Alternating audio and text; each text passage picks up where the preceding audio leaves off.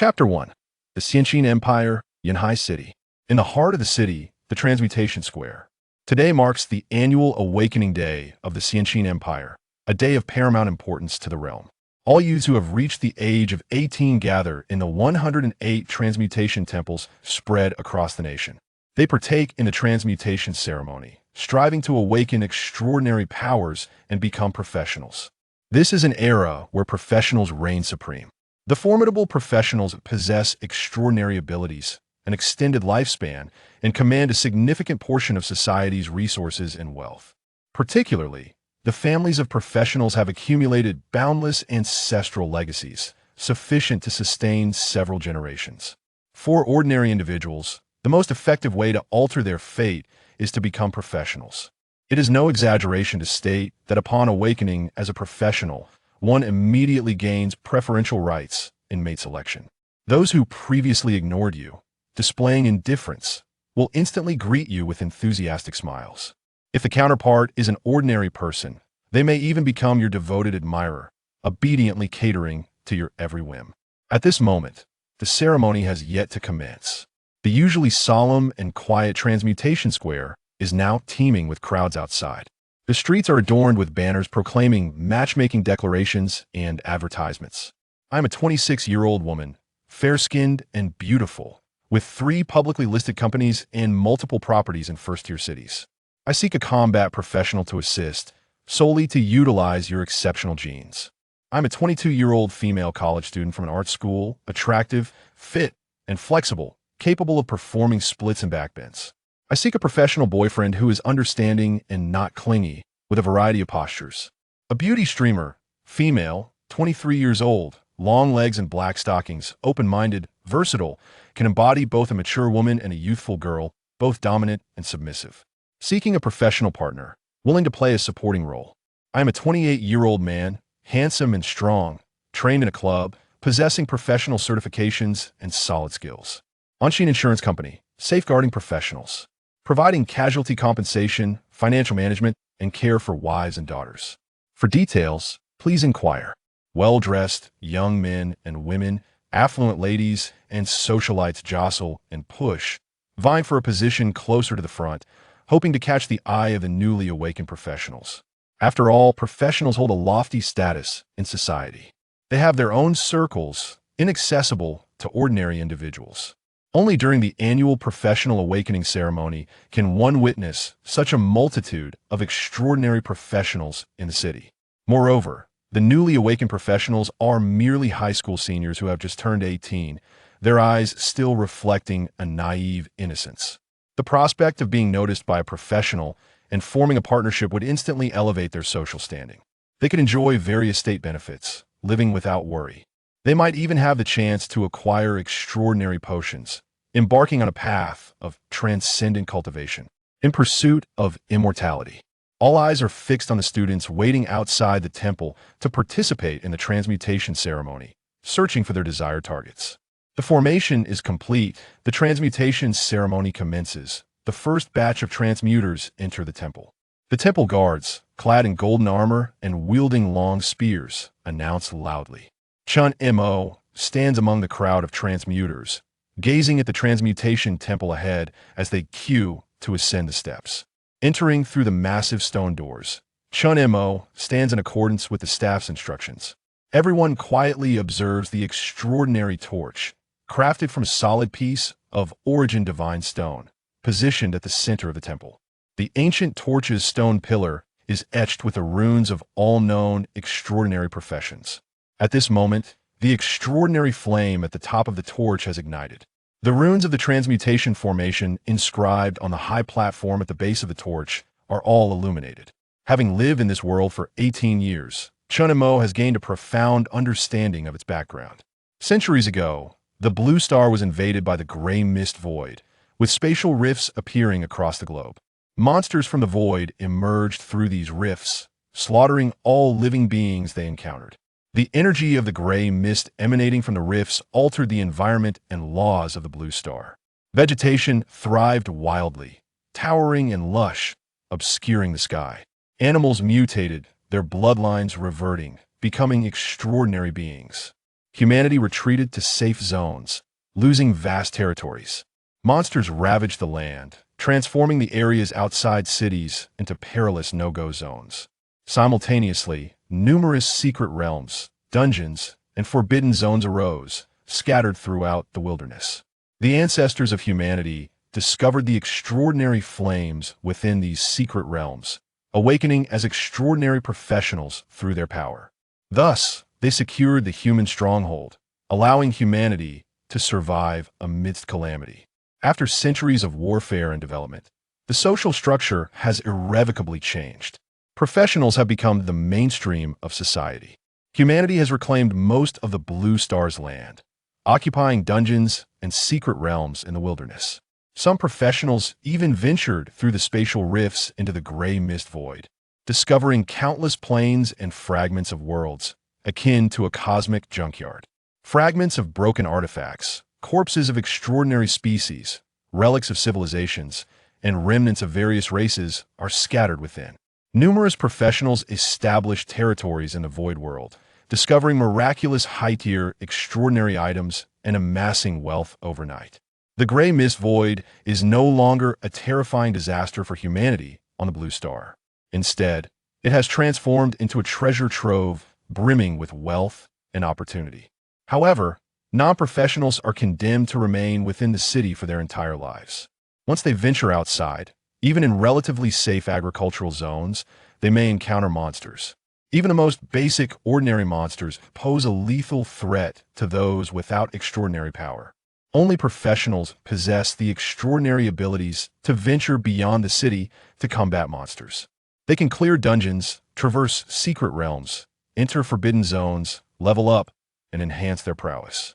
In the wilderness, they can even enter the gray mist void, seeking wealth and the path to immortality.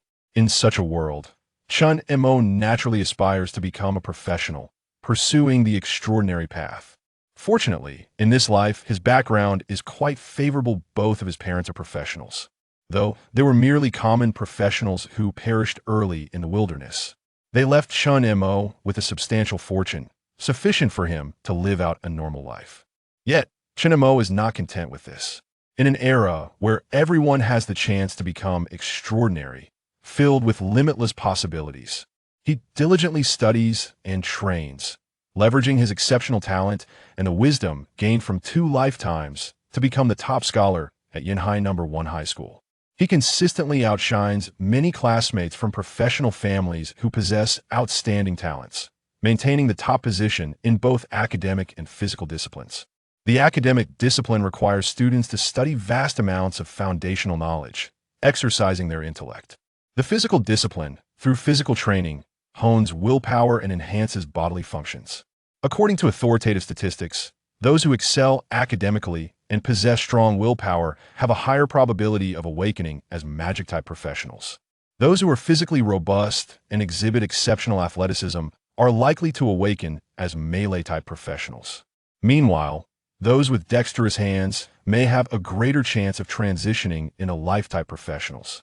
Moreover, offspring of professionals have a significantly higher probability of awakening as extraordinary professionals.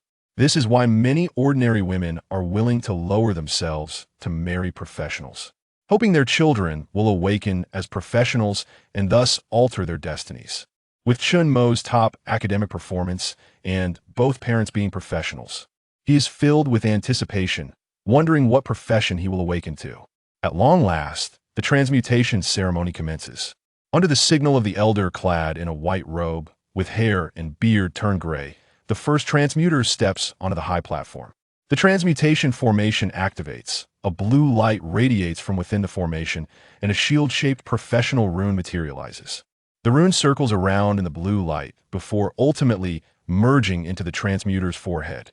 Zhao Mingyu, transmutation successful, profession, shield warrior, root bone level, medium grade, spiritual bone. Wow, what a splendid start the first one has successfully transmuted. This was all prearranged to ensure a good omen. Zhao Mingyu hails from the Zhao family, a lineage of professionals in Yanhai City. He is the youngest son of Zhao Qingqiao, a 6th-tier berserker and the current head of the Zhao family. It is said that his grandfather is an impressive 8th-tier combat professional who even possesses his own territory within the gray mist void. His mother is also a supportive professional, with an exceptional family bloodline, greatly increasing his chances of awakening successfully. However, he is a combat-type professional, and a powerful defensive one at that, the absolute core of any team. Moreover, he has awakened with a spiritual level root bone. Even if it is of medium grade, he is considered a genius, with a tremendous opportunity to enter a top-tier university. Indeed, if I could awaken a combat profession with merely mediocre roots, I would count myself fortunate. At the very least, I could enlist and secure a position at the border. And once I become a professional, I need not worry about finding a partner. I could even take a few wives. Just the thought of it brings joy. In an instant, the grand hall resonated with the sound of numerous people swallowing their envy, their eyes filled with admiration as they gazed upon the robust youth on the high platform. Hailing from a family of professionals, he boasted a formidable background and lacked for nothing in terms of resources. Moreover, he was a rare main defense-type professional, coupled with the potential for growth inherent in his spiritual grade roots. As long as he did not meet an untimely end, given time, he would undoubtedly rise to become a significant figure, powerful and esteemed, surrounded by numerous wives, evoking reverence from all.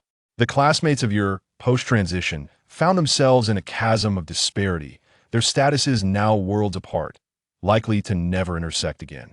Zhao Mingyu respectfully expressed his gratitude to the elder of the temple before turning to descend the high platform. The transition ceremony continued. Another ordinary-looking boy ascended the platform. The transition array illuminated with a radiant white glow.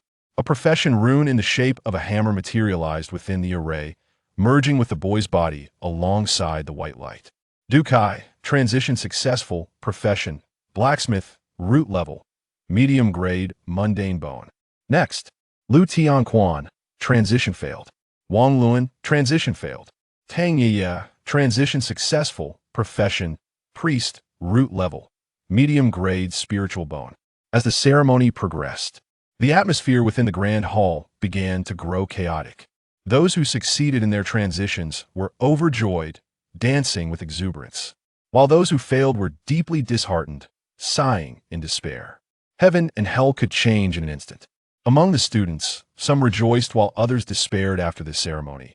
Former classmates found their identities and statuses starkly divided, as though a chasm had opened between them. One boy who had just failed his transition could not bear the blow. He fainted on the high platform. The temple guards maintaining order promptly seized him and dragged him off the stage. This scene reminded Chen Mo of something he had seen online in a Southeast Asian country's conscription event. Uft! What a disgrace he lacks even the slightest resilience. It's just a failed transition.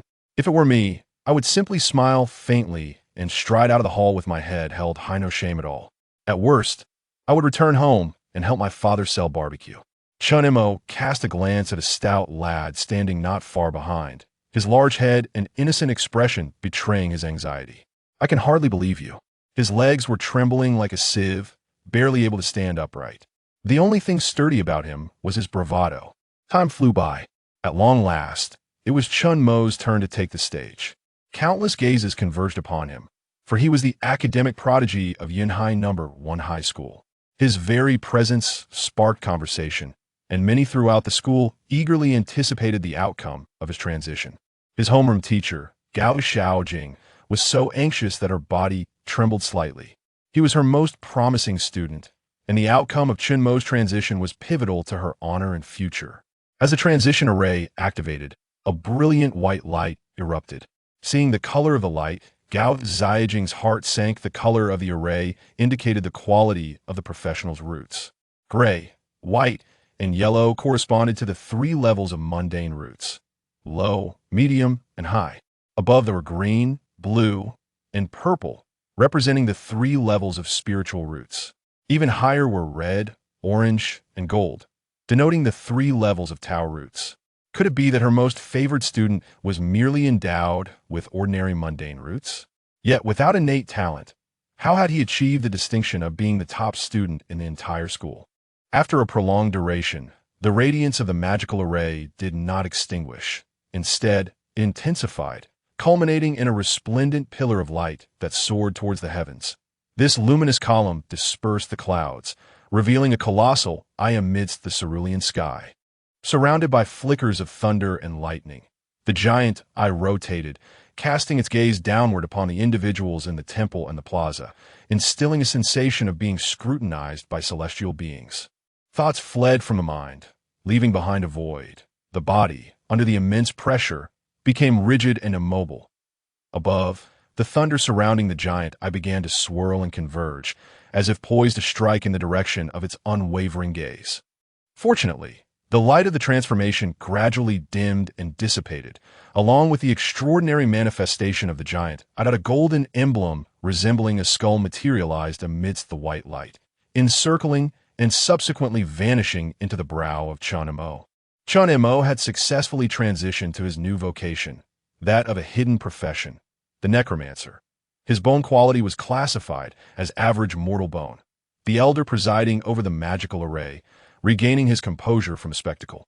Examined the results displayed by the transformation array, reporting aloud. What on earth was that phenomenon? That I was so intense it nearly made me soil myself. Is this the eye of divine retribution? What extraordinary profession has this lad awakened? How can it possibly be of mortal bone quality? Could that manifestation have been a mere illusion? Such a hidden profession is exceedingly rare, a 1 in 1,000 occurrence. What a pity.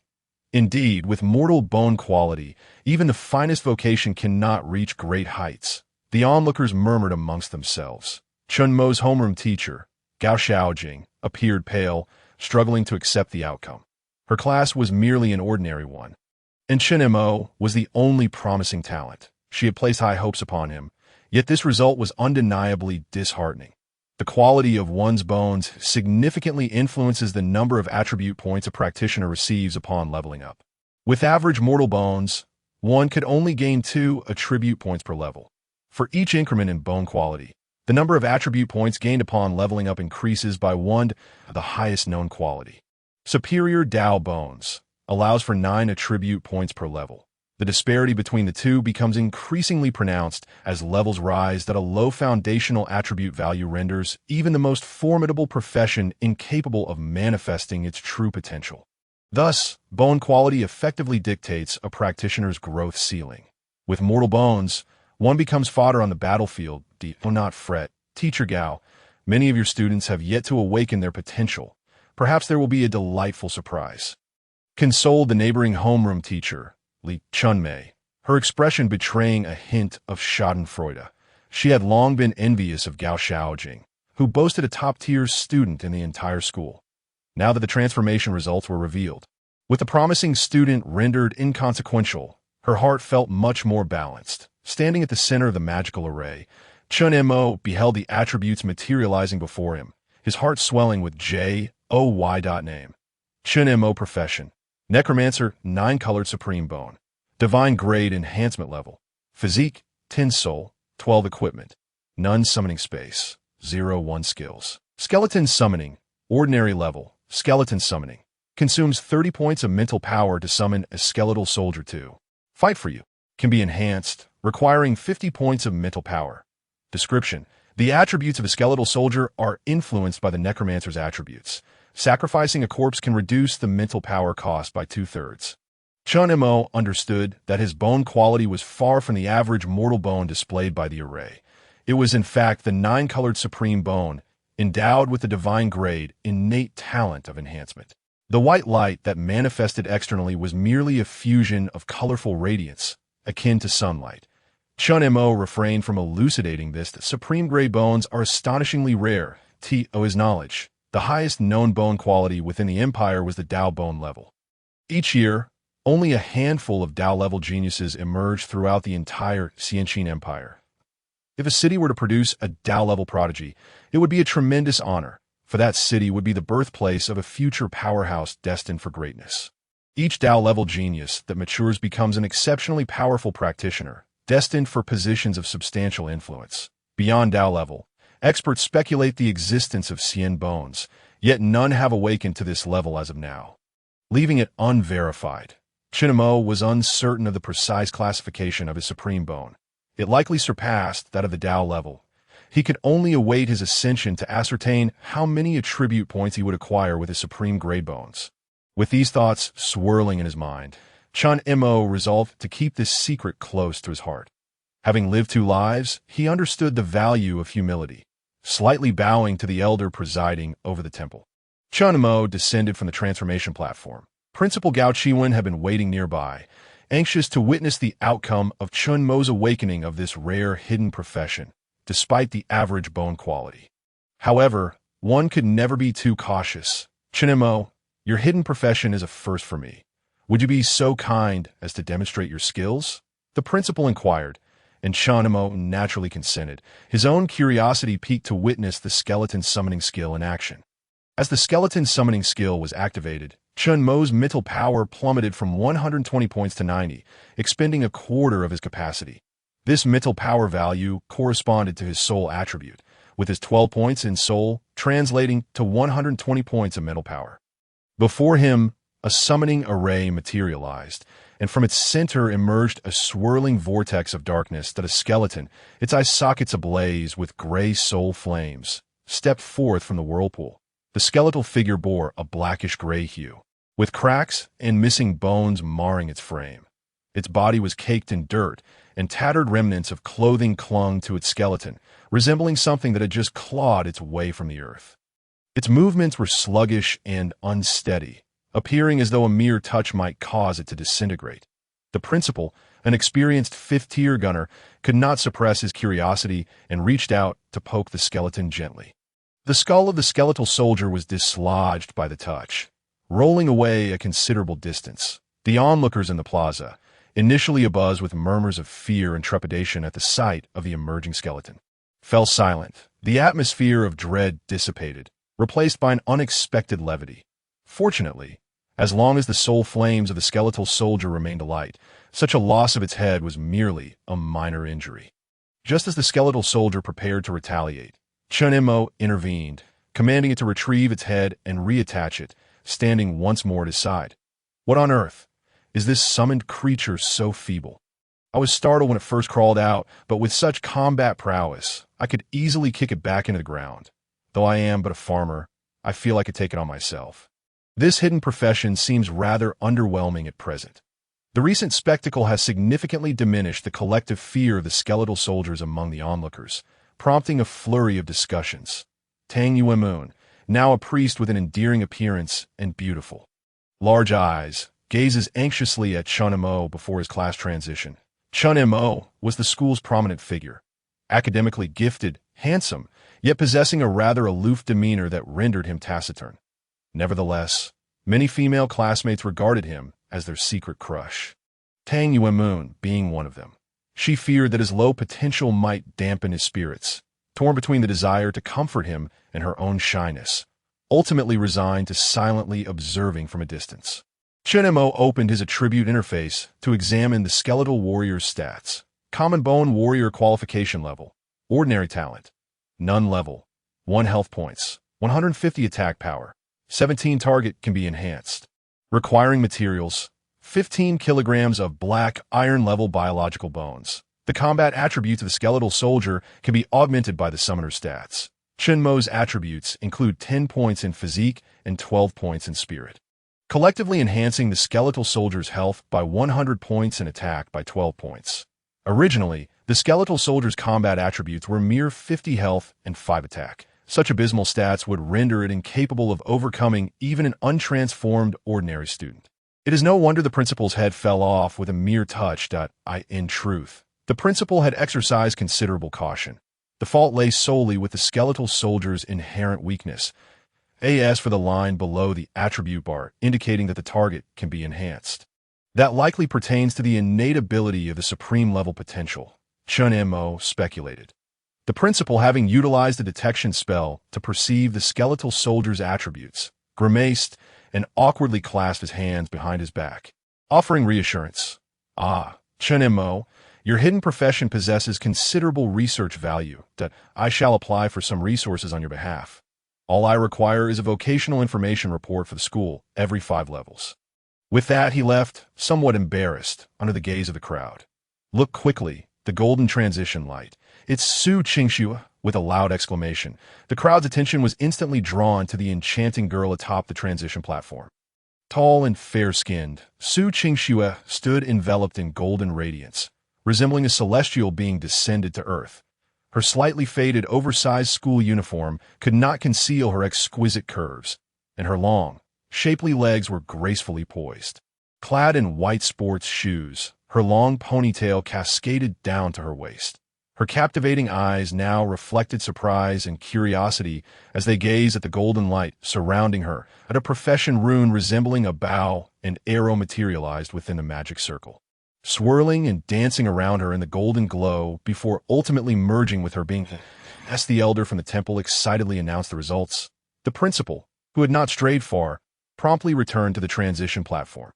His eyes widened as he scrutinized Su Qingshue's transition outcome. It is noteworthy that in the entire Xianqin Empire, only a handful of geniuses at the Dao Bone level emerged each year. Moreover, Yun Haiqing had not seen such a talent for the past 3 years. Every Dao Bone level genius awakened is subject to frenzied competition for the top-tier academies, enjoying unparalleled resources and treatment. Furthermore, Su Qingxue represented the highest tier within the Dao Bone level, superior Dao Bone. Such talent is truly exceptional on a national scale. Quickly informed the dean, a superior Dao Bone level practitioner has emerged in Yun Haiqing. Dispatch someone immediately. The staff responsible for collecting practitioner information at the Academy's admissions office swiftly grabbed the phone. Editor, big news. We've just awakened a Dao Bone level practitioner in Yun Haiqing. The crowd erupted into a frenzy. Reporters and Academy personnel began frantically reaching out. Congratulations, Principal. With such a result, Yunhai No. 1 High School is destined to rise. Observing the principal escorting Su Qingxue down from the platform, leaders from other schools below wore expressions of envy, offering their congratulations. Fortunate. I'll be sure to mention it. I'll take Qingxue to the Lord's Manor first. The principal's face beamed with delight as he waved his hand. The emergence of a Dao Bone-level prodigy in Yun Haiqing naturally warranted a report to the city lord.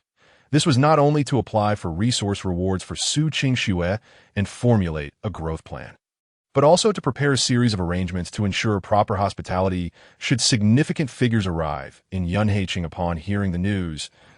Su Qingxue cast a concerned glance towards Chen Mo's direction before turning to follow the principal away from the square. I'm so envious. A Dao-level potential. Even as a mere blacksmith, one could directly enter a top-tier academy and receive focused training. Indeed, viewed in this light, the potential is of utmost importance. Robust foundational attributes can unlock the greatest potential in any profession. Su Qingxue lives in our neighborhood. It seems she resides with her mother. This time, she's truly made it big. We'll have something to boast about now. Lady Su Qingxue attended the same school as I did. At that moment, everyone's attention was captivated by Su Qingxue, who walked closely behind the principal. As the two exited the transition square, reporters and admissions personnel were already waiting at the entrance that in the Lord's Manor of Yun Haiqing. Lord Ho Taixing stood at the window, gazing out at the sky. He had just witnessed the extraordinary phenomenon above the transition square. The occurrence of such anomalies during transitions often signified the emergence of a prodigy. He couldn't help but reminisce about the celestial manifestation he observed during his own transition ceremony, when the rare and divine priest, Jiang Qingwan, awakened as a Dao Bone-level prodigy. Come here, reflecting on this. Ho Taisheng felt a surge of excitement and called out loudly. Lord, sir, a guard stationed outside swiftly entered the room, responding with respect, go quickly and investigate what transpired during that celestial phenomenon. Yes, sir. The guard was about to turn to leave when a figure rushed into the courtyard. Panting heavily and exclaimed, Lord, great news! A superior Dao Bone-level genius has awakened in Yun Haiqing. Principal Gao Chiwen from Yunhai No. 1 High School has already brought people here. Upon hearing the report, Ho Taixing nearly thought he had misheard. A superior Dao Bone. Such talent emerges only a few times a year nationwide. A superior Dao Bone. Are you certain? Absolutely, my lord. The elder from the temple has personally confirmed it upon receiving the affirmative response. Lord Ho Taixing was filled with excitement. During his tenure, a Dao Bone-level prodigy had awakened in Yun Haiqing. No less, the highest tier of superior Dao Bone. This was an immense political achievement for him. How wonderful! Was that celestial manifestation indeed the prodigy's awakening? The guard reported, "My lord, that phenomenon was manifested by a common bone-level hidden practitioner upon awakening." Upon hearing the response from the newcomer, Lord Ho felt a profound sense of regret. The hidden profession, a class that had never been seen before, represented a new frontier in extraordinary careers. Each year, the Xianqin Empire welcomed hundreds of thousands of new vocational practitioners, inevitably giving rise to novel, extraordinary professions. Whenever a new vocation emerged, it was designated as a hidden profession, for there existed no record of such a vocation in the National Practitioners Database. Subsequently, relevant authorities would gather and document information about this extraordinary practitioner. Once there was a record of the associated vocational details, any future awakenings of this profession would be classified as a rare vocation. However, although it was termed a hidden rare profession, this classification was merely relative to mainstream vocations. In truth, many rare practitioners surfaced annually, and occasionally, entirely unprecedented hidden professions would appear, which was not particularly surprising. The potential for a practitioner's future strength was primarily contingent upon their innate talent. The emergence of anomalies during the vocational transition indicated that this hidden profession was likely quite promising. Mused Lord Ho, alas, the practitioner in question possessed only mundane roots, rendering their growth potential rather limited. It remained uncertain whether this individual could fully unlock the potential of this vocation.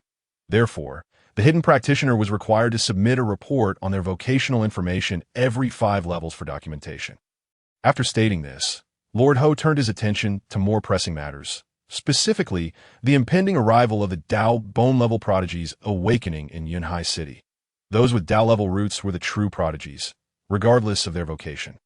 They could wield immense power. As levels increased, the disparity in strength became increasingly pronounced. The vast differences in attributes could not be compensated for by mere vocations that a casual strike from a Dao bone-level practitioner in the life category could potentially inflict greater damage than the strongest skill employed by a mundane bone-level combat practitioner. Thus, every Dao bone-level genius, once fully developed, would invariably become a significant figure. The present moment before their rise was the optimal opportunity for forging connections. Meanwhile, various practitioner families in Yunhai City had already caught wind of the news regarding the awakening of a Dao bone-level prodigy and rushed to the city lord's mansion, eager to witness the spectacle. The attention of the populace was captivated by the astonishing revelation of Su Qingxue awakening with superior Dao bone roots. This sensation was akin to someone suddenly acquiring a fortune of billions. And that individual happened to be someone within one's own circle. The psychological impact of such news was far more intense than hearing about a stranger. The matter of Chen Mo transitioning into a hidden profession and exhibiting anomalies was swiftly overshadowed by this more sensational topic. With no further interest directed toward Chen Mo, he recalled his skeletal soldiers into the summoning space and quietly returned to the ranks in the square. He closed his eyes in meditation to restore his mental energy.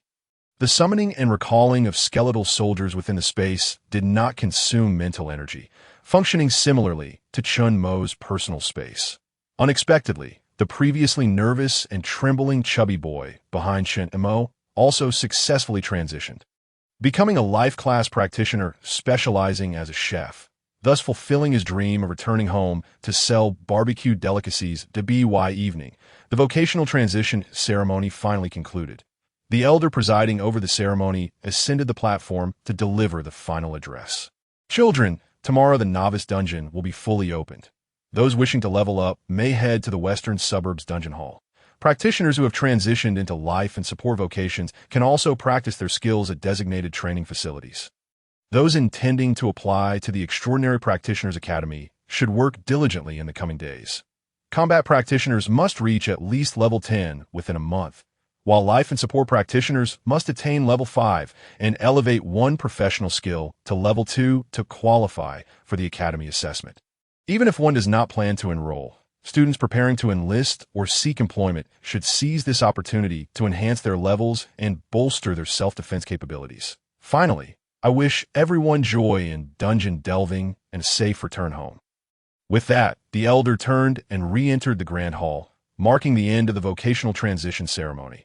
Outside the square, numerous eager young men and women, having awaited this moment, surged into the square, enthusiastically rushing toward their favored new practitioners.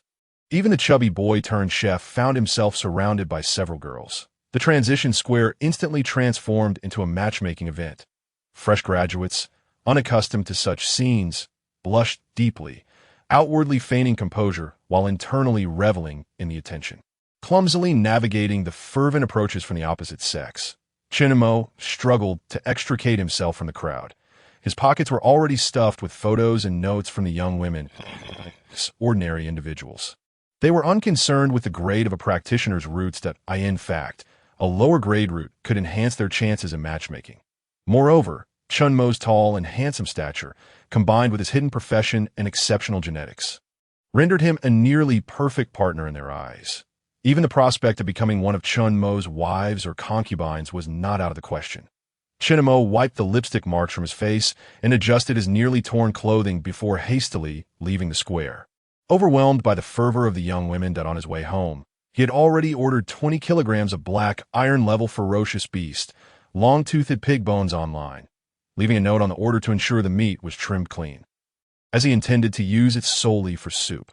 The additional 5 kilograms were a precaution against excessive meat proportions during the reinforcement of skeletal soldiers, given the rampant ferocious beasts in the wilderness, which made it perilous for ordinary folk to venture outside the city. There were nonetheless advantages. The city boasted specialized hunting teams that ventured into the wild to hunt these beasts and bring back their meat for sale. Thus, even ordinary people, provided they had the funds, could purchase extraordinary beast meat. Regular consumption of high-quality beast meat could replenish vitality, strengthen the body, and prolong life. Some rare magical beast flesh could even enhance a practitioner's root quality and increase potential, or offer other unique benefits without any side effects. Naturally, the prices were beyond the reach of most ordinary individuals. The 20 kilograms of the lowest grade black, iron-level ferocious beast, long-toothed pig bones, cost Chen Mo over 30,000 coins, equivalent to more than half a year's salary for an ordinary worker. Upon arriving home, the delivery had already been made. After signing for the package, Chen Mo carried the large bones upstairs and secured the door.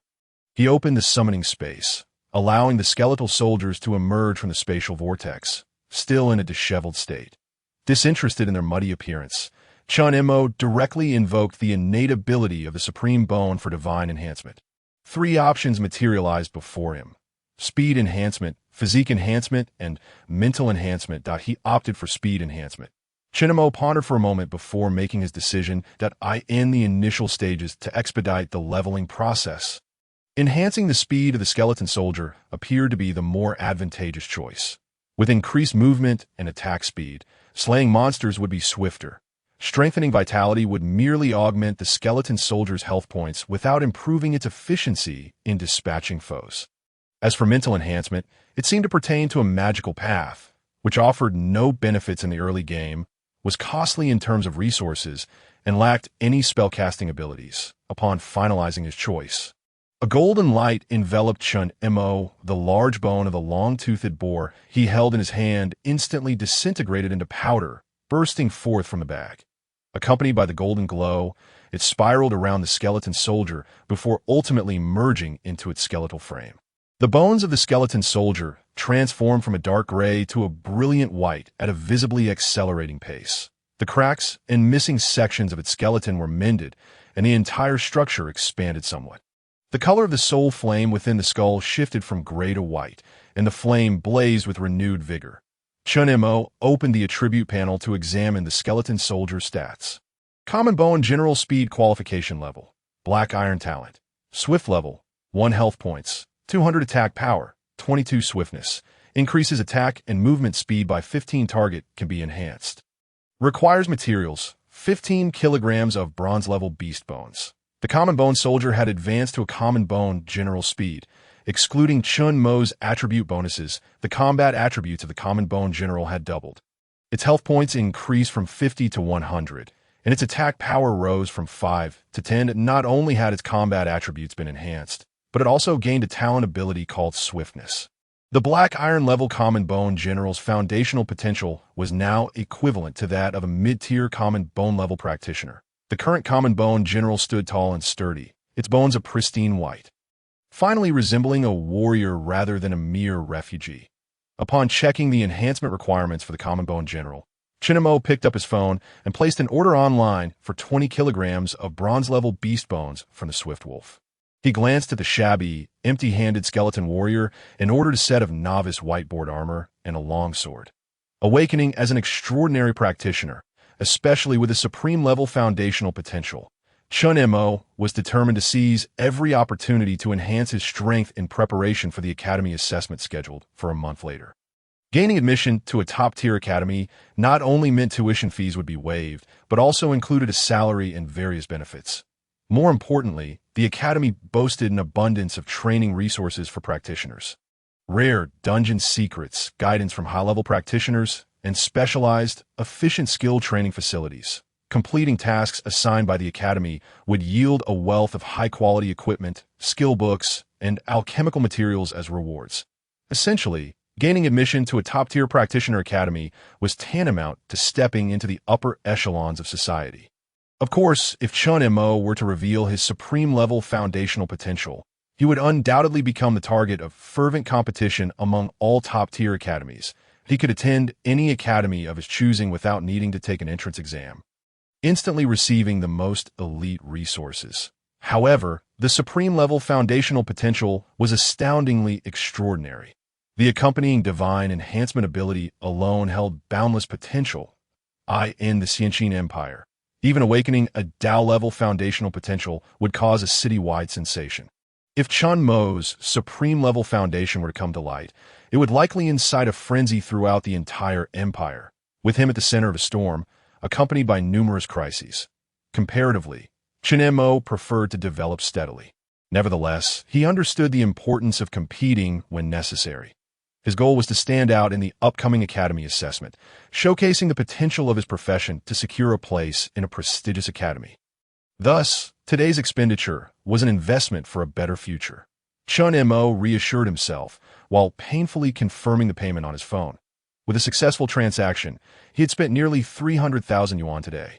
The bulk of this cost stemmed from the exorbitant price of the 20 kilograms of bronze-level beast bones, which alone amounted to nearly 15,000 yuan. Fortunately, his parents had left him with savings exceeding 2 million yuan. Coupled with the imperial subsidies he received during his years of schooling, and the fact that he had minimal expenses aside from meals, he had managed to save a considerable amount. For an average person, with frugal spending, that some could sustain them for a lifetime without working. However, as an extraordinary practitioner, such funds were hardly sufficient. Chen Mo had already spent nearly 30,000 yuan on merely purchasing some low-tier beast bones and a set of whiteboard equipment. Prices for higher quality materials and gear escalated exponentially, sometimes by multiples or even dozens, if not hundreds of times. A new Black Iron level novice weapon could easily fetch over 1 million in the marketplace. Not to mention the costs associated with higher tier bronze, silver, or even gold level equipment. While waiting for his order to arrive, Chen Mo recalled the skeleton soldier. He fetched a basin from the kitchen and began cleaning the floor. He had not anticipated that this divine enhancement skill would also possess the function of categorizing bone remnants. The 20 kilograms of long-toothed boar bones he held had lost 15 kilograms due to enhancement consumption, leaving a scattering of shattered bones and beast meat on the ground. Fortunately, the meat chunks were relatively intact, suitable for washing and cooking. Beast meat was quite valuable, and he could not afford to waste it. After a lengthy cleanup, Chen Mo began preparing a meal, as standing in the square all day had left him quite hungry. After indulging in a sumptuous feast of braised beast meat, nightfall approached, and the delivery arrived. Opening the door, he found the same delivery man struggling to carry several large bags upstairs. After signing for the package, Chen Mo eagerly opened it. He retrieved the 20 kilograms of bronze-level beast bones from the Swift Wolf and placed them into a large basin he had prepared in advance. This time, he was no longer concerned about shattered bones and meat strewn across the floor. After checking the delivery slip and ensuring all items were accounted for, he closed the door. Chen Mo then opened the summoning space and released the skeleton soldier. Continuing its enhancement, that he opted once more for speed enhancement. Golden light enveloped Chen Mo once again as the bronze-level swift wolf bones in the basin similarly transformed into powder, soaring upward alongside the golden radiance. The bone powder swirled around the now-evolved common bone general and integrated into its skeletal structure. The skeleton soldier's physique expanded once more, reaching a height of over 1.8 meters, with a broad and pristine white skeleton. The most notable transformation was the soul flame within its skull, which shifted from white to a vibrant yellow. Common bone king speed qualification level. Bronze talent, speedy level. 1 health points, 300 attack power, 32 skill, none speedy. Increases movement and attack speed by 30. Target can be enhanced. Requires materials. 15 kilograms of silver-level beast bones. 1 portion of wind essence. The common bone general had evolved into a common bone king. The combat attributes of the common bone king had once again doubled, with health points increasing from 100 to 200 and attack power rising from 10 to 20. Now, the level 1 common bone king, bolstered by Chen Mo's foundational attribute enhancements, possessed combat attributes nearly 3 times that of Chen Mo himself. It is worth noting that Chen Mo was the top student in both martial and academic pursuits at his school, with a full score of 10 points in foundational attributes prior to his job change. Conversely, even among newly transitioned warrior practitioners, the common bone king's combat attributes would surpass theirs by at least a factor of 2. Furthermore, after evolving into the common bone king, the skeleton soldier not only acquired the speedy talent ability, but also gained an additional skill slot, allowing it to learn a skill .as for the wind essence required for enhancement. It was a rare material dropped by certain wind-type magical beasts upon their demise. Chen Mo had come across it while reading about extraordinary materials in a book at the school library. The addition of wind essence among the next stage of enhancement materials was likely intended to complement the speedy talent of the common bone king. Chen Mo speculated. Chen Mo instructed the skeleton soldier to don the newly purchased whiteboard armor, complete with a helmet and wielding a longsword. With the armor adorning its frame, the skeleton soldier appeared significantly more presentable. He examined the skeleton soldier's attributes once more. Common bone king speed qualification level. Bronze talent, speedy level. 1 health points, 350 attack power, 38 skill, none speedy. Increases movement and attack speed by 30. Target can be enhanced. Requires materials. 15 kilograms of silver-level beast bones. 1 portion of wind essence. This whiteboard equipment provided the skeleton soldier with an additional 50 health points and 6 attack power, which was quite decent for novice-level gear, albeit without any magical attributes. With the enhancement of the skeleton soldier complete, Chen Mo stored the remaining fragments of the swift wolf's bones and blood in the refrigerator. He then recalled the equipped skeleton soldier back into the summoning space. After a brief wash-up, Chen Mo fell into a deep slumber. At T7 in the morning, after breakfast, Chen Mo once again opened the summoning space to release the skeleton soldier. This time, his gaze fell upon the longsword in the skeleton soldier's grasp. Iron longsword quality. Ordinary attack. 6 durability. 50-50 target can be enhanced. Requires materials. 2 kilograms of black iron grade refined iron. Indeed, yesterday, in his eagerness to enhance the skeleton soldier, he had forgotten to inspect the attributes of the equipment closely. While eating, Chen Mo had been contemplating whether the divine enhancement skill could also be applied to equipment. Now, it was evident that, as a companion skill of the supreme level foundational potential, it was indeed as formidable as he had hoped, capable of enhancing even equipment. Seizing the moment, he promptly placed another order, purchasing 2 kilograms of black iron grade refined iron and a whiteboard longbow along with 500 arrows. After a moment's thought, he also stocked up on some food, drinks, and outdoor supplies such as a tent and sleeping bag. Today, he intended to delve into a dungeon, likely spending the entire day there and possibly even overnight. Thus, thorough preparation was essential. Throughout the morning, Chen Mo had been contemplating how to maximize the efficiency of the now speedy common bone king in combat. Considering its speedy talent, the most effective approach to slaying monsters would be to leverage its speed advantage to maintain distance while engaging in ranged attacks, thereby minimizing the risk of the skeleton soldier sustaining damage and reducing time wasted on health recovery. Conveniently, the common bone king had an empty skill slot, so Chen Mo decided to have it learn archery skills for ranged attacks. He opened the practitioner panel and clicked on the Multiverse Mall option. Chen Mo entered the Multiverse Mall to search for a basic archery skill book. Unlike low-tier beast meats and ordinary whiteboard equipment, practitioner skill books, high-tier equipment, and rare materials were primarily traded within the multiverse mall of the practitioner panel. Additionally, there were specialized practitioner guilds in the city that sold such items, but entrance to these guilds required verification of practitioner identity. Consequently, these high-tier extraordinary items were not circulated in regular markets, remaining inaccessible to ordinary people. Upon locating the basic archery skill book, Chen Mo also found silver-level beast bones from the blood-toothed leopard. He selected the skill book, the 15 kilograms of beast bone materials, and a portion of wind essence, then clicked to purchase. Chen Mo's assets dwindled considerably, leaving him with only a few $100,000 after saving for over a decade. He had nearly exhausted his funds within just 2 days of becoming a practitioner. He felt a sense of urgency. Being a practitioner was indeed costly. After reaching level 10, practitioners could apply to venture outside the city for hunting beasts, selling materials dropped by monsters, or completing bounty tasks to earn money. Once outside the city, practitioners would have numerous ways to generate income. In the multiverse mall, upon completing a transaction, items would be directly placed into the practitioner's backpack space, thus saving the time of waiting for delivery.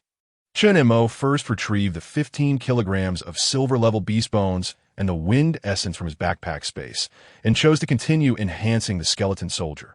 The silver-level beast bones and wind essence were soon transformed into powder, swirling together with the golden light of the enhancement skill, integrating into the skeleton soldier's bones. The soul flame within the skeleton soldier's skull shifted from yellow to green, and its visible bones no longer appeared stark white, instead taking on a translucent, jade-like hue that resembled the wind essence material. Chen Mo then took out the basic archery skill book from his backpack space and instructed the skeleton soldier to learn it. Basic archery grants proficiency in using bows and arrows, significantly increasing hit rate. The enhancement is attainable, requiring a consumption of 50 points of mental energy. Upon selection, the skill book radiates with brilliance, transforming into a skill rune that ascends, merging into the soul flame of the skeletal soldier. Chen Mo accessed the attribute panel of the skeletal soldier for inspection, discovering that the recently acquired basic archery skill could also be enhanced. With sufficient mental energy at hand, Chen Mo resolved to give it a try. He chose to enhance the basic archery skill, expending 50 points of mental energy, reducing his total from 120 to 70. A golden light once again enveloped Chen Mo, directly merging into the soul flame of the skeletal soldier. The enhancement completed, he proceeded to review the attributes. Spirit Bone Warrior Wind Qualification Level, Silver Talent, Wind Swiftness Level, 1 Health, 550 Attack Power, 58 Skills, Basic Archery Wind Swiftness, increases movement and attack speed by 60. Basic Archery enables attacks using a bow and arrow, increasing attack range by 30. Enhancement possible, requiring a consumption of 100 points of mental energy. Target enhancement requires materials, 15 kilograms of gold-grade creature bones, and 1 wind crystal. Upon evolving into a spirit bone warrior, the combat attributes of the skeletal soldier surged once more. Merely level 1. Its health was already 5 times that of Chen Mo. Its attack power rivaled that of a level 4 Dao bone-level prodigy. The green soul flame flickering within the skull of the skeletal soldier signifies that it has officially entered the spirit bone tier. Its qualification level now equates to that of a lower-grade spiritual root practitioner, coupled with the attribute bonuses provided by Chen Mo and the talent wind swiftness, which grants a 60 increase in movement and attack speed. The true combat power of this skeletal archer can undoubtedly crush all prodigious practitioners. Even Dao bone-level practitioners could not possess such extraordinary combat attributes at level 1. Moreover, after the skill enhancement, the basic archery skill had improved, augmenting the skeletal archer's attack range by 30. For an archer, attack range is akin to a lifeline. It can be asserted that the current skeletal archer, despite possessing merely basic equipment, could effortlessly bypass simple-level dungeons, advancing directly into ordinary and even challenging novice dungeons for monster farming and leveling. Not long after the enhancement of the skeletal soldier was completed, the purchase delivery arrived. It was once again the swift courier from yesterday, efficient in his actions. After counting the supplies and signing for the delivery, Chen Mo opened the package, summoned the skeletal soldier from its hiding place, and equipped it with the longbow. He then rummaged through the package to find the black iron-grade fine iron ingot, applying the enhancement skill to the longbow held by the skeletal soldier. He chose the enhancement direction: speed enhancement, attack enhancement, energy enhancement. The enhancement direction for the equipment differed slightly from that of the skeletal soldier. Chen Mo ultimately decided to pursue speed enhancement. Golden light enveloped the longbow as the black iron-grade fine iron ingot transformed into gas, merging into the golden light and culminating upon the longbow. The enhancement completed, he proceeded to check the equipment attributes: fine iron longbow speed quality, black iron attack, 12 weapon trait, attack speed increased by 10 durability, 100 soulbound. Chen Mo target enhancement requires materials: 2 kilograms of bronze-grade alloy steel. By selecting speed enhancement, he bestowed the bow with a weapon trait that increases attack speed. Chen Mo was quite satisfied with the outcome of this enhancement. However, he was taken aback to discover that the enhanced equipment had become a soul-bound item. This revelation dashed his nascent hopes of wealth. A black iron-grade weapon suitable for novices could fetch up to $1 million in the marketplace, while the cost of his enhancement was barely under 100,000, yielding close to tenfold returns.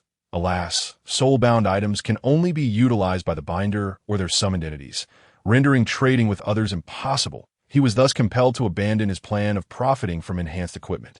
The principal reason behind the exorbitant cost of novice equipment is the scarcity of low-level elite monsters. Ordinary monsters yield little in terms of quality gear, resulting in a markedly low drop rate for high-grade novice equipment. Most practitioners must resort to commissioning blacksmiths, tailors, and other crafting professionals for custom-made items. The fastest a crafting professional can produce a black iron-grade piece of equipment is 2 days, and even if they work tirelessly, the output remains insufficient to meet demand. The Xianqin Empire sees hundreds of thousands of new practitioners each year. With a complete set of equipment requiring at least 9 components, the demand reaches millions. Consequently, most novice practitioners are left to choose ordinary whiteboard gear, which is abundant and relatively inexpensive. After all, it is merely a transitional phase. They can upgrade to higher quality gear upon reaching level 10. This merely results in a slower pace of monster farming in the early stages.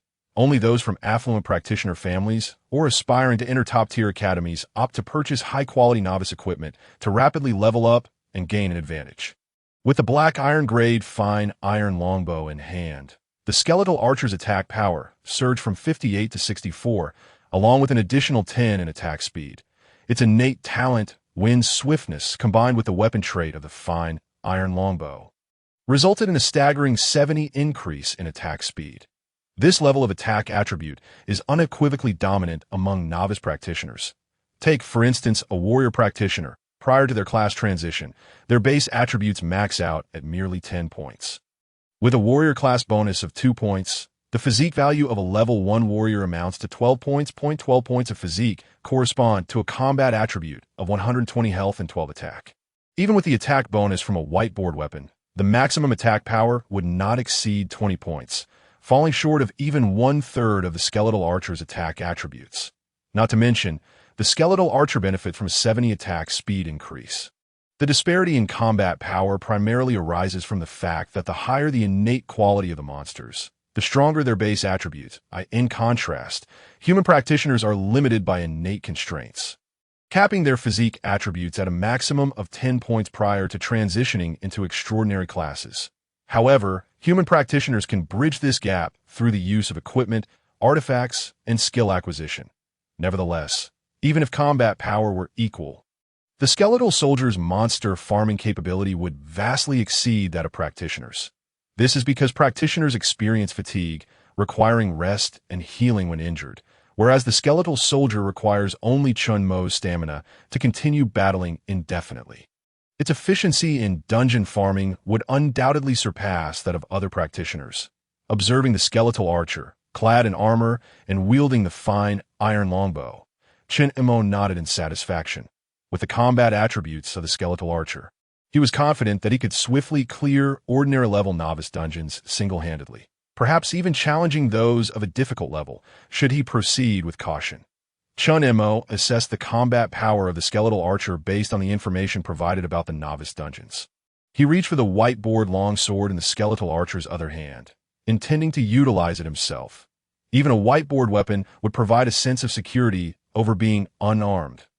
He then summoned the skeletal soldier back into the summoning space and stowed away the food, drinks, and outdoor supplies he had purchased into his backpack. Chen Mo departed, taking a vehicle towards the dungeon hall on the outskirts of the city. At 9 a.m., he arrived at the dungeon hall, which was already bustling with activity, teeming with people. At the entrance of the dungeon, individuals awaited their turn, calling out for team formations, setting up stalls to sell potions, food, and water.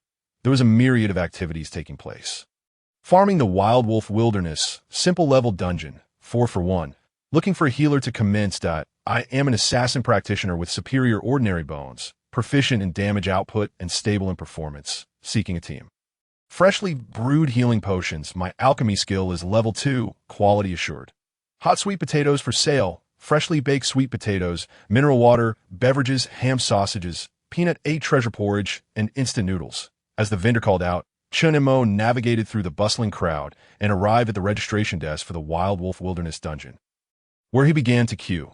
Fortunately, although there were many people at the entrance, the registration process was quite swift. Before long, it was Chen Mo's turn. Before entering the dungeon, adventurers were required to fill out a registration form, detailing their name, profession, level, school, and entry time. Those who were teaming up had to indicate the number of members in their party and provide their names. Chen Mo completed the form and submitted it. The staff member glanced at the registration information and then at Chen Mo, who was dressed in simple athletic wear, and expressed surprise. Are you planning to solo this, student? Yes, teacher. Chen Mo nodded in affirmation. Student, if you have companions, it would be wise to form a party. Although the Wild Wolf Wilderness is a beginner dungeon, the risks are still substantial, should you happen to sustain injuries or even faint inside. Without anyone to care for or rescue you, it could lead to dire consequences. It is best to form a team, even if it's just 2 people, rather than venturing alone. The teacher's concern was evident, showcasing her kind-heartedness and sense of responsibility. Teacher, I would like to reconsider, Chen Mo replied. How about you join our party? A sweet and soft voice chimed in from behind him. Turning around, Chen Mo found himself facing a charming girl. She was petite, clad in a white priest robe, holding a novice staff. The contrast between her youthful appearance and her well-proportioned figure was striking. Her hair was styled in a bun, and beneath her bangs, her large, expressive eyes sparkled with enthusiasm. Next to her stood a tall girl in full armor, wielding a shield and a sword. She had short hair, a prominent nose, and an aura of confidence.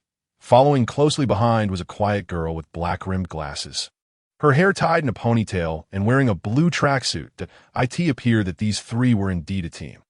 Who are you? Chen Mo inquired, surveying the unfamiliar faces. I am Tang Yi from Class 8. Together with Wei Jie and Xiao Wen, our party currently comprises 3 members. Chen Mo, why don't you join us? We can look out for each other. Tang Yi extended her invitation once more.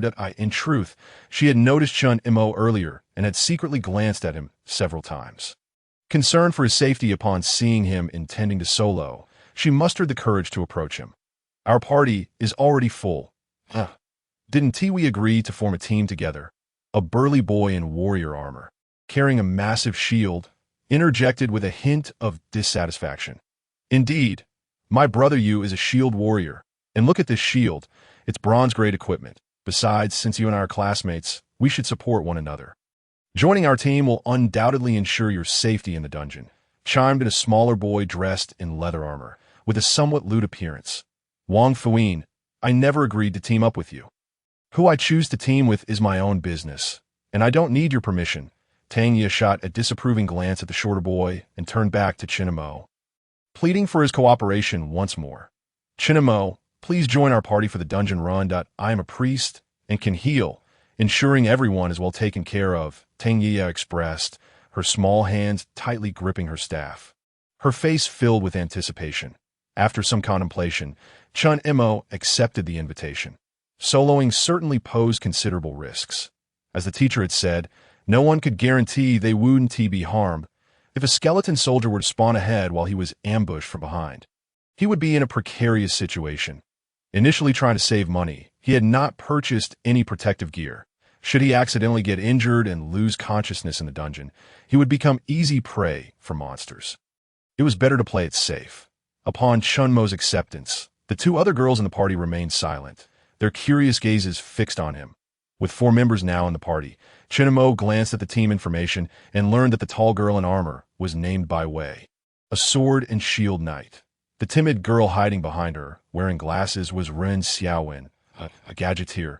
And indeed, as Tang Ye had claimed, she was a priest, with 2 rare professions and one of the most sought-after healing roles.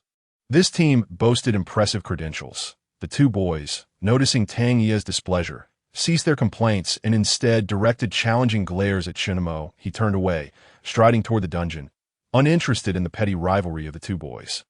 The 4 completed their registration and approached the enormous, swirling vortex that marked the entrance to the dungeon.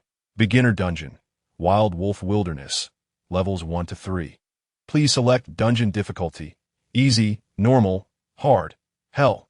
Choosing easy difficulty. Tang Ye, as the team leader, made the selection. Chen Mo had no objections. For their first run, opting for an easier level was prudent, considering they were unaware of what awaited them inside. After confirming the difficulty, the 4 figures vanished into the vortex, entering the dungeon. Why, you brother, I just remembered. ISNT that the guy who switched to a hidden class yesterday. I think he is the top student in our grade. Named Chen Mo, he is quite small in stature and carries a dagger as a scout. Wang Fuyin exclaimed, his eyes wide with disbelief. Hidden class? Zhao Mingyu, clad in armor, also recalled, his expression darkening, that he is the one who summoned a skeleton minion and got launched by the principal. Right? Although Zhao Mingyu was not a student of Yinhai No. 1 High School, did not know Chen Mo personally. As a scion of the Zhao family in Yinhai City, he had been pampered since childhood and had seldom faced setbacks. Earlier, he had immediately recognized Tang Ye and her companions, not only because they were all beautiful, but also due to their prestigious backgrounds as members of occupational families. Each of the girls hailed from families that rivaled the Zhao family in stature, if not surpassing it. Securing a relationship with any of them would elevate his standing within his family and grant him access to greater resources. Moreover, it was convenient that his subordinate Wang Fuyin was a classmate of Tang Ye, providing an excuse to approach and team up with them, thereby forging closer ties. However, that meddlesome individual had thwarted his plans. That IT had to be him, the one with the fair complexion and handsome features. I only remembered his face because he is almost as good-looking as I am, Wang Fuyin mused, nodding in agreement. Once we enter, you handle the monsters up front. Your thick skin should withstand their attacks. Zhao Mingyu said angrily, slapping Wang Fuyin on the shoulder, causing him to wince in pain. Forget it. Let us focus on leveling up first. That will settle things with him later. To go fetch Liangzi and the others. Zhao Mingyu waved his hand, urging his subordinate to hastily summon others. Earlier, in his eagerness to join Tang Yu and her companions, he had deliberately instructed a few of his other subordinates to keep their distance. Accompanied by Wang Fuyin, a subordinate familiar with Tang Yu, he approached, intent on forming a team with the 3 of them. However, just as he was about to express his intentions, Tang Yu dashed over to that young man. The more Zhao Mingyu pondered the situation, the more infuriated he became. Chen Mo and his team of 4 traversed through the portal of the dungeon, entering the simple level instance known as the Wild Wolf Wilderness. As the scene transformed and the protective barrier dissipated, they found themselves standing on a grassy expanse.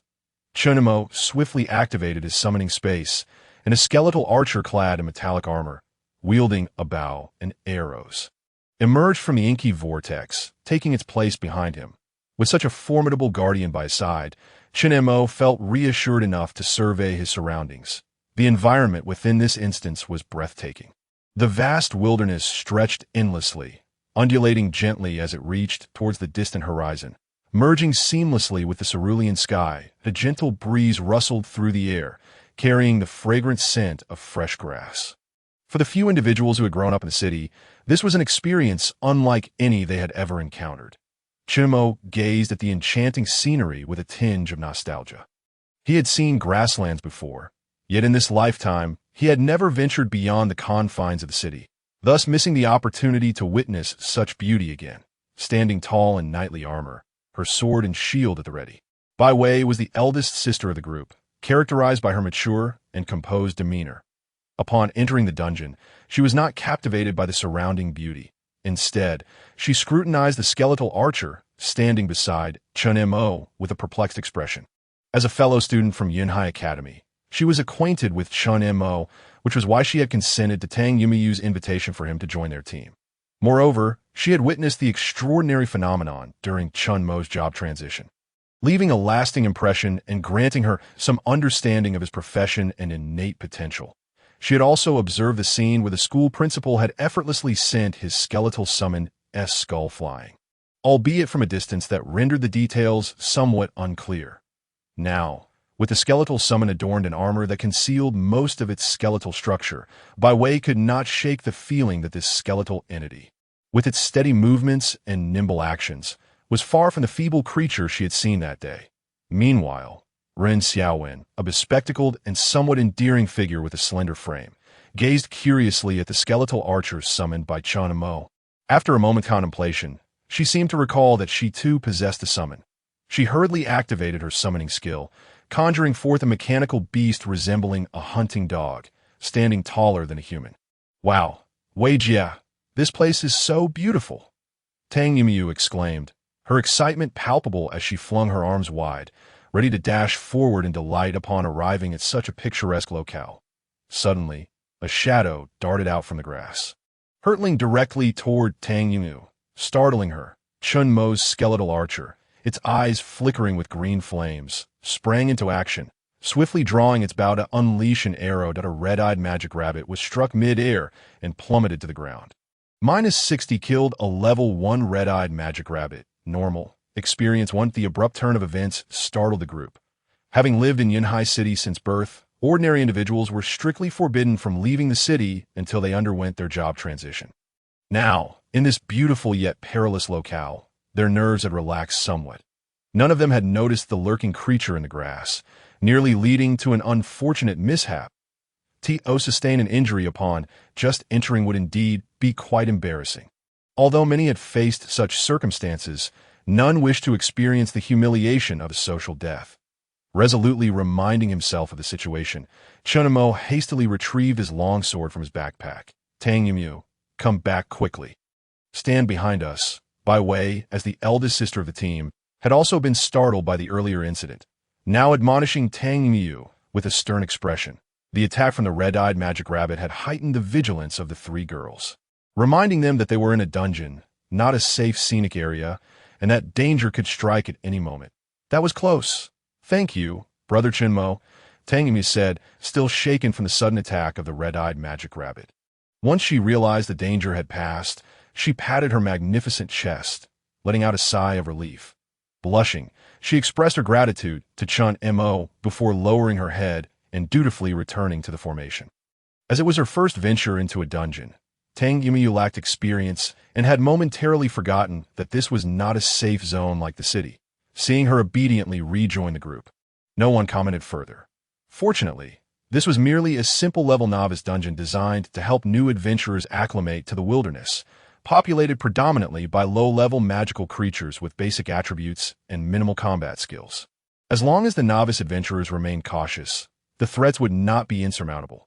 The three girls drew their weapons, adopting a state of readiness. Bai Wei donned her knight's helmet, wielding her long sword and shield as she positioned herself at the forefront of the group. She cast a glance back at the skeletal soldier armed with a long bow. The swift response of the skeletal soldier during Tang Yumeyu's peril had caught Bai Wei's attention. Initially, she had assumed that Tang Yumeyu invited Chen Mo merely out of a desire to protect him, considering he possessed only ordinary bone quality, while the three of them were all of superior bone quality, especially Ren Xiaowen, who boasted exceptional spiritual bone quality.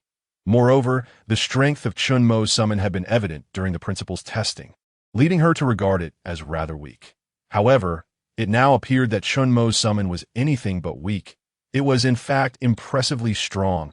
Its agility and quick reflexes were remarkable, and its archery skills were exceptional, as evidenced by its swift and accurate shot that felled the magic rabbit mid-leap. The critical damage output was astounding. The skeletal archer had inflicted a staggering 60 points of damage with a single arrow. indicating that its attack power must exceed 60. Bai Wei assessed her own attack attributes, noting that with her bronze-level longsword, her total attack power was merely 36 points, nearly half that of the skeletal archer. Yet, given their unfamiliarity, she refrained from probing further. Seeing that Tang Yimou had emerged unscathed, the group composed themselves and began to venture deeper into the grasslands. Bai Wei, clad in knightly armor and serving as a melee fighter, held her shield and longsword at the forefront, remaining vigilant. Chen Mo, garbed in athletic attire and wielding his plain longsword, followed closely behind Bai Wei, directing the skeletal archer to patrol the vicinity and eliminate any lurking monsters. Tang Yu now dutifully trailed behind the two, while Ren Xiaowen, accompanied by her mechanical beast resembling a hunting dog, brought up the rear. Before long, the group discovered a magical creature the size of a wild dog lurking in the grass ahead. Long-toothed groundhog quality, ordinary talent, none level, 1 health, 50 attack, 5 description, a small creature of the wilderness, known for burrowing underground to store food. Chen Mo utilized his inspection skill to examine it. In this simple-level dungeon, most magical creatures possessed ordinary qualities, designed to help novice adventurers acclimate to the wilderness. However, was this description truly fitting for such a creature of that size? Upon encountering the monstrous creature, Bai Wei's face lit up with excitement. The knight's class skill activated, and the sword and shield in her hands radiated a brilliant white glow, just as she was about to charge forth to engage the beast in combat. A sharp whoosh pierced the air. An arrow flew past, piercing through the long-toothed groundhog, which collapsed onto the ground with a thud. 56 kill. Level 1 long-toothed groundhog common. Experience 1. Bai Wei awkwardly halted her advance and glanced back at the skeletal archer. How infuriating it was to have this creature steal her kill. The skeletal soldier's perception of the world was through spiritual awareness, rather than sight. Hardly any monster could escape its detection while lurking in the underbrush. Moreover, the creatures in this simple dungeon were predominantly of common quality, and even the boss within was likely just a black iron tier monster. The monsters here boasted low health, unable to withstand the overwhelming force of the skeletal archer's attacks. As a silver tier entity wielding a black iron longbow, the skeletal archer was an invincible force across this vast grassland. Any monster encountered would inevitably be sensed by the archer, leading to its swift demise by arrow. Following Chen Mo's instructions, the skeletal archer no longer lingered near the party. It charged ahead, entering a mode of slaughter within the dungeon. With the enhancement of its wind's swiftness talent, the skeletal archer moved with impressive speed, firing arrows with remarkable quickness. Its formidable attack power of 64 points allowed it to dispatch foes almost instantaneously, clearing monsters with astonishing efficiency. Kill. Level 1 burrowing mouse common. Experience 1. Kill. Level 1 steel spine hedgehog common. Experience 1. Kill. Level 2 toxic skunk common. Experience 2. Soon, the skeletal archer, bow in hand, advanced further and further, leaving behind a trail of slain monsters, much to the astonishment of Bai Wei and her companions. Gradually, the four of them found themselves needing to quicken their pace, jogging to keep up with the archer's swift movement. In the expansive wilderness, the skeletal archer, its eyes aglow with green fire, donned a helmet and full armor, skillfully firing arrows with unerring accuracy, swiftly reaping a multitude of monster corpses. Following closely behind were 3 women and a man, accompanied by a half-human, dog-like mechanical beast, all striving to keep pace. The 3 girls, initially stunned, soon became numb to the excitement, their minds fixated solely on one thought. They must not lag behind the skeletal figure ahead. This dash continued for the better part of the day. After an extended period of battle, the skeletal archer remained as swift as the wind, deftly shifting and striking, maintaining its impressive monster-clearing efficiency. Meanwhile, the others had fallen far behind, panting heavily from the exertion, struggling to keep up, especially for Bai Wei, as a knight clad in heavy armor that was both cumbersome and stifling. With her hands burdened by a hefty shield and iron sword, she felt drenched in sweat. The weaker Ren Xiaowen had become so fatigued that she lay sprawled atop the mechanical beast, gasping for breath as it carried her along. Tanya, though still able to run, had fallen silent. Leaning on her staff, sweat pouring down her face as she gritted her teeth to push forward. Eventually, Bai Wei decided to stow her sword and shield in her backpack to alleviate her burden. However, the weight and discomfort of her armor remained unbearable. Yet, she felt reluctant to remove it, given her role as a melee combatant in a battle, while her weapons could easily be retrieved from her backpack. Shedding her armor seemed out of the question. Reluctantly, she endured the heat and pressed on. Chen Mo felt a twinge of regret. Had he known to bring a means of transportation, he would have prepared more thoroughly. While he had focused on enhancing the speed of the skeletal soldiers, he had not considered his own pace could fall short as he ran. He reflected on the lessons learned. By afternoon, they finally reached the heart of the Wild Wolf Wilderness dungeon. The Wolf Valley. After the skeletal archer loosed 2 arrows to slay a wandering wolf. 46-55 kill. Level 2 Wild Wolf Common. Experience 2. A beam of light enveloped the 4 of them. They had leveled up. Chen Mo hastily opened his class panel to review his attributes, eager to ascertain the level of his supreme tier root. To his astonishment, upon leveling up, he discovered he had gained 15 attribute points. This revelation startled him. To think that Su Qingxiu, renowned for her superior Dao bone talent, received only 9 attribute points per level. Chen Mo was surpassing her by 6 points for each level gained. Could it be that above the Dao bone level, there truly existed celestial tier roots or even stronger? This remarkable discrepancy in attribute points could hardly be explained otherwise. Such extraordinary potential in his roots must remain concealed. Gazing at the attribute points he had acquired, Chen Mo's resolve solidified, but he took a moment to steady himself before allocating the newly acquired points. He added 2 to his physique and 13 to his spirit. This enhancement of his spirit attribute would amplify the attack power of the skeletal archer, boosting its monster-clearing speed. Additionally, increasing his spirit would enhance his mental energy, allowing for the summoning of skeletal soldiers, thus expanding his summoning capacity. Upon reaching level 2, his summoning capacity increased by 2, bringing it to a total of 13. That after distributing the points, Chen Mo's base attributes were now 12 in physique and 25 in spirit. Correspondingly, his combat attributes improved, raising his health to 120 points and mental energy to 250 points. The skeletal archer also ascended to level 2. As a silver tier summon, it was equivalent to a lower grade spirit bone level practitioner. Thus, upon leveling up, the skeletal archer received 4 attribute points, which Chen Mo allocated entirely to its physique as a physical attack type summon. Enhancing its physique would bolster both its health and attack power. Coupled with Chen Mo's base attributes, the skeletal archer's health soared to 610 points, with an attack power of 81 points. Now, the level 2 skeletal archer's health and attack power were comparable to a level 6 Dao bone tier practitioner. With such combat attributes, level 2 Chen Mo could confidently challenge higher level dungeons on his own. Wow, I leveled up, Sister Wei, Tang Ye exclaimed, wiping the sweat from her brow, her face flushed with excitement as she waved her staff. I received 5 attribute points, Xiaowen. How many did you get? Tang Ye eagerly checked her attribute panel, turning to the exhausted Ren Xiaowen, who lay atop the mechanical beast. That I got 6 points, Ren Xiaowen replied weakly. Her head spinning from the ride, feeling slightly nauseous. Just as Tang Ye was about to inquire further with Bai Wei, she noticed Chen Mo beside them, sticking out her tongue and refraining from asking any more questions. After all, brother Chen Mo only had a mid-tier mortal root.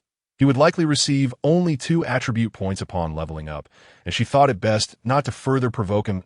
As Bai Wei's resolve weakened after leveling up, she plopped down onto the ground, the clattering of her armor echoing around her. I can't go on.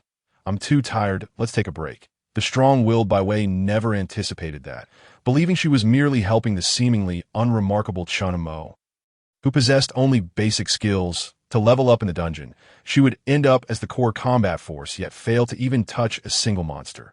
Instead, she found herself engaged in an arduous, long-distance endurance training session, akin to a wilderness expedition, running for the better part of the day. Exhausted from merely traversing the terrain, she nearly collapsed from fatigue. The experience within the dungeon was utterly devoid of enjoyment, and she felt discontented. Bai Wei had never before realized how cumbersome and stifling her suit of armor could be. The skeletal archer was truly outrageous, clad in armor and wielding a bow. It fought tirelessly without showing any signs of fatigue. Observing that the surrounding monsters had been cleared by the skeletal warriors, she decided to remove her armor and cast it aside, dressed only in her soaked bodysuit, which accentuated her perfect figure. She lay on the grass, inhaling deeply with a sense of relief. That moment, she had never envied her teammates, who donned simple clothing, as much as she did now. Chen Mo, unadorned by armor, possessed only basic attributes. Wearing the simplest of gear would only marginally increase his health, providing no enhancements to the skeletal soldiers. There was no need for him to engage in combat, making armor unnecessary. Primarily, it was expensive, and he hadn't deemed it worth the investment, preferring to wait until he could acquire higher quality equipment that would enhance his base attributes before donning any. Yet, even clad in mere sportswear, Chen Mo, with his stamina, began to feel the strain after such a prolonged run. He settled onto the ground, allowing the skeletal archer to patrol the vicinity while he ventured forth to slay monsters. When Chen Mo had transitioned to his new class, he had reviewed his skeletal summoning skill, which was eligible for upgrades. Initially, at level 1, he could only summon a single skeletal soldier, filling his summoning space completely. Consequently, he had not attempted any enhancements. During his earlier run, feeling bored and with sufficient mental energy, he chose to utilize his enhancement ability, consuming 50 points of mental energy to elevate his skeletal summoning skill from its basic level to that of black iron.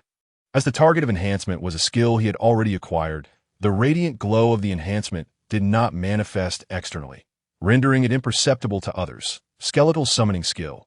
Black iron consumes 60 points of mental energy to summon a skeletal soldier. Black iron, to fight for you. Can be enhanced, requiring 100 points of mental energy. After using the enhancement ability, Chen Mo's mental energy had initially dwindled to 60 points. However, with the upgrade, his mental energy was fully restored and increased to 250 points. He resolved to further enhance his skeletal summoning skill. Since the enhancement pertained to a knowledge skill, it required no materials, only the expenditure of mental energy. Opting to enhance the skill, he consumed 100 points of mental energy. Reducing his total from 250 to 150. Chen Mo felt a deeper understanding of the skeletal summoning skill, the runes of the summoning array becoming increasingly vivid in his mind. Skeletal summoning skill. Bronze consumes 120 points of mental energy to summon a skeletal soldier. Bronze, to fight for you. Can be enhanced, requiring 200 points of mental energy. After reviewing the skill description, Chen Mo decided to summon a skeletal soldier to compare the differences between a directly summoned bronze-level skeletal soldier and one enhanced from the basic level to bronze. He promptly chose to use the skeletal summoning skill to summon a skeletal soldier, consuming another 120 points of mental energy. He refrained from sacrificing the corpses of monsters to reduce the mental energy cost, as the creatures within these novice dungeons were mere manifestations of spiritual energy, not actual monsters, and thus lacked physical bodies for sacrifice. After consecutively using the skill, Chen Mo's mental energy plummeted from 250 to 30 points. The summoning array activated, and from the swirling black vortex emerged a skeletal soldier with fiery yellow eyes. Compared to the ordinary skeletal soldier he had initially summoned, this bronze-level skeletal soldier boasted pristine, robust bones and moved with stability and agility. The flames burning in its skull were no longer gray, but a vibrant yellow. The only similarity between this bronze skeletal soldier and the ordinary one was the tattered strips of cloth draped over its form. Fongu Battle King qualification level, bronze level, 2 health, 320 attack power, 45 enhancement possible. Materials required, 15 kilograms of silver-level creature bones. The newly summoned skeletal soldier possessed no additional talents or skill slots. Only the basic attributes of a bronze-level summoning. In contrast, his enhanced skeletal soldiers were akin to elite summons, endowed with unique talents and skill slots. Chen Mo examined the properties of the newly summoned bronze skeletal soldier and compared them with those of the 2 skeletal soldiers, deepening his understanding of his extraordinary enhancement abilities. Even a standard bronze skeletal soldier, bolstered by Chen Mo's attributes, exhibited combat capabilities equivalent to a level 4 practitioner of superior quality. Chen Mo allocated the 3 attribute points of the skeletal soldier to its physique, raising its health to 350 points and attack power to 48. He then handed the basic long sword he held to the newly summoned skeletal soldier, instructing it to stand guard, having exhausted too much mental energy from consecutive skill use. He was left with only 30 points and felt a slight dizziness. Chen Mo sat on the ground, closed his eyes, and began to meditate to recover his mental energy. Tanya's eyes widened as she gazed at the skeletal soldier standing beside Chen Mo, sword in hand. Perhaps having grown accustomed to the appearance of the skeletal archers after running alongside them all morning, she felt no fear at the sight of this skeletal soldier. Moreover, it was summoned by her beloved Chen Mo. Observing the skeletal soldier draped in tattered cloth, its eye sockets aglow with yellow flames, wielding a long sword and vigilantly surveying its surroundings, Tanya even found it somewhat endearing. Bai Wei curiously watched the skeletal soldier emerge from the summoning array and glanced back at the meditating Chen Mo. Truly, he was worthy of being a hidden class capable of manifesting such phenomena. He must possess additional skills to enhance his summons. Bai Wei reclined on the grass, her head turned to observe the imposing, pristine skeleton soldier before her, curiosity swirling within her mind. The 2 skeleton soldiers they encountered were evidently far more formidable than the one they had seen that day at the transfer square. Particularly notable was the one adorned in armor, its eyes ablaze with green fire, capable of shooting arrows. A creature of exceptional strength, the IT was astonishingly swift, with devastating attack power, dispatching monsters with nearly instantaneous efficiency. More importantly, after the passage of over half a day, this being remained agile, showing no signs of fatigue, while the few of them struggled to keep pace, nearly exhausted from the exertion, setting aside the abnormal skeletal archer. The one before them was clearly just summoned, draped in tattered strips of cloth, devoid of any equipment. Its gait was steady, a stark contrast to the unsteady wobble they had witnessed at the square. Judging by its appearance alone, one could surmise its combat prowess was not to be underestimated. Ren Xiaowen, having grown weary from the chase, resorted to resting on the mechanical beast. Now, while not as fatigued, she felt the jostling made her feel as though her entire body was about to fall apart. She had not anticipated that with her meticulously designed mechanical beast, her inaugural venture into the dungeon would merely serve as a mount. She had not even managed to claim a single monster, let alone engage in any real combat, rendering the myriad of combat functionalities utterly useless. IT was less convenient than a mere vehicle, which at least spared one from such jolting discomfort. Once the group halted, she slowly eased herself off the mechanical beast and squatted on the ground for a moment to recuperate. Only then did she retrieve several bottles of water from her backpack to share with the others. Bai Wei accepted the bottle from Ren Xiaowen, unscrewed the cap, and drank deeply, releasing a long sigh of relief as she felt rejuvenated. Ren Xiaowen then handed a bottle of water to Tang Yi. Casting a glance at Chen Mo, who was meditating, and gently placed the water beside him before returning to rest against the mechanical beast. After a brief respite, Tang Yi stood and spread out a picnic blanket on the grass. Rummaging through her backpack for a plethora of snacks, she was utterly famished after their long run. Upon seeing the bounty, Ren Xiaowen's eyes lit up, and she joined her friend on the picnic blanket, where the 2 girls began to indulge in the food.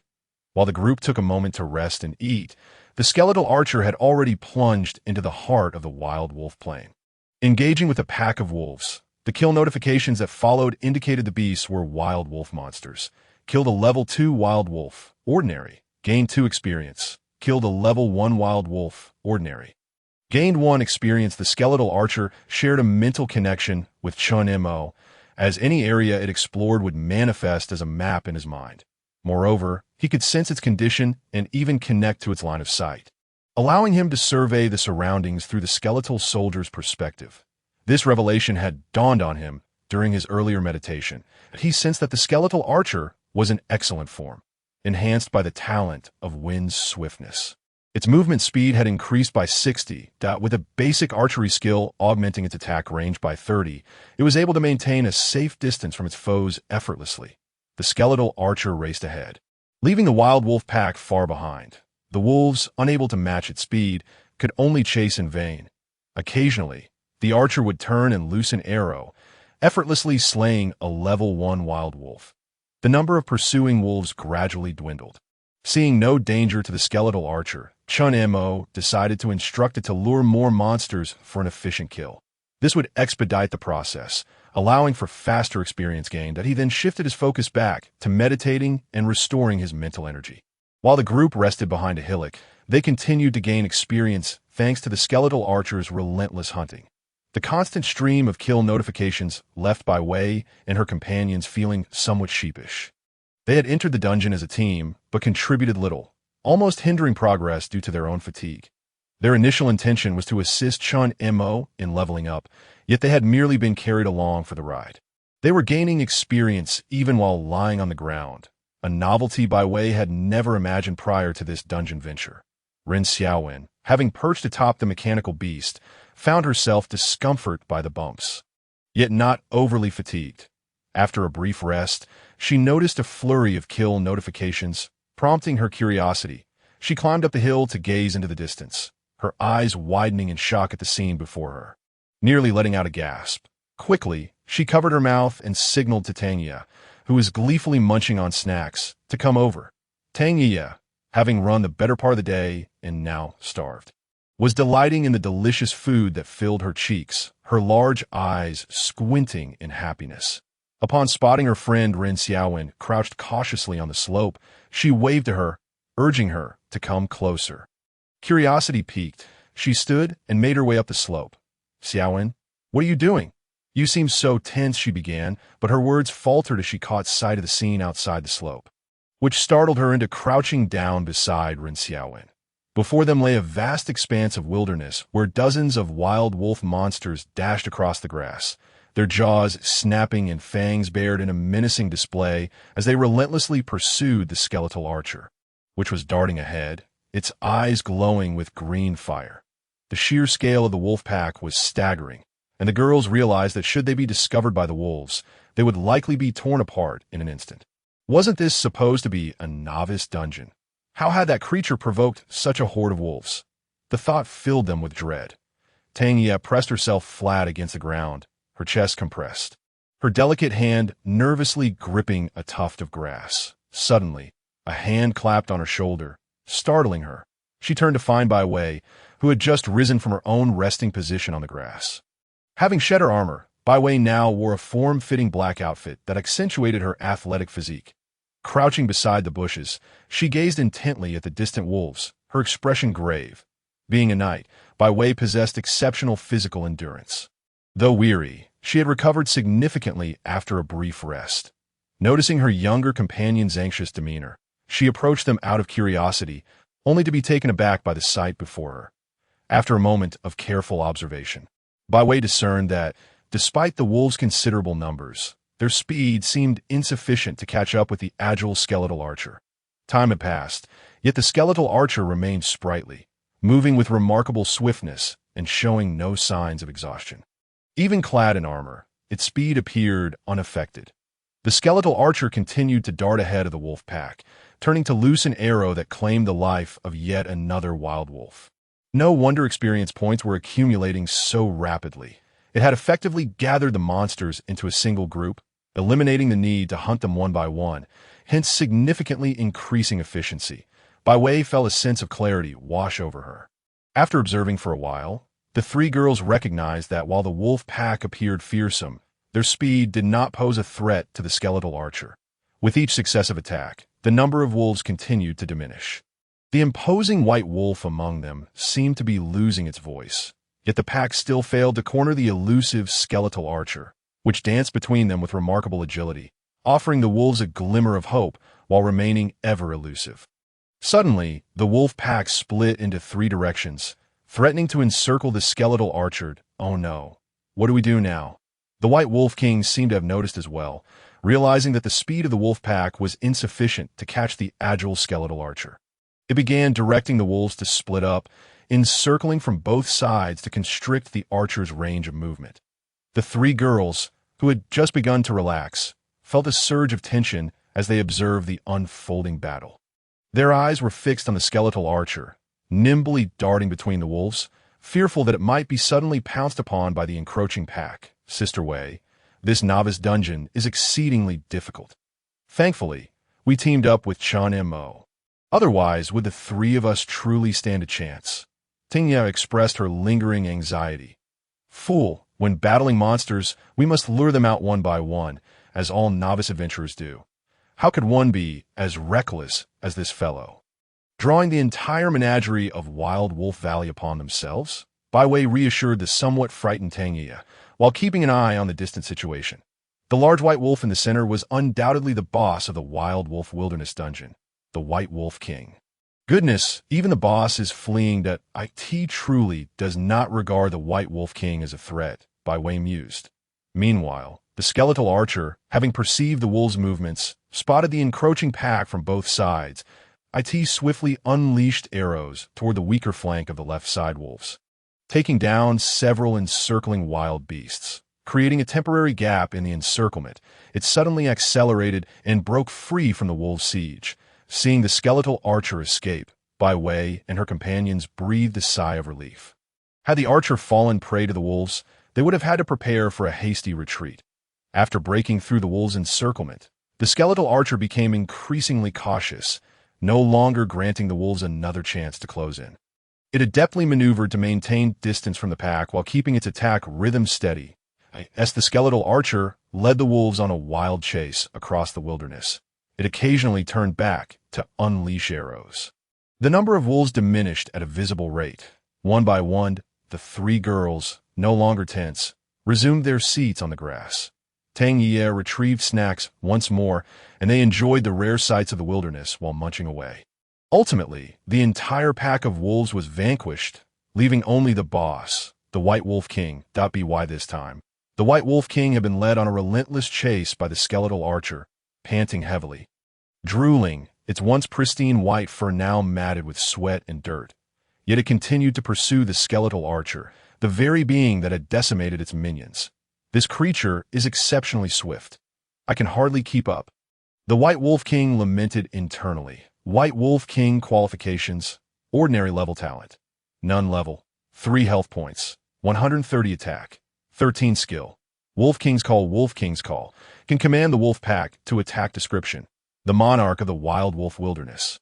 Its true strength extends beyond this. Through the link with the skeletal archer, Chen Mo observed the battle conditions. He examined the attributes of the White Wolf King, discovering that this boss was not even an elite monster. Its combat attributes were merely on par with that of a level 2 Spirit Bone tier adventurer. A standard adventurer team should be able to hunt it down with ease. Indeed, it was a simple level dungeon. Look, that Wolf King looks so pitiful, almost like a dog.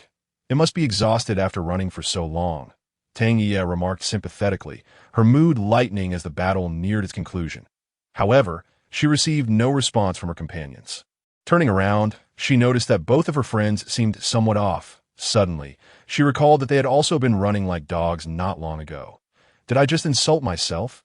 Tang Ye realized her faux pas and quickly turned back to feign innocence while observing the distant Wolf King. At this moment, the skeletal archer ceased its frantic running, standing still to aim and shoot.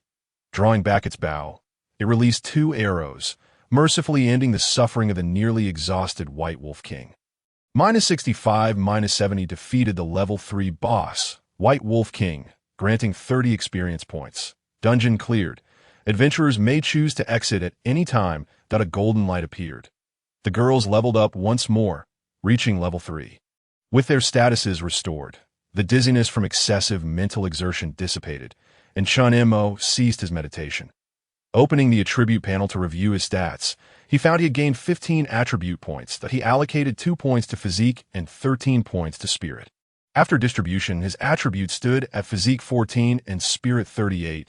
Correspondingly, his health points increased to 140, and his mental power to 380. The capacity of his summoning space rose by 3, reaching a total of 26.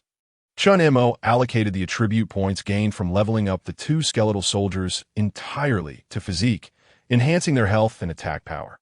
Given that early summon creatures lacked spell skills, enhancing physique proved to be the optimal choice. With Chen Mo's attribute bonuses, the level 3 skeletal archer's health reached 670, and its attack soared to 98. Even the skeletal soldier beside Chen Mo, wielding a plain long sword, now boasted combat attributes of 400 health and 70 attack. This newly summoned skeletal soldier possessed the capability to easily overpower the White Wolf King. The notification of dungeon completion left the three girls sitting on the slope and snacking while observing the battle, momentarily dazed, struggling to comprehend what had transpired. Though they had sensed the impending outcome as the wolf monsters fell one by one to the skeletal archer's arrows, the reality of the situation felt surreal, as if they were ensnared in a dream. What just happened? We sprinted all day, and now we're sitting here resting. Did we come in just for a prolonged endurance training session? They exchanged bewildered glances, at a loss for words. Chen Mo, connecting to the skeletal archer's perception, surveyed its surroundings and confirmed that no monsters remained. All had been lured together and dispatched. He commanded the skeletal archer to return. Unfortunately, as a novice dungeon, it was an evolutionary dungeon offering only experience points with no item drops. Aside from leveling up, there were no other rewards from the dungeon. The primary purpose of the novice dungeon was to acclimate new adventurers to the wilderness environment. Thus, the difficulty was reduced and monster distribution was relatively sparse. This particular dungeon map was exceedingly vast, and a standard adventurer team would typically require 2 to 3 days to complete it. Yet they had finished in less than a day, with most of their time spent merely running that if they could enhance their speed, they could potentially clear dungeons even more swiftly. Chen Mo reflected on how to improve his speed. After clearing the simple-level Wild Wolf Wilderness dungeon, Chen Mo reached level 3, 5.01. With the level increase, his mental power fully restored, and after allocating points to his spirit attribute, his mental power surged to 380. Contemplating his next move, he resolved to further strengthen his core skill, the skeletal summoning technique. He opted to enhance the skeletal summoning technique skill. Chen Mo's mental power was immediately consumed by 200 points as he upgraded the skill from bronze level to silver level. Skeletal summoning technique. Silver level consumes 240 mental power to summon a skeletal soldier. Silver level to fight for you. The ability can be enhanced to the cost of 400 points of mental energy. After utilizing this enhancement, Chen Mo's mental energy dwindles to 180 points. This amount is insufficient for summoning skills, which are necessary to call forth skeleton soldiers to replenish the summoning space. He must wait for his mental energy to recover before summoning additional skeletons. Chen Mo then opens the multiverse mall, eager to explore whether there are any extraordinary potions that can swiftly restore his mental energy. Upon clicking on the potion category, a list of products appears. And to his astonishment, the cheapest black iron grade mental energy restoration potion costs several 100,000. Why is everything related to the extraordinary so exorbitant? Unable to afford it, he decides to meditate and recover instead. Chen Mo, feeling dejected, closes the mall panel. Chen Mo, Gidge, you should eat something as well. After running for so long, you must be hungry, calls out Tang Ye, who settles back onto the picnic mat after the instance concludes.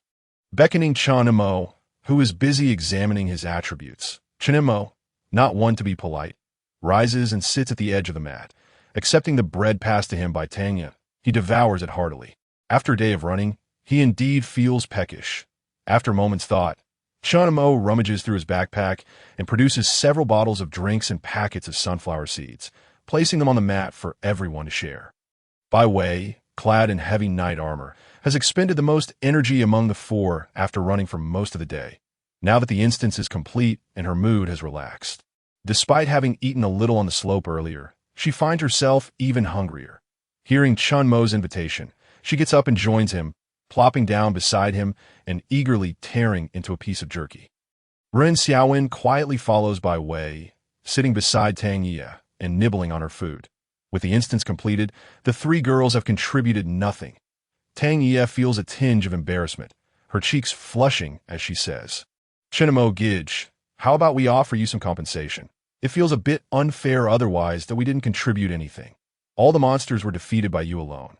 Chen Mo takes a sip of water and waves his hand dismissively. Your lack of contribution is simply because this instance was too easy. The monsters fell with just a single hit. Once we finish eating, let's head out and tackle a more challenging instance tomorrow.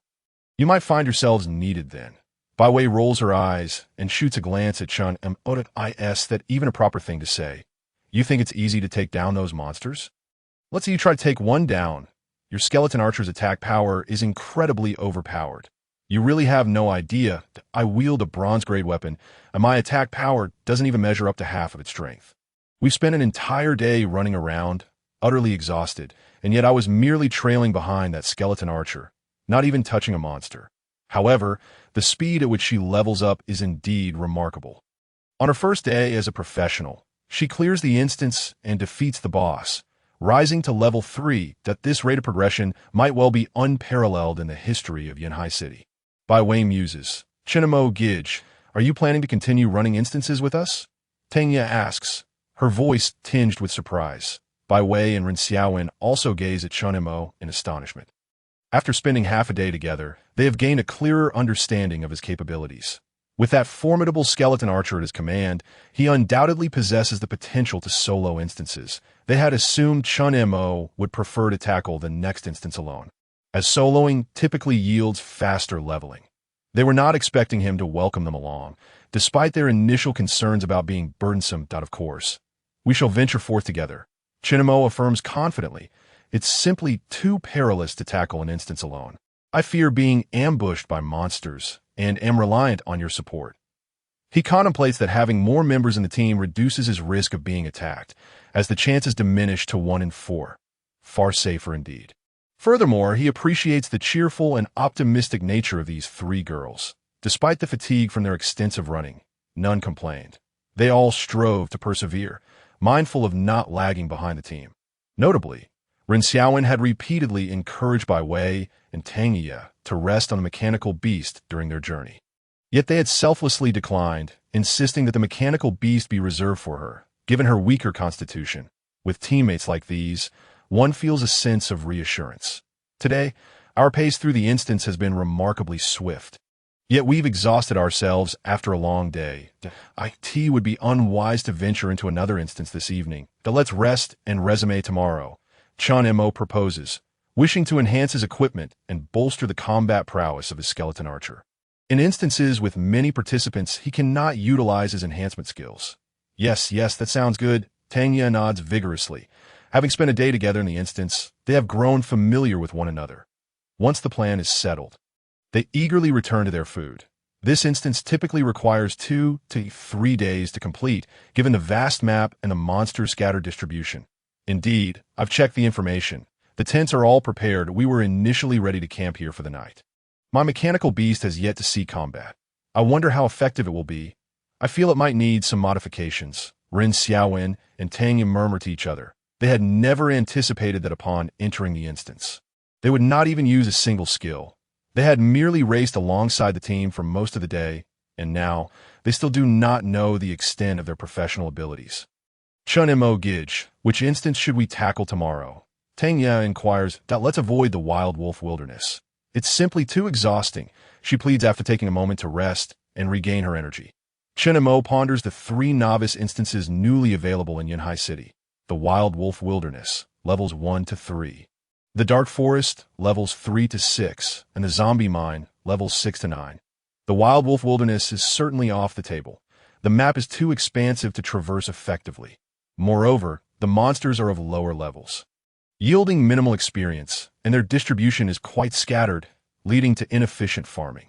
Given their levels, their only option now is to delve into the Dark Forest instance. According to the instance's information, the Dark Forest offers a suitably sized map. The primary monsters within are goblins and clawed beasts, and the terrain is relatively open, allowing the skeleton archer's speed advantage to remain effective.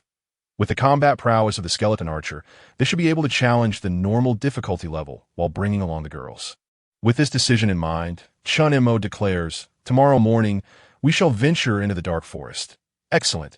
The Dark Forest sounds great. The map will surely be more manageable, and we can be of assistance, Bai Wei replies, feeling relieved as she continues to gnaw on her jerky. After running around all day in her metal armor, she finds it stifling and uncomfortable in fact, she preferred charge directly into battle with the monsters. After finishing their meal and packing up their belongings, the 4 exit the Wild Wolf Wilderness instance and return to the instance hall. Why now? It is already evening, and the hall is far less crowded. As most adventurers have found their teams and entered instances, only a few vendors and some adventurers who exited the instance due to unforeseen circumstances remain, resting and receiving treatment in the hall. Upon seeing Chen Mo and his companions emerge, a supervising teacher approaches them. Did any of you sustain injuries? Please take a seat, and I shall attend to your wounds. Teacher, none of us are injured. We simply completed the instance and came out. Tang Ye responds. What? You completed the instance? The teacher finds it somewhat amusing, thinking that Tang Ye might not grasp what it means to clear an instance. Did they believe that simply entering and exiting after a day's effort constituted completion? Newcomers, indeed, probably hadn't even seen the boss. Didn't you check the strategy before entering the instance? At the very least, one must understand that during a dungeon run, it is absolutely imperative not to exit midway. Otherwise, the dungeon will reset, and upon re-entering tomorrow, one would have to start afresh. The teacher picked up the dungeon registration form from the table and opened it. Classmates, what are your names? Teacher, I am Tang Ye, and we are entering the easy level dungeon, the Wild Wolf Wilderness. Upon hearing Tang Ye's response, the teacher quickly located several names on the registration sheet. Noticing the recorded information, she observed that they had entered the dungeon at 9:50 a.m. It had been less than 6 hours since their entry. Given such a short span, it would be commendable to have completed even a third of the dungeon. The teacher mused to herself. Classmate Tang, one must take dungeon runs seriously, thoroughly review the strategies, and it is best not to exit midway during the run. Exiting the dungeon prematurely will reset your progress, rendering the day's efforts futile. Today, we shall let it pass, but do ensure you rest well and prepare. Tomorrow, you cannot afford to exit so casually, understood? Upon hearing the teacher's words, Tang Ye felt a surge of urgency and quickly exclaimed, Teacher, we have already cleared it. The White Wolf King has been defeated. Of course, it was the perverse skeletal archer that dealt the final blow, a thought Tang Ye kept to herself. The teacher could hardly believe her ears. How was that possible? The map inside spans at least 30 kilometers. Even if one were to do nothing but run, it would take several hours to traverse the entire distance. Did they not engage any monsters? Classmate, would you mind if I check your level information? The teacher inquired softly to Tang Ye, wanting to ascertain whether they had truly completed the dungeon. Of course. I'm just curious, if it's inconvenient. That is perfectly fine, the young teacher added as an explanation. Not at all. Teacher, I have set my information to public. Please take a look. With such a splendid opportunity to showcase her achievement, Tang Ye certainly would not decline. She had toiled diligently in the dungeon for half the day. Such efforts could not go unrecognized. It was essential to let everyone see. Observing the teacher's astonished expression, Tang Ye felt a profound sense of satisfaction. So this is what it feels like to be an academic prodigy, achieving the highest exam scores and being able to submit early. How delightful. She stifled a laugh, maintaining a composed demeanor as she believed that a true scholar ought to present themselves in this manner. After all, her brother Chen Mo was just like this. It could not be wrong. The young teacher utilized a detection spell on Tang Ye. Tang Ye class, priest level, 3. Upon seeing Tang Ye's level, the teacher was utterly flabbergasted. Could this be real? Had they genuinely cleared the entire dungeon? It was astonishing. They had indeed traversed the entire distance and vanquished all the monsters within in just 6 hours. Otherwise, it would be impossible to reach level 3 in such a short time. As a teacher, she was quite familiar with the experience points awarded by monsters in the dungeon. A novice adventurer would typically need to clear the entire easy-level Wild Wolf Wilderness dungeon, eliminate the minor monsters, and defeat the boss to possibly achieve level 3, but this was simply too outrageous. How had they accomplished such a feat? Even an elite team of adventurers would require at least 2 days of combat to clear the dungeon, as they not only needed to engage monsters but also traverse the distance. Adventurers are human too. They experience fatigue and hunger. They must take breaks to rest and eat, which consumes valuable time. Even in an easy-level dungeon, the strength of the monsters is not negligible. There are at least hundreds of them. Slaying so many monsters would require hundreds of strikes. Furthermore, they would have to traverse the vast map to reach the boss's location. Eliminate the Wild Wolf Pack and defeat the White Wolf King. Achieving all this without a break in 6 hours would require relentless effort. The teacher concluded this, casting a peculiar glance at Chen Mo and his 3 companions. They appeared unperturbed, their breathing steady and their stride strong. Generally, one would be utterly exhausted after such an extensive dungeon run. This indicated that they either possessed extraordinary stamina or had some means of rapid travel or efficient monster elimination. Though the teacher was immensely curious, she refrained from probing further.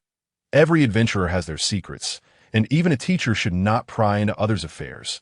She waved her hand, signaling that they could leave, while resting in the dungeon. Bai Wei had already stowed her armor in her backpack and changed into casual attire, accentuating her tall and perfect figure, giving her a more composed and steady demeanor. She paid little heed to Tang Yi's childlike display of pride, and, upon exiting the dungeon, retrieved her phone from her backpack to make a call. As the 4 stepped out of the hall, a car was already waiting at the dungeon's entrance, summoned by Bai Wei's call to her family. With a ready vehicle, they saved considerable time and did not have to spend money. Chen Mo, not wanting to appear finicky, joined them in the car back to the city. Upon seeing the group depart, the onlookers in the hall, who had been observing the commotion, approached the teacher with curiosity. Teacher, was what that little girl said true? Did they really clear the Wild Wolf Wilderness in just 1 day?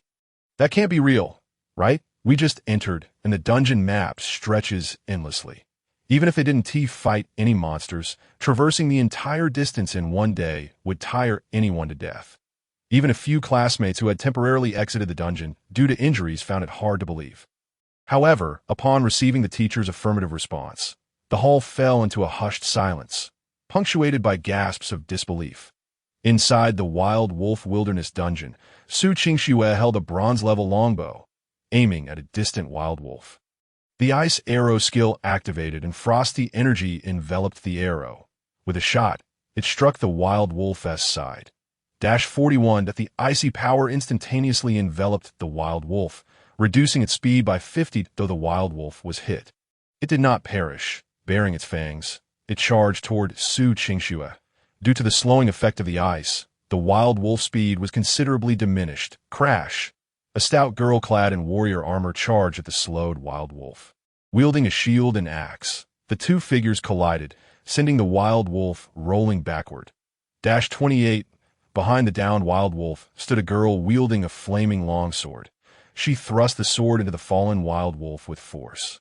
-36 The scorching flames seared the wild wolf's wound, producing a sizzling sound. The fire enchantment on the sword inflicted ongoing fire damage to the wild wolf. You have slain a level 2 wild wolf, normal level. Gaining 2 experience points, a golden light enveloped the group. We leveled up at last. Let us take a break. A stout girl clad in armor, gripping a shield, reached up to remove her helmet, revealing a face glistening with sweat as she sank onto the ground. The young woman wielding a flame-enveloped longsword withdrew her weapon from the carcass of a wild wolf, the fire extinguishing as she sheathed the blade and rose to her feet. She opened her adventurer's panel to review her attributes. Su Ziwen class, sword mage bone quality, superior spirit bone level, 2 physique, 12 spirit, 10 skills, flame enchantment, silver grade, advanced swordsmanship, silver grade, flame enchantment, infuses the weapon with fire magic, inflicting additional continuous magical damage to the target. Available attribute points. 6 Their party was an elite team organized by Lord Ho for Su Qingxue. Aside from Su Qingxue, who possessed a Dao bone level, the remaining members were all of spirit bone level, hailing from occupational families. The team included her, the rare sword mage captain, Zhu Tingting, a warrior who had just charged in with her shield, as well as Su Qingxue. Alongside a priest and a knight, all of whom were female, they had not rested since entering the dungeon, having engaged in combat for an entire day. Darkness had fallen, and they had finally reached level 2. Qingxue, let us conclude our session here for today, Su Ziwen suggested, wiping the sweat from her brow. Our stamina is nearly at its limit, and continuing further would be perilous, should any unforeseen circumstances arise. We would lack the strength to retreat. Su Qingxue nodded in agreement, stowing her longbow. The group set up camp on the spot, preparing to spend the night within the dungeon. What could Chen Mo be up to now? Su Qingxue pondered as she unpacked the tent, her thoughts drifting to the boy who had helplessly watched his summoned creature being sent flying by the principal, that a smile unconsciously tugged at her lips.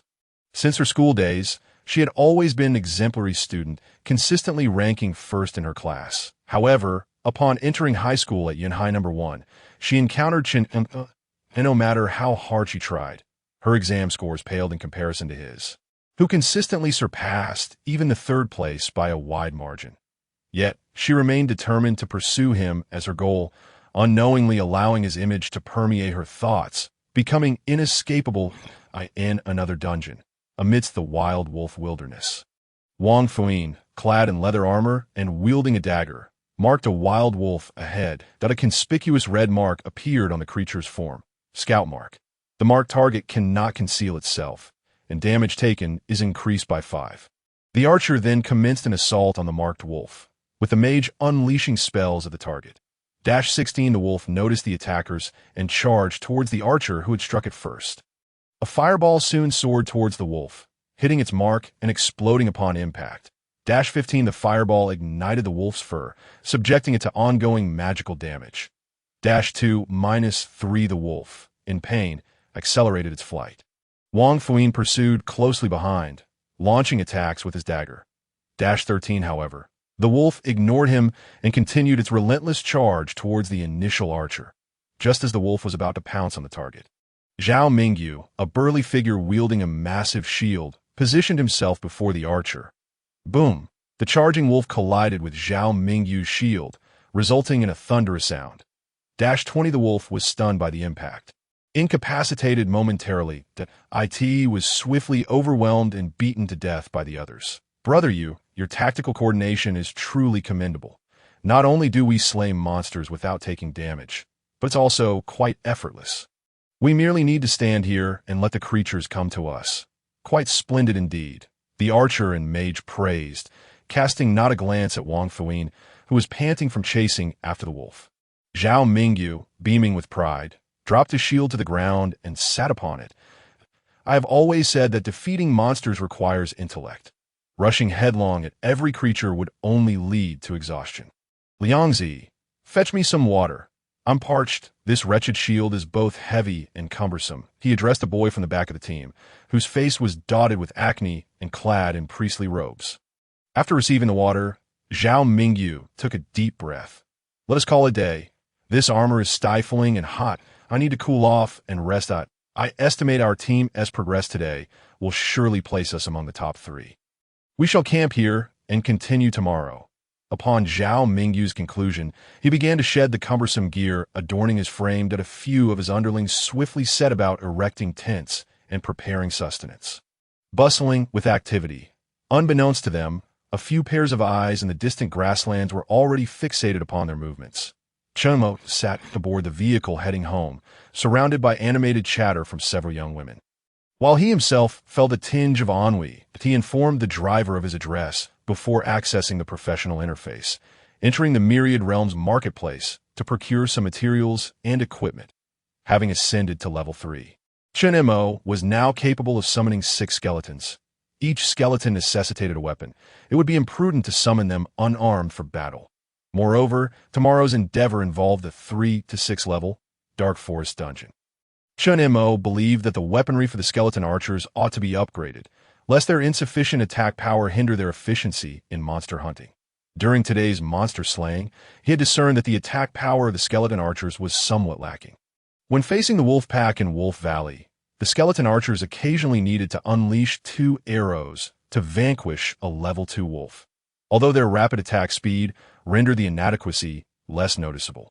It indeed affected their efficiency in exterminating monsters. Otherwise, the wolf pack would have never had the opportunity to surround them. They would have been dispatched one by one long ago, upon glancing at the materials required to enhance the skeleton archers to golden grade. Chen Mo decisively relinquished the idea. With the remaining savings of several 100,000, he could not even afford a kilogram of golden grade biological bone material to upgrade the skeleton archers to golden grade. A minimum of 15 kilograms was necessary, that he dismissed the thought. Enhancing weapons would suffice, as the effects would be similar. After solidifying his decision, he scoured the Myriad Realms marketplace for bronze-grade alloy steel. placing an order for 3 kilograms. Subsequently, he ordered 9 basic long swords and 5 shields, preparing to equip all the newly summoned skeleton soldiers, eyeing the Myriad Realms marketplace. Once a transaction was completed, items would directly enter the professional's inventory space, a remarkably convenient system that negated the need for delivery. Hence, even the basic equipment was procured from the marketplace. After concluding his selections and finalizing the transaction, the vehicle arrived at Chen Mo's residence that he waved farewell to the 3 young women, disembarking to return home. Upon ascending the stairs and entering his abode, Chen Mo activated the summoning space, conjuring the skeleton archer. He retrieved the recently purchased bronze-grade alloy steel from his inventory. Turning to the skeleton archer, he selected to enhance the iron longbow it wielded. Contemplating the enhancement direction, speed, attack, or energy, he ultimately chose to enhance its speed. Equipment enhancement necessitates specialization. The most detrimental approach is to diversify attributes haphazardly, resulting in a lackluster outcome. Chen Mo understood this principle well. Furthermore, even by selecting speed enhancement, the weapon's attack power would incrementally rise with the improvement of its quality. A golden glow enveloped Chen Mo as the bronze-grade alloy steel transformed into powder, merging with the longbow held by the skeleton soldier. The enhancement succeeded, prompting him to inspect the attributes. The forged longbow speed quality, bronze-grade attack, 24 weapon trait, attack speed increased 30 durability, 200 soulbound. Chen Mo target can be further enhanced. Requiring materials: 3 kilograms of silver-grade blue-gold iron and 1 portion of wind essence. As Chen Mo had anticipated, the longbow's attack power doubled upon its elevation from black iron to bronze grade, increasing from 12 to 24 points. The weapon trait that enhanced attack speed rose from the black iron grades 10 to 30. The attack speed trait of the bronze grade weapon, combined with the skeleton archer's innate 60 increase in attack speed, propelled its overall attack speed to an impressive 90. The attack speed nearly doubled. Armed with the bronze-grade longbow, the skeleton archer's attack power soared to 110 points. Now, when the skeleton archer faced level 2 wolves, it could undoubtedly eliminate them with a single arrow. Presently, the attack power of the level 3 skeleton archer, when compared to the esteemed Su Qingxue of the upper-grade Dao Bone level, was significantly more formidable. Her attributes had been entirely allocated to physique, requiring her to reach at least level 8 to achieve similar prowess. Chen Mo calculated in his mind, satisfied as he retracted the skeleton archer. After a brisk shower, he reclined on his bed to rest and recuperate. Upon awakening from slumber, Chen Mo noted that the outside world had plunged into darkness. Glancing at the time, he realized it was already 7 in the evening. Rising from his slumber, he retrieved the leftover bones of the Gale Wolf from the fridge, remnants from his earlier enhancement session. For dinner, he planned to concoct a robust beast bone soup, preserving the gnawed bones for potential future enhancements. Yet, he pondered whether the cooked bones could be utilized as enhancement materials. Regardless, he decided to dine first. He could not allow the food to spoil. The bones still bore a significant amount of meat, and such a precious resource must not be wasted.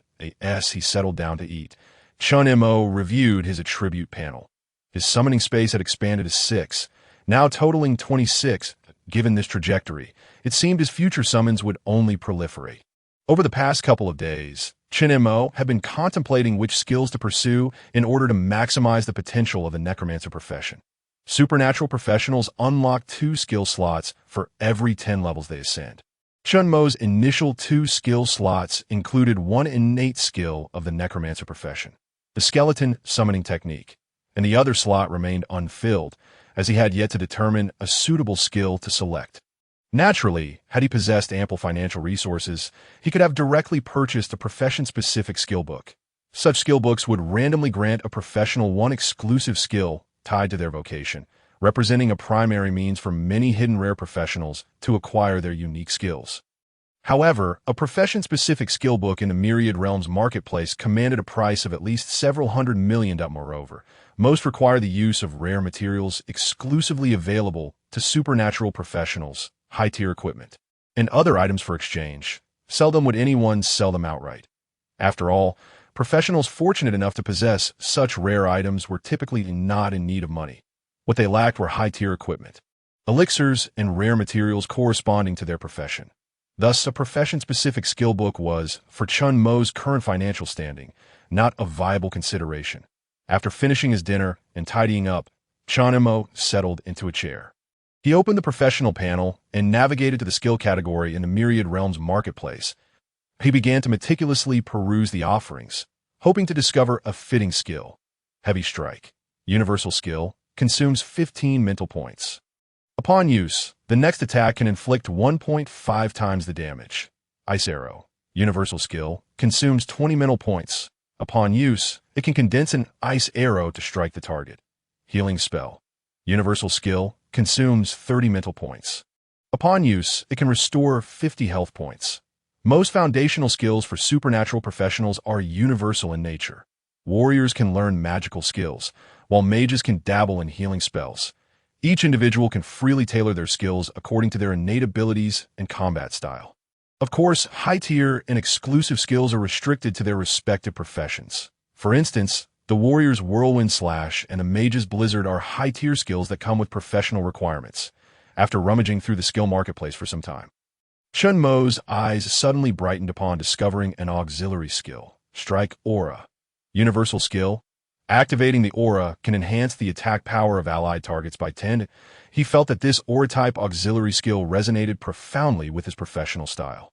Aura skills can amplify the overall combat prowess of summoned entities, and the more summons one possesses, the greater the benefit.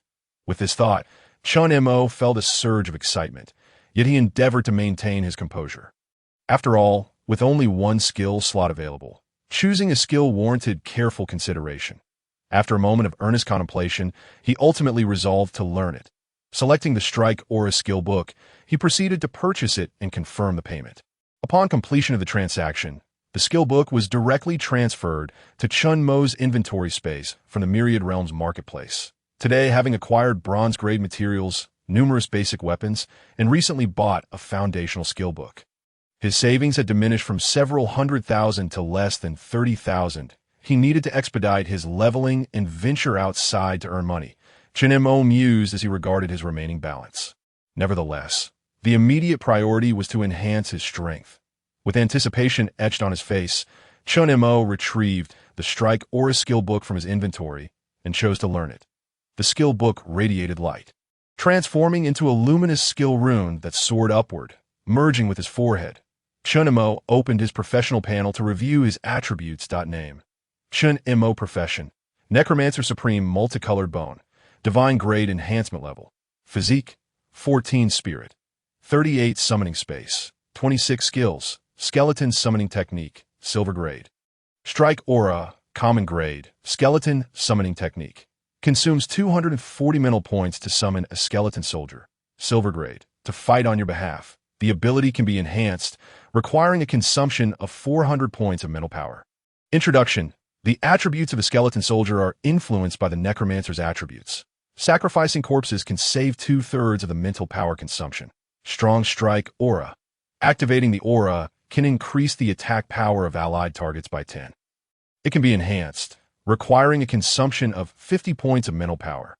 Indeed, Chen Mo's 2 initial skill slots were already filled. Point 1 skill icon, resembling a skeleton, was the silver level skill, Skeleton Summoning. The other skill rune, somewhat resembling a white halo, was the newly learned Strong Strike Aura. Aura skills are passive. Once activated, they continuously provide boosts without consuming mental power. Chen Mo glanced at his mental power value. After enhancing the Skeleton Summoning skill to silver level in the dungeon, he had only 180 points of mental power left. After resting for a while, it had recovered to 215 points that he chose to enhance the Strong Strike Aura skill. Chen Mo decided to refrain from summoning new skeleton soldiers for the moment and instead elevate the quality of the Strong Strike Aura skill. This way, his main combat force, the skeleton archers, could maximize their combat effectiveness, thus improving monster farming efficiency. After using the enhancement skill, his mental power dropped from 215 points to 165 points, and he upgraded the Strong Strike Aura skill to Black Iron level. Strong Strike Aura, Black Iron level. Activating the aura can increase the attack power of allied targets by 20. It can be enhanced, requiring a consumption of 100 points of mental power. The effect of the black iron level skill had doubled to 20. With ample mental power remaining, Chen Mo chose to enhance the strong strike aura skill once more. Another 100 points were consumed, leaving him with only 65 points of mental power. The strong strike aura skill was elevated to bronze level. The enhancement was focused on Chen Mo's own skill. The enhancement's brilliance did not manifest externally. Strong strike aura, bronze level. Activating the aura can increase the attack power of allied targets by 40. It can be enhanced, requiring a consumption of 200 points of mental power. After completing and enhancing the strong strike aura skill to bronze level, Chen Mo felt a weight lift from his heart. Having spent an entire day in the dungeon and now busy with these tasks, he indeed felt fatigued and decided to freshen up briefly. Just as he was preparing for sleep, he suddenly recalled an important matter regarding transportation. Today in the dungeon, he pondered how to enhance his speed to keep pace with the skeleton soldiers. Ensuring that his slower speed would not hinder monster farming efficiency, an idea struck him. Without delay, Chen Mo dressed, went outside, and took a vehicle to the city center. It was just past 8 o'clock, and the nightlife was just beginning, with shops still open. Chen Mo found a bicycle shop near the film city and walked in. He certainly did not intend to purchase a bicycle. The wilderness was complex, and sometimes walking was faster than riding, but he hoped to find a human-powered vehicle he had seen before. One with 2 wheels at the back, pulled from the front. He felt such rickshaws should be available for rent or sale near the film city. Indeed, upon entering, he discovered 2 showcase human-powered vehicles displayed in the shop. "Sir, may I ask what kind of bicycle you are looking for? Would you like me to introduce some options?" A young female shop assistant brightened upon seeing Chen Mo and approached him with her inquiry. "I would like to ask how much these 2 vehicles cost." Chen Mo pointed to the human-powered vehicles placed in the center of the shop and asked. "These 2 vehicles are custom-made by our boss for display and rental purposes. They are not for sale," the assistant replied, surprised that Chen Mo had shown interest in the human-powered vehicles. What an attractive young man. What a peculiar hobby. Does he enjoy pulling a cart? However, if it were him, I wouldn't mind accompanying him while he crazily pulls the cart. She mused. "Sir, if you truly like them, we can negotiate." The shop owner, having noticed the situation, approached. Upon seeing Chen Mo, who appeared to have just graduated from high school, the owner suspected he might be a newly transitioned professional and did not want to miss the opportunity. After confirming Chen Mo was indeed a professional, the owner immediately offered to give him a vehicle. However, Chen Mo declined, ultimately purchasing one at cost for 20,000 under the eager gaze of the young female assistant, who was nearly starry-eyed. Chen Mo quickly completed the payment. He boarded the human-powered vehicle, opened his summoning space, and summoned a skeleton soldier within the shop. Amidst the astonished gazes of the owner and the assistant, the armored skeleton soldier emerged from the swirling black space. It pulled the human-powered cart and swiftly dashed out of the shop, carrying Chen Mo as it vanished into the bustling streets. On the streets, the skeleton soldier, pulling the human-powered cart, sped towards Chen Mo's home in the midnight streets of Cloud Sea City. People suddenly spotted a skeleton with fiery yellow eyes racing down the street while pulling a human-powered cart. The sight triggered a wave of gasps, as many ordinary citizens mistook it for a monster attack and nearly fainted from fright. Until they noticed a person seated in the cart that they understood. It was a summoning creature of a professional. The skeleton soldier, fast and requiring no rest, was both economical and environmentally friendly. Chen Mo sat comfortably in the cart, thoroughly satisfied with the smooth ride. With this cart, even when venturing into the wilderness, it would serve him well. On smooth roads, the skeleton soldier could pull him swiftly and steadily, making travel quite economical. When encountering rough terrain, several skeleton soldiers could easily lift the cart and carry it like a palanquin. Chen Mo sat contentedly in the cart, drawing the canopy to shield himself from the curious and envious gazes of passers-by. The only downside was that the cart was a bit too eye-catching, lacking the subtlety he preferred. Nonetheless, he deemed saving money more important. A minor flaw could be accepted. Soon, Chen Mo arrived home. He dismissed the skeleton soldiers and stored the human-powered cart in his backpack space. Ascending to his dwelling, he opted not to meditate again, choosing instead to go straight to bed. Prolonged meditation was detrimental to one's health. Moderation was key. The night passed without incident. Upon waking in the morning, Chen Mo checked his mental power. After a night's rest, his mental power had recovered to 255 points. The recovery from direct sleep was slower than that from meditation, but still commendable. Chen Mo opened the attribute panel and chose to continue enhancing the strong strike aura skill. With his mental power restored to 255 points, he consumed 200 points directly, leaving him with 55 points. The strong strike aura skill was further enhanced to silver level. Strong strike aura. Silver level activating the aura can increase the attack power of allied targets by 80. It can be enhanced, requiring a consumption of 400 points of mental power. The attack power boost provided by the silver level strong strike aura skill had risen to 80, nearly doubling the effect. With enhancement of the strong strike aura, the attack power of the skeleton archers surged from 110 points to an astonishing 198 points. A remarkable leap. With such attack power, returning to farm the simple level Wild Wolf Wilderness would allow them to dispatch bosses with ease, ensuring that Tang Ye and the others could progress more swiftly in the dungeon. Chen Mo gazed at the combat attribute panel of the skeleton archer, feeling increasingly satisfied with his skill choices. After a simple breakfast of bone soup and rice, Chen Mo stood up, dressed, and headed out to the entrance of the West Suburb Dungeon Hall in Cloud Sea City. Bai Wei and Tang Ye had just alighted from their vehicle and stood by the roadside. "Sister Wei, why do you think Chen Mo brother didn't let us pick him up? Didn't we return together yesterday?" Tang Ye pouted, a bit displeased, feeling that Chen Mo was being distant and too shy to trouble them.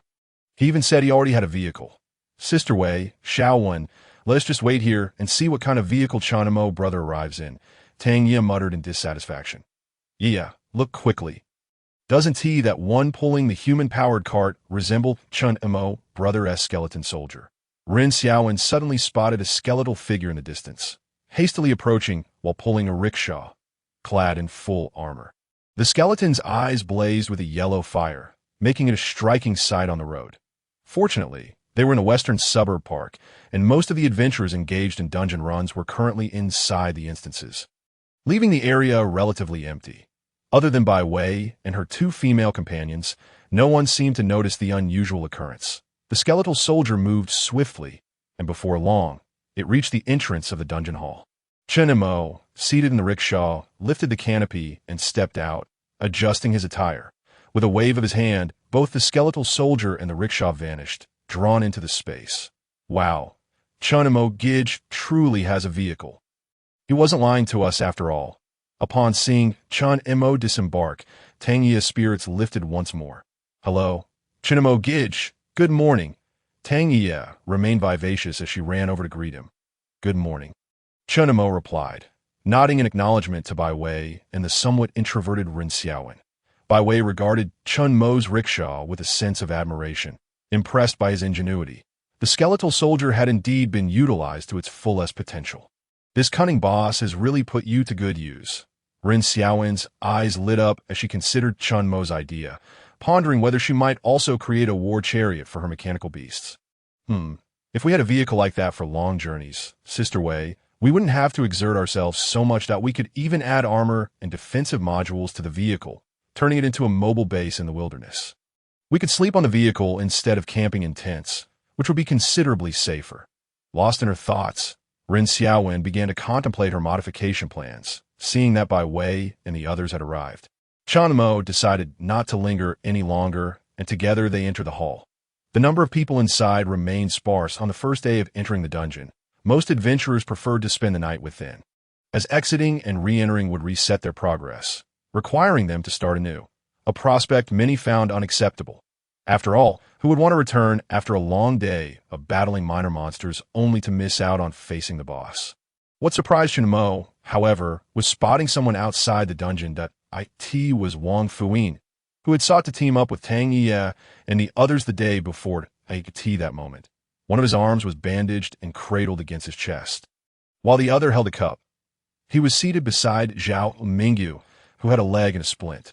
Adventurers injured by monsters could recover health using healing spells if their wounds were not severe. But if bones were broken or mangled, they would require realignment before healing. Otherwise, the bones could heal incorrectly, necessitating further breaks for proper alignment. Judging by their appearance, it seemed they had fallen victim to a pack of wolves, with their bones quite evidently damaged.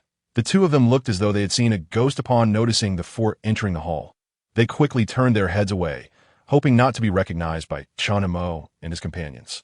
Chen Mo, uninterested in them, walked straight ahead. Ren Xiaowen also noticed the two and tugged at Tang Ye's sleeve, signaling her to observe the two figures hiding in the corner. Tang Ye rolled her eyes in disdain upon recognizing them. Those two clowns were boasting about leveling everyone up and keeping them safe, and this is what happened. On the first day in the dungeon, they ended up like this. Even Shinamo Gij's Pinky is more capable than them. The two girls did not linger and quickly caught up with the front-running Chen Mo. The four of them made their way directly to the entrance of the Dark Forest dungeon. After registering, they stood before the swirling portal. We are about to enter the Dark Forest dungeon. Levels 3 to 6. Please select the difficulty: easy, normal, hard, or hell. Bai Wei, as the team leader, made the selection. This decision had been agreed upon during their rest in the Wild Wolves dungeon yesterday. Although the combat prowess of the skeletal archer was sufficient to challenge the hard dungeon, levels 6 to 9, Chen Mo had to consider his own safety and that of his companions. His health was currently only at 140 points. Moreover, he lacked any skills or means for self-preservation, and the skeletal soldier had only 2 that, should they be ambushed by monsters later on, it would be difficult to cope. For the time being, it was safer to level up alongside the group rather than take unnecessary risks. Once the selection was made, the four vanished into the swirling portal. Wait a minute. UG, how did they all level up to level 3 in just one day? Wang Fuyin asked, astonished. Zhao Mingyu gritted his teeth, slamming his fist down on the armrest of his chair in frustration. Damn it, Wang Fuyin, what use are you as a scout if you can't even notice a wolf pack around the tents?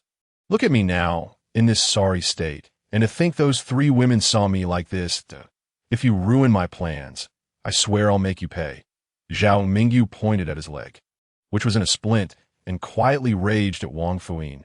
Wang Fuyin, feeling the heat of Zhao Mingyu's wrath, shrank back, not daring to speak further. Give me another healing spell.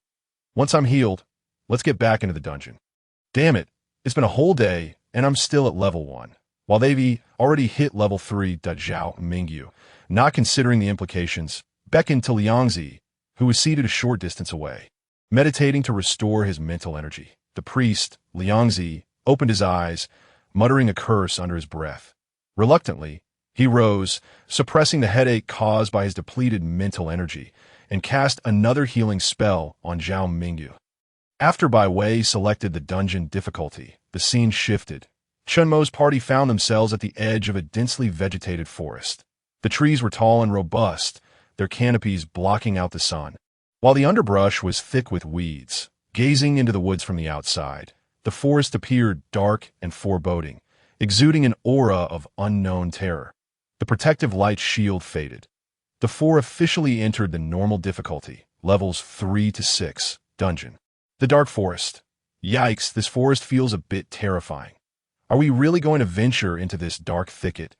Tang gazed ahead at the sunlight obscured by the tree canopy, revealing a pitch-black forest that instilled a sense of trepidation within her.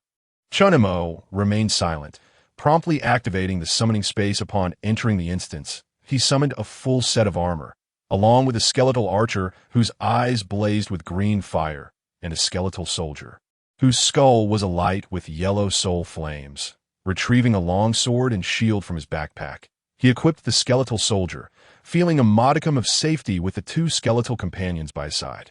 This was the downside of lacking life-saving skills. An incessant sense of insecurity lingered in the expansive grasslands. Such feelings were negligible. But now, amidst this complex jungle environment, the sense of danger intensified significantly. He resolved to level up to 10 before seeking skills to enhance his survival capability. Chen Mo had excelled in physical fitness during his school days, yet he had not learned any combat skills. This was a common plight among students, uncertain of the professions they might awaken to, or whether they would awaken at all. Moreover, enrolling in external classes to learn combat skills required substantial time and financial resources, burdens that ordinary families could scarcely bear. Should one fail to awaken, all expenditures would be for naught. Only the offspring of professional families would practice combat skills during their schooling. After some contemplation, Chen Mo decided to draw a long sword. wielding it for self-defense, although he lacked combat skills. Possessing a weapon was certainly better than being empty-handed. Ren Xiaowen, too, acted wisely this time, promptly opening her summoning space to unleash her mechanical beast to guard her side. By Wei observed that everyone was now prepared. Donning her helmet and brandishing her sword and shield, she took the lead into the dense forest. Chen Mo followed closely behind with his two skeletal soldiers, while Tang Ye remained at the center of the group. And Ren Xiaowen brought up the rear with her mechanical beast. As they entered the thicket, the light dimmed.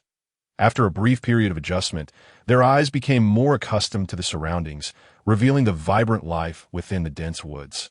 Filled with lush foliage, melodious birdsong, and the occasional scurrying of small creatures, the environment appeared splendid. However, it was a dungeon rife with lurking monsters. Beneath its beauty lay a perilous threat.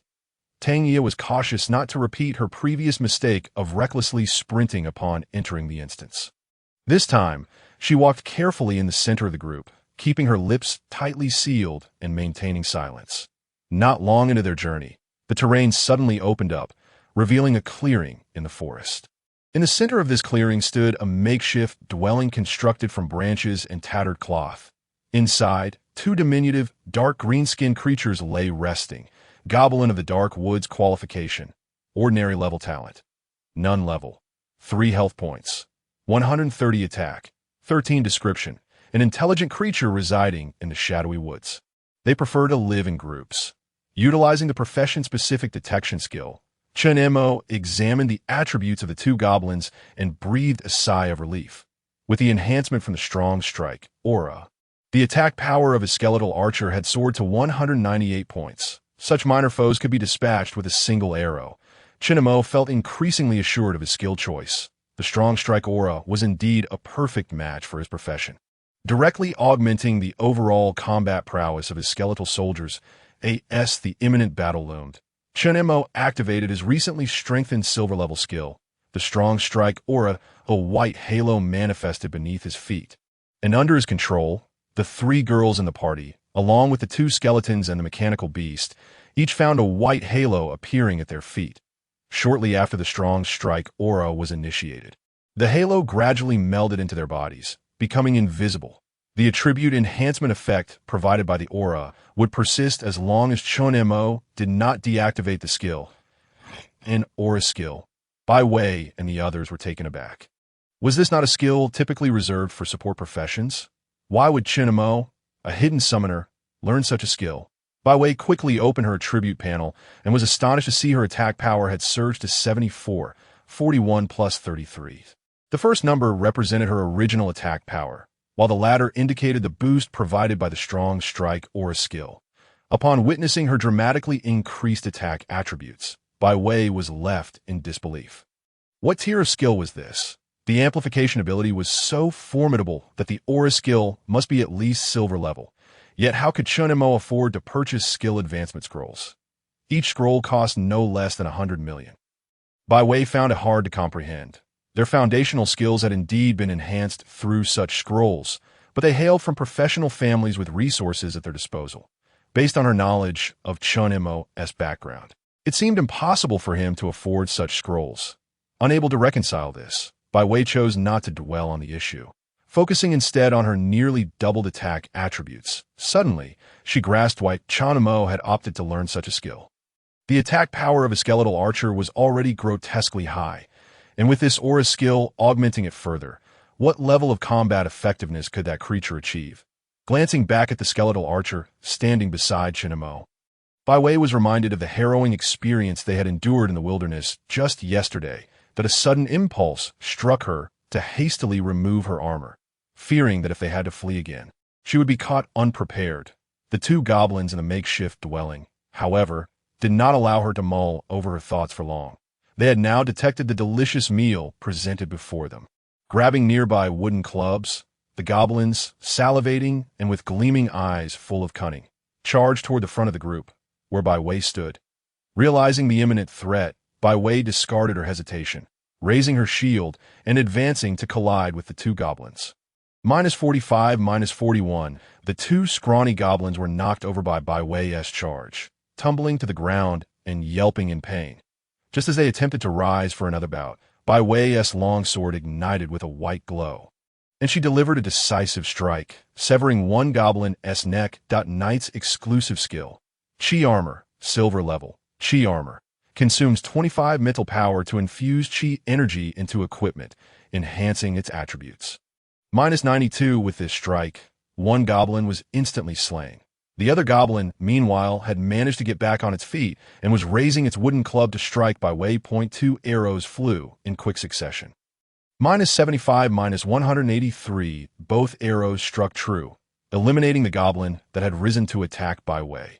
Chen Mo turned to observe, noting that one arrow had indeed been shot by a skeletal archer, while the other had been launched from Ren Xiaowen's mechanical beast. The creature, resembling a hound, had opened its back, revealing a bow-like contraption for which the arrows had been fired. Wow, Xiaowen, your mechanical beast is incredibly cool. I recall the last time I saw you practicing combat. It didn't have that crossbow feature, Tang Yi remarked. Her curiosity piqued as she focused on Ren Xiaowen's mechanical beast. Ren Xiaowen felt a bit embarrassed under their gazes. I modified it after finishing the dungeon yesterday, so I could contribute a bit more, she explained, her cheeks flushed. Well, this modification is fantastic. Xiaowen, you truly are a genius in mechanical studies. The battle concluded, and Bai Wei finally glimpsed the form of the mechanical beast. Nodding in affirmation, Ren Xiaowen, typically reserved, often found solace in solitude. Engrossed in books during her moments of respite, she seldom engaged in conversation with others, only exchanging a few words with Tang Yi and Bai Wei. Despite having teamed up with the three, Chen Mo had only managed a nod of acknowledgement towards Ren Xiaowen.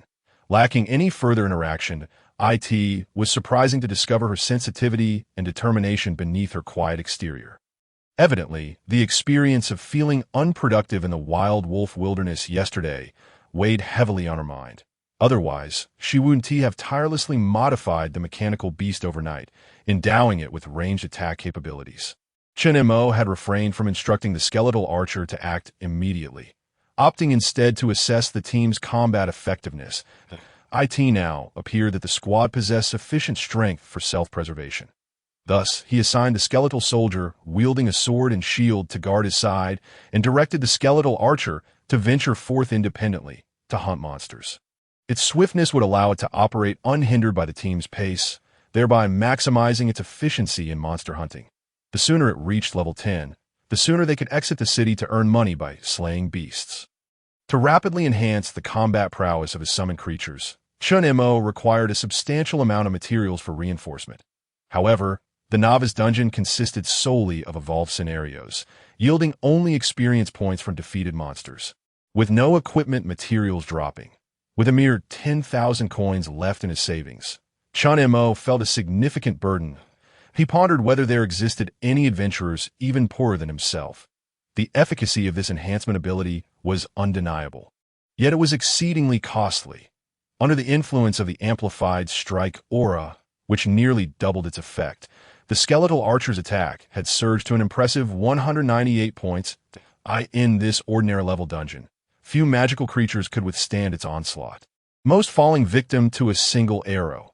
Not long after the skeletal archer set out to hunt solo, notifications of its kills began to arrive promptly. Slain a level 3 Longclaw demon, ordinary level, earning 3 experience points. Slain a level 3 forest goblin, ordinary level, earning 3 experience points. Slain a level 4 goblin squad leader, black iron level, earning 8 experience points. That a series of kill notifications brought forth unwelcome memories for Bai Wei and her companions. Reminiscent of the previous day's unsettling events, that guy has started again. Surely he won't take off running once more? Thankfully, the complex environment of the forest limited the skeletal archer's speed, preventing the frenzied pace witnessed in the wasteland. Moreover, under Chen Mo's direction, the skeletal archer did not travel the same path as them, ensuring plenty of magical creatures remained for practice ahead. Unlike last time, when all the monsters had been exterminated, leaving them with no choice but to flee.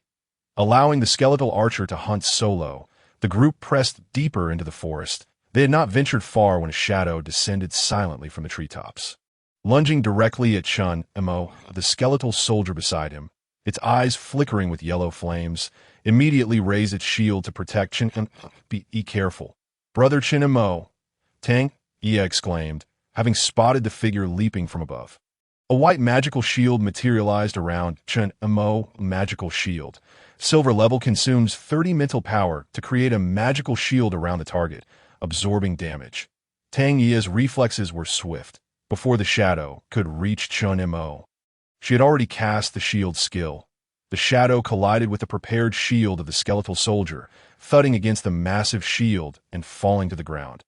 86 The creature quickly rolled back up, attempting to attack again. Bai Wei, positioned in front of the group, reacted in kind, swiftly turning to slash at the shadow with her sword, knocking the monster down once more. 71 This time, without the enhancement of fighting spirit. The damage was considerably lower. The combined effort had not been sufficient to vanquish the creature. It was then that the group finally discerned the creature's form on the ground.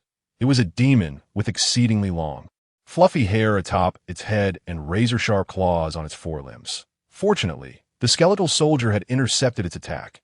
Had those claws reached Chen Mo, the consequences could have been dire. Chen Mo cast a curious glance at the magical shield surrounding him and expressed his gratitude to Tang Yi.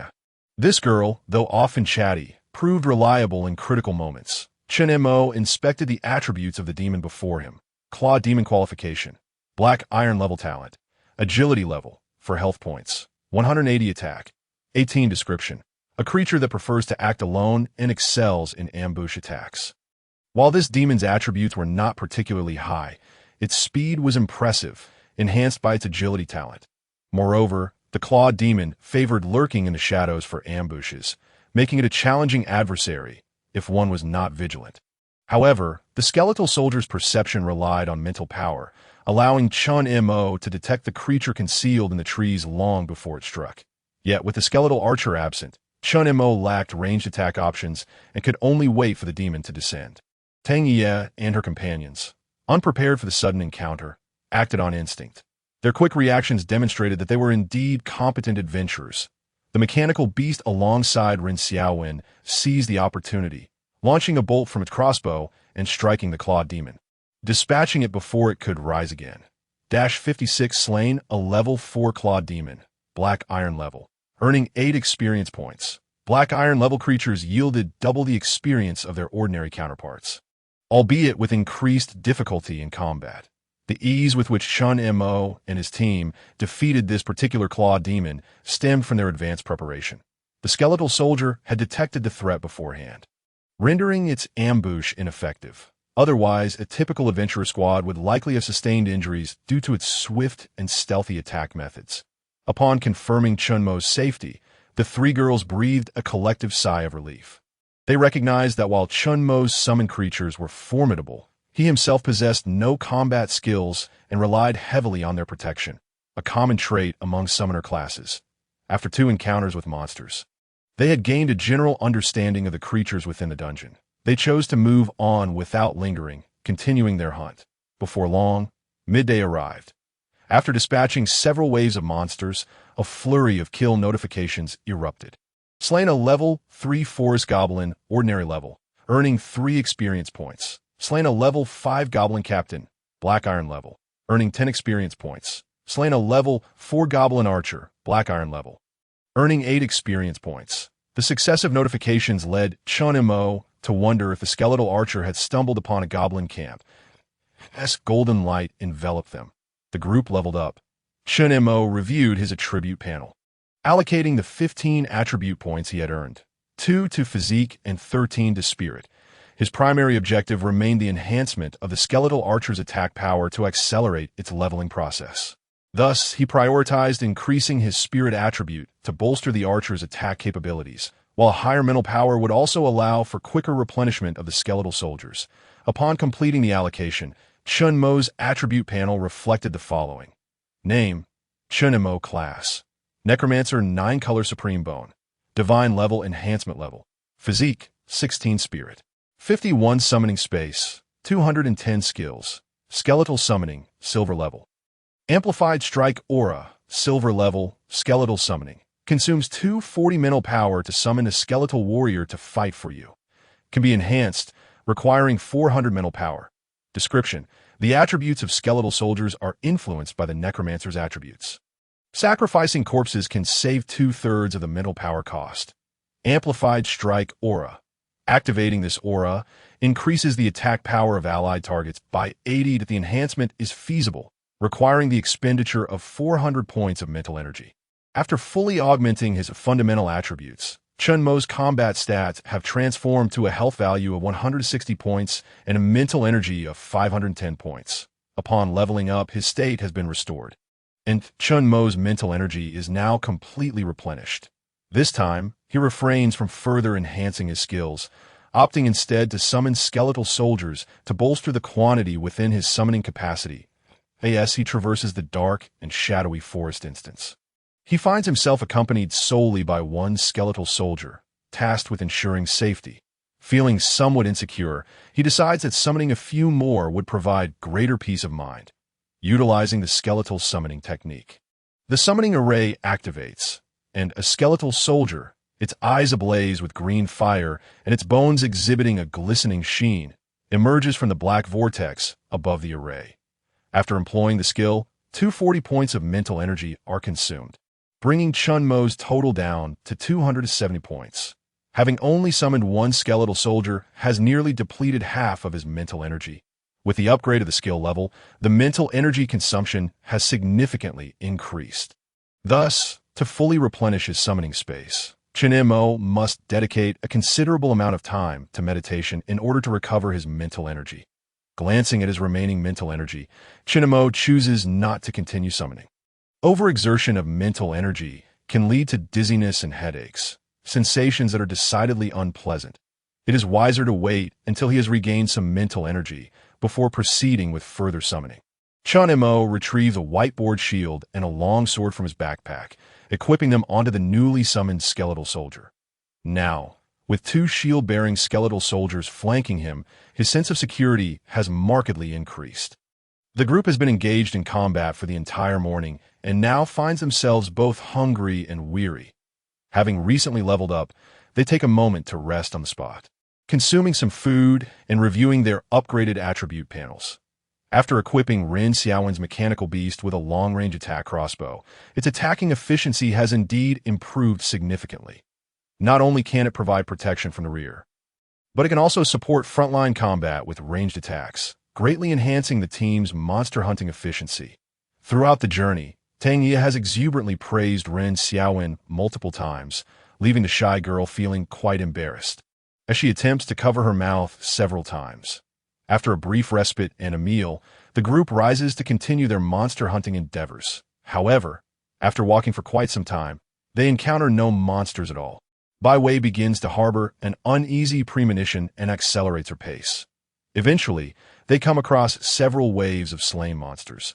The three girls realize that this is the work of the perverse skeletal archer ahead. They think to themselves, as anticipated, it has now turned into a tedious journey. Chen Mo senses the situation of the skeletal archer, which is currently roaming the forest, searching for monsters to slay. The distribution of monsters in this forest is sparse, and most are perched in the trees, making them difficult to locate. Observing the archer's path, it is clear that it is not far from Chen Mo and his companions. Indeed, the monsters in this area have been completely eradicated by it. With no monsters to engage, the group hastens their journey. Fortunately, due to the complex environment of the forest, for safety's sake, they do not need to closely trail the skeletal archer. The forest is overgrown with weeds and branches, rendering Chen Mo's yellow rickshaw unusable. He instructs one skeletal soldier to wield a long sword, clearing the undergrowth to forge a path, while another skeletal soldier stands guard beside him. The three girls follow behind, taking turns resting on the mechanical beast. This continues for half a day. By dusk, they arrive at the core area of the dark forest, near the goblin cave. The group is feeling somewhat fatigued. Fortunately, their pace has been moderate, and the girls have had opportunities to rest along the way, preventing them from becoming as exhausted as the previous day.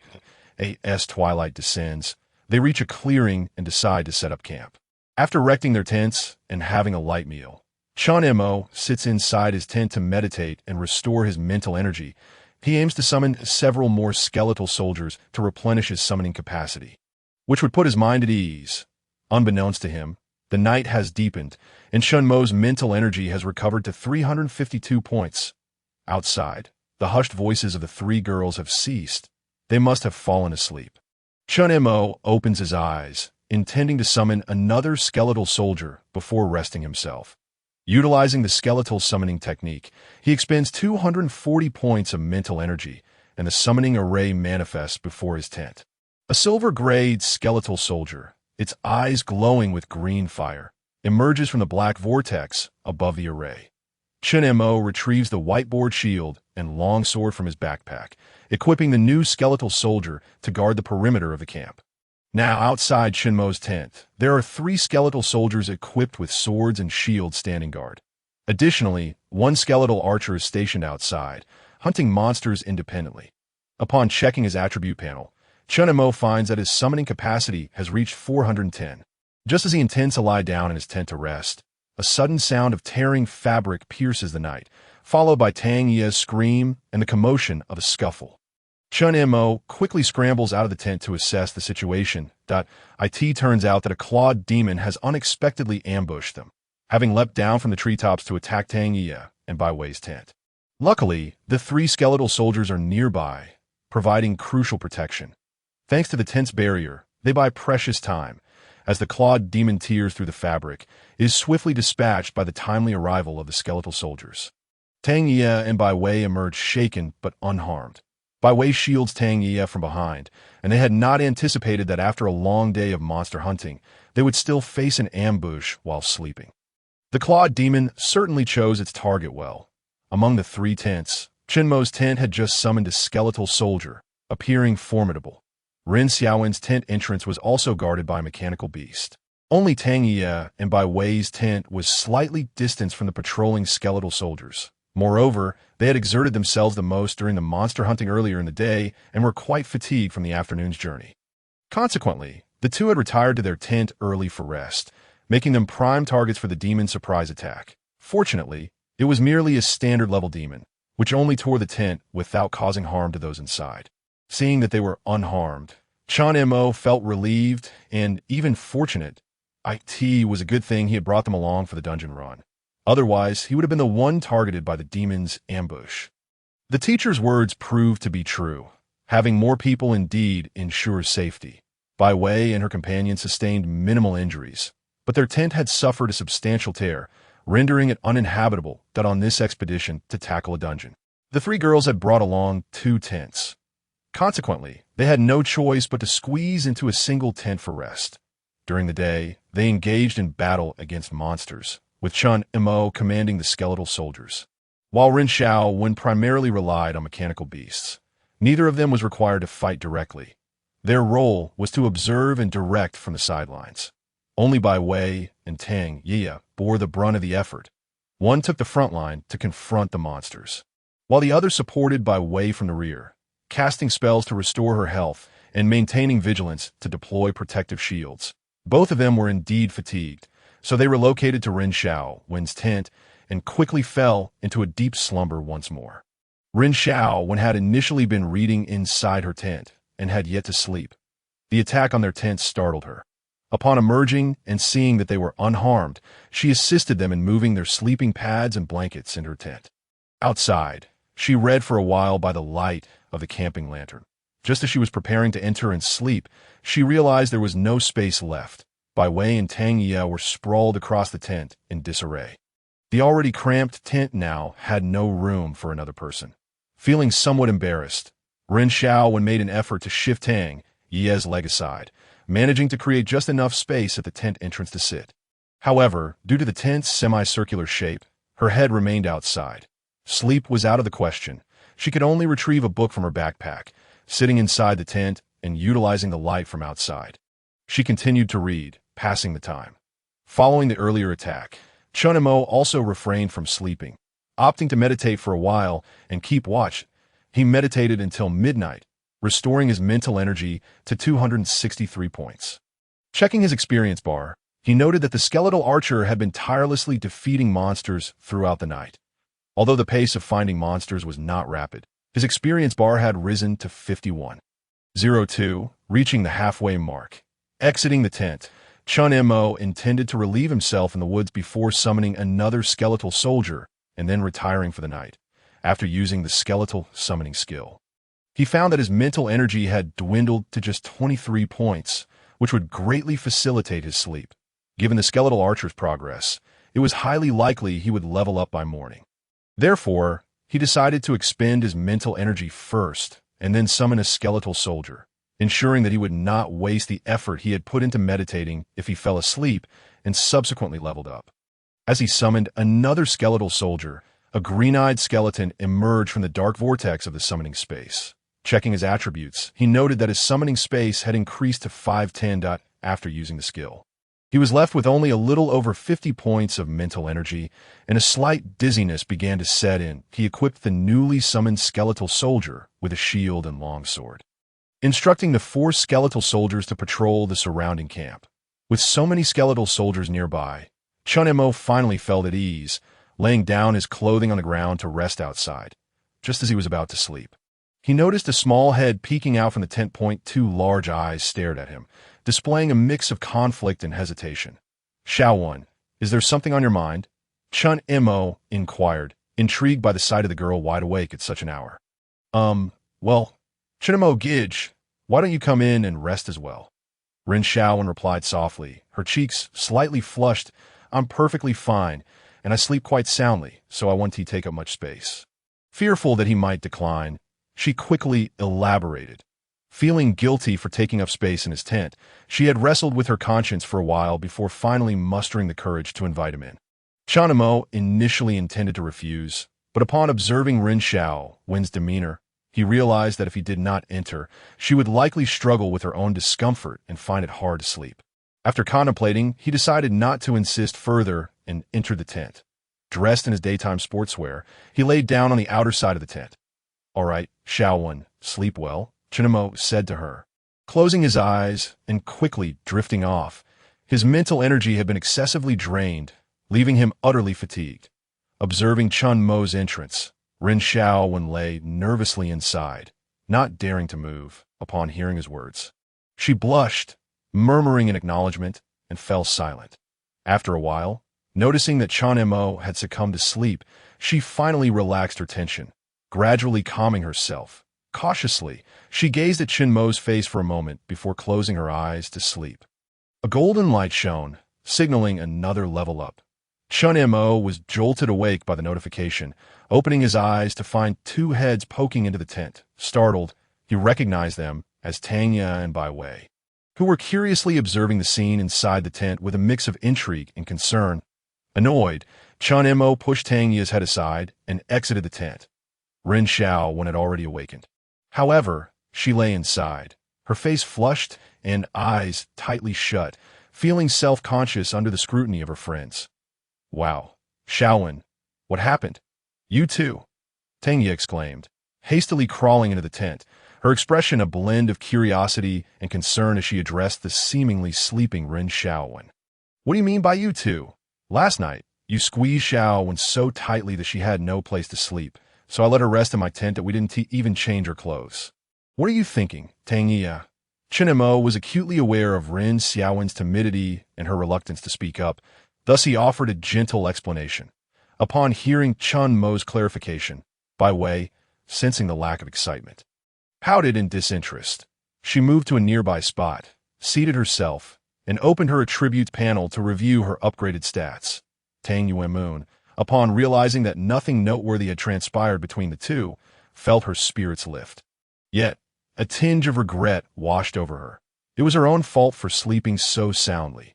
Had she known, she would have stayed awake a little longer, allowing Xiaowen to take her place in the tent, thus granting her the opportunity to sleep in Chen Mo's tent. Her curiosity reignited. She whispered conspiratorially with Rin Xiaowen in the tent, playfully pressuring her for details. Observing that everyone was preoccupied, Chen Mo found a vacant patch of ground to sit and opened his attributes panel. He allocated the 15 attribute points gained from leveling up, distributing 2 points to physique and 13 points to spirit. Chen Mo's basic attribute panel now read as follows. Name, Chen Mo. Occupation, necromancer 9 colored supreme bone. Divine enhancement level, physique, 18 spirit. 64 summoning space, 515 skills, skeleton summoning, silver level. Power strike aura, silver level, skeleton summoning. Consumes 240 spirit points to summon a skeletal warrior to fight for you. Can be enhanced, requires 400 spirit points. Description: the attributes of the skeleton soldiers are influenced by the necromancer's stats. Sacrificing a corpse can save 2/3 of the spirit cost. Power strike aura. Activating this aura enhances the attack power of allied targets by 80. Can be enhanced, requires 400 spirit points. Chen Mo's health had risen to 180 points, and his spirit had increased to 640 points. He immediately expended 480 spirit points to summon 2 additional skeleton soldiers. His spirit points plummeted from 640 to 160. The summoning array activated, and 2 silver-level skeleton soldiers emerged from the swirling void. His total number of skeleton soldiers increased to 7, and the attributes of his summoning space rose to 715. Chen Mo handed the last shield from his inventory to one of the newly summoned skeleton soldiers and equipped them with longswords. Now, the guardians surrounding Chen Mo had grown to 6. Aside from the 1 bronze-level skeleton soldier summoned first, the remaining 5 were all silver level. Among the 5 shields and 9 longswords he had purchased before entering the dungeon, he still had 4 longswords left. The 6 skeleton soldiers encircling Chen Mo were devoid of armor, their skeletal frames adorned only with tattered scraps of cloth, brandishing weapons in hand. One skeleton even lacked a shield, wielding merely a basic longsword. Even Chen Mo himself was clad in simple athletic attire, presenting an overall image of destitution. With his funds exhausted and his level too low to exit the city, he had no choice but to continue in this manner. Fortunately, despite their lack of equipment, the combat attributes of the skeleton soldiers were formidable. After allocating all attribute points to physique, Chen Mo examined the stats of the newly summoned skeleton soldiers. Spirit Bone Warrior qualification level, silver talent, none level, 5 health, 740 attack power, 214 target. Can be enhanced, requires materials, 15 kilograms of golden level biological bones. With the enhancement from Chen Mo's attributes and the power strike aura, the average combat attributes of the level 5 silver skeleton soldiers could undoubtedly rival those of a level 10 endowed bone professional. With such robust combat attributes, the additional 50 health points granted by novice equipment seemed inconsequential. However, the exposed skeletal frames, caked with dirt and tattered rags, were indeed somewhat unsightly. Chen Mo scanned the surroundings of the skeleton archer. It had now reached the final area of the dim forest, the Goblin Cave. He stationed 2 skeleton soldiers to guard him, while sending the remaining 4 silver-level skeleton soldiers to assist in monster hunting. Given their impressive attributes, the silver-level skeleton soldiers were undoubtedly invincible within this dungeon. Coupled with the skeleton archer hunting monsters outside, 5 formidable skeleton soldiers were now poised to launch an assault on the boss's lair. Chen Mo could already envision the despair of the monsters within the Goblin Cave, for the creatures ahead had already been vanquished by the skeleton archer. Thus, the 4 skeletal soldiers moved with remarkable swiftness. Before long, 5 skeletal soldiers had congregated before a vast cavern, this being the very heart of the dimly lit forest, the lair of the formidable goblin chief. It was not far from the campsite of Chen Mo and his companions. After a night of thorough cleansing, aside from this goblin cave, all other monsters have been exterminated by the skeletal archers who had scoured the area throughout the night. The 4 skeletal soldiers, wielding long swords and shields, naturally found their way here to that moment. The goblin creatures within the cave had already detected the presence of the skeletal soldiers outside, with their entrance blocked. The goblin chief was seething with rage. Clad in a metal headband, bare-chested and draped in a hide, the goblin chief animatedly waved its staff and shouted loudly, rallying its minions to assemble and bolster their morale in preparation for battle. Earlier, when there had only been a single skeletal archer outside, a few valiant goblins had charged out of the cave to challenge it. Of course, the corpses of those goblin squad leaders, lying at the entrance, had shown the rest of the goblins the terrifying combat prowess of the skeletal archers. The strongest goblin squad leaders from those tribes had barely managed to approach the archer before being struck down by a single arrow. This left the goblins inside the cave too frightened to venture out, while the skeletal archer stood resolutely outside, refusing to enter. Just as the standoff persisted, for more skeletal soldiers armed with shields and long swords arrived. The goblin chief was exceedingly irate. Well, if you dare not enter, then you summon your comrades, do you? Let us see who has the greater numbers of BY this time. Both sides had completed their assembly. Surrounding the goblin chief were over 30 forest goblins armed with wooden clubs. As the goblin chief raised its staff and let out a commanding shout, the goblins brandished their clubs and charged out of the cave, howling fiercely. The combatants began to clash with an unspoken understanding, leading to a one-sided battle. The goblins' wooden clubs struck against the skeletal soldiers' bony frames, causing minimal damage due to the hardness of the bones. Meanwhile, the skeletal soldiers charged forward with their shields, sending several goblins flying as they plunged into the opposing ranks, each swing of their long swords capable of slaying a forest goblin. The skeletal archers, positioned in the rear, dispatched goblins with rapid-fire precision. Within mere minutes, only the goblin chief remained, standing at the back of its tribe. At that moment, the goblin chief had just reached its designated spot and was beginning to chant a spell. As a fireball slowly formed before it, a skeletal soldier charged forth, crashing directly into the goblin chief. The force of the impact was so great that the staff flew from the goblin chief's grasp, and the fireball that had just formed dissipated into sparks in the air. The goblin chief flailed about in midair, howling in pain. The skeletal archer loosed 2 arrows, -243-251. The goblin chief of the dimly lit forest, before it could even touch the ground, had already lost its life in midair. Thus concluded a crushingly one-sided battle. The dungeon of the dimly lit forest had been cleared. All the corpses of the monsters on the ground dissipated into ethereal energy. I could see that moment. Chen Mo and his companions had just finished their breakfast and were in the midst of packing their belongings. Upon receiving the news of their dungeon clearance, Chen Mo checked his experience bar, which had increased to level 5, 29.32. He connected with the consciousness of the skeletal archers to assess their surroundings and, confirming there were no issues, opened the summoning space to retrieve all the skeletal soldiers. There were no restrictions on distance when recalling the skeletal soldiers.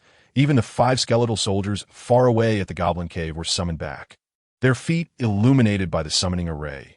Subsequently, a vortex of black space appeared, and all the skeletal soldiers directly entered the summoning space. Tang Ye and her 2 companions also received the news of the dungeon clearance. They exchanged glances but said nothing, continuing to tidy up their belongings. Having teamed up with Chen Mo to clear the dungeon twice, they had grown somewhat accustomed to the extraordinary combat prowess of those skeletal soldiers. Now, they were not as shocked and continued to calmly organize their things. This time, they had contributed a bit, indeed slaying a few waves of monsters. However, Bai Wei harbored some doubts as to whether those waves of monsters had been intentionally left for them by Chen Mo, so that everyone could feel a sense of involvement in the dungeon. Then, the monster fighting experience concluded, transitioning into the familiar yet monotonous journey phase. After their final slumber, the dungeon was complete. The ease of the dungeon runs made them feel as though they were merely on an outing. Despite not exerting much effort during the 2 runs, their levels had already risen to level 5. The novice dungeon had only been open for 2 days. Most adventurers were likely still battling in the Wild Wolf Wilderness dungeon. Those who could enter the dimly lit forest dungeon today were undoubtedly elite teams of adventurers. Yet they had already cleared the dimly lit forest dungeon and were preparing to exit. Such a terrifying rate of leveling up might well have created history in Yanhai City. Bai Wei pondered as they finished packing their things. Everyone was just waking up and not overly fatigued. Chen Mo approached, and they discussed their next steps. They decided to exit the dungeon and then re-enter to challenge the hard mode of the dimly lit forest dungeon. With the discussion concluded, all 4 members of the team chose to exit the dungeon and return to the dungeon hall outside. It was now the morning of the 3rd day since the novice dungeon had opened, and the number of people in the dungeon hall had increased. In just 2 days, some had already cleared the easy level 1 to 3 level Wild Wolf Wilderness dungeon, reaching level 3. After resting for a night, everyone had returned to the dungeon hall, ready to continue their dungeon runs. As Chen Mo and his team emerged from the vortex of the dimly lit forest dungeon, they coincidentally encountered the Su Qingxue team, who were waiting in line to enter the same dungeon. Upon seeing Chen Mo, Su Qingshue's eyes brightened. She had not anticipated that Chen Mo's leveling speed would be so rapid, already reaching level 3, thus qualifying to enter the 3 to 6 level, dimly lit forest dungeon. It seemed that Chen Mo's teammates must possess considerable strength. Otherwise, he would not have leveled up so quickly. However, seeing them emerge from the dimly lit forest dungeon, Su Qingxue felt a mix of surprise and concern. Had they encountered difficulties within the dungeon? Why had they exited so swiftly? Su Qingxue presumed that Chen Mo and his team had only just entered the Darkwood Forest instance this morning. After all, her own team was already considered one of the elite combinations in Yunhai City. With their combat prowess, they had scarcely rested in the Wolf Wilderness instance, continuously battling monsters, and had only managed to clear it yesterday afternoon. She did not believe that Chen Mo's team could surpass their leveling speed, especially since Chen Mo was merely at the mortal bone level with limited combat capabilities, and no matter how formidable his teammates were, their monster farming speed could not possibly exceed that of her own team. Thus, Su Qingxue speculated that Chen Mo's group must have completed the Wolf Wilderness instance last night, leveled up to level 3, and then ventured into the Darkwood Forest instance early this morning. Therefore, upon seeing them emerge from the Darkwood Forest instance, she concluded that they must have encountered difficulties within, otherwise they would not have chosen to exit so swiftly after just entering. At that moment, Chen Mo also noticed Su Qingxue, who was queuing to register for entry into the instance. After all, she was the only Tao bone-level genius in Yunhai City, and Su Qingxue had become the focal point wherever she went. Chen Mo had previously known of Su Qingxue as the perennial second in Yunhai First High, with him being the first. The two exchanged glances, and Chen Mo nodded to Su Qingxue before turning to leave the entrance of the instance. He settled down a short distance away to rest, beginning to meditate and restore his mental energy. Bai Wei stood in line with the team, preparing to register for another foray into the Darkwood Forest instance. Currently, at level 5, they were only able to tackle this, level 3 to 6, instance, while the next stage, the Zombie Mine instance, required a level of 6 to enter. Xiaowen, we haven't done anything these past 2 days. We've only leveled up so quickly thanks to Brother Chen Mo, Tang Yi remarked, casting a glance at Chen Mo, who was meditating nearby. What do you think about compensating Brother Chen Mo? Rin Xiaowen, who had shared a tent with Chen Mo the previous night, felt a bit shy to look at him. Upon hearing Tang Yi's suggestion, she raised her head and glanced at Chen Mo with a slightly flushed face. After some contemplation, she replied, "Yeah, have you noticed that the skeleton soldiers summoned by Brother Chen Mo aren't equipped with any gear, and he himself isn't wearing any either? Yet that skeleton archer he summoned is fully equipped. Moreover, the last skeleton soldier he summoned didn't even have a shield." Upon hearing Rin Xiaowen's words, Tang Yi had a moment of realization. I see. You mean that Brother Chen Mo found the armor too heavy during his initial run, which severely hampered the skeleton's speed. That's why he chose not to wear any, allowing them to move faster and improve their monster farming efficiency. Am I right? Tang Yi's face beamed with pride, feeling quite clever. Rin Xiaowen cautiously glanced at Bai Wei, who was still in line, ensuring she couldn't hear their conversation, before playfully smacking Tang Yi on the head, admonishing her, "Keep your voice down. What if Sister Bai Wei hears and comes over to scold you?" Tang Yi suddenly recalled Bai Wei's struggle in the Wolf Wilderness instance, where she had almost exhausted herself due to the heavy armor. Realizing she had misspoken, she stuck out her tongue. "Oh, Xiaowen, what were you trying to convey just now?" Rin Xiaowen stole another glance at Chen Mo, confirming that he was out of earshot before whispering to Tang Yi, "Yeah, do you think Brother Chen Mo might not have enough money to buy gear for the skeleton soldiers?" Tang Yi's eyes widened in surprise. She found Rin Xiaowen's insight remarkable. "Xiaowen, you're so clever. How did you figure that out?" Growing up in a family where equipment and skills were abundant, she had little concept of such matters. Her carefree nature contrasted with Rin Xiaowen's meticulousness, who, as a mechanist, often needed to purchase materials and thus had a better understanding of prices. As Tang Yi pondered this, the more she felt Rin Xiaowen's reasoning held weight. It seemed illogical for the first skeleton soldier to be equipped while the others were not. That if speed was a concern, why not have them all go without? Feeling a surge of excitement at the prospect of helping Chen Mo, Tang Yi exclaimed, "Xiaowen, let's quickly calculate how many skeleton soldiers Brother Chen Mo has now, and we'll buy them some gear." The two girls huddled together once more, whispering eagerly. From a distance, Su Qingxue had been observing them for quite some time. She noticed that the members of Chen Mo's team, upon exiting, did not engage in conversation, but instead sought out their own spots to rest. Su Qingxue concluded that they must have had a disagreement within the instance. Given that Chen Mo's team had managed to level up to 3 in just 2 days and enter the Darkwood Forest instance, it was apparent that the 3 girls in his team possessed excellent foundational skills and were likely the main combat force. They must have realized upon entering the Darkwood Forest instance that they were unable to contend with the magical creatures inside and had no choice but to exit. Furthermore, it seemed they had developed a disdain for Chen Mo, who was at the mortal bone level.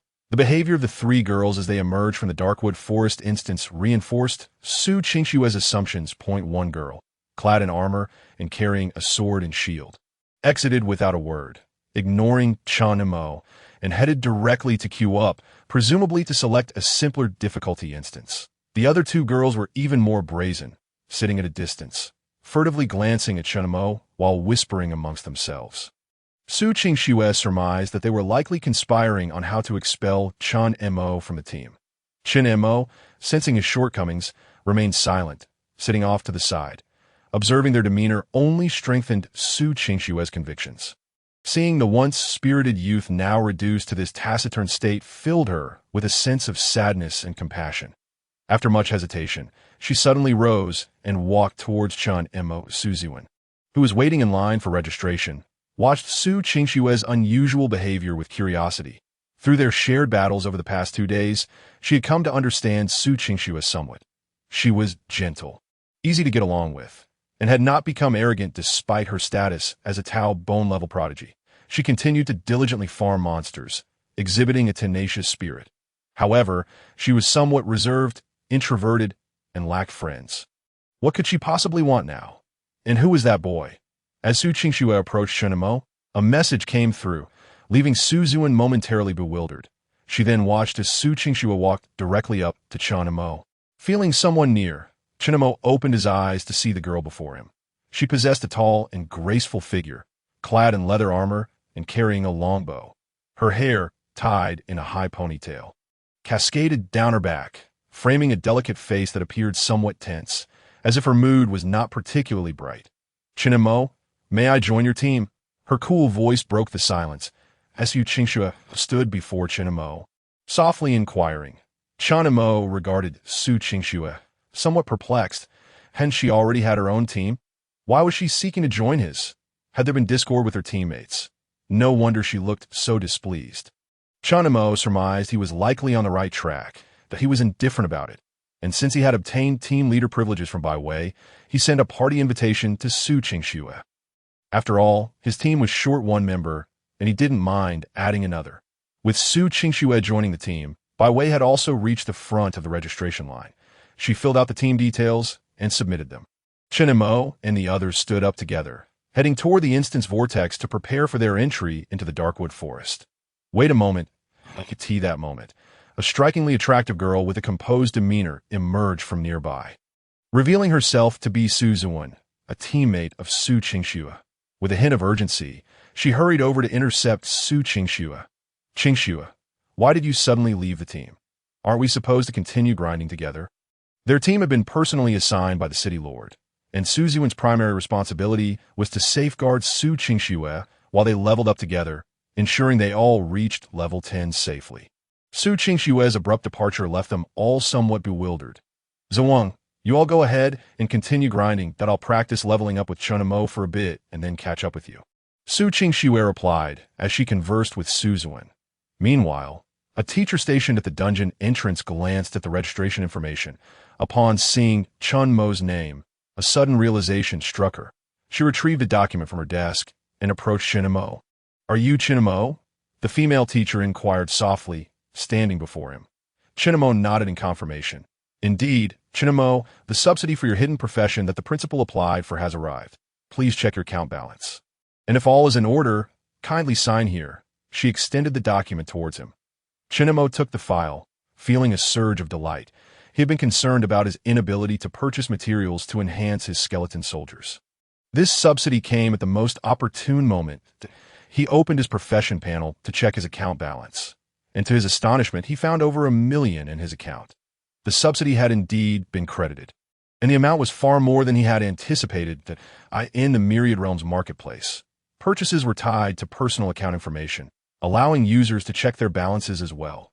After signing to confirm, Chen Mo returned the document to the teacher, who nodded and departed.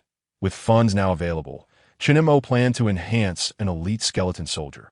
This time, he intended to upgrade a physique-type skeleton soldier in preparation for the upcoming level 6 to 9 zombie mine dungeon. The confined space within the zombie mine would hinder the speed advantage of the skeleton archers. The optimal strategy would be to reinforce a physique-type skeleton soldier to absorb the attacks of the zombie horde, allowing the skeleton archers to unleash their full firepower from the rear. This seemed to be the most efficient approach for tackling the zombie mine dungeon. Fortunately, he still possessed a bronze-level skeleton soldier to utilize for this enhancement. This had been Chen Mo's plan for quite some time, but it had been stalled due to a lack of funds for materials.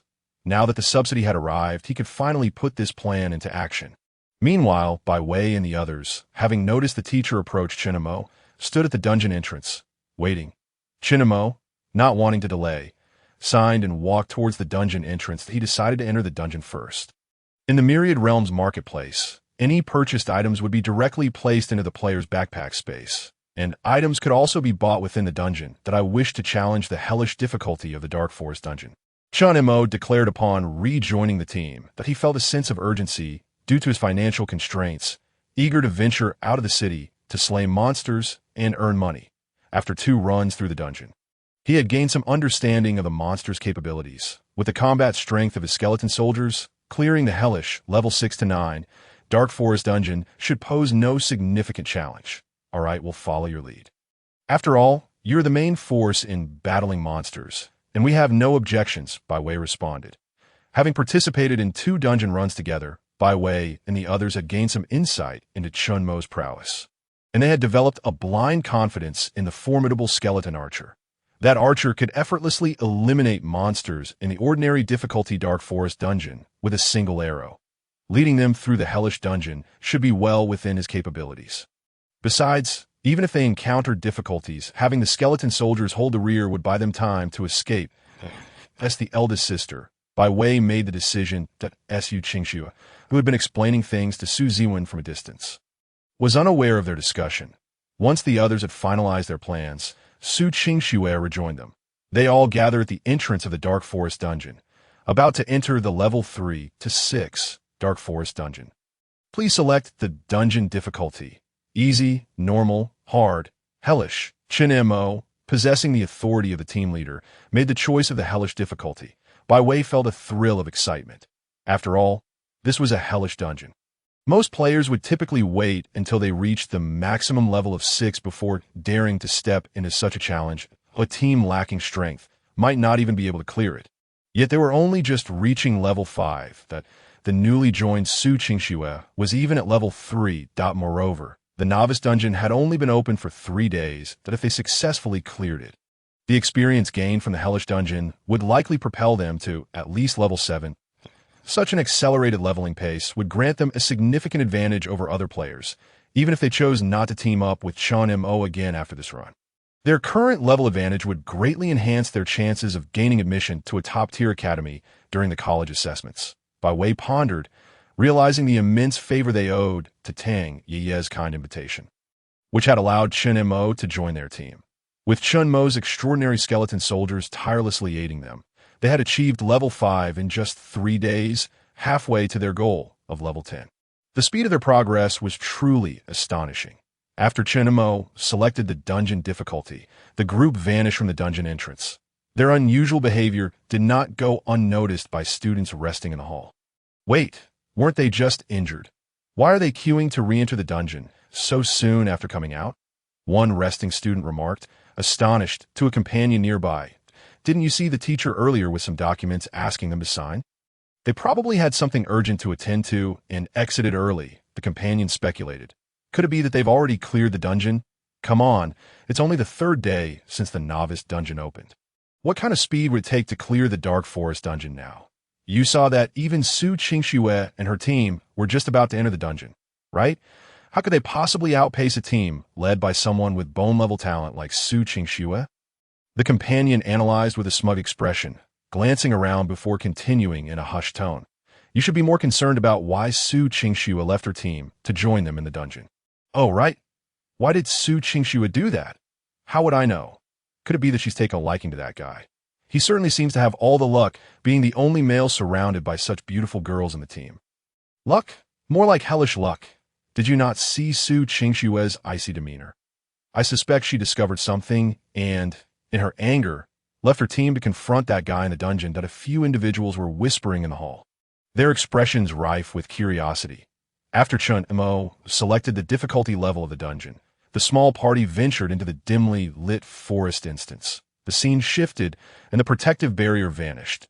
Chen Mo and her companions found themselves once again at the fringes of the dense, shadowy woods. However, this time, it was the hellish difficulty level of the dimly lit forest instance. Within the dungeon, the monsters had already begun to display elite creatures of bronze and silver quality. Even the final boss, the Goblin Chieftain, was presumed to have reached the gold level. Given their levels and combat prowess, encountering such monsters would be utterly overwhelming.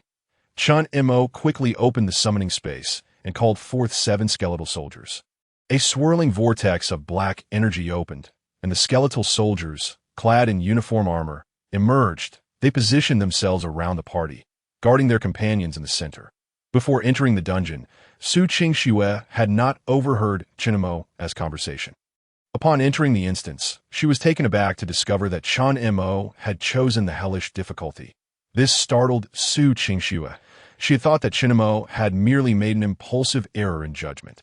As the barrier dissipated upon their entry, she anxiously drew her longbow, positioning herself protectively behind Chen Mo. Unbeknownst to her, the other girls, such as Bai Wei, observe her with peculiar, knowing glances. Chen Mo quickly chose to exit. Let us leave while the monsters have yet to arrive, she urged. But before she could finish her sentence, a clawed demon the size of a wolf sprang forth from the depths of the forest. The brown-skinned creature moved with remarkable speed, charging directly at them. Chen Mo employed an inspection spell to assess the attributes of the clawed demon. Clawed demon quality, bronze talent, agility level, 3 health points, 290 attack, 29 agility, increases movement and attack speed by 18 description, an elite demon that prowls the outskirts of the forest, favoring ambushes on unsuspecting prey. The first monster encountered in this hellish instance was indeed a bronze-level elite, confirming the formidable difficulty. Chen Mo mused to herself. As the monster approached, Su Qingxue, standing before Chen Mo, fell silent. She swiftly drew her longbow, activating her Ice Arrow skill. Ice Arrow, gold level, condenses the power of ice upon the arrow tip, inflicting frost damage upon impact and reducing the target's speed by 50. With the icy force coalescing at the arrowhead, she released the arrow. -81 The arrow struck the charging demon directly. Blue icy energy enveloped the creature, having its speed in an instant that moment. The skeletal archers behind Chen Mo also drew their bows, unleashing 2 arrows at the frost-enveloped demon. Their shooting speed was astonishing, the 2 arrows almost merging into a single line. -185-193 The attacks from the skeletal archers swiftly dispatched the struggling clawed demon. Clawed demon, bronze level, defeated, gaining 12 experience points. Facing a bronze-level elite monster for the first time, Su Qingxue felt a flicker of nervousness. Unsure if she could manage, she sought to buy time for her teammates to retreat from the dungeon. However, upon witnessing the explosive damage dealt by the skeletal archers that obliterated the elite demon in an instant, she could scarcely believe her eyes. What kind of monstrous skill could unleash such high damage? It surpassed her own skill damage by more than double. Su Qingxue, having received resource subsidies from Lord Ho, had elevated her professional skills to the gold level. Moreover, the longbow she wielded was worth tens of millions. A bronze-level weapon. She could not fathom how Chen Mo could afford a weapon of higher quality for a mere summon, considering her impression of Chen Mo's skeletons, which appeared frail and decrepit. Su Qingxue doubted they could possess such outrageous offensive capabilities that it seemed more plausible that the skeletal soldiers possessed a temporary burst skill to enhance their damage output. Even so, the damage they dealt was astonishing. As a endowed bone-level combat professional, she found it disheartening that her own damage output paled in comparison to that of a skeletal summon. Curiosity filled Su Qingshue's mind as she observed the situation temporarily defused. Only then did she take the time to closely inspect the skeletal soldiers summoned by Chen. To her surprise, they appeared markedly different from her previous impressions. The skeletal soldiers now exhibited robust and sturdy bones, with some areas beginning to merge into bone plates. Their skeletal structures exuded an aura of combat readiness, and their bodies gleamed white as jade, moving with a steady grace. This was a stark contrast to the frail form she had seen days earlier at the class transfer plaza. Casting a glance at Chen Mo and her companions, Su Qingxue chose to remain silent. Having witnessed the combat prowess of the skeletal soldiers, she began to suspect that Chen Mo had not made a mistake, but rather intended to challenge the hellish difficulty level of the dungeon. It was evident that apart from her, the others maintained an air of calmness, making her appear inexperienced and overly anxious. After summoning all the skeletal soldiers, Chen Mo designated 2 to patrol and guard the vicinity of the group. She instructed the remaining 5 skeletal soldiers to venture directly into the forest and begin clearing monsters. Her plan was to first allow the skeletal soldiers to cleanse the entrance of the forest of any lurking monsters before leading Tang Ye and the others into the depths of the woods. Chen Mo, wait a moment, Tang Ye called out. Halting Chen Mo, she rummaged through her backpack, producing a large pile of equipment, which she tossed onto the ground. The sheer quantity of gear formed a small mountain on the open ground, totaling at least 20 to 30 sets of weapons and armor. Chen Mo, I have some surplus equipment. Let those skeletal soldiers wear it, she said, startled by the sight of the scattered equipment. Chen Mo exclaimed. This much gear must be worth at least 2 to 300,000. How did you come by so much surplus, Yia? Is this the privilege of a wealthy heiress? Indeed, Chen Mo, just accept it. Let the skeletons wear IT. IT will make them look more presentable and less intimidating, chimed in Ren Xiaowen. All right, I suppose I can consider the reasoning of the wealthy heiresses, spending 2 to 300,000 merely for aesthetics. Chen Mo replied, fully aware that they simply wished to assist him since they noticed his skeletal soldiers were unequipped. Given their earnestness, he did not refuse. Additionally, the equipment had already been purchased, and leaving it unused would be wasteful. Having spent time together in dungeons, Chen Mo had come to learn about the backgrounds of the 3 girls, knowing they hailed from affluent families of professional players in Yanhai City. Purchasing such equipment would not pose any burden on their lives. He instructed the skeletal soldiers to pick up the scattered gear and don it as they had observed. The skeletal soldiers indeed appeared much more appealing once equipped, aside from the skeletal faces visible beneath their helmets. Their bodies were largely concealed by armor. Without careful examination, one would hardly discern that the armored figures were merely skeletons. Once the skeletal soldiers were fully equipped, Chen Mo adhered to his prior strategy. He left 2 skeletal soldiers to safeguard the group, while instructing the remaining 5 to form a small team and venture into the forest to grind monsters and level up. Observing the skeletal archers leading the skeletal soldiers into the dense woods, Chen Mo found a clear spot nearby and spread out a piece of clothing. He settled down to meditate and restore his mental energy. Chen Mo, aren't we going in? Tang Ye and the other girls were somewhat perplexed by his actions. We'll wait a bit before entering in a hellish difficulty dungeon. Most of the monsters are elite creatures of black iron level or higher. Given our levels, it would be too perilous to enter now. Let's remain here for a while. It's safer. Once the skeletal soldiers have cleared out the monsters, we can follow, Chen Mo explained.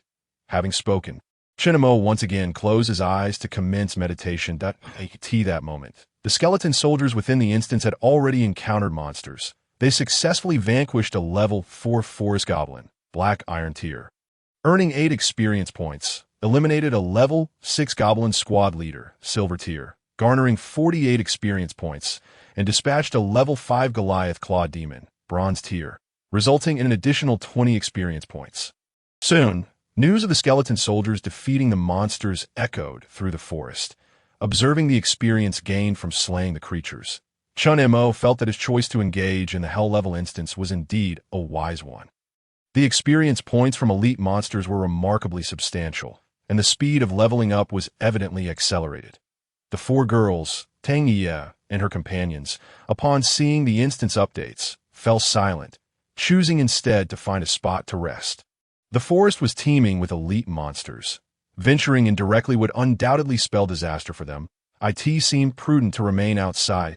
That moment, Su Qingxue realized she had misjudged Tang Ye and her friends. It turned out that their whispered conversations were aimed at procuring equipment for Chen Mo, rather than devising a strategy to oust him, as she had initially assumed. Most importantly, Chen Mo's prowess was not as feeble as she had believed.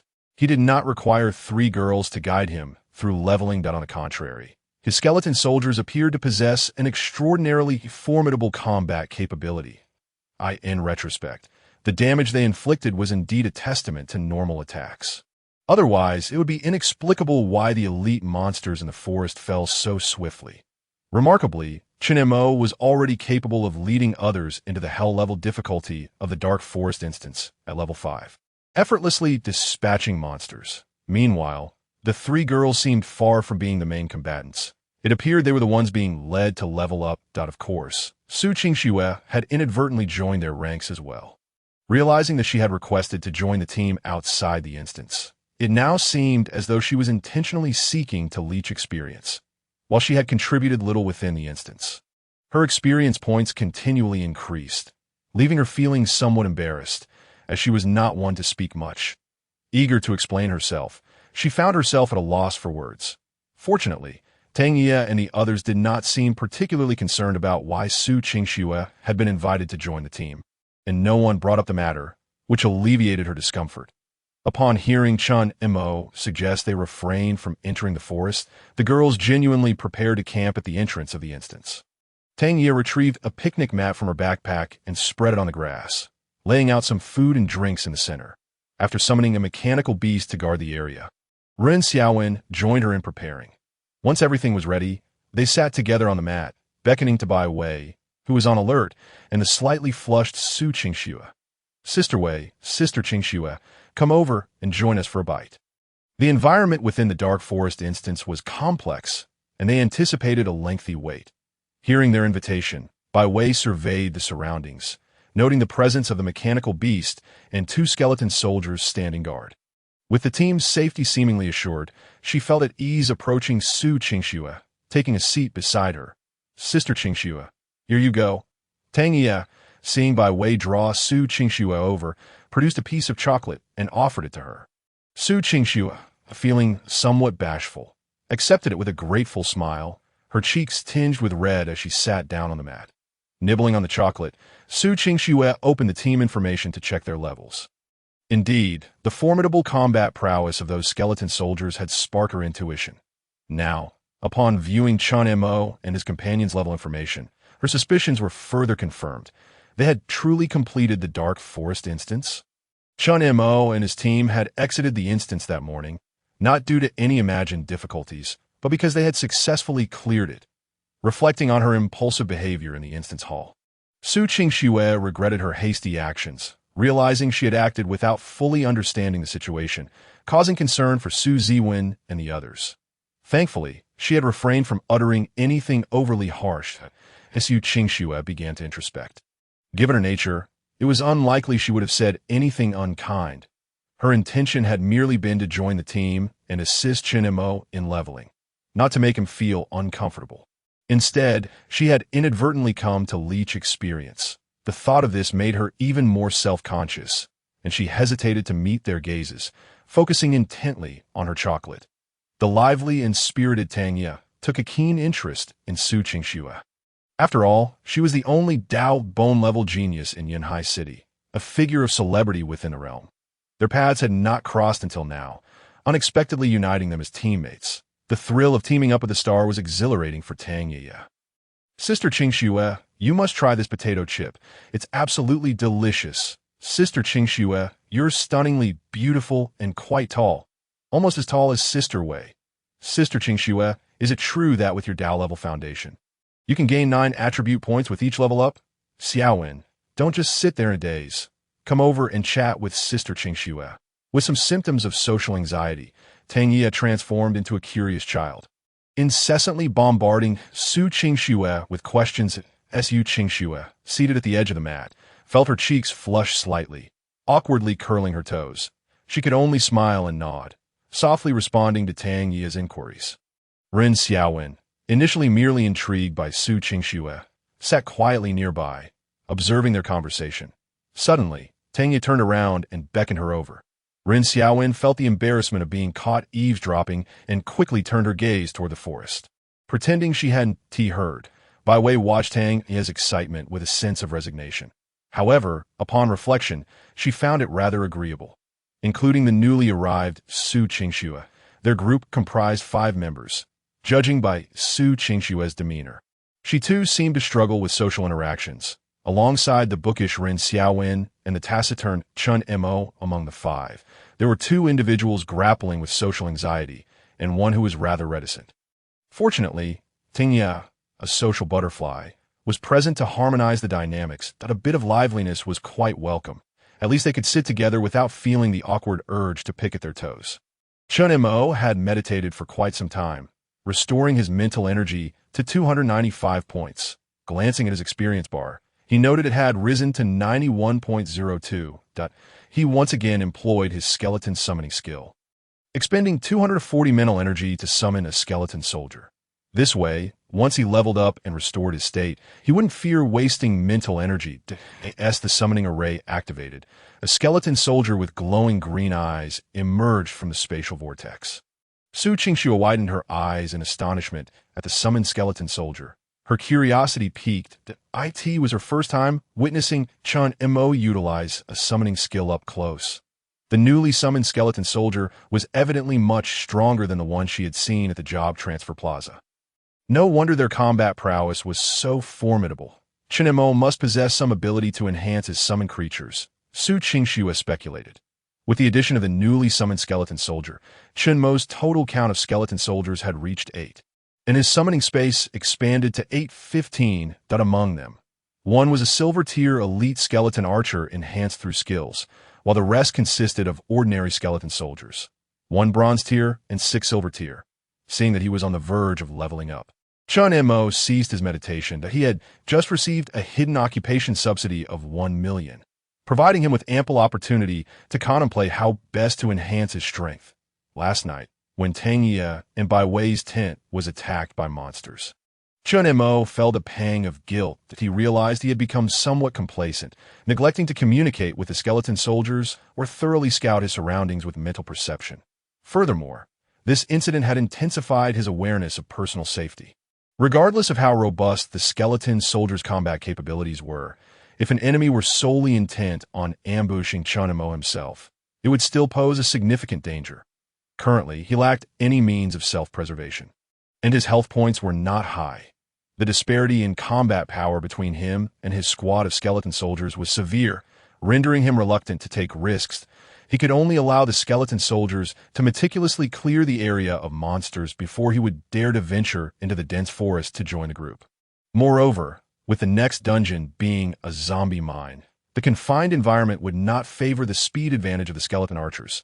The optimal enhancement strategy would be to summon a defensive-type skeleton soldier to lead the charge, allowing the skeleton archers to safely unleash their full offensive potential from behind.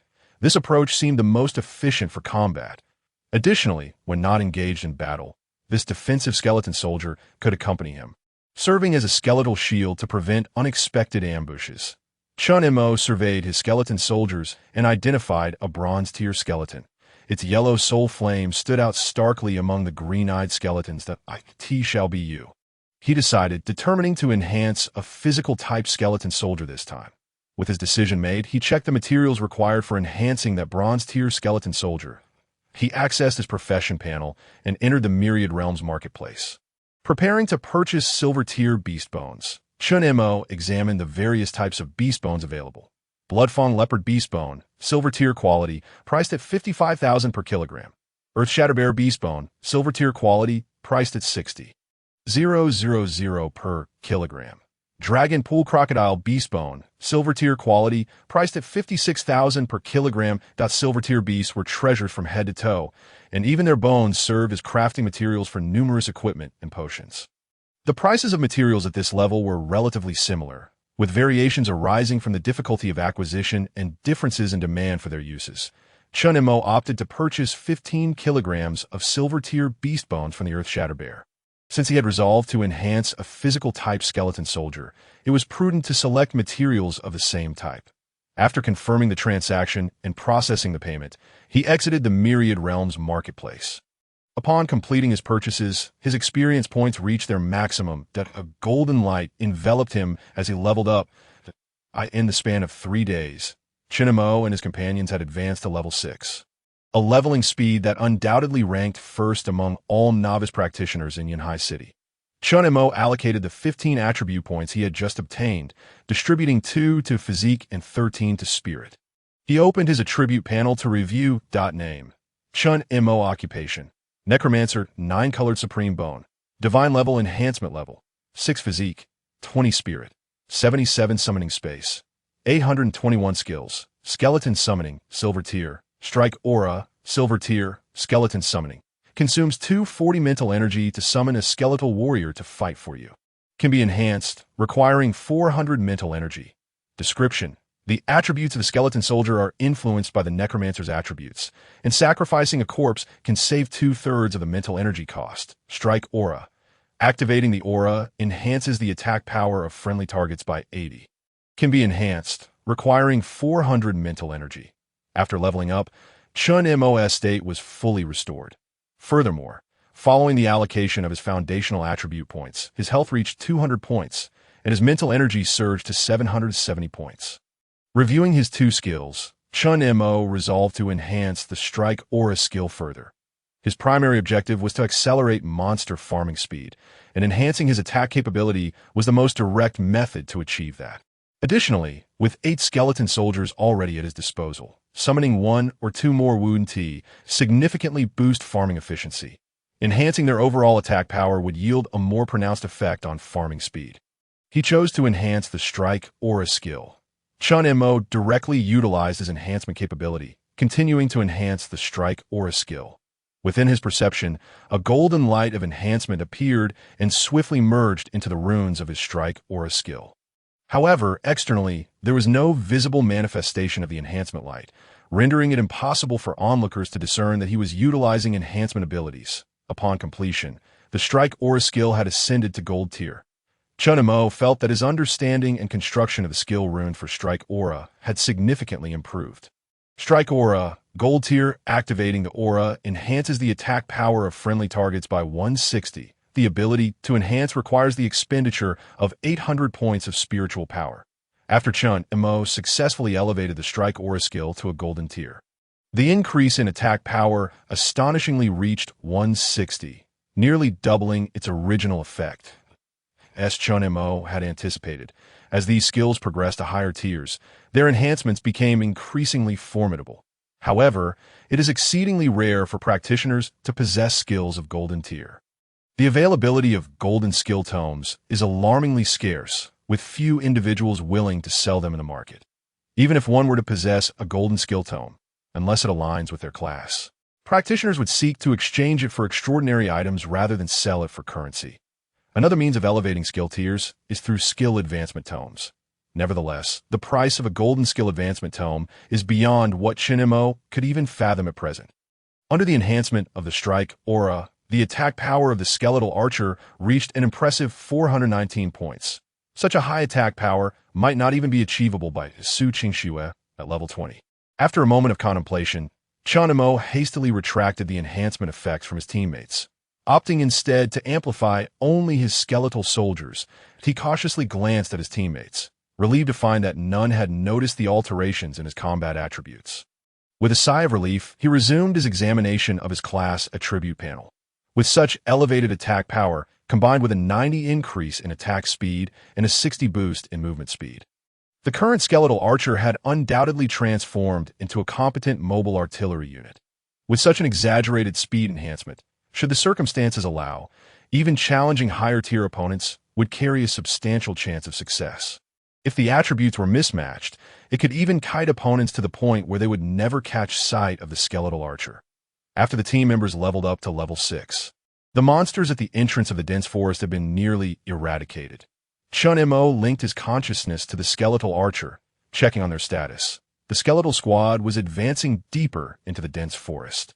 Continuing their quest for monsters, Chen Mo then commanded a skeletal soldier guarding him to repeatedly survey the vicinity near the entrance of the shadowy forest. Once he confirmed that all was well, he rose and informed the girls that they could prepare to enter the forest. While the interior of the dungeon appeared tranquil, chaos loomed outside that Suzuan, having failed to persuade Su Qingxue, could only watch helplessly as she followed Chen Mo's team into the shadowy forest dungeon. Given their proximity, she vaguely sensed something amiss regarding the difficulty selection of the dungeon they were entering. She quickly turned to her teacher for clarification. "Teacher, could you check the difficulty level of the dungeon Su Qingxue and the others have entered?" The on-duty teacher at the entrance of the shadowy forest dungeon, Wang Zuifan, was also acquainted with Su Qingxue, considering she was the only Dao bone-level prodigy in Yunhai City. Aware of the gravity of the situation, Wang Zuifan nodded and activated her authority to access the dungeon information. When they saw the results of the inquiry, both she and Su Ziwen were taken aback. Su Qingxue had actually entered the purgatory-level shadowy forest dungeon alongside Chen Mo. Su Ziwen's team had been specifically appointed by Lord Ho to protect Su Qingxue during her leveling. Now that Su Qingxue had exited their team to follow others into the dungeon, the implications of any potential issues weighed heavily on her. Realizing this, Su Ziwen felt a rush of anxiety. She quickly grabbed her phone and dialed Lord Ho's number at tea that moment. Lord Ho was leisurely sipping tea in his office while reviewing documents. The past couple of days had been relatively uneventful in Yunhai City, save for the awakening of Su Qingxue, a Dao bone-level talent. He had already reported the situation to the higher-ups and anticipated a response that day. After 2 days of waiting, he figured the Academy's representatives should be arriving soon.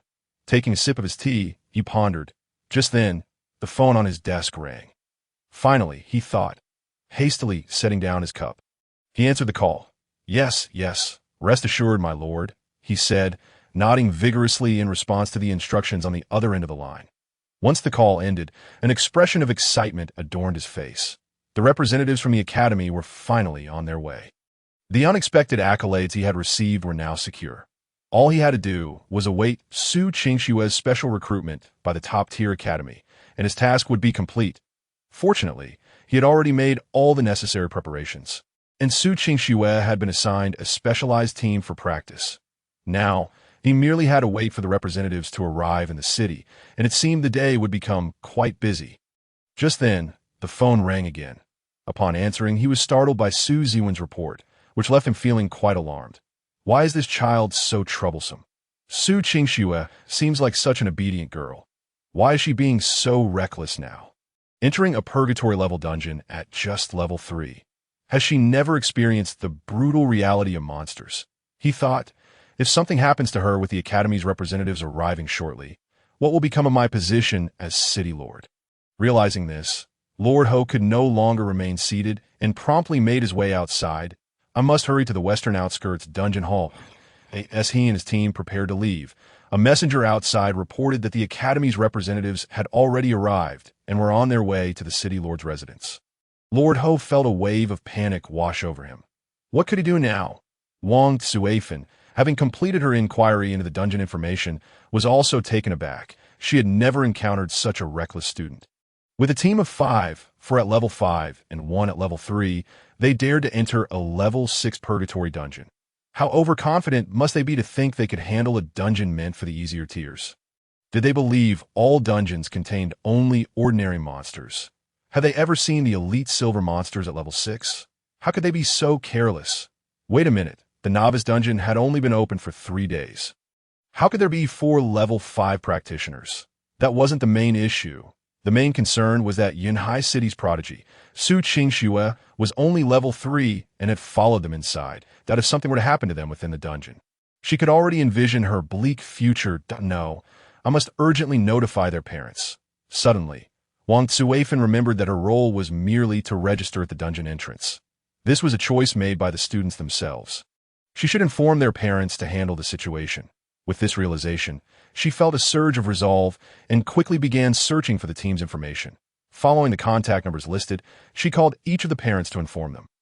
Only then did she feel a slight relief, returning to her registration desk. Within half an hour, a large crowd rushed into the western outskirts dungeon hall, just as Lord Ho was about to exit.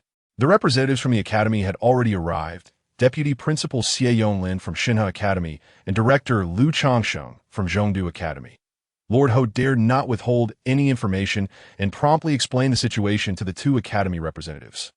Upon hearing Lord Ho's words as they stepped out of their vehicle, both were filled with urgency. They quickly reboarded their vehicle, racing to the scene. Following Lord Ho and the representatives were the parents of Tang Yu and the others, who had rushed over after receiving Wang Sufin's notification. Among the crowd were the principal of Yunhai No. 1 High School and Chen Mo's homeroom teacher, Gao Xiaojing. They had arrived because the family contact number for Chen Mo had been listed under Gao Xiaojing. After receiving Wang Suifan's call, she had been taken aback and immediately informed Principal Gao Qiwen. Upon learning that the students entering the Purgatory level dungeon were all from his own school, and that among them was the future hope of Yunhai No. 1 High School, Su Qingxue, he was filled with urgency and hastily made his way over with Gao Xiaojing. If anything were to happen to them, it would reflect poorly on him as principal. As Lord Ho entered the hall, he made a beeline for the shadowy forest dungeon. Wang Suifan, seated at her desk, quickly stood to greet them upon their arrival. "Where's the dungeon registration form? Bring it to me. I need to see it." Lord Ho took the dungeon record from Wang Suifan and checked the list of Su Qingxue's team members. After glancing at the concerned parents gathered around, he refrained from elaborating further. He directly utilized his authority as city lord to access the dungeon information. Upon doing so, he realized something was amiss. Why were there 4 level 5 practitioners in this team? Hadn't the novice dungeon only been open for 3 days? He continued to utilize his permissions, sifting through all the dungeon records of Chen Mo and his team. What he discovered was even more astonishing this time, that on the very first day the dungeon was opened. At 9:50 a.m., Chen Mo's team entered the easy-level Wild Wolf Wilderness dungeon and by 3:20 p.m. had already vanquished the boss, the White Wolf King. After lingering in the dungeon for over an hour, they exited at 4:35 p.m. In total, they spent less than 6 hours in the dungeon.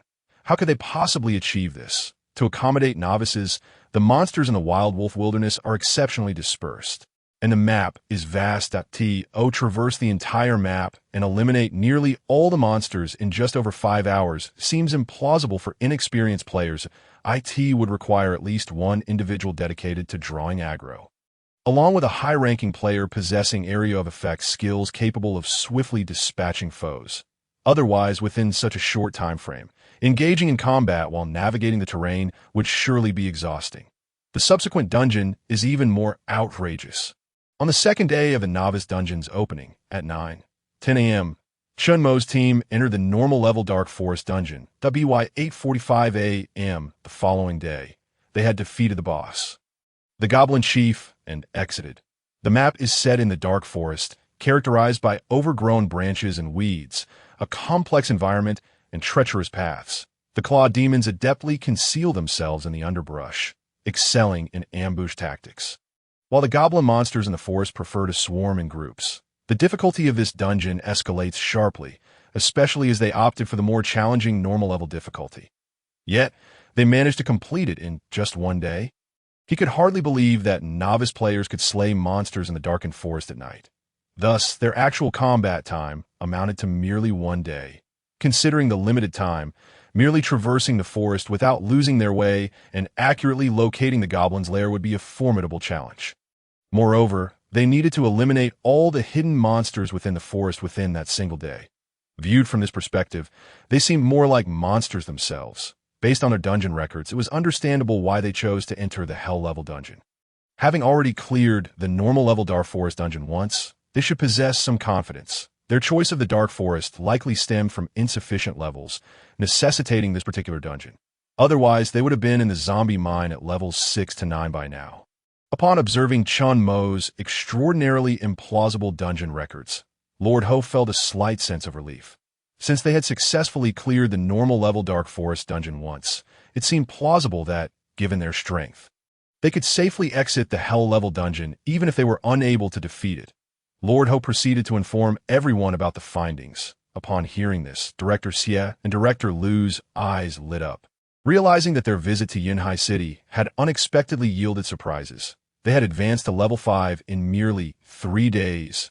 Such a terrifying rate of progression must surely have set a historical record for the Xianqin Empire. Crucially, they had not been grinding monsters continuously within the dungeon in such a limited time frame. They had even managed to return home for a night's rest. Though the specifics remained unclear, based on this small team's current combat prowess, they undoubtedly comprised several exceptional talents that a stroke of fortune indeed. They felt a surge of excitement. Initially, upon hearing that Su Qingxue had rashly entered the Hell-level dungeon, they had harbored some dissatisfaction, perceiving her character as overly proud and arrogant. This trait was a common flaw among many talented individuals at the Dao Bone level. Having just awakened and possessing exceptional talents, they often looked down upon others and held themselves in high regard. Such individuals were not uncommon in the academy. However, it appeared that Su Qingxue was quite familiar with this team and had considerable faith in their combat capabilities. It was this trust that led her to leave her own team to join them in the Hell-level dungeon in pursuit of rapid advancement. Su Qingxue, a child of great courage, had made a truly wise choice that it seemed prudent to prepare for additional enrollment slots. Once they emerged and the situation was clarified, these exceptional talents could not be overlooked. After all, they were currently in the dungeon, cut off from communication, and could not be contacted. For the moment, they had to suppress their thoughts and patiently await their return. Director Xie and Director Lu exchanged glances, each recognizing the other's sentiments without the need for further words. It was imperative to swiftly communicate with the academy and request additional slots. Each of them, harboring their thoughts, followed Lord Ho out, leaving a few individuals stationed at the dungeon entrance to report immediately upon Su Qingxue's return. Wow, who would have thought our Yi was so formidable? It's only the 3rd day, and she has already reached level 5. Exclaimed a voluptuous middle-aged woman amidst the crowd. When one is usually quite reserved, she didn't even inform us beforehand about entering the Hell-level dungeon. Another chimed in. Rest assured, Wei Wei is typically very composed. She wouldn't let Wenwen and the others take risks without assurance. Besides, didn't Lord Ho mention that they have already set a historical record for leveling up in Yunhai City? Considering their current prowess, they should be just fine. A number of parents hailing from professional families console one another. They lingered at the entrance of the instance for a while before gradually departing. Principal Gao and Chen Mo's class instructor, Gao Xiaojing, observed that the situation had concluded, with no choice but to patiently await the outcome.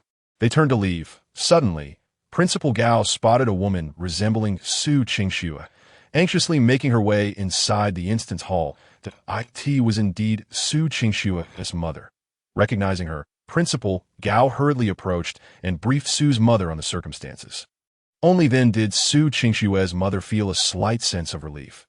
She cast a worried glance towards the swirling vortex at the entrance of the instance, realizing her inability to assist, and thus turned to follow Principal Gao and Gao Xiaojing out. Meanwhile, Chen Mo sat outside the dense forest, meditating for an extended period. Upon checking his mental strength, he found it had restored to 370 points. He proceeded to utilize the skeleton summoning skill, consuming 240 points of mental strength.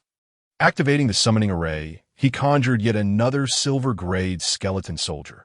His summoning capacity now stood at 921, with only 130 points of mental strength remaining. Chen Mo retrieved a set of equipment and weapons from his backpack space and outfitted the newly summoned skeleton soldier. At this juncture, skeleton soldiers were already patrolling and guarding the vicinity of Chen Mo's team. Feeling considerably more secure, he finally rose to his feet. He beckoned a few girls to gather their belongings, preparing to enter the forest and follow the skeleton soldiers. Thanks to Tang Yi's efforts to lighten the atmosphere, the girls had grown relatively familiar with one another.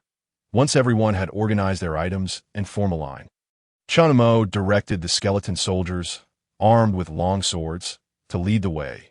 The armored skeleton soldier advanced to the front of the group, brandishing its long sword to clear away the obstructive branches and underbrush, carving out a more navigable path as it first entered the forest. Chen Mo followed closely behind, guiding the team as they all ventured into the dense thicket. It was Su Qingshue's first encounter with the forest environment, and she gazed around with curiosity. After entering the instance, due to her lower level, Su Qingxue was the first in the team to level up, now reaching level 4, that she had never anticipated that leveling up could be so effortless. Simply chatting at the entrance of the instance led to her advancement. Now, within the forest, she was also protected by several skeleton soldiers surrounding her. Ahead, a squad of skeleton soldiers was actively clearing monsters, rapidly gaining experience. All she needed to do was follow behind, without the need to exert herself in combat or worry about dangers. A stark contrast to her experience in the Wild Wolf Wilderness instance just days prior. During those earlier days, they had scarcely rested, constantly rushing to defeat monsters, and her arms had ached from drawing her bow. However, today felt more akin to a leisurely stroll or a sightseeing excursion within the instance. There was no need to fret over monster attacks, no anxiety about the pace of monster farming, and no consideration of whether the creatures were difficult to defeat. All she needed to do was keep pace with the path Chen Mo had traversed. Observing Chen Mo ahead, Su Qingxue found herself momentarily entranced. Tang Ye, curious about Su Qingshue's expression as she stared at Chen Mo, felt a surge of urgency within her. She had previously harbored suspicions regarding Chen Mo's sudden invitation for Su Qingxue to join the instance. However, given that they had just entered the instance and were still unfamiliar with one another, combined with Su Qingshue's reserved nature, she had refrained from asking. Now, it appeared that Su Qingxue was indeed her rival. Tang Ye silently assessed the situation, looking down but failing to see her toes. She smiled confidently, thinking to herself that the advantage lay with her, with the enhancement of the Golden Grade's strong strike aura skill. The combat effectiveness of the skeleton soldier squad surged, significantly increasing their monster clearing speed. As Chen Mo and his group continued until dusk, they finally caught up with the skeleton soldier squad that was actively defeating monsters. They were launching a strong assault on a small goblin encampment, which housed approximately a dozen goblin monsters. 4 skeleton soldiers, wielding shields and long swords, spotted their target, crouched down, and charged forward with their shields held in front. They stormed into the camp, directly toppling the forest goblins that had gathered there and were brandishing wooden clubs, slashing them down with their swords. The frail bodies of the goblin monsters were no match for the skeleton soldiers. As they had just congregated, the skeleton soldiers' charge scattered them, trampling them underfoot amidst the ensuing chaos. The goblin monsters could not form ranks and were left to fend for themselves. This was a complete rout. Skeleton archers stood at a distance, unleashing arrows with remarkable speed, capable of slaying a goblin monster with a single shot. Within less than a minute, all the goblin monsters had been dispatched by the skeleton soldier squad. Chen Mo observed the skeleton soldier squad that was steadily taking shape, feeling quite pleased. After the goblin encampment was cleared, several members of the team leveled up. Chen Mo and the others reached level 7. While Su Qingxue attained level 5. Chen Mo opened his attribute panel and allocated the 15 attribute points he had earned, distributing them as 2 points to physique and 13 points to spirit. Following the allocation, Chen Mo's attribute panel reflected the following. Name: Chen Mo. Occupation: necromancer, 9-colored supreme bone. Divine enhancement level: physique, 22 spirit. 90 summoning capacity. 1028 skills: skeleton summoning, silver grade. Strong strike aura, golden grade, skeleton summoning. Consumes 240 points of mental strength to summon a skeleton soldier, silver grade, to fight for you. Can be enhanced, requiring 400 points of mental strength. Description: the attributes of the skeleton soldier are influenced by the necromancer's attributes. Sacrificing a corpse can save 2/3 of the mental strength expenditure. Strong strike aura. Activating this aura can increase the attack power of allies by 160. Can be enhanced, requiring 800 points of mental strength. After leveling up and allocating points, Chen Mo's health reached 220 points, and his mental strength stood at 900 points, due to his mental strength gradually recovering during the day's journey. He had summoned another skeleton soldier along the way. Thus, his summoning capacity was now 1028, with 5 skeletons currently engaged in monster clearing, while the remaining 5 skeleton soldiers guarded the perimeter of the team. With his mental strength replenished, Chen Mo chose to expend some of it to continue enhancing the skeleton summoning skill, that he selected to enhance the skeleton summoning skill that a golden light manifested within Chen Mo. Merging into the runes of the skeleton summoning skill in his skill slot, the enhancement of the skeleton summoning skill was complete. Chen Mo felt he had gained a deeper understanding of the formation and rune construction principles of the skeleton summoning skill. He even sensed that he could now control the tier of the summoned skeleton soldiers. Skeleton summoning, golden grade, consumes 480 points of mental strength to summon a skeleton soldier, golden grade, to fight for you. Enhancement is possible, requiring the expenditure of 800 points of mental energy. Introduction. The attributes of a skeletal soldier are influenced by the necromancer's qualities. Sacrificing corpses can conserve 2/3 of the mental energy consumed, while lowering the rank of the summoned skeletal soldiers can further reduce mental energy expenditure. After enhancing the skill, Chen Mo's mental energy remains at 500 points, making the direct summoning of a golden tier skeletal soldier somewhat challenging. Moreover, with so many people around, it is prudent to wait until nightfall. As this is an evolving dungeon, the monsters in the camp quickly dissipate into spiritual energy upon being defeated. Only a few tattered tents remain, bearing witness to the fierce battle that once took place here. Now, darkness has descended. The group decides to set up camp and rest here. Yesterday, a harrowing incident occurred when Tang Ye and Bai Wei were attacked by a clawed demon in their tent during the night. This time, Chen Mo is far more cautious. The elite monsters in a purgatory-level dungeon pose a significant danger. If ambushed, he instructs 10 skeletal soldiers to meticulously scour the perimeter of the camp, conducting several thorough checks. Once assured that no monsters linger nearby, he leaves 5 skeletal soldiers behind to continue patrolling for protection. The 5 skeletal soldiers, led by a skeletal archer, venture out to hunt monsters. Due to the unique spiritual perception of the skeletal soldiers, nighttime battles pose no detriment to them.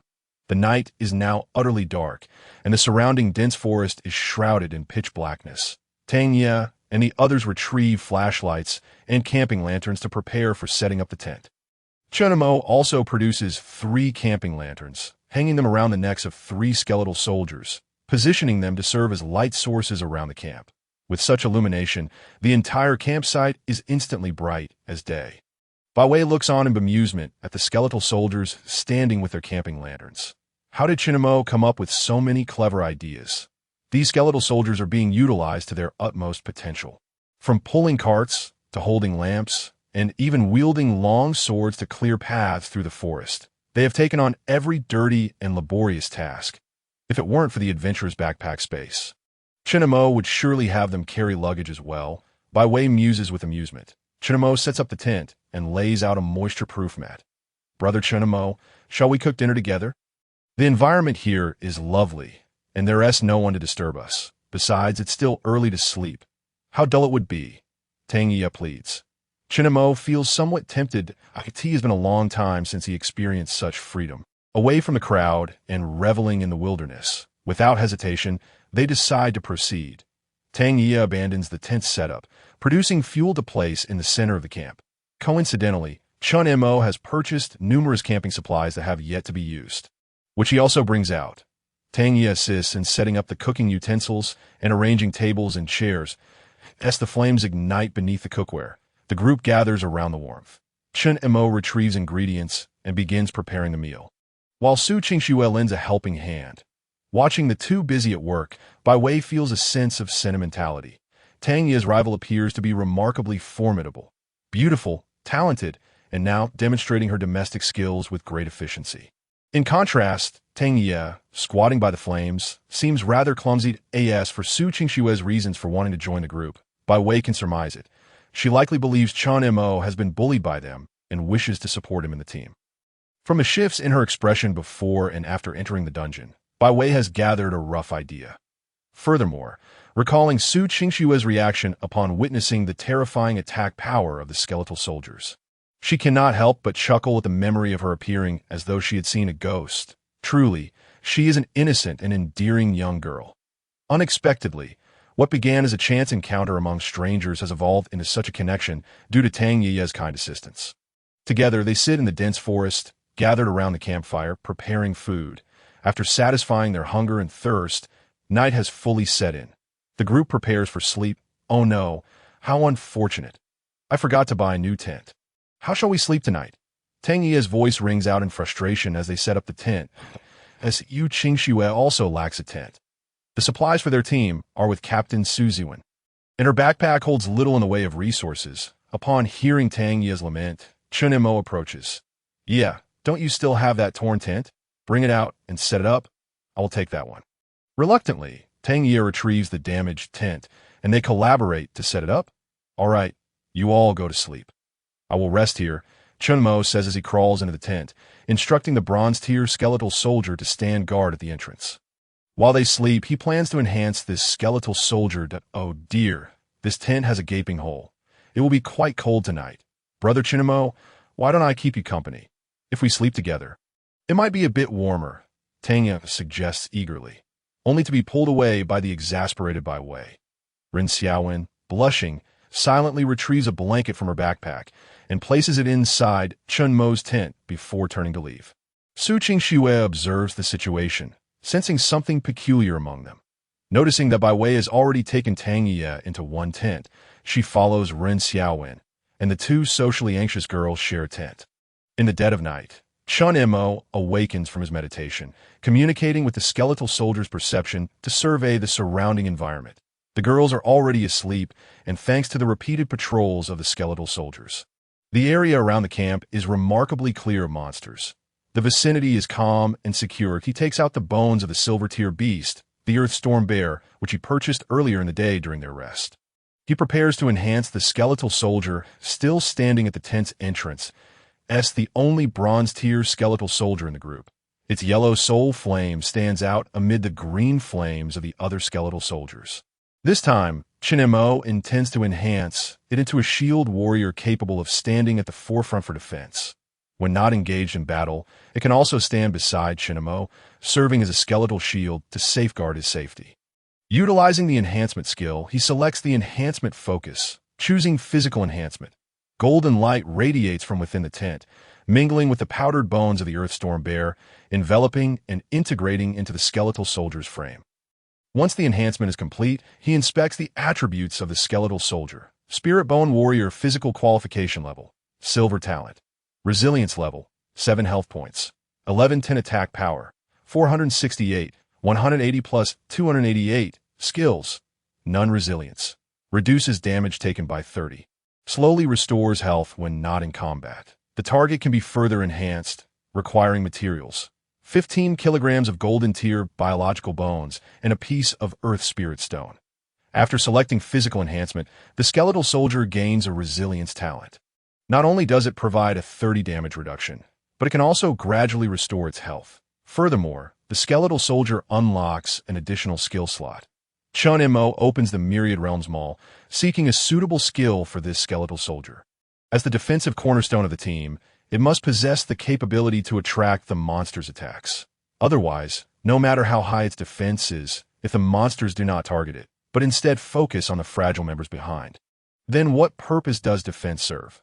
Thus, Chen Mo's objective was to seek a skill that could draw monsters to attack the skeletal tank. With a clear goal in mind, it wasn't long before he discovered a suitable skill. Taunt Aura, common level. Activating this aura will make the user the primary target for monster attacks, with an effective radius of 2 meters. This is a passive area skill that does not require active casting.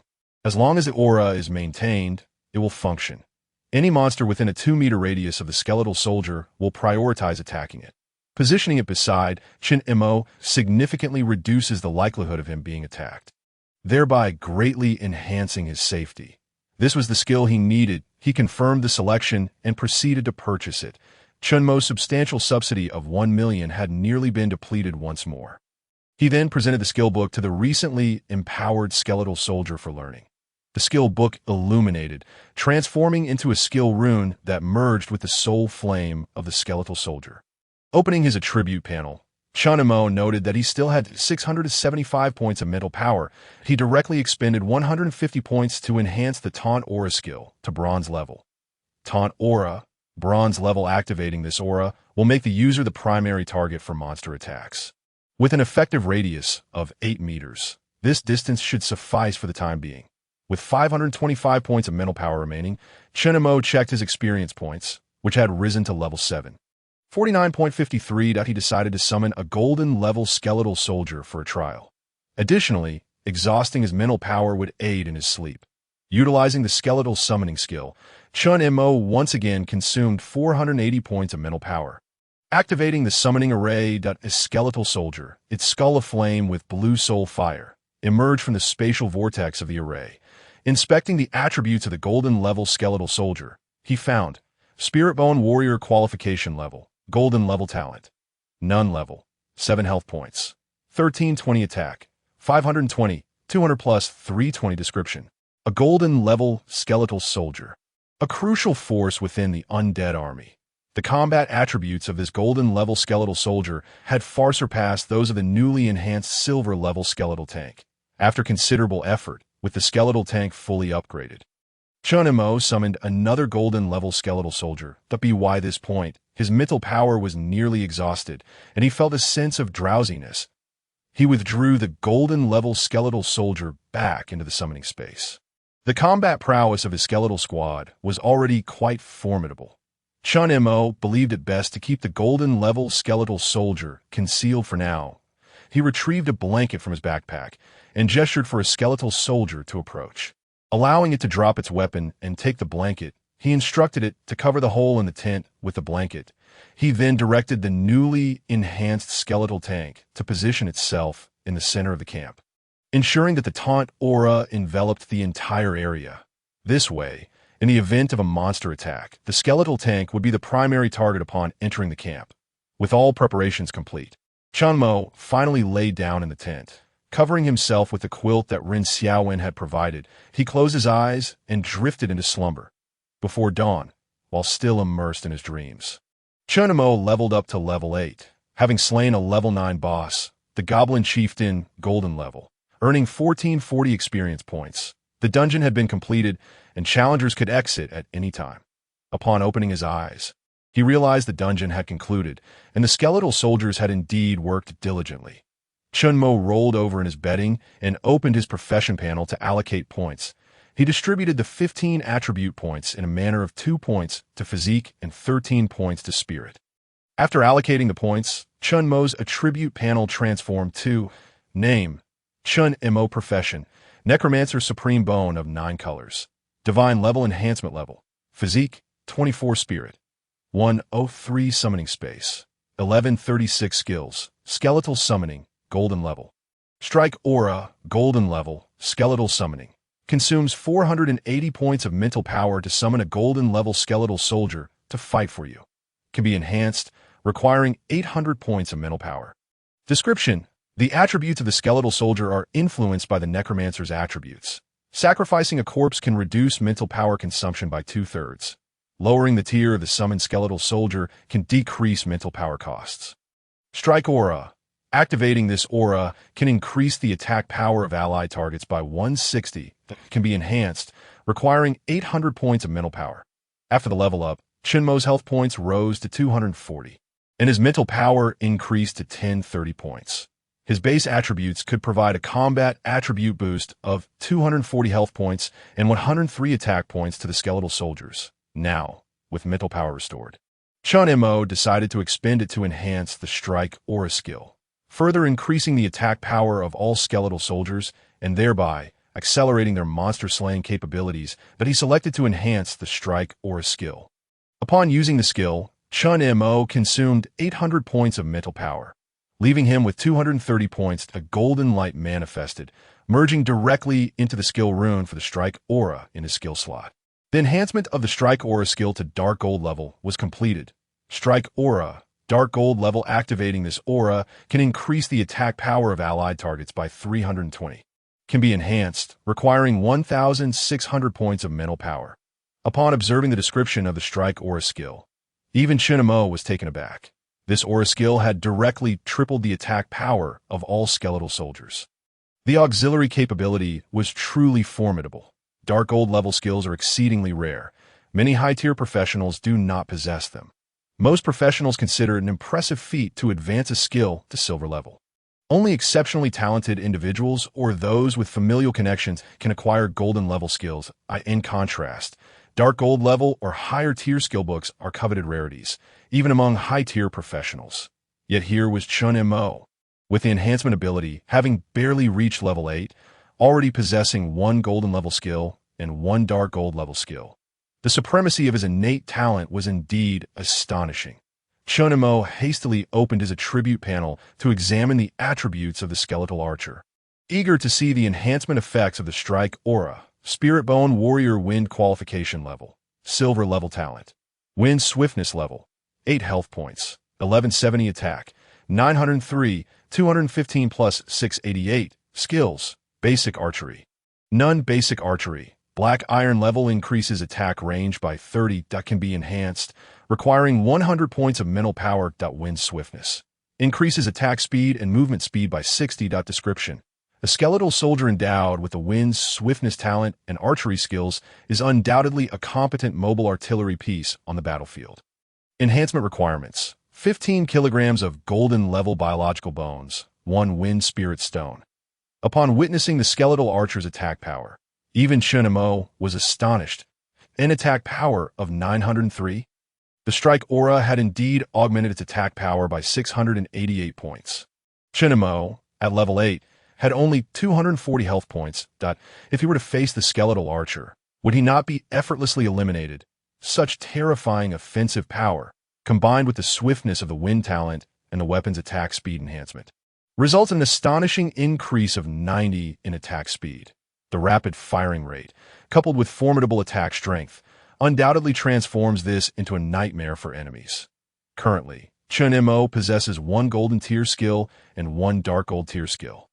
This luxurious configuration of skills far surpasses that of the majority of prodigies, unless one is a peer of the Dao Bone level, nurtured by a top-tier academy, or hails from a family of super professionals, who might have the opportunity to learn golden tier skills during their novice phase. As for most professionals, they typically start from scratch, gradually advancing in skill level as they acquire greater resources later on.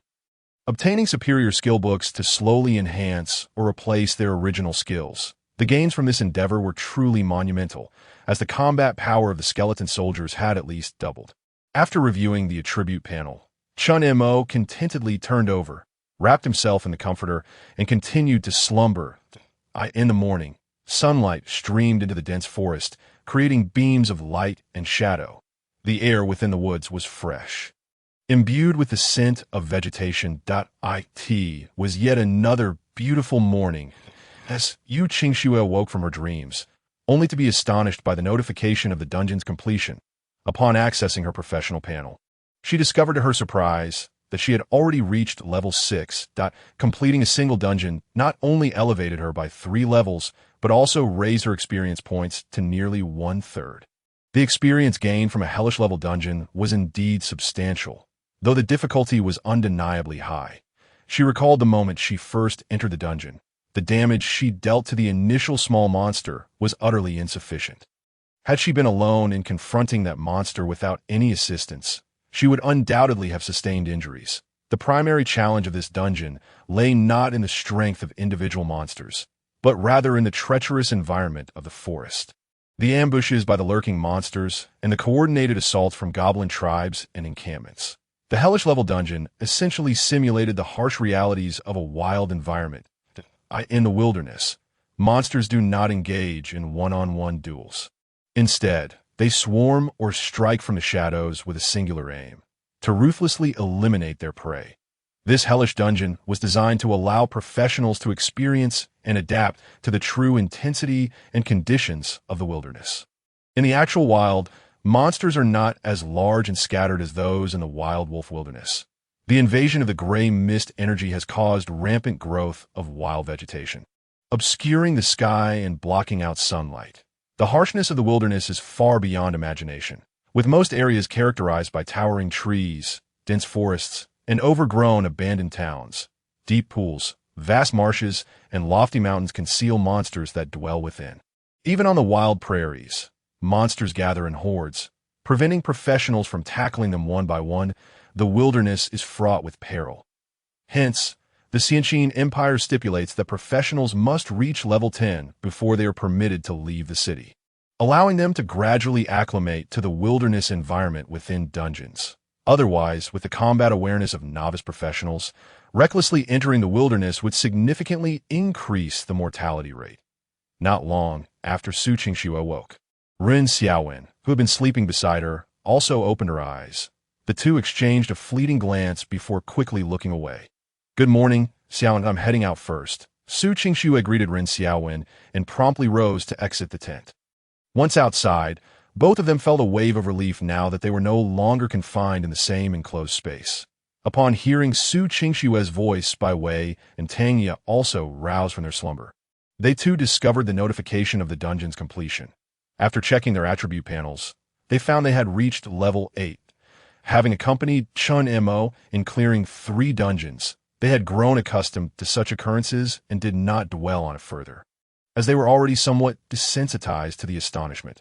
Bai Wei stood up, exited the tent, and began to freshen up in preparation for breakfast. Chen Mo, having awakened during the night to allocate his upgrade points, had also strengthened his dark gold tier skill. He slept particularly well and had expended a considerable amount of mental energy, so he found himself sleeping more than usual.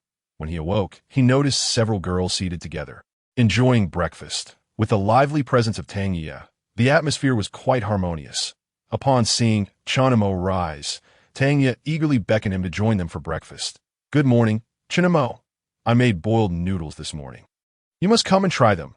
Chen Mo responded affirmatively, quickly freshening up before taking a seat beside them, accepting the noodles from Tang Ye and beginning his meal. "After we finish eating, let us head home and take a day to rest. We'll continue clearing dungeons first thing tomorrow morning." Their pace of leveling had become remarkably swift. Just 4 days into the opening of the novice dungeon, they had already reached level 8. Most players were likely still at level 3, and even elite teams were probably around level 4. Unbeknownst to Chen Mo, their leveling record had already astonished both the city lord and the teachers from the academy. He merely contemplated how their pace had far surpassed that of others, and felt it prudent to prepare for what lay ahead. Primarily, Chen Mo wished to return home to swiftly restore his mental energy and summon additional golden tier skeleton soldiers to bolster his reserves. For the next dungeon, he planned to directly challenge the hellish level zombie mine. Based on the experience points from hellish level dungeons, Chen Mo estimated that after clearing the zombie mine dungeon once more, he would likely reach level 10. With the goal so near, he did not feel overly anxious, believing it best to be thoroughly prepared. After all, safety was paramount that a larger number of skeleton soldiers would ensure greater security. Upon hearing Chen Mo's proposal, the girls readily agreed. They too wished to return and organize their gains, preparing for what lay ahead. Everyone understood that after clearing another dungeon, their group would likely disband. Yet all tacitly refrained from mentioning it. "I think I want to continue with this group. I'll return to my previous team," Su Qingxiu said somewhat shyly, feeling a bit awkward about continuing to gain experience in this group. Although she felt a pang of reluctance, she voiced her intentions. "Qingxiu, please don't go. Our team is wonderful that we get along so well. You should stick with us for dungeon runs." Tang Ye, quite fond of Su Qingxiu, quickly spoke up to persuade her to stay. Chen Mo also turned to Su Qingxiu and said, "If we clear one more dungeon, we should reach level 10, and then we won't be able to run the novice dungeon anymore. Just join us for one more run, and afterwards, you can return to your original team." Hearing Chen Mo's suggestion, Su Qingxiu blushed and nodded in agreement. After discussing amongst themselves, they finished their breakfast and packed their belongings. Chen Mo opened the summoning space and recalled all of his skeleton soldiers. The group collectively opted to exit the dungeon. As soon as they emerged from the dungeon, they were taken aback by the scene outside. "Wow, look, Su Qingxiu and the others are out," quickly informed the city lord. "Hurry, call the family head." At this moment, numerous individuals were gathered outside the instance. Among them were members from the Tang, Run, and Bai families, as well as guards from the lord's manor. Upon seeing Chen Mo and his companions emerge from the instance, their faces lit up with surprise, and they hurriedly flocked over, immediately contacting others by phone. Su Qingxiu and her companions were somewhat taken aback by the scene before them. However, Chen Mo had a vague inkling of the reason behind the commotion. It was likely due to Su Qingxiu.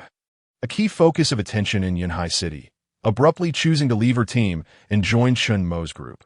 Having just reached level 3, she had ventured into the dark forest instance of hellish difficulty, levels 3 to 6, alongside Chen Mo and his team. Upon discovering this, the staff had reviewed the instance details and deemed the matter significant. Consequently, they reported it to the Lord's Manor, resulting in the current situation. Yet, none of this concerned him. He intended to find a moment to slip away quietly and return home to rest. The previous night, his tent had a hole, which allowed the wind to seep through. Although Chen Mo had provided a blanket for the skeleton soldier to cover the breach, it had not sealed it adequately. Furthermore, after leveling up in the middle of the night and enhancing his skills to the dark gold tier, he felt a surge of excitement. As a result, his sleep had been rather restless. Just as he was maneuvering through the congested crowd, attempting to make his exit, Lord Ho had already entered the hall, accompanied by 2 dignitaries from the academy. They were Elder Xie, Elder Lu, and the girl was none other than Su Qingxue. Upon entering the hall, Lord Ho immediately spotted Su Qingxue standing amidst the crowd. Seeing her safe and sound, he exhaled a sigh of relief and hurriedly introduced her to the 2 elderly gentlemen behind him. Elder Xian Lin and Director Lu Changsheng had come from the academy and had hardly slept the previous night. They had requested information about Chen Mo's team from Lord Ho and had spent most of the night studying it. Despite their efforts, they could not fathom how this seemingly ordinary team, comprising 3 Spirit Bone tier members and 1 Mortal Bone tier member, had managed to outpace so many prodigies across the nation and achieve such rapid leveling speed, even breaking the national record for the fastest progression. Moreover, they had even found time to return home for a night's rest in the midst of their dungeon runs. That IT was utterly perplexing. At that moment, upon hearing Lord Ho's introduction, the 2 men felt a sense of anticipation. This girl was impressive. To have lasted so long in the hellish dark forest at level 3 was no small feat. She had even spent an entire night there, displaying remarkable will and potential. Xie Yonglin, the vice president of Shenhe Academy, gazed appreciatively at Su Qingxue, who appeared lost in thought amidst the crowd. He mused about how far along this small team had progressed in the instance. Achieving even half completion would be extraordinarily impressive. Director Lu Changsheng from Zhongdu Academy was equally satisfied. Both men were filled with anticipation, given the astonishing achievements of this team they had learned about yesterday. Was it possible they had already cleared the instance today? If they could manage to clear the hellish instance at levels 3 to 6 with their current levels, it would undoubtedly be a prodigious accomplishment. Enough to astonish the entire professional community nationwide. As they conversed, they approached the front of the crowd. The throng parted to create a path for Lord Ho and his companions. Lord Ho then approached Su Qingxue. Qingxue, allow me to introduce you to these 2 esteemed individuals. Vice President Xie from Shenhe Academy and Director Lu from Zhongdu Academy. They have been waiting for you since yesterday. Upon hearing their identities, the crowd erupted in astonished chatter. Wow, 2 top-tier academies have come to seek out Su Qingxue. How enviable. With her superior bone quality, it's not surprising she receives such attention. There are hardly any with such talent nationwide. I wonder which academy Su Qingxue will choose. That she's on the fast track now. Indeed, entering a top-tier academy essentially means stepping into the upper echelons of society. How enviable. I wonder what type she prefers in a partner. Perhaps we should ask her, but we're all girls. What of it? As long as I can be with her, I'd be agreeable to anything. Hearing Lord Ho's introduction, Su Qingxue promptly approached the 2 elders to bow politely. Haha, splendid, Qingxue. Let us return and discuss further. Seeing Su Qingxue's courtesy, Vice President Xie felt pleased. Many prodigies, after awakening their extraordinary talents, often became arrogant and dismissive, lacking the tempering of society. As the vice president of a top academy, he had encountered many such individuals. Witnessing Su Qingxue awaken with the utmost superior bone quality, while still maintaining her humility and courtesy, elevated his regard for her. He silently resolved to bring her back to the academy by any means necessary. He exchanged a knowing glance with Director Lu Changsheng, who was also looking at him at that moment. The 2 old foxes shared a mutual understanding. Qingxue, after a day and night of running the instance, you must be exhausted. There is still ample time before the assessment. There is no need to push yourself so hard. You should level up a bit more before tackling the hellish instance again. With your talent, you should be able to clear it next time.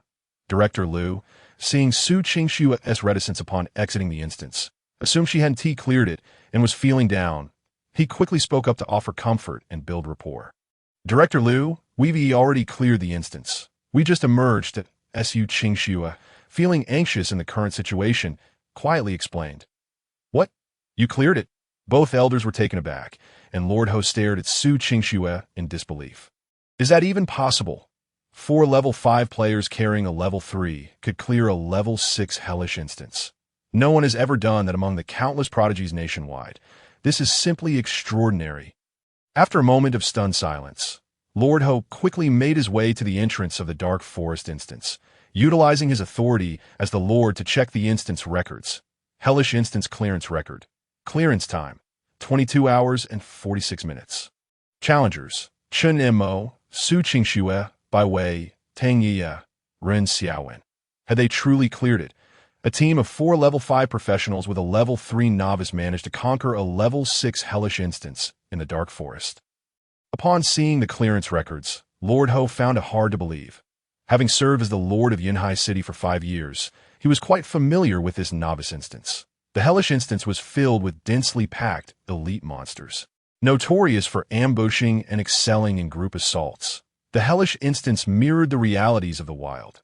Goblin monsters would never engage in one-on-one battles with players. If you struck one goblin, it would call for reinforcements, summoning the entire camp to attack. With so many elite monsters around level 5 engaging in a chaotic brawl, how could a team of 4 level 5s and 1 level 3 withstand such an onslaught?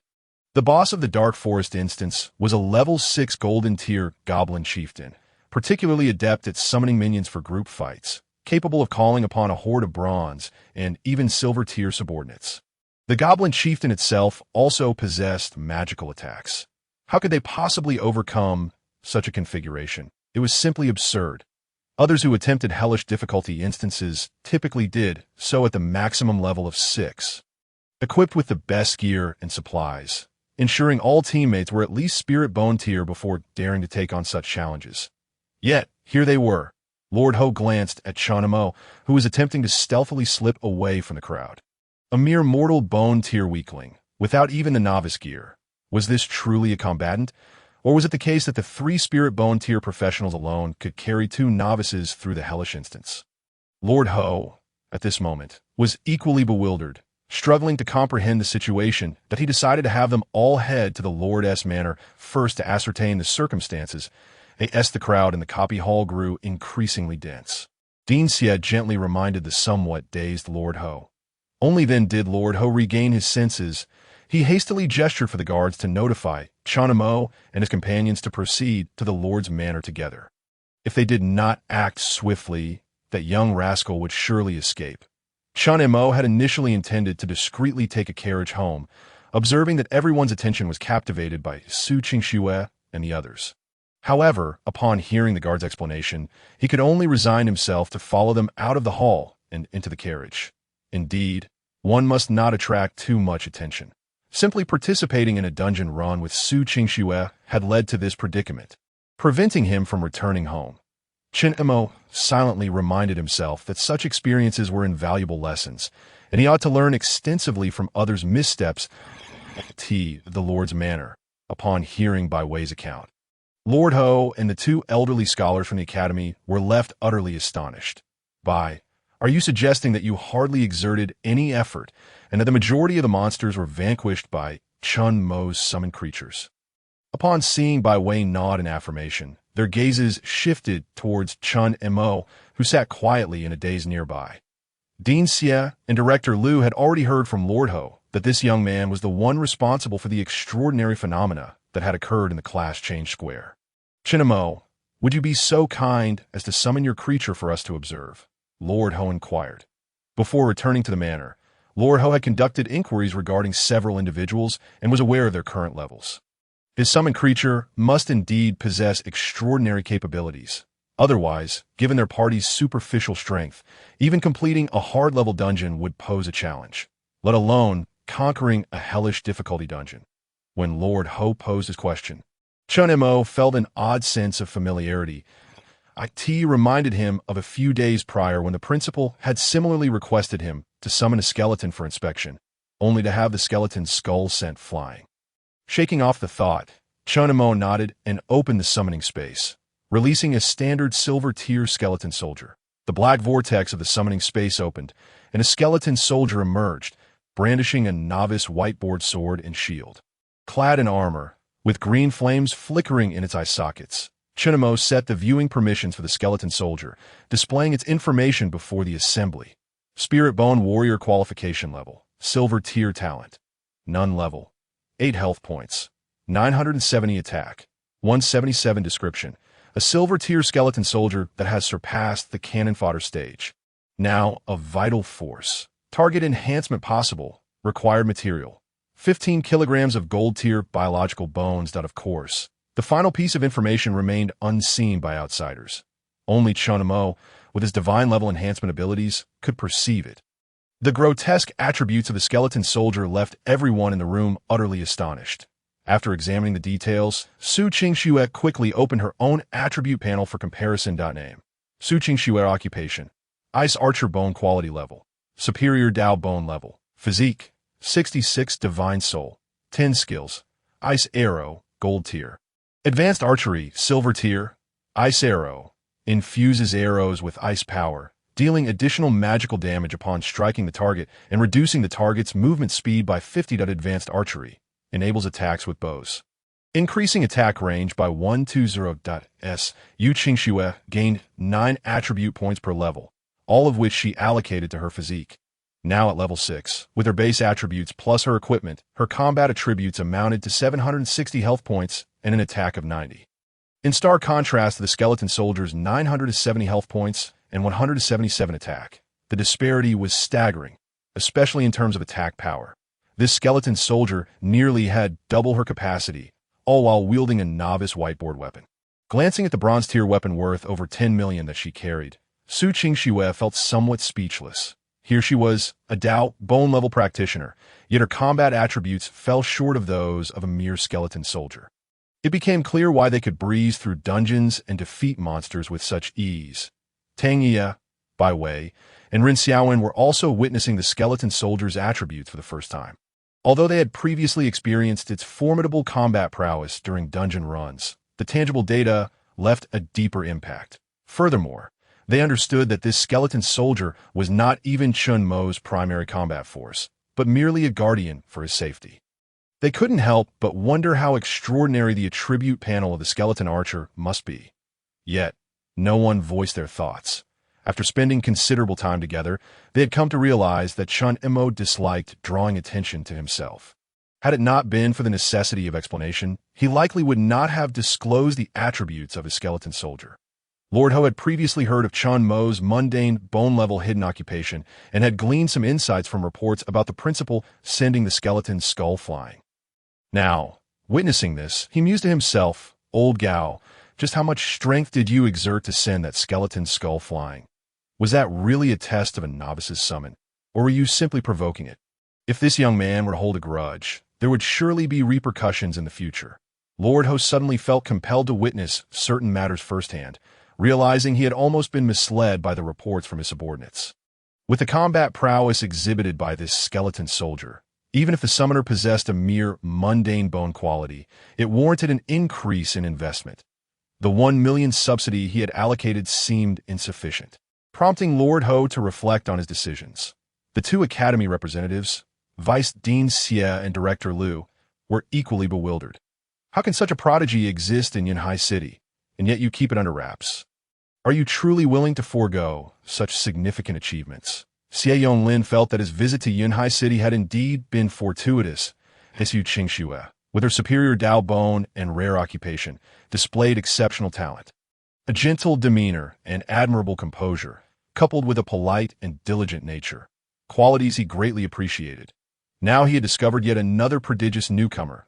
At merely level 8, the combat attributes of this summoned creature were astonishingly superior, even surpassing those of Su Qingxue. A superior Dao Bone practitioner, IT was capable of leading a party of level 5 individuals through a hellish difficulty dungeon of levels 3 to 6. Its leveling speed was breaking national records, indicating that the combat abilities of this skeleton soldier were undoubtedly genuine and had been tested in real combat. If this young man were to develop further, his potential was boundless. With this thought, he felt a surge of excitement. Lord Ho, do you have any information on this Chen Mo? As Lord Ho was about to nod, he suddenly realized that although he had ordered Chen Mo to submit a profession information report every 5 levels, the young man had progressed too swiftly and had been preoccupied in dungeons, leaving him no time to submit the report. Just as Lord Ho was about to speak, Chen Mo stood up, retrieved a document from his backpack, and handed it over. Lord Ho, here's my profession information report, comprising 2 copies, one for level 1 and another for level 5. Chen Mo presented the documents and began to explain. He had prepared these 2 pieces of information long ago, having received numerous hidden job subsidies that he remained committed to completing the tasks at hand with diligence. Once he made a promise, he felt it imperative to fulfill it. This was one of his guiding principles. Mayor Ho accepted the documents and handed them to the 2 elderly men from the academy. Xie Lin opened the documents for review and was astonished to discover that Chen Mo's root bone level was merely of mid-grade mortal quality. A sudden realization washed over him, and oh wonder he had not heard of this individual before arriving in Yanhai City. Who could have anticipated that the summoner, possessing such formidable summoned beings, had a root bone level so mediocre? Upon examining the profession analysis in the report, it was revealed that Chen Mo's summoned creatures could not only level up by hunting magical beasts, but could also enhance their qualifications. The current silver-grade skeletal soldier had ascended from the ordinary level through such endeavors. After reviewing Chen Mo's professional information, Dean Xie could not help but feel a sense of regret. It was a pity to waste such a powerful hidden profession. With such an extraordinary vocation, the owner's root bone quality was surprisingly subpar. At that moment, he found himself in a quandary. Such a potent profession could certainly qualify for the special recruitment list. However, the summoner himself lacked the qualifications to even apply to their academy. Should he recruit him or not? After pondering for a while, Dean Xie decided to wait and see that he feared that this young man's summoned creature might have already exhausted its potential, reaching the silver level without further improvement. Moreover, the summoner himself was lacking in strength, with glaring weaknesses. When truly entering combat, should the summoner become targeted, he would likely meet his end in the later stages.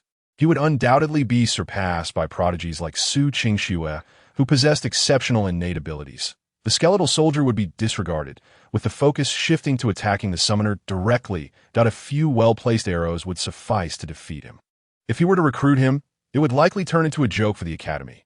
While Dean Xie was lost in thought, Director Liu had also finished reviewing Chen Mo's documents. He glanced at Chen Mo. His face equally conflicted, but chose to remain silent. Mayor Ho, having conducted sufficient investigation, understood the reasons behind Chen Mo and his team's rapid level-ups. The matter was resolved, and he proceeded to announce a significant announcement. Every newly qualified profession who conquered the hellish difficulty dungeon would receive a monetary reward of 5 million. This was intended to encourage new professionals to strive for excellence. This award had been established long ago, with new professionals challenging it annually. However, few succeeded in obtaining it, even in the hellish level 1 to 3 Wild Wolf Wilderness Dungeon. The overwhelming number of wolves in Wolf Valley was enough to instill despair. Only prodigious talents could clear the hellish level dungeons, making this a scholarship of sorts for these elite students. After Mayor Ho concluded his speech, he gestured for Su Qingxue to remain, indicating that others were free to leave. Upon hearing that they could return home, Chen Mo opened the summoning space to recall the skeletal soldier and stood up to exit. He felt a surge of excitement. Today had not been in vain after all. To his surprise, there was a scholarship for clearing the hellish difficulty dungeon. The sum exceeded his previous savings. That it seemed he could enhance his skeletal soldier's strength again tonight. As Chen Mo and his companions departed, Dean Xie ceased his musings that he turned to Su Qingxue, who sat awkwardly on the sofa, and offered a warm smile. Qingxue, allow me to introduce myself once more. I am Xie Lin, the Vice Dean of Shenhao Academy, and I extend a sincere invitation for you to join us. I have secured the highest S grade for your student status. I hope you will consider it. Noticing that Xie Lin had begun to recruit, Director Liu could no longer remain passive. Qingxue, I am Liu Changsheng, the director of admissions at Zhongdu Academy, that we are one of the 4 major academies of the Xianqin Empire, and you would receive the best training here. Additionally, I have arranged for S-grade student status and will allocate a residence for you in the academy. You could bring your mother to live with you, and we will help her find a job within the academy. What do you think? Upon hearing Liu's proposition, Xie Yonglin feared Su Qingxue might agree on the spot, hastily interrupting. Liu Changsheng, how shameless. Qingxue, our academy can also enhance your living conditions. Your mother wouldn't need to work. We would provide her with a family subsidy. Hey, you old scoundrel, who are you calling shameless? Oh, do you dare to insult me? As the 2 recruitment officers from the academies engaged in a heated exchange over Su Qingxue. Chen Mo had already returned home. The IT was now midday. Chen Mo checked his account and was delighted to find the scholarship had indeed arrived. Mayor Ho's swift action was commendable. Opening the refrigerator, he found it nearly empty. Having spent the past few days in dungeons, he and T had the chance to replenish his supplies. He pulled out his phone and casually ordered takeout. Sitting on the sofa, he noted that his mental energy had largely recovered, that he decided to utilize his skeletal summoning skill to summon another golden grade skeletal soldier. The summoning array activated. Chen Mo's mental energy was immediately drained by 480 points. A skeletal soldier, resplendent and translucent like jade, emerged from the black vortex above the array, its skull alight with blue soul flames, and its bones faintly gleaming with a metallic luster. Chen Mo opened the panel to inspect the skeletal soldier's attributes. Spirit Bone Warrior Qualification Level, Golden Talent, None Level, 8 Health, 1370 Attack, 205 Description, a Golden Grade Skeletal Soldier, a pivotal force within the undead army. Enhancement available, requires materials, 15 kilograms of dark gold biological bones. This marked Chen Mo's 2nd golden grade skeletal soldier, and its combat attributes were strong enough to serve as a boss in a hellish level dungeon. His summoning space capacity had increased to 1236. Gazing at the attributes of this ordinary golden grade skeletal soldier, Chen Mo felt a swell of anticipation. He wondered how powerful his skeletal archer would become upon reaching golden grade. He eagerly opened the Myriad Realms marketplace to check, only to close the interface in disappointment. IT seemed he had been overly optimistic. The amount of scholarship funds would barely suffice to purchase enhancement materials for the skeletal archer. Thoughts of enhancing the skeletal archer were futile. He resolved to finish his meal, meditate to restore his energy, and focus on summoning more skeletal soldiers to replenish his summoning space, a more practical endeavor. Before long, the takeout arrived. After finishing his meal, he planned to rest briefly before meditating. Suddenly, his phone buzzed with an account notification. Chen Mo picked up his phone and was astonished to find his account balance exceeding 25 million. He quickly opened it to review the details. The funds had been transferred by Bai Wei and a few others. Just as he finished reading the information, Tang Yuetian called. Chen Mo, did you receive our transfer? We didn't contribute anything to clearing the hellish level dungeon. It was all you that we can't accept the money. So, Sister Qingxue and I discussed it and decided to transfer everything to you. Please don't refuse. Before Chen Mo could articulate his refusal, he was abruptly interrupted by Tang Ye's barrage of words, akin to a machine gun. The call ended. Chen Mo pondered for a moment, deciding against returning the call to decline. He indeed found himself in greater need of the funds.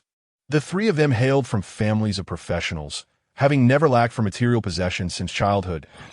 Su Qingxue's previous life may have been modest, yet ever since awakening her Dao-level roots, resources had continuously flowed in. She was adorned in black iron-grade equipment, with a weapon that was a bronze-grade longbow. The total value of her gear was conservatively estimated at over 20 million. Furthermore, the money had already been transferred. Returning it would not reflect well on either party. He could only express his gratitude for their kindness at a later time.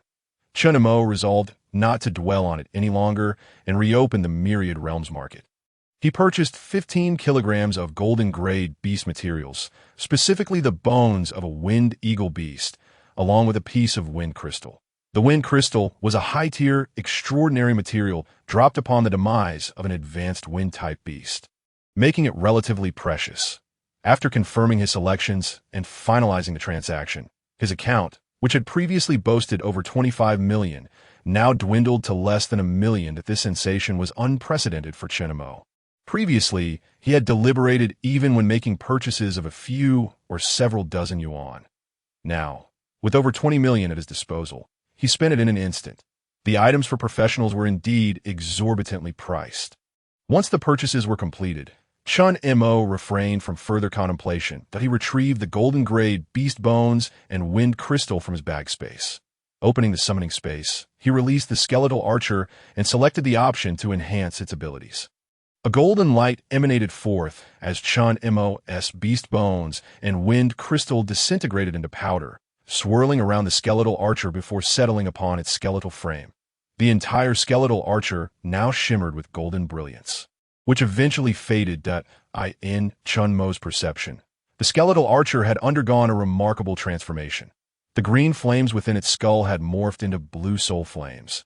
Its skeletal structure was no longer the translucent white jade appearance, but had taken on the azure hue of the wind crystal.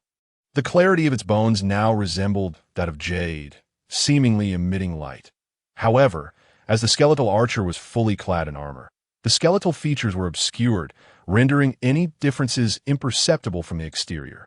Chen Mo opened the panel to review the attributes of the skeletal archer. Spirit Bone Warrior Wind Qualification Level, Golden Talent. Blessing of the Wind Level, 8 Health, 1440 Attack, 1016, 242 plus 774. Skills, Basic Archery. Non-Basic Archery, Black Iron Grade Attack Range, increased by 30. Enhancement is possible, requiring a consumption of 100 points of mental power. Wind's Blessing.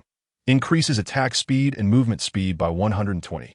Description: the Golden Tier Skeleton Soldier endowed with Wind's Blessing, proficient in archery, is undoubtedly a terrifying mobile artillery on the battlefield. The target for enhancement requires materials: 15 kilograms of dark gold tier biological bones and 1 wind core.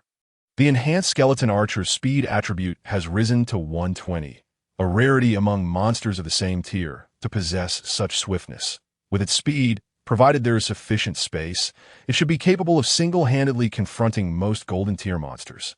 Coupled with Chen Mo's attribute bonuses and the fearsome 320 attack power boost from the Strong Strike Aura skill, he feels that the current skeleton archer should have no trouble battling against an elite dark gold tier monster of the same level. After the skeleton archer's tier ascended to golden, an additional skill slot was unlocked. However, Chen Mo currently lacks suitable skills to choose from and can only observe for now. He intends to assess which aspect of the skeleton archer requires enhancement before making a skill selection. At present, Chen Mo commands 12 skeleton soldiers, including 3 golden tier and 9 silver tier skeletons, with a summoning space capacity of 1236, but among these, he has 1 silver tier physique enhanced skeleton tank and 1 golden tier speed enhanced skeleton archer. The combat power of his skeleton squad is now nearly complete. He merely needs to increase the number of skeleton soldiers to fill the summoning space, and his skeleton army will be fully formed. Before reaching level 10 and exiting the city, he should learn a survival skill, which should suffice. Chen Mo reflects carefully on any additional preparations needed. Suddenly, he recalls that tomorrow they will tackle the zombie mine dungeon, necessitating skeleton soldiers to take the brunt of the attacks, given that they are facing an inferno-level dungeon filled with elite zombies. According to the dungeon information provided by the school, the zombies not only possess great strength and high defense, but also exude corpse poison upon death. Having these skeleton soldiers rotate in front to absorb damage should suffice, yet it is best to have a primary skeleton tank ready to step in at any moment. Chen Mo opens the summoning space, and the silver tier physique-enhanced skeleton tank emerges from the swirling black void. Currently, this skeleton tank is equipped with only basic gear, wielding a novice long sword and shield. Such armor and physique are insufficiently resilient.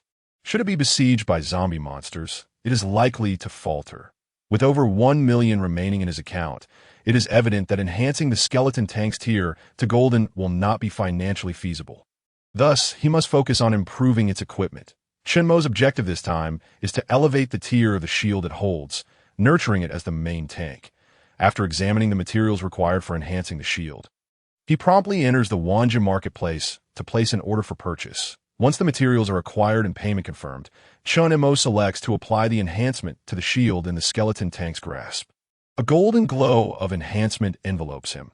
Merging the materials into the shield, Chen Mo enhances the shield 3 times in succession, elevating it to silver tier. Now, the shield wielded by the skeleton soldier has undergone a remarkable transformation.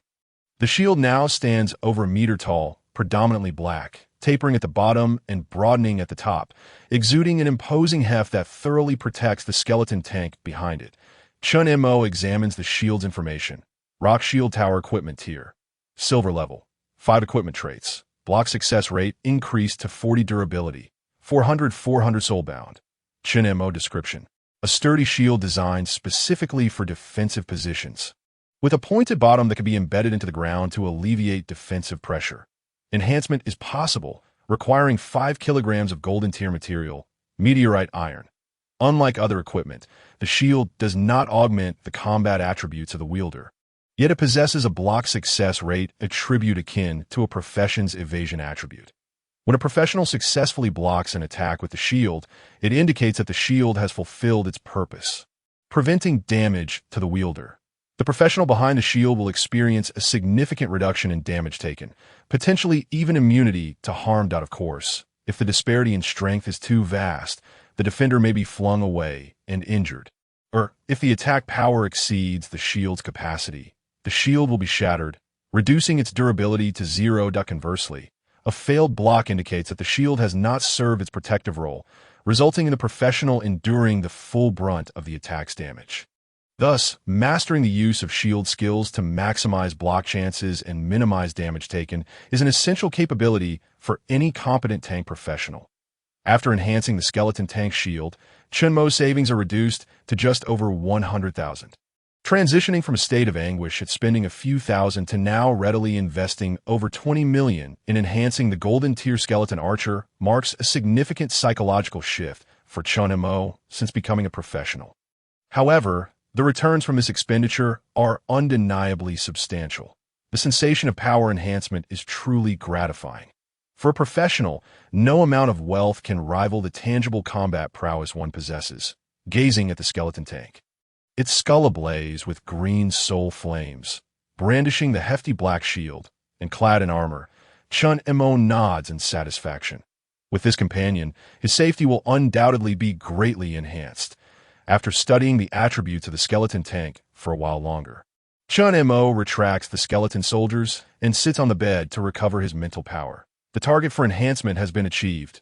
Now, only one task remains: to swiftly fill the summoning space and increase the number of skeleton soldiers.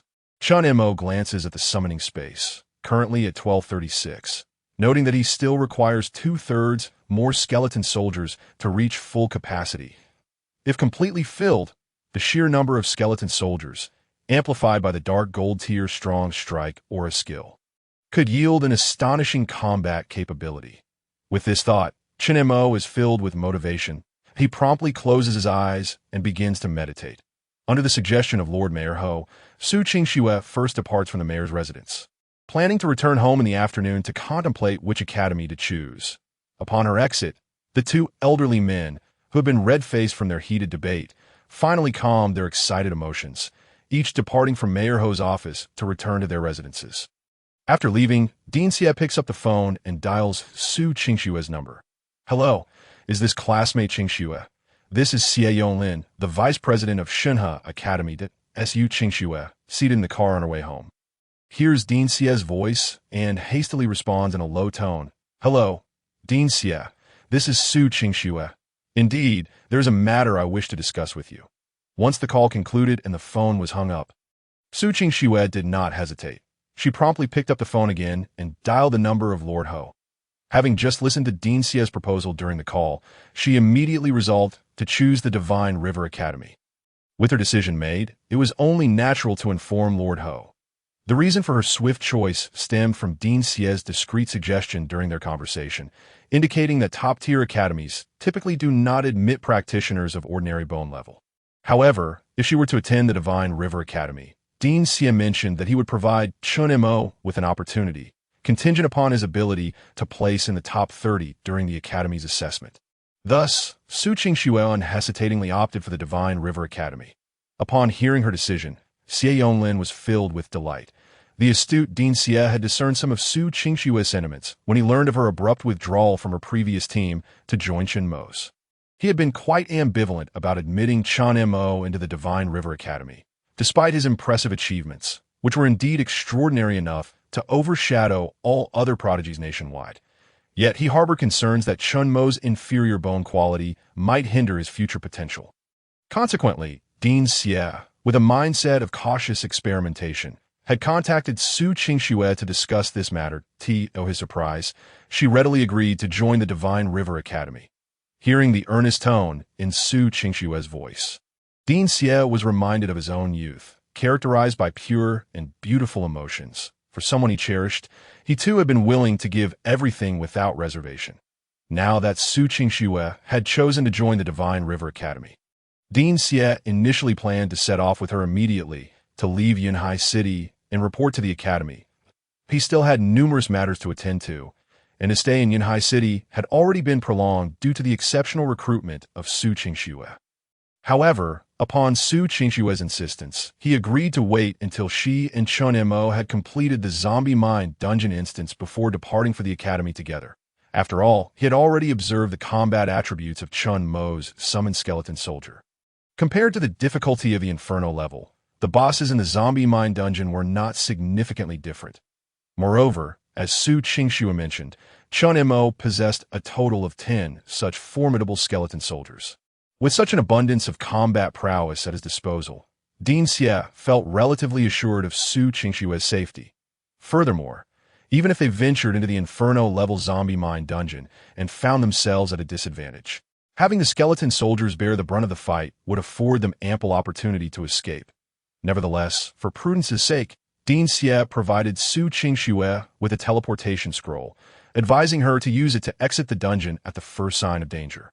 As for Chen Mo, having already promised Su Qingxue, Dean Xie would naturally uphold his word. He resolved to observe Chen Mo's performance during the academy assessment before making any further judgments. Meanwhile, the recruitment officers from the other two academies, Blood Battle Academy and Xianhua Academy, arrived in Yunhai City that afternoon. Upon their arrival, they encountered Director Liu from the Central Capital Academy's admissions office, who was preparing to leave Yunhai City. Upon hearing from Director Liu that Lord Ho had just informed him of Su Qingxue's decision to join the Divine River Academy, they were left with no choice but to depart regretfully and hasten towards the next city. This was their busiest season, with genius practitioners of Dao Bone level emerging in various cities. They needed to engage in recruitment within the shortest possible time frame. Otherwise, they risked being preempted by other academies, as had occurred today. However, such preemptive recruitment only applied to Dao Bone level prodigies. Those at Spirit Bone level were expected to participate in the academy assessments, while practitioners of ordinary bone level should consider seeking employment with hunting teams or joining the military at the border to accumulate merits. Having chosen her academy, Su Qingxue returned home to inform her mother.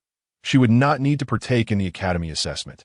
After completing the dungeon instance in a couple of days, she would directly accompany Dean Xie to the academy for enrollment. Dean Xie had already notified the academy to arrange housing for the mother-daughter duo, as Yu Qingxue's mother, who had been raising her alone, was overwhelmed with joy upon hearing the news, tears of excitement streaming down her face. The two began packing their belongings, preparing to relocate to Divine River City in a few days. As Yu Qingxue pondered whether Chen Mo would also attend the Divine River Academy, and if they would have the chance to meet again. Meanwhile, Tengye sat in a spacious assembly workshop, munching on potato chips while observing Ren Xiaowen, who was covered in grease. "Xiaowen, are you tired? Come take a break," she called out. Ren Xiaowen glanced up at Tengye, who was seated on the sofa in the rest area, before setting down her tools and shaking her head. "I need to wait a little longer. I have to upgrade the core of this mechanical beast. I've purchased the materials and I'll soon elevate it to silver level. You should rest for now." Feeling somewhat bored but understanding she couldn't delay her friend's work, Tengye replied. "All right, Xiaowen, you carry on. I'll check on Sister Wei. She has been in the training room since she returned, practicing for several hours. You all have your tasks. I'll prepare some food for you," she added as she got up and headed outside. Before long, she arrived at the training room not far away. Inside, Bai Wei was practicing combat techniques, wielding a wooden sword as she engaged a training dummy. Her fitted training outfit was soaked in sweat, accentuating her long and graceful figure. "Sister Wei, I've come to see you. Is there anything you'd like to eat? I can go get it for you," Tang Yi said as she stepped into the training room. Noticing Tang Yi's arrival, Bai Wei paused her training and wiped the sweat from her brow with a towel. She waved at Tang Yi, saying, "You've come at the perfect time. I've completed my training regimen, and now I can guide you. Let us begin your reaction speed training." "What's speed training? As a healing profession, I don't need that." "Do I?" Tang Yi replied, somewhat taken aback. Bai Wei's expression turned serious as she shot Tang Yi a stern look. "Come here for training right away. During combat, you are responsible for ensuring the safety of the entire team. And slow reaction times are unacceptable. That if you don't train, when it's your turn to cast shield spells, and you hesitate, I'll 1T let you off the hook. This is acceptable." Tang Yi immediately felt dejected, her head drooping as she walked into the training room. Had she known it would be like this, she would not have come, but a sense of gloom enveloped her heart. Soon, the day passed. Chen Mo had breakfast in the morning. Noticing that his mental energy had significantly recovered, he consumed another 480 points of it. Utilizing the skeleton summoning technique, he summoned a golden tier skeleton soldier. His total number of summoned entities now reached 336, including the recently upgraded golden tier skeleton archer. He possessed 4 golden tier skeleton soldiers and 9 silver tier skeleton soldiers. Chen Mo opened the summoning space, recalled the skeleton soldiers, and headed downstairs. Upon reaching the ground floor, he found an unoccupied area and waved his hand that a spatial vortex opened, and a silver tier skeleton soldier emerged. It pulled the human-powered cart that Chen Mo had already boarded and dashed towards the western suburbs dungeon hall. With his account funds nearly depleted, it was prudent to save a little if there was a free ride available. There was no need to spend money on transportation. Chen Mo pulled up the canopy, concealing himself within the cart, shielding himself from the curious gazes of passers-by. After finishing this dungeon run, he resolved to modify the cart to at least improve its privacy. Chen Mo mused as he continued to meditate in the cart, seizing the opportunity to restore his mental energy. The number of skeletons he could summon was still far from sufficient, necessitating further summons. At the entrance of the western suburbs dungeon hall, Dean Xie had accompanied Su Qingxue to the dungeon hall. He had little to attend to in Yanhai City over the past 2 days that he awaited Su Qingxue to finish the zombie mine dungeon, so he could take her back to Shenji Academy. Thus, he had specially called for a vehicle that morning to bring Su Qingxue to the dungeon that a talent of superior Dao bone grade would undoubtedly garner significant attention in any academy. Now that she had joined Shenji Academy as a teacher, he naturally had to accord her the respect she deserved. Just as Vice Dean Xie was about to bid farewell to Su Qingxue at the entrance of the dungeon hall, he witnessed a remarkable scene. His eyes widened in astonishment, his hand trembling as he nearly tugged at his beard. Before him was a skeleton soldier, its eyes ablaze with green fire, clad in full armor, swiftly pulling a human-powered cart along the road. The metallic armor clattered as it moved, yet seemed to have no impact on the skeleton soldier's speed. It continued to run swiftly, the sound of its armor ringing like a bell, alerting pedestrians on the road. The cart's canopy obscured the view, preventing anyone from seeing the occupant inside. That not Chen Mo's summoned skeleton. Upon realization, Dean Xie couldn't help but chuckle. This lad certainly knew how to have fun. Chen Mo sat in the seat, eyes closed in contemplation, oblivious to the world around him. The skeleton soldier's speed was remarkable, and in no time, they arrived at the entrance of the dungeon hall. Gradually slowing down, it finally halted and set down the cart. Chen Mo opened his eyes and glanced around, discovering that those standing at the entrance of the dungeon hall were all staring at him in astonishment. He quickly rose and disembarked from the cart, covering his face and waving to withdraw the skeleton soldier and the cart back into the summoning space. He then hurriedly made his way towards the hall. This scene left Dean Xie in a state of amusement. "Well, so this is how you play it. You still have some modesty, don't you? You don't waste a single one of your summoned entities. Do? The phrase make full use of resources certainly applies to you." Chen Mo, unaware of Dean Xie's somewhat dazed expression, spotted Su Qingxue and the others after getting off the cart. He greeted them before swiftly stepping into the dungeon hall. Su Qingxue, noticing this, also bid farewell to Dean Xie and hurriedly followed suit. At this moment, Tang Ye and Bai Wei had already arrived at the dungeon hall, seated at the entrance of the zombie mine dungeon. Awaiting their turn, Chen Mo quickly approached them, but he did not anticipate that the situation inside the hall was not much better than outside, as soon as they reached the registration area for the zombie mine dungeon. They instantly became the focal point of attention. The hall was remarkably quiet, with everyone gazing at them in astonishment. Today marked only the 5th day since the novice dungeon had opened in such a short span. Even elite-level practitioners would find it quite challenging to reach level 4. As a practitioner's level progresses, the rate of leveling slows down considerably. To reach level 10 within a month is a feat reserved for those capable of participating in academy assessments. Most ordinary practitioners would be content with reaching level 8 within a month. As for achieving level 10 and meeting the exit criteria, it typically required at least a month and a half for ordinary practitioners. Yet now, on just the 5th day, these few had already reached level 6 and were preparing to challenge the zombie mine dungeon. Such a leveling speed was truly outrageous. Many students who had just exited the dungeon were unaware that Chen Mo and his companions had already completed the Infernal level Dark Forest dungeon the previous day. At this moment, everyone was astonished as they watched them stand at the entrance of the zombie mine dungeon for registration. Seeing Su Qingxue among the group, many felt a sense of relief. Is this the difference between us and geniuses? Indeed, there is no shortage of prodigies in any world. With her superior Dao bone grade, it was not impossible for her to level up quickly. Right? Witnessing Chen Mo and his companions truly entering the zombie mine dungeon, the crowd finally dared to believe their eyes. The hall erupted into a flurry of discussions. Just how many monsters would they need to slay to reach level 6? To achieve that, one would need to clear the ordinary level Dark Forest dungeon at least 3 times, and in 4 days, who could possibly complete it so swiftly? Could it be that they had tackled the Infernal level Dark Forest dungeon? The thought sent a shiver through the students in the hall.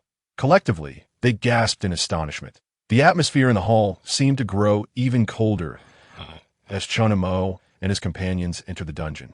The scene shifted. They found themselves in a dark, cold cavern filled with a putrid stench. The protective energy shield dissipated. They had officially entered the Infernal level zombie mine dungeon. Chen Mo immediately opened the summoning space. Releasing the skeleton soldiers, .10 armored skeleton soldiers emerged from the black vortex of the summoning space. The first was Chen Mo's primary combat force, a golden tier skeleton archer wielding a longbow and clad in armor. Its eyes burned with blue soul flames, and its bones glistened like jade, as if ethereal wines flowed within them. The second was a silver tier skeleton tank, enhanced in physicality, holding a massive black shield that nearly covered its entire body. The remaining 8 were silver-tier ordinary skeleton soldiers, armed with novice long swords and shields, dressed in plain armor. After emerging from the summoning space, the skeleton soldiers spread out, forming a protective perimeter around Chen Mo and his companions. Chen Mo activated the taunting aura of the skeleton tank, and a red circle of light appeared beneath its feet and expanded until it enveloped the entire party. Wow, it's so cold here. As Tang Ye, clad solely in a priest's robe, stepped into the zombie mine, she called out while hugging herself for warmth. Observing her state, Chen Mo retrieved several military coats from his backpack. He donned one himself and distributed the remaining ones to the 4 girls. Tang Ye hastily accepted a coat, wrapping it around her with heartfelt admiration, exclaiming, "Brother Chen Mo, your preparations are truly thorough. I never expected there would be coats to wear." Chen Mo looked at Tang Ye with a hint of confusion. Internally critiquing, this girl, doesn't she prepare strategies before entering a dungeon? How can she dare to venture in a battle without even grasping the basic environment of the dungeon? He shook his head, withdrawing his gaze in exasperation. Bai Wei draped the coat over her armor, transforming it into a cape, and readied her shield and longsword. The cavernous space was limited, but the darkness posed a hindrance to visibility, making combat challenging. Bai Wei glanced around, contemplating. "Yeah, please take out the camping lantern," she reminded Tang Ye. Subsequently, she witnessed Chen Mo producing 4 headlamps and 2 powerful flashlights from his backpack. He kept one flashlight for himself, handing the other to Ren Xiaowen, as they were not required to engage in combat, but merely to command their summoned creatures from the rear. Chen Mo then affixed the 4 headlamps onto the helmets of the skeletal soldiers assigned to ensure their safety. With so many lights illuminating the surroundings, the zombie mine was suddenly as bright as day, alleviating their fears of ambushes by the undead. Ren Xiaowen switched on her flashlight, illuminating the path ahead, while Chen Mo activated his as well, both of them trailing behind the group to provide light. With all preparations complete, Chen Mo directed the skeletal tank to raise its enormous black shield. Leading the way through the team, on either side of the skeletal tank, he stationed a skeletal soldier equipped with a shield and long sword for defensive support. Bai Wei grasped her weapon and walked alongside the skeletal archers. Following closely behind the skeletal tank, Su Qingxue, wielding a longbow, and Tang Ye, holding a staff, positioned themselves in the middle of the formation. Chen Mo and Ren Xiaowen trailed at the rear with their flashlights, ensuring proper illumination. The remaining 6 skeletal soldiers and Ren Xiaowen's mechanical beasts spread out around the group for protection. With their formation established, they began their descent into the depths of the mine. Chen Mo intended to adopt a cautious approach in this dungeon, primarily focusing on safeguarding the team. The zombie mine was notorious for its numerous branching paths and intricate map, making it easy for zombies to ambush them from behind. Moreover, upon completing this dungeon, everyone would likely reach level 10, marking the conclusion of their novice dungeon tasks. Thus, Chen Mo deemed a steady approach as the wisest course, ensuring the safety of his companions as they navigated through the novice dungeon. This time, Chen Mo refrained from summoning all of his skeletal soldiers. Among the 10 he summoned, only 1 skeletal archer was of golden rank, while the others were all silver rank, as for the newly summoned golden skeletal soldier.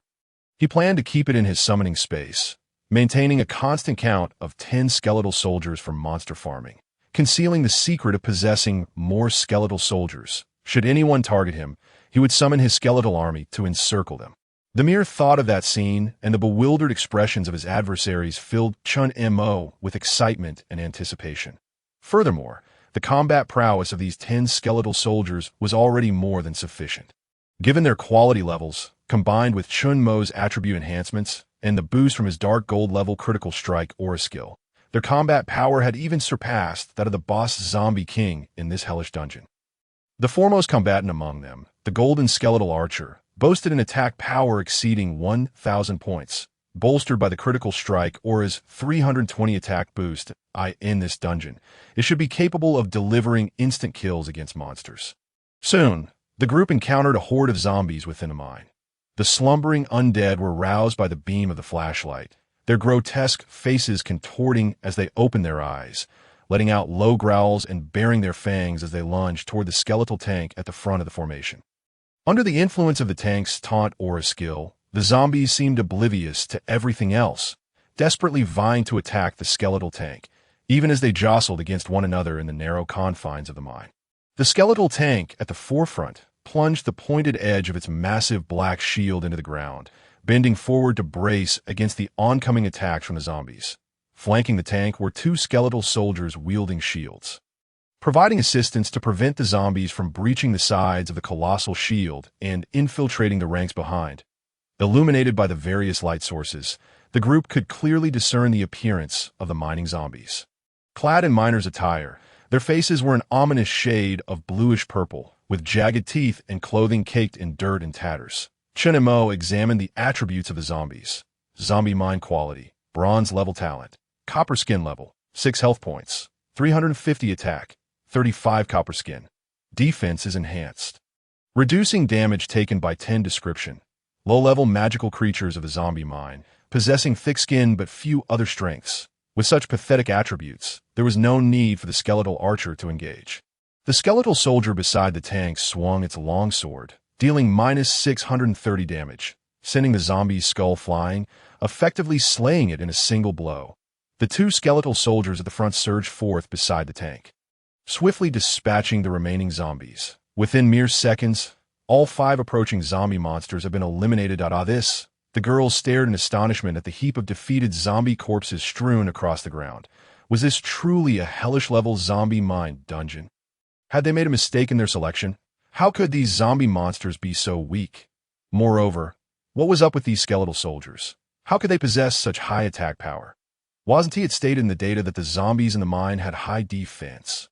How could they be dispatched so easily? Bai Wei glanced at the long sword wielded by the skeletal soldier. Its appearance unmistakably resembled that of a basic weapon, with only 6 points of attack enhancement. How was that skeletal soldier able to inflict over 600 damage? What explosive attack power was this? Bai Wei opened her attribute panel to check her health points, which totaled 500. This meant that the skeletal soldier, wielding a basic longsword that only added 6 points of attack, could potentially eliminate her in a single strike. A chill ran down her spine as she surveyed the 10 skeletal soldiers surrounding her. Su Qingxue, too, lowered her bow, having had no time to assist. Every time she aimed at a zombie monster, it was instantaneously slain. Was this to prevent her from stealing kills? A self-proclaimed paragon of innate talent finds herself utterly ineffective within the confines of the dungeon. She stows her longbow, resigning herself to yet another day of inaction. The party presses onward, the mine growing ever more elongated. With the skeletal tank at the forefront, radiating its taunting aura, the group remains securely positioned behind, safe from harm. Even should a zombie or other malevolent creature attempt a stealthy ambush from the rear, the influence of the taunting aura ensures they will not target the few individuals in the party, instead bypassing them entirely to charge directly at the skeletal tank. After several skirmishes, Chen Mo is thoroughly pleased with the efficacy of this taunting aura. Observing the multitude of zombies ahead, he notes that as long as they enter the aura's range, their sole focus is the skeletal tank. Regardless of how the other skeletal soldiers engage in battle behind them, they remain oblivious. Even in death, they persist in their efforts to breach the barrier of corpses, desperately reaching for the skeletal tank's black shield before collapsing, content to provide experience points for Chen Mo and his companions. Seeing the skeletal squad dispatching foes with remarkable ease, Chen Mo, feeling a touch of boredom and hunger, produces some snacks to share with the girls. He summons a skeletal soldier to carry his drink and snacks, handing it a flashlight to illuminate their path while he enjoys his food as they walk. The party, flanked by the skeletal soldiers, indulges in their snacks as they traverse the mine. Having grown accustomed to such scenes of combat, their appetites remain unaffected. Tanya, ever intrigued, offers commentary as they proceed, occasionally casting a healing spell on the skeletal tank when its health dips. As the dungeon progresses, the number of zombies swells, often resulting in swarms of a dozen or more lunging forward. Yet, thanks to the participation of the golden tier skeletal archers, these zombies rarely reach the skeletal tank, being swiftly eliminated by the archers and soldiers. Chen Mo reflects that perhaps he has been overly cautious. Realizing the potential waste of combat prowess, the 4 skeletal soldiers at the forefront are effortlessly cleaving through foes, while the remaining 6 linger behind, merely providing support.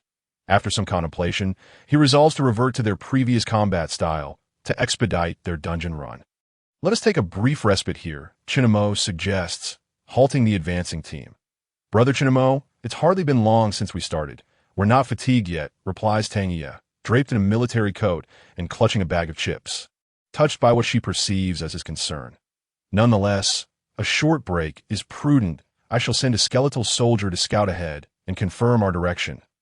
We can then proceed more conveniently, Chen Mo insists, prompting Tang Ye to acquiesce and prepare for a moment of rest. Bai Wei, discerning Chen Mo's intentions, surmises he finds the current pace too slow and desires to accelerate. She contemplates whether to hastily shed her armor. Feeling secure with so many skeletal soldiers around, the narrow confines of the dungeon leave little room for concealment, and it seems that the remaining zombies have dwindled to a few. The perceived danger of ambush appears minimal. However, she senses that this pause is merely a prelude to a more vigorous advance. Given the rapid pace of the skeletal soldiers, it is highly likely they will need to jog to keep up. Bai Wei hesitates, feeling a mix of embarrassment and discomfort at the thought of removing her armor, as it seems unbecoming for a knight to forego her armor within a dungeon. Yet, the weight and stuffiness of the armor during a sprint would indeed be burdensome. She casts a glance at Chen Mo, realizing that it is only by accompanying him through this dungeon that she experiences such delightful dilemmas.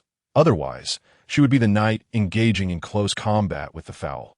Odorous zombies, Su Qingxue and Rin Xiaowen, typically reticent, remain silent, and upon Chen Mo's suggestion to rest, they cease their movement, producing mats to sit upon. With the party settled, Chen Mo leaves the skeletal tank to maintain its taunting aura, accompanied by one skeletal soldier to guard the group, directing the remaining 8 to accompany the skeletal archers, advancing rapidly ahead. Soon, a series of notifications regarding slain foes echoes through the air.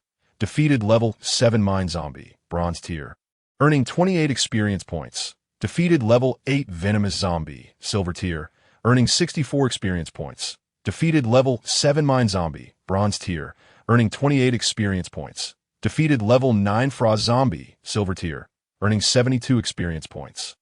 The rate of extermination here far surpasses than the shadowy forest dungeon, primarily due to the dense congregation of undead within the narrow mine. The skeletal soldiers need not waste time searching for foes. They merely charge straight ahead through the mine.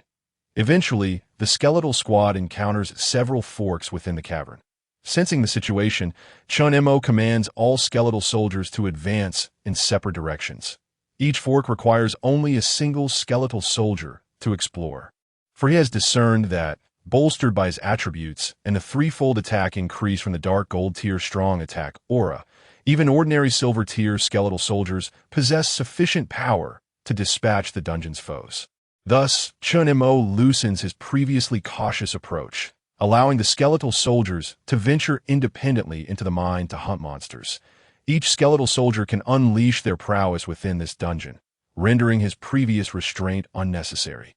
Before long, the skeletal soldiers have ventured far afield, and the party's experience points surge rapidly.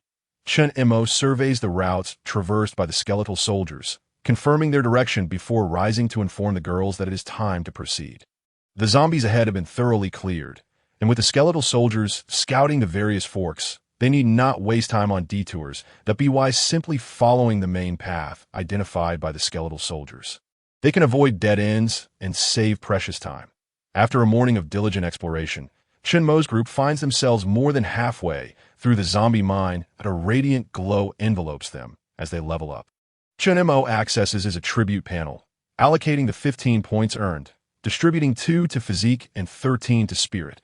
Upon completing his adjustments, his attribute panel reflects: name, Chen Mo profession, necromancer supreme, 9 colored bone, godly enhancement level, physique, 26 spirit, 116 summoning space, 1345 skills, skeleton summon, golden tier, strong attack aura, dark gold tier, skeleton summon, consumes 480 spirit points to summon a skeletal soldier, golden tier, to fight on your behalf, can be enhanced, requiring 800 spirit points. Description: the attributes of the skeletal soldier are influenced by the necromancer's attributes.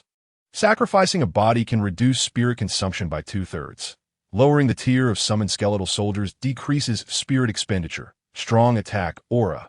Activating the aura enhances the attack power of allied targets by 320. The enhancement requires the expenditure of 1,600 points of mental energy.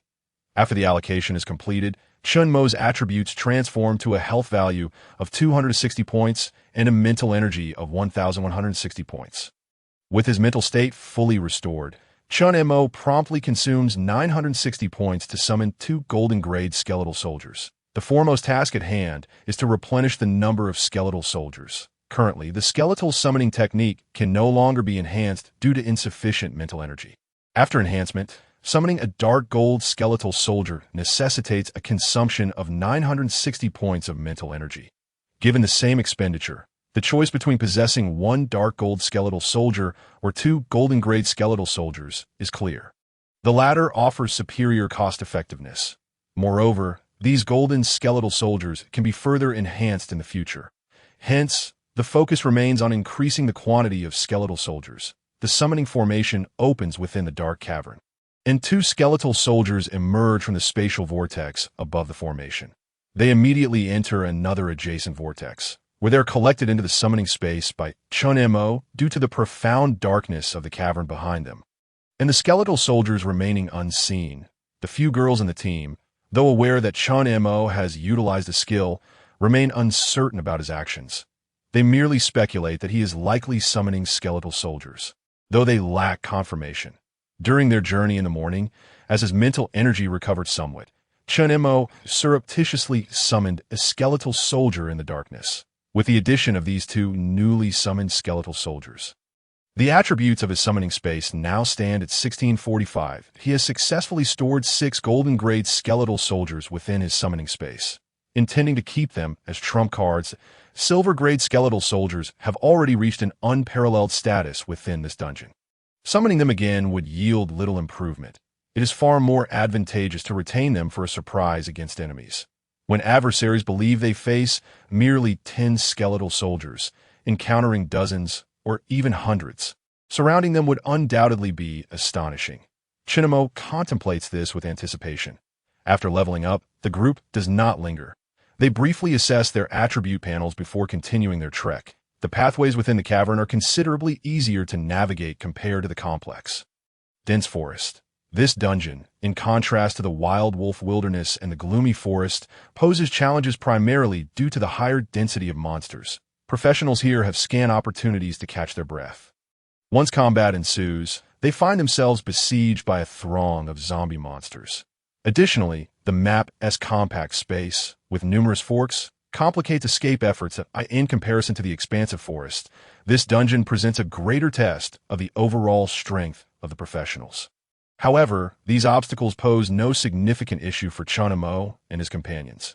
After a day of battle, his skeletal soldier squad has begun to clear the final zombie nest within the zombie mine dungeon. According to the map gleaned from the reconnaissance conducted by a skeletal soldier squad, all traversable paths within the dungeon ultimately converge here. This indicates that this zombie nest is likely the location of the final boss. Chen Mo quickens his pace, guiding the girls toward the last nest. After a short distance, they arrive in a spacious cavern. All the skeletal soldiers that have been dispatched for monster hunting have now gathered here, engaging in combat with the densely packed horde of zombies within the cave. Among them, the most striking presence is Chen Mo's strongest combatant, the golden-grade skeletal archer. Positioned behind several skeletal soldiers, it unleashes arrows with the swiftness of a tempest, saturating the entire zombie horde.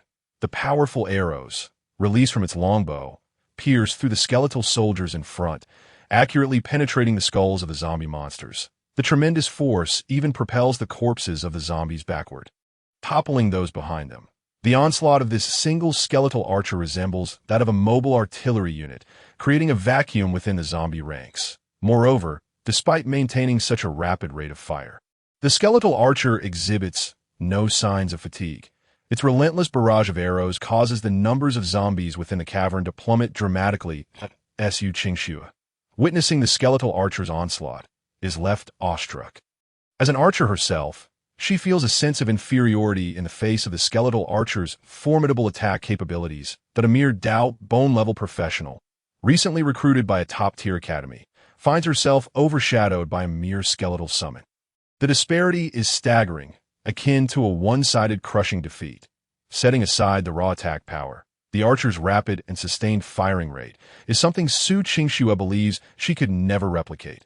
With a swift reduction in zombie numbers, the black mist emitted from the fallen zombie monsters converges into the enormous coffin at the center of the cavern. The mist thickens, swirling above the coffin, and as it is absorbed, it begins to form a vortex. At last, the black mist is completely consumed, and the coffin slowly creaks open.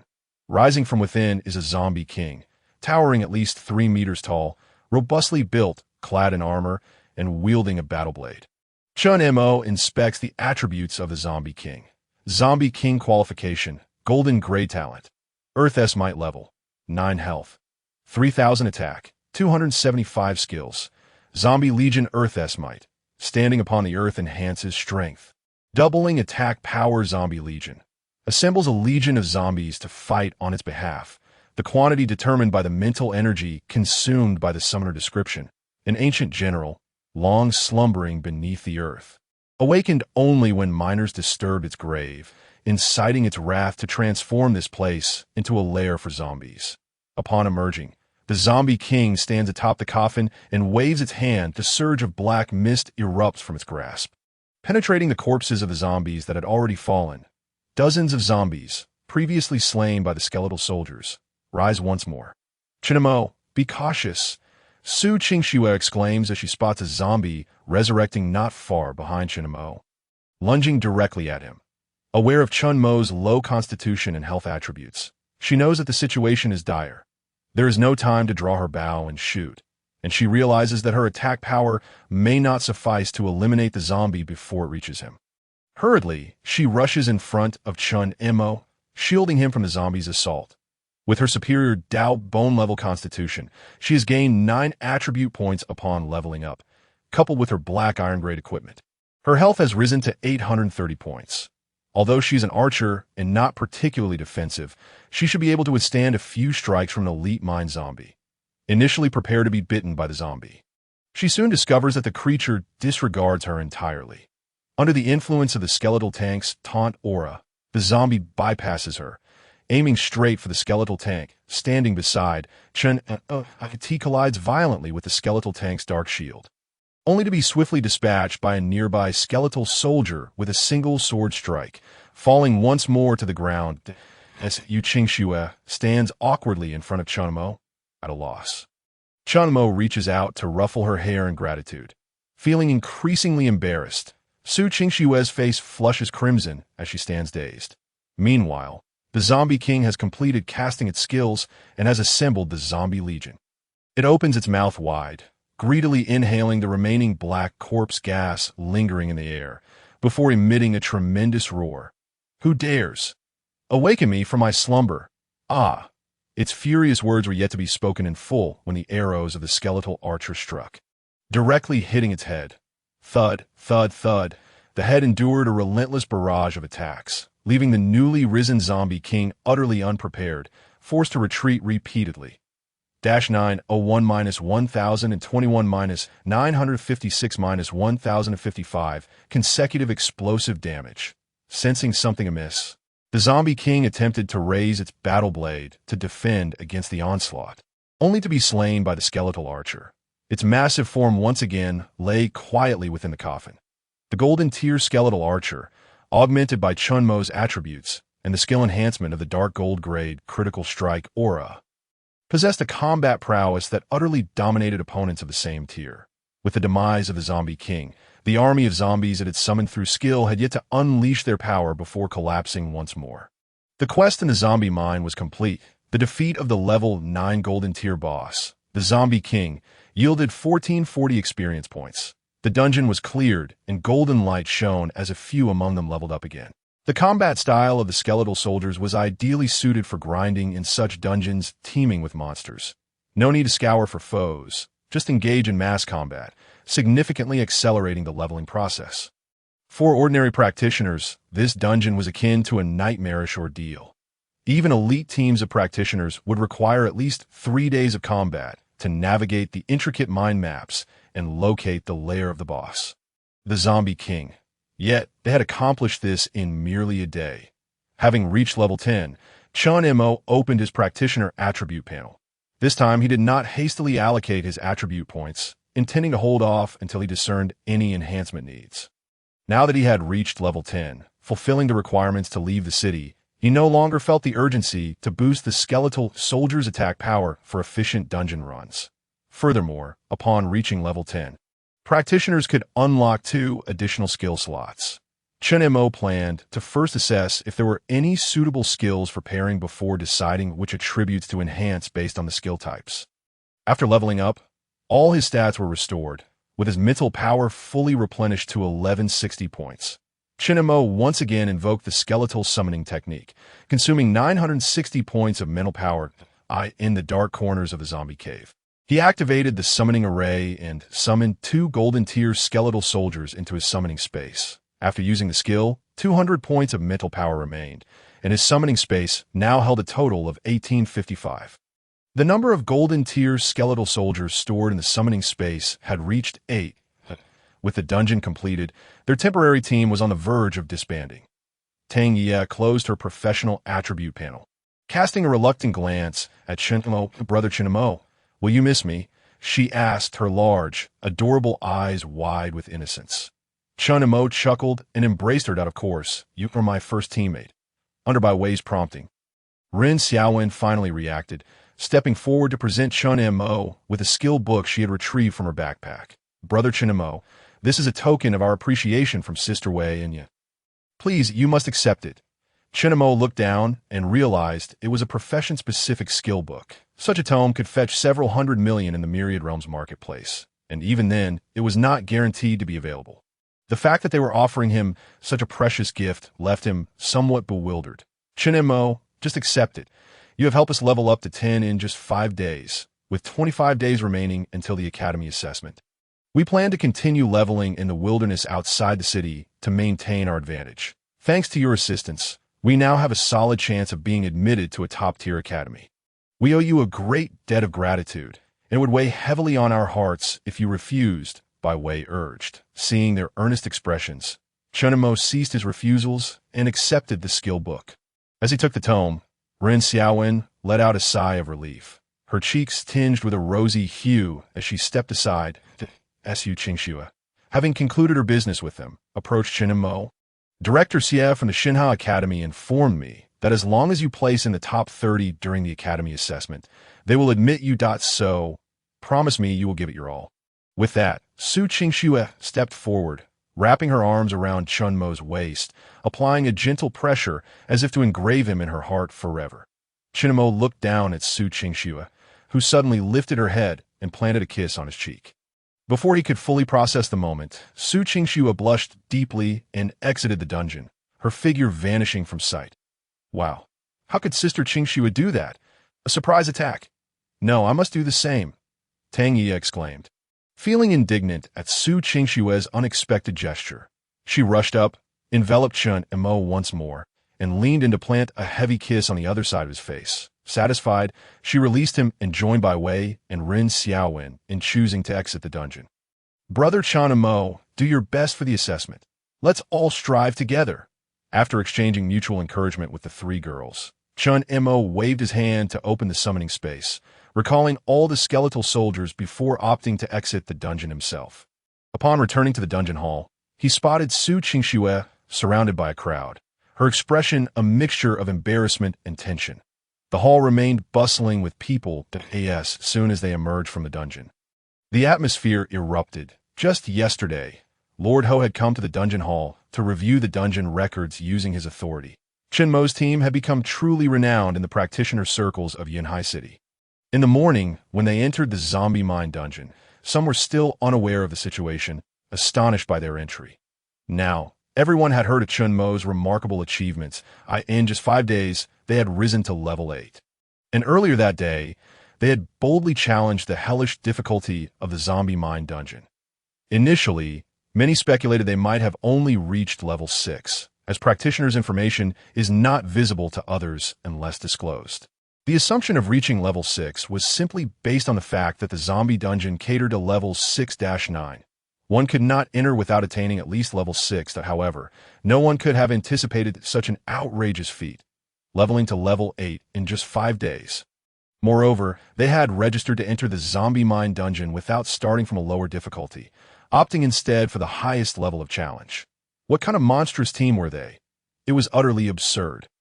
They had spent an entire day in the hellish zombie mine dungeon. Such strength was indeed impressive that you think they encountered some difficulties and decided to stop.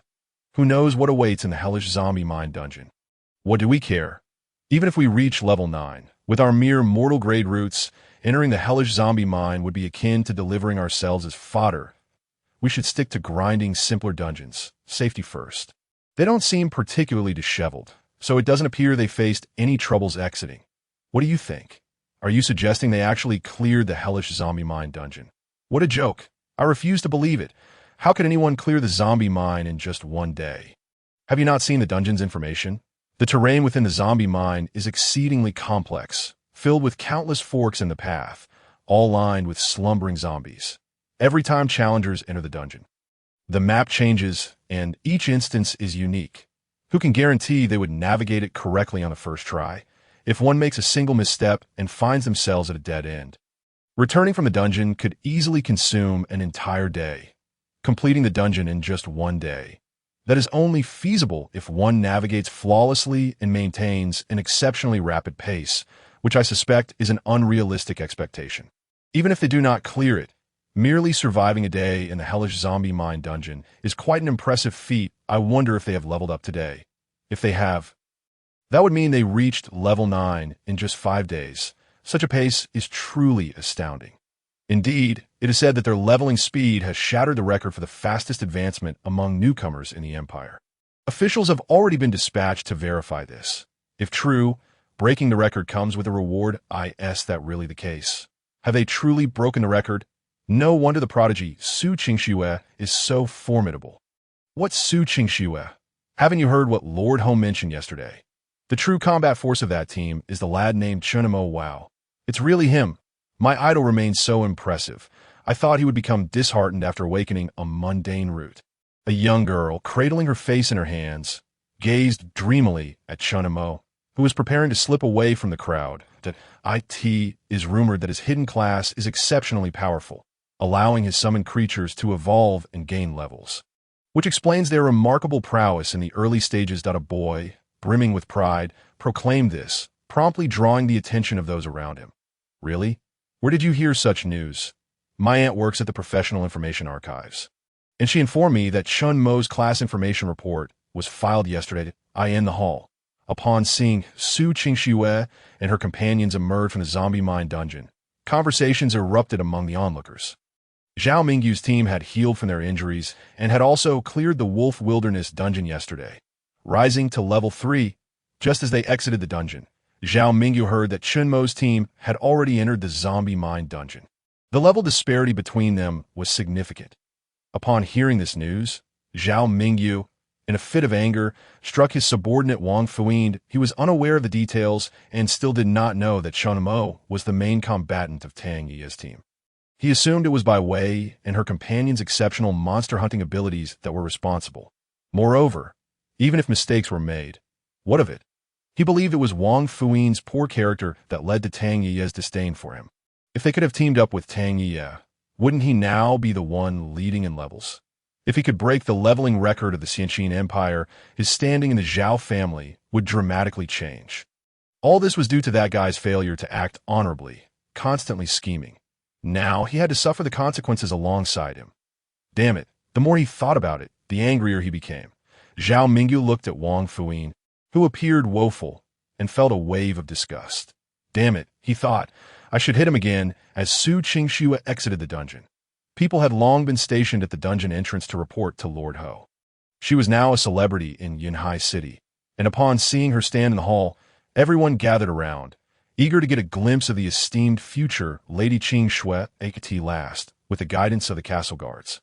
She squeezed through the crowd, leaving the dungeon hall to prepare for her journey to the Shen Academy. Meanwhile, Lord Ho and Dean Xieyonglin of the Shen Academy, engaged in conversation, were taken aback upon hearing that Chen Mo and his team had completed the dungeon. They cleared it in just 1 day.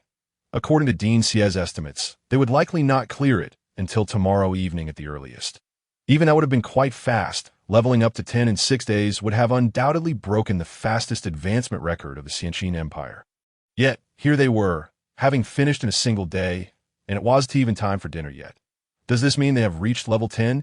My goodness, leveling to 10 in 5 days? What an outrageous record. Out of curiosity, Dean Xie had even checked the fastest advancement record in the Xianqin Empire, which was set by the Empire's Long Princess, Chu Xianwei, who took 17 days to reach level 10. And Chen Mo and his team, they accomplished it in just 5 days. This not only broke the Empire's fastest leveling record, but also reduced the time to an almost inconceivable extent. Achieving this in such a short span is nearly an impossible task. It is likely that this leveling record will remain unbroken for the foreseeable future. They could not help but think of Chen Mo's combat, a tribute to flying skeleton soldiers. It seemed inconceivable that, with their battle prowess, they could clear the zombie mine dungeon so swiftly.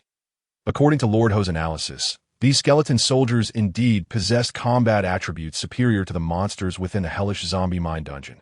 But they did not reach a crushing advantage. Faced with a swarm of zombies, even if they managed to clear it, the process would likely be arduous, and it was probable that some skeleton soldiers would fall in battle. How could they have completed it so quickly? Could it be that this lad has other means to enhance the combat capabilities of his skeleton soldiers? Unfortunately, the skills chosen by practitioners are a personal secret and are not recorded in the professional information reports. Hence, Lord Ho and the others remained oblivious to Chen Mo's possession of the dark gold-level strong strike aura skill. Naturally, they could not comprehend why the combat power of the skeleton soldiers was so formidable within the dungeon.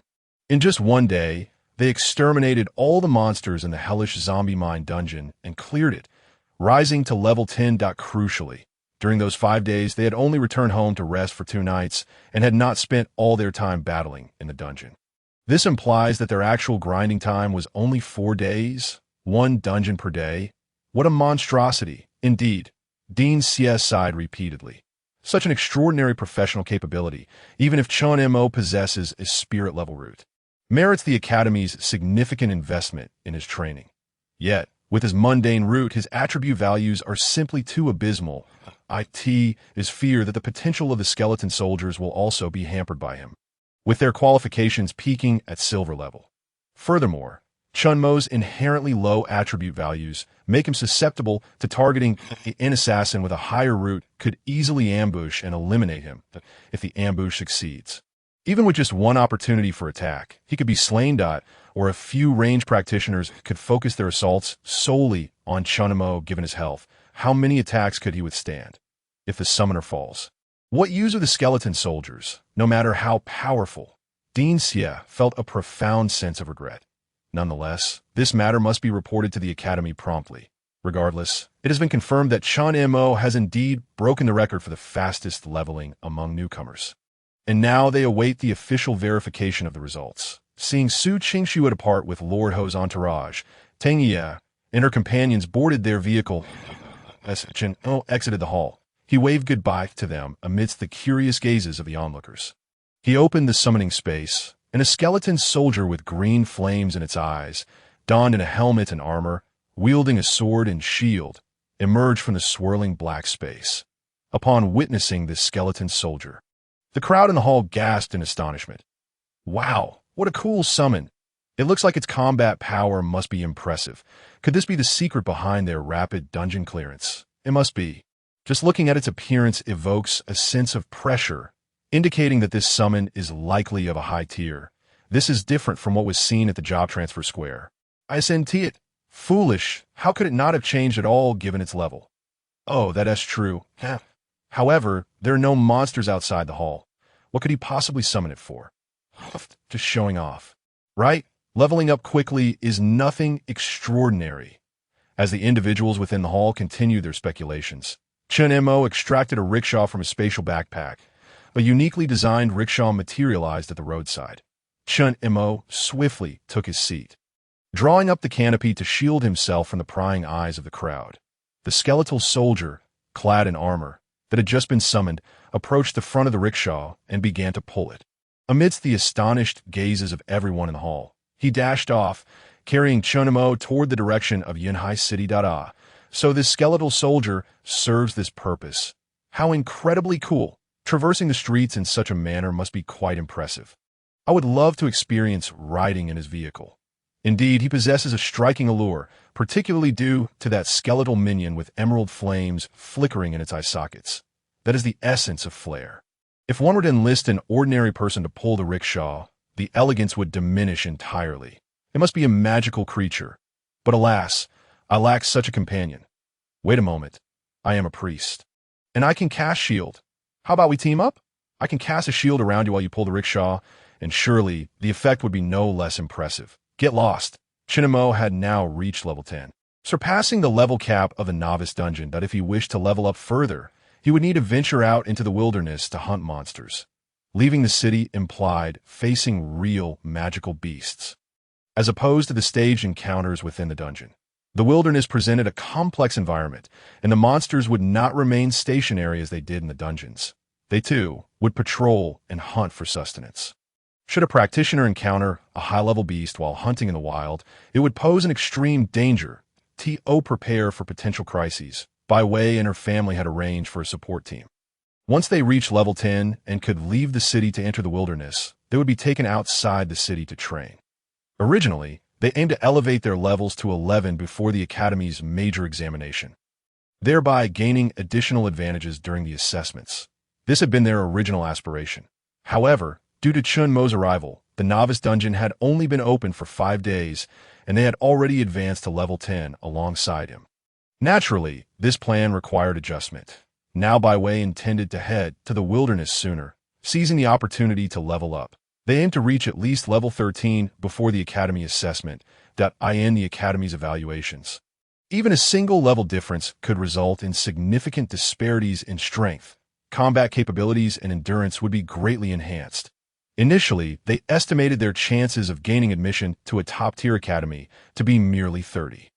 However, following Chen Mo's assistance, if Bai Wei and her companions navigated the next 25 days smoothly, maintaining their level advantage to reach level 13 before the evaluations, competing for a spot in a prestigious academy among those at level 10 would undoubtedly be feasible. This was a matter of great significance regarding their future prospects. Consequently, Bai Wei and her companions felt an overwhelming sense of indebtedness to Chen Mo. Thus, the 3 girls conspired to pool their resources together, deciding to gift the professional skill book originally intended for Ren Xiaowen to Chen Mo. The skeletal soldier moved with remarkable speed. Before nightfall, Chen Mo had already returned home. Fortunately, the canopy provided some concealment, preventing him from suffering public embarrassment on the streets. The main issue was that the skeletal soldier, with its skull ablaze with green soul flames, attracted far too much attention. He regretted using this rickshaw in the city. It was simply too ostentatious in an effort to save on fare. The cost had indeed been rather steep. Upon arriving downstairs, Chen Mo disembarked, hastily stowing away the skeletal soldier and the rickshaw before ascending to his home. After a long day spent in the dungeon, Chen Mo and his companions were quite famished. However, they had no time in the past 2 days to shop for ingredients, so they settled for takeout instead. After ordering food via his phone, he resolved the dining dilemma. Only then could he take a moment to calmly organize the spoils from the dungeon, having completed the hellish difficulty zombie mine dungeon. Chen Mo's level had risen to 10th, the number of summoned entities had reached 1855, but the rate of increase for skeletal soldiers was disappointingly slow, primarily due to his insufficient mental energy. Despite his diligent meditation to restore it, he had only amassed 18 skeletal soldiers to date. Among these, there were 9 golden-tier skeletal soldiers and 9 silver-tier skeletal soldiers. One of the golden-tier soldiers was a wind-element skeletal archer, while one of the silver-tier soldiers was a skeletal tank. These 2 had been enhanced to elite status, while the remainder were all regular skeletal soldiers. He planned to rest for 2 days to finalize the necessary paperwork for leaving the city. Moreover, having attained level 10, he needed to submit his profession information report. During this time, he also intended to increase the number of skeletal soldiers. Following that, he would procure additional supplies, as his expedition into the wilderness might extend well beyond the Academy's major examination. Thus, he needed to prepare at least a month's worth of provisions to ensure he was adequately equipped for monster hunting, leveling up, and preparing for the Academy evaluations. Initially, he had contemplated competing earnestly in the examinations to achieve a commendable score. Even if, due to innate limitations, he could not gain admission to a top-tier academy, he aspired to attend a more formidable practitioner academy. However, with Su Qingxue's influence, Shenhao Academy was willing to relax the restrictions on his innate qualities. Therefore, he felt compelled to exert himself diligently, not to squander Su Qingxue's goodwill. Furthermore, after 5 days of intense dungeon battles, he had gained a clearer understanding of his skeletal soldier's combat capabilities. With that, Chen Mo's objectives had shifted. This time, he aimed to dominate all prodigies, aspiring to claim the top position. After reaching level 10, he unlocked 2 additional skill slots. Upon completing the zombie mine dungeon, Ren Xiaowen and her companions had gifted him a professional skill book. Now, while waiting for his takeout, Chen Mo retrieved the skill book from his backpack, preparing to discover which professional skill he might acquire. Utilizing the professional skill book allowed practitioners to randomly select a skill pertinent to their profession. This was considered a relatively high-level extraordinary item, difficult to procure even in the universal marketplace. Moreover, Bai Wei and Ren Xiaowen, both of whom held rare professions, also required such a skill book. Yet, they still chose to present it to him. Chen Mo mentally noted this act of kindness. Shaking his head to dispel further thoughts, he focused on the professional skill book in his hands. He was not particularly well-versed in his necromancer profession. Thus far, he only knew of a singular skill, the skeleton summoning, as being unique to his profession. The empowering aura skill was merely a basic skill, not exclusive to his profession, but rather a universal skill available to all practitioners. As long as practitioners were willing to forego the opportunity to utilize their skill slots, everyone could learn it. With a professional skill book in hand, Chen Mo had the chance to select another exclusive skill. Through this new skill, he hoped to gain deeper insights into the necromancer profession. Choosing to use the professional skill book, Chen Mo activated it with his mental energy, causing the book to emit a radiant glow. As he utilized the professional skill book, he was prompted to select a skill. Slow Curse consumes 35 mental energy, casting a curse on the target that reduces their speed by 20. Bone Spear consumes 25 mental energy, conjuring a bone spear that inflicts piercing damage on the target. The Sacrificial Offering of Corpses can reduce mental power consumption by 2/3. Necromantic Symbiosis. Passive: the necromancer will share health and mental power with their summoned undead. As long as there is a summoned creature present, the necromancer cannot perish. The exclusive skill book for the profession provided Chen Mo with 3 skills to choose from. Chen Mo meticulously examined the introduction of each skill. Through the descriptions of these 3 skills, he gained a rough understanding of the necromancer's class type. This appeared to be a magic-based debuff summoning class, also possessing active offensive spells, making it a relatively comprehensive magical profession. After comparing the 3 skills, he did not hesitate and decisively selected the 3rd skill, Necromantic Symbiosis. He had been troubled by the prospect of entering the wilderness with such low health, lacking any safety assurance. Should he be ambushed by lurking monsters in the wild, his combat prowess would struggle to cope. This skill precisely compensated for his insufficient survival capabilities. With this skill, as long as the skeleton soldiers remained unvanquished, Chen Mo would be immune to harm. Consequently, his survival ability in the wilderness would be greatly enhanced. Moreover, with the Necromantic Symbiosis skill, Chen Mo could also utilize the mental power of his skeleton soldiers to cast spells, significantly accelerating his ability to summon skeletons and replenish his summoning space. After selecting his professional skill, the skill book in his hand transformed into a chain-like skill rune, embedding itself into an empty slot on his skill panel. He had successfully learned his first skill after reaching level 10. Necromantic Symbiosis. Passive: the necromancer shares health and mental power with their summoned undead, as long as there is a summoned creature present. The necromancer cannot perish. With this skill, Chen Mo's health surged from over 200 points to nearly 20,000 with 18 skeleton soldiers, each now possessing approximately 1,000 health points, and the number of skeleton soldiers continuing to rise. The amount of health he could share would only increase. With such a formidable backing of summoned creatures, he finally felt a profound sense of security. Chen Mo then further explored the capabilities of the Necromantic Symbiosis skill. Sharing mental power with his summoned creatures, the 18 skeleton soldiers, all of the warrior type, had their attribute points entirely allocated to vitality. Thus, each skeleton soldier possessed a base mental power of 100 points. With 18 skeletons, that amounted to 1,800 points, plus Chen Mo's remaining mental power of 256 points, totaling 2,056 points. With this substantial mental power, he decided to test whether it could be utilized to cast the skeleton summoning skill. Upon activating the skeleton summoning skill, the summoning glyph initiated, and 2 golden tier skeleton soldiers, their eyes ablaze with blue fire, emerged from the spatial vortex. Chen Mo's mental power was consumed by 1,600 points, leaving him with 456 points. The mental power allocated to each skeleton soldier was now minimal. Moreover, Chen Mo felt a throbbing headache due to excessive mental consumption. He hastily shared some mental power from the newly summoned skeleton soldiers.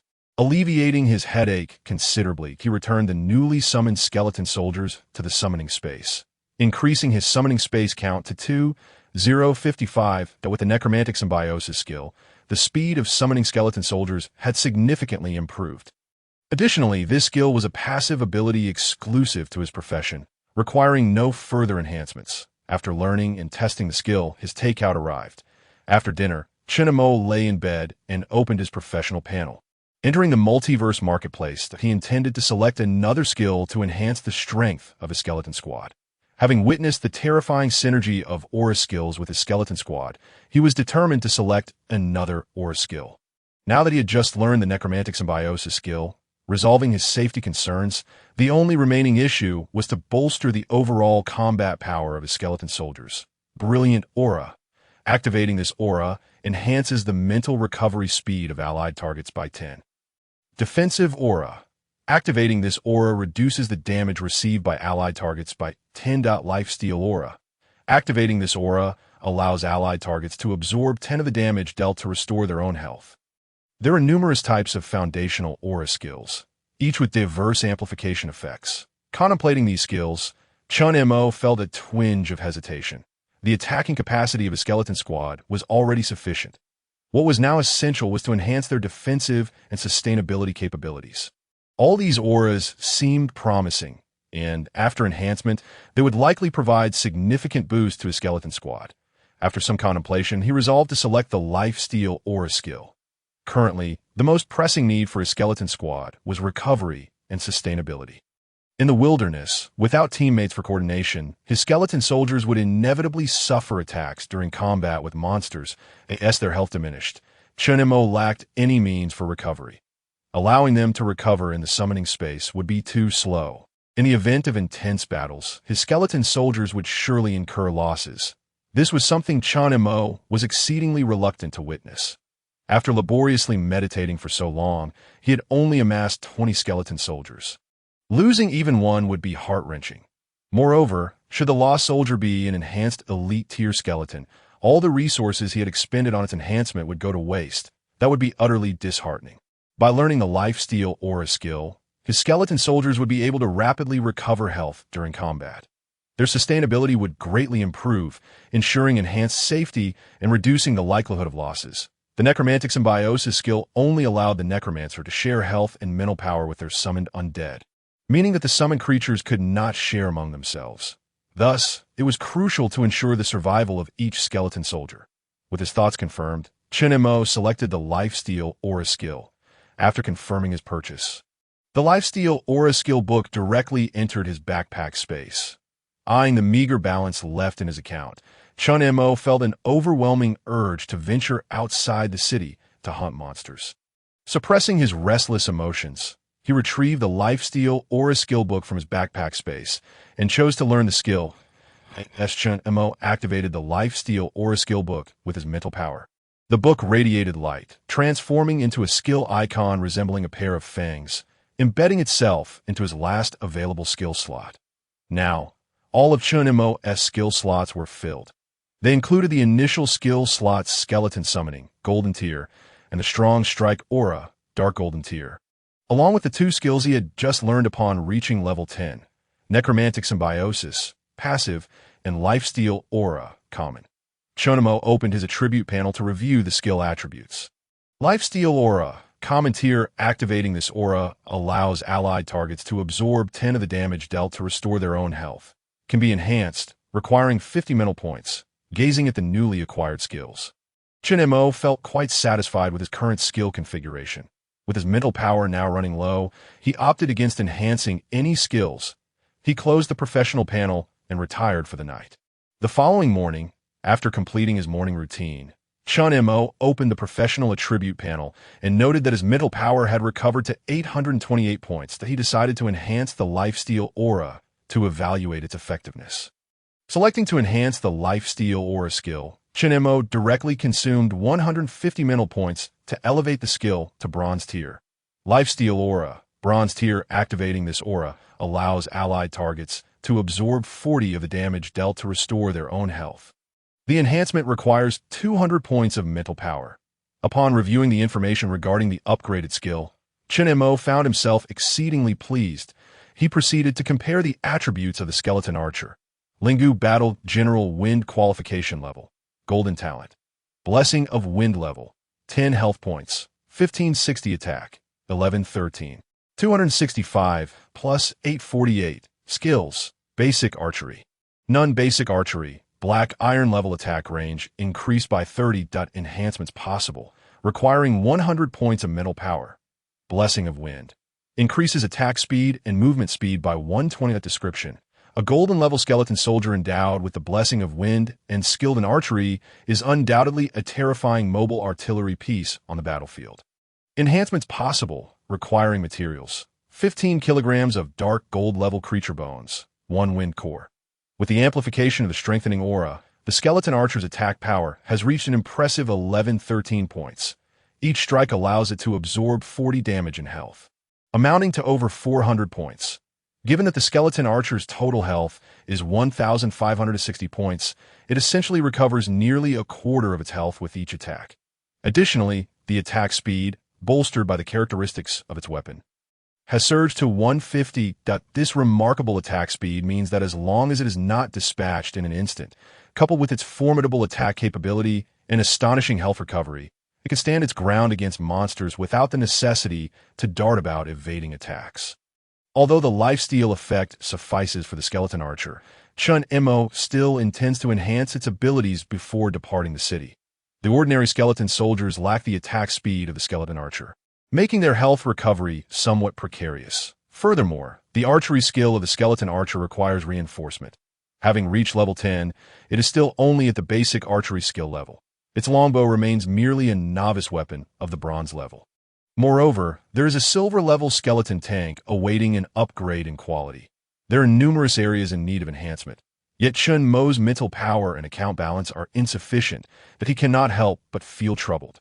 His shared mental power stands at 678 points, which cannot be utilized further. He must reserve at least 20 points of mental power for each skeleton soldier. Otherwise, it may jeopardize the integrity of their soul flames, severely impacting their perception and combat capabilities, potentially extinguishing their soul flames and leading to their demise. The enhancement of the lifesteal aura skill has been completed. Chen Mo descended the stairs, ready to find a place for breakfast. The residential complex he inhabits is quite commendable within Yanhai City, boasting well-developed amenities and an advantageous geographical location close to the city center. Living in the city, the closer one is to the center. The higher the property prices and the more stringent the purchasing conditions. This is due to the convenience and enhanced safety of urban life compared to the remote suburbs that in the event of a monster attack on the city. The outskirts represent the most perilous areas, while proximity to the city center ensures greater security. Moreover, the majority of professionals reside in the city center, so living nearby increases the likelihood of receiving assistance during emergencies. Chen Mo's residence in this complex is attributed to his parents, both of whom were professionals. Although they possessed average innate abilities and perished early in the wilderness, they bequeathed Chen Mo this property in the city center, along with sufficient wealth for a comfortable life as an ordinary person. This illustrates the formidable earning potential of professionals. Chen Mo approached a bun shop, ordering a portion of soup dumplings and a bowl of rice porridge, and sat quietly to enjoy his meal. Today, he needs to return to Yanhai No. 1 Middle School to submit his professional information report to the principal. He had previously submitted 2 reports to Lord Ho, but has yet to deliver one to the principal. With some free time today and no dungeons to clear, Chen Mo plans to present all 3 reports, covering levels 1 to 10, to the principal. The hidden job subsidy he applied for through the principal has significantly assisted him during his dungeon runs. Naturally, he intends to fulfill his school obligations and express his gratitude to the principal for their kindness. After finishing breakfast, Chen Mo boarded a vehicle heading for the school. This time, he refrained from summoning the skeleton soldiers to pull the cart, primarily due to the morning rush and his aversion to the potential embarrassment of being seen. He decided to save the human-powered cart for the wilderness. Before departing, he had already called his class instructor, Gao Xiaojing, to confirm that the principal was present at the school. Upon arriving at the school, he found class instructor Gao Xiaojing waiting for him at the entrance. Chen Mo, come over quickly. I've already informed the principal. He is waiting for you in his office, she called out with a smile as she approached him. I knew you would excel, always so diligent during your studies. You certainly wouldn't fall into despair due to your average innate abilities. Who would have anticipated that you would break the national record for the fastest leveling up? Gao Xiaojing's smile had returned, buoyed by Chen Mo's recent accomplishments. Initially, she had little hope for her class, which had produced only a few lower-grade professionals in living and auxiliary roles. The rest either failed to awaken or emerged as ordinary practitioners. She had thought this batch of students would be lackluster until Chen Mo, the anomaly, emerged with his extraordinary achievements, breaking the national leveling record with his ordinary grade and innate abilities. She had heard from the principal that Chen Mo's summoned entities were remarkably powerful, and his teammates had not contributed significantly. Furthermore, she learned that breaking the record would entail monetary rewards from the Empire. As the class instructor of the record holder, she would naturally receive some rewards as well. Earlier that day, she had relished the sight of instructor Li Chunmei from the neighboring class, whose face was as dark as a soot-covered pot, which brought her great satisfaction, knowing Chen Mo would be arriving today. Gao Xiaojing had arrived early at the school gate to await him. After exchanging greetings with teacher Gao, Chen Mo followed her toward the principal's office at that moment. Principal Gao Chuan was on the phone in his office. Upon seeing them poised to knock at the door, he ended the call, rising to greet them Chen Mo, you've arrived. Please, come in and take a seat. The principal was in high spirits, as Yanhai know. One middle school had not only produced a top-tier talent, Su Qingxue, who had been specially recruited by the prestigious Shenhao Academy of the Xianqin Empire, but he had also just received news that Su Qingxue and her mother had left Yanhai City with Dean Xie for enrollment. As for Chen Mo, with his ordinary innate abilities, he had led a team to achieve an astonishing level-up record, which had been reported to Lord Ho and was now awaiting verification from higher authorities. If confirmed, not only would Chen Mo's team receive reward subsidies, but their alma mater, Yanhai No. 1 Middle School, would also benefit from increased policy support and resource allocation. The thought of achieving such remarkable results during his tenure filled the principal with joy, to the extent that he awoke laughing from dreams the previous night. Chen Mo, may I confirm your level? Although he had heard that Chen Mo's team had completed the novice dungeon, the principal still wished to verify it personally for peace of mind. Upon hearing this, Chen Mo revealed his professional information for the principal's inspection. Chen Mo, profession, necromancer, level 10. Seeing Chen Mo's level, Gao Qiwen's joy knew no bounds, and his concerns were finally alleviated. He had personally confirmed Chen Mo's level, which meant that the leveling record was indeed secure. Chen Mo then produced 3 professional information reports from his backpack, presenting them to the principal. Principal, here are my professional information reports, all prepared in advance. Due to the continuous endeavor in dungeon exploration, I had little time until today when I finally brought everything over together. All right. Gao Chuan joyfully accepted the report and placed it on the desk. This report was to be recorded by a designated personnel and entered into the Imperial Career Information Database. However, the first 2 reports had already been submitted by Lord Ho. He merely needed to submit the one for Chen Mo after reaching level 10. Upon seeing the task completed, Chen Mo prepared to take his leave. Principal Gao, if there's nothing else, I shall take my leave. Please wait a moment. Principal Gao called out to Chen Mo, who was about to rise. You are preparing to venture into the wilderness, are you not? Now that you have reached level 10, you should have unlocked the friend feature. Let us add each other as friends. If you encounter any matters in the wilderness, you can notify me through the professional friends list. Perhaps I may be of assistance. Chen Mo opened the professional panel and indeed found that the friend option was unlocked. Upon accessing the friends panel, he was surprised to discover several friend requests. They were from Tang Yi, Bai Wei, Ren Xiaowen, and the recently sent request from Principal Gao. Chen Mo accepted all friend requests that I in the wilderness. Mobile phones were useless, devoid of any signal. Professionals relied solely on the friend system within the professional panel for communication. Chen Mo noticed that not only was the friend system unlocked, but also the task and guild systems. However, being in the principal's office, he refrained from exploring further. Having added Principal Gao as a friend, Chen Mo could now view his professional information. Gao Chuan, professional gunfighter, level 52, that after they became friends, Principal Gao gifted Chen Mo a teleportation scroll, advising him to exercise caution in the wilderness and offering some encouraging words. Only then did Chen Mo rise to bid farewell and leave with Gao Xiaojing, exiting the campus and saying goodbye to teacher Gao. Chen Mo took a vehicle to the Professional Affairs Hall to apply for an exit permit and see if he could accept any profitable tasks within the hall. The Professional Affairs Hall was an establishment dedicated to serving professionals, where they could process related paperwork, publish tasks, seek teammates, engage in trading, and more that, of course, Transactions and task postings could also be done through the professional panel, but accepting tasks through the panel lacked the opportunity for face-to-face communication regarding details. Certain tasks required in-person confirmation, such as escort missions or monster hunting, to ascertain both parties' professional capabilities and task specifics for greater assurance. Yanhai No. 1 High School was not far from the city center. Chen Mo arrived swiftly at the Professional Affairs Hall located in the heart of the city. After passing the professional verification at the entrance, he stepped into the spacious hall. Only professionals could enter this place. Even the staff were individuals engaged in life or auxiliary professions. They could not venture into the wilderness for combat and sought stable employment here. Being a service provider for professionals, the working conditions were quite favorable. The hall was bustling with activity, with temporary teams forming and tasks being exchanged, creating a cacophony of voices. Following the directional signs, Chen Mo found the window for processing professional credentials at that moment. A young lady was attending to the tasks at the window. Chen Mo approached and explained his purpose that he then opened his professional information as requested by the staff. The young lady at the window was also a life-type professional.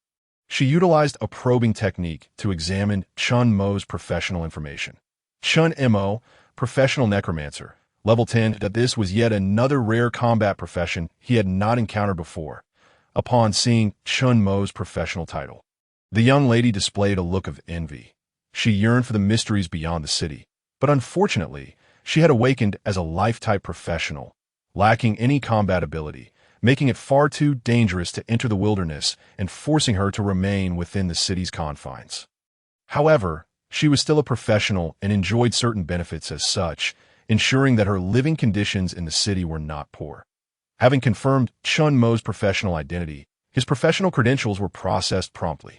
Chen Mo accepted the black document handed to him and opened it to review the contents. The certificate printed his extraordinary professional details along with the official seal. This document was essential for professionals when exiting the city or conducting business. Facilitating management and mobility, that IT served as an official identification for professionals.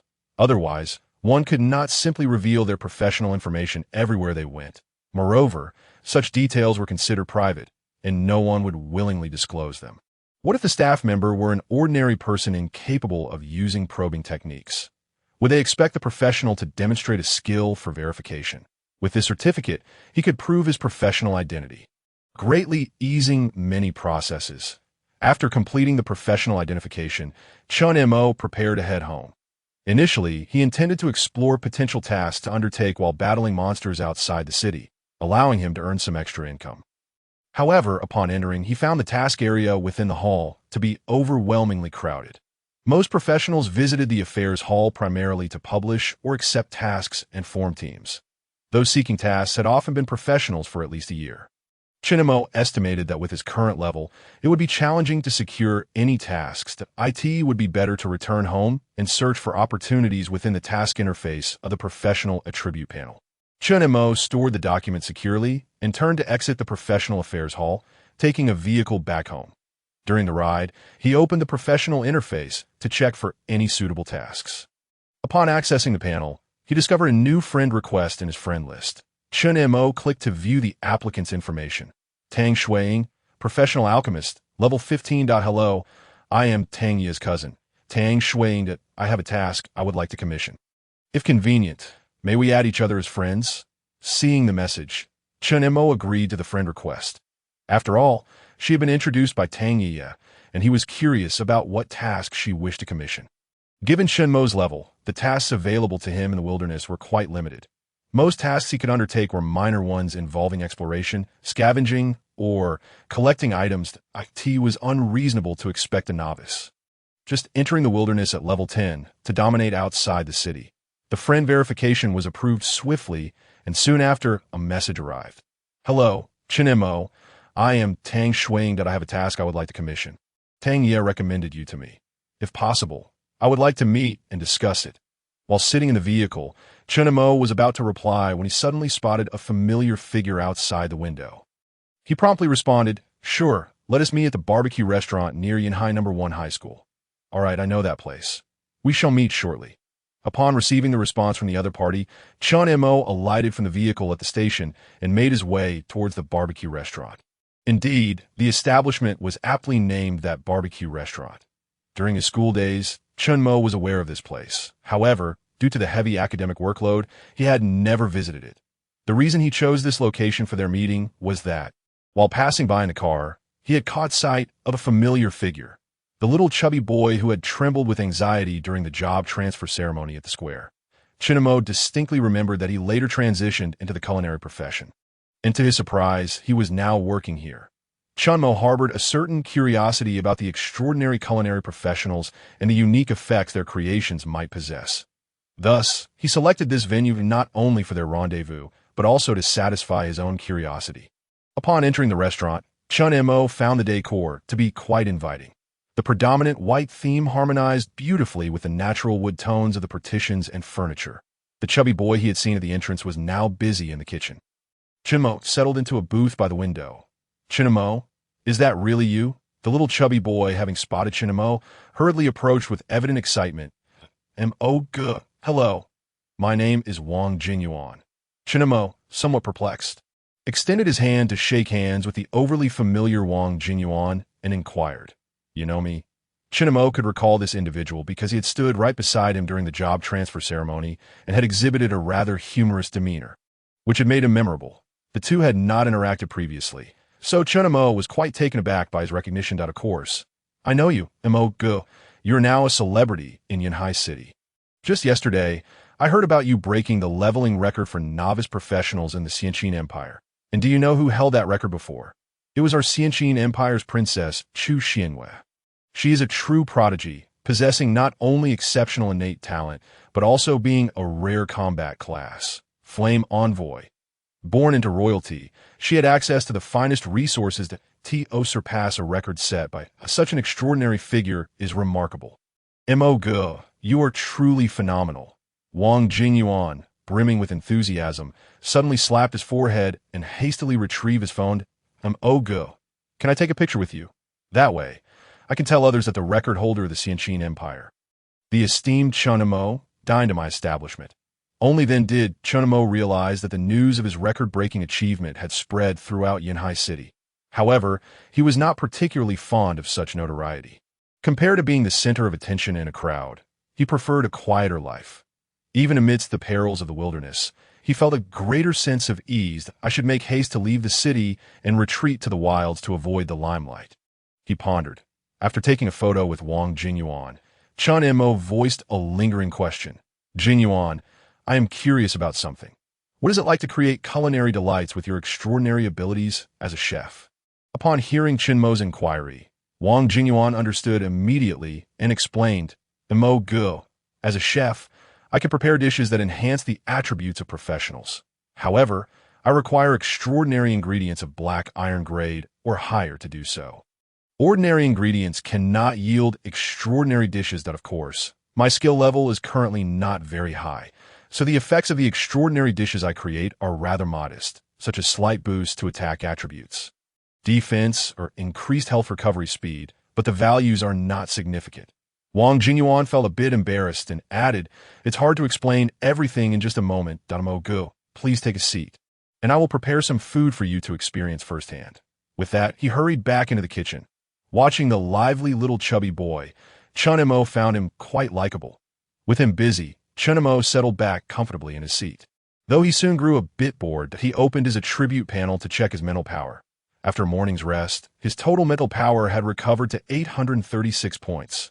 Since he had some time on his hands, Chen Mo decided to further enhance his blood-sucking aura skill, aiming to increase the lifeblood recovery of his skeleton soldiers and bolster their survivability. That he selected to upgrade the blood-sucking aura skill. Focusing on the skill panel, he initiated the enhancement on the blood-sucking aura skill rune. Resembling fangs, he expended 200 mental power points to elevate the skill to silver grade. Blood-sucking aura.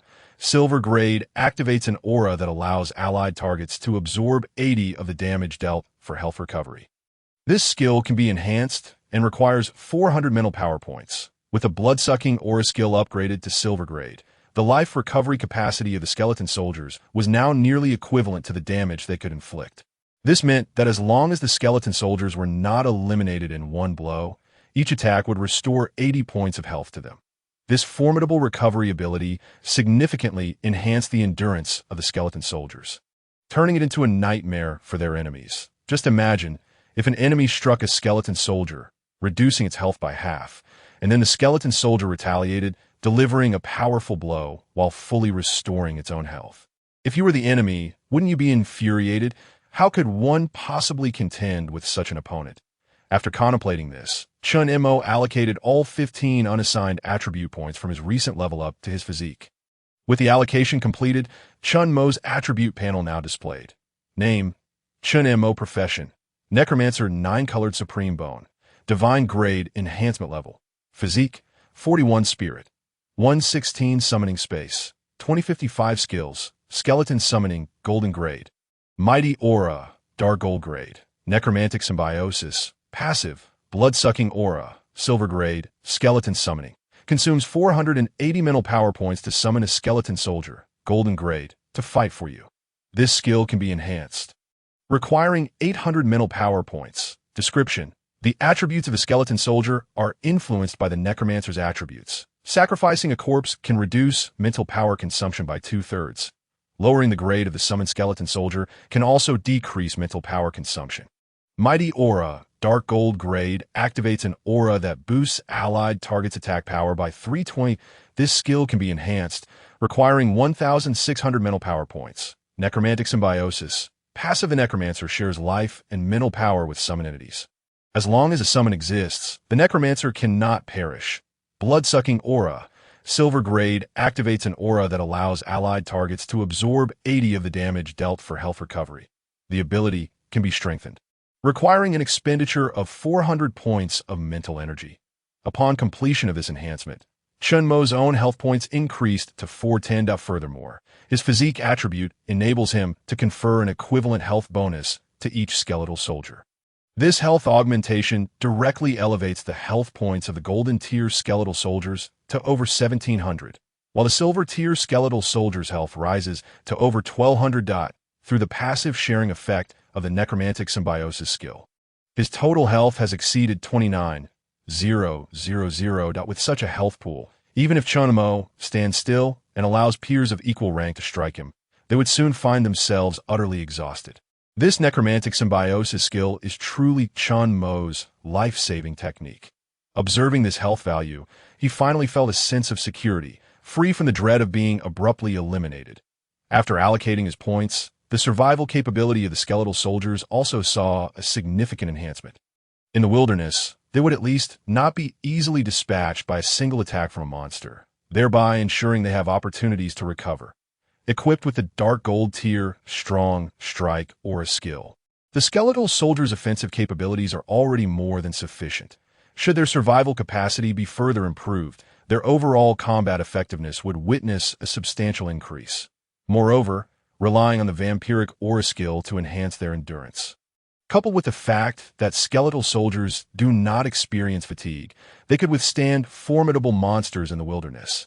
As long as they are not eliminated instantly, they could outlast their foes through recovery. Having come to this realization, Chen Mo decided that if he were to level up again, he would prioritize enhancing his physique. After studying his attribute panel for a while, 2 girls entered from outside the shop. One girl was dressed in a white dress, her skin smooth and fair, bearing a resemblance to Tang Ye, albeit with a demeanor that was more composed and tranquil.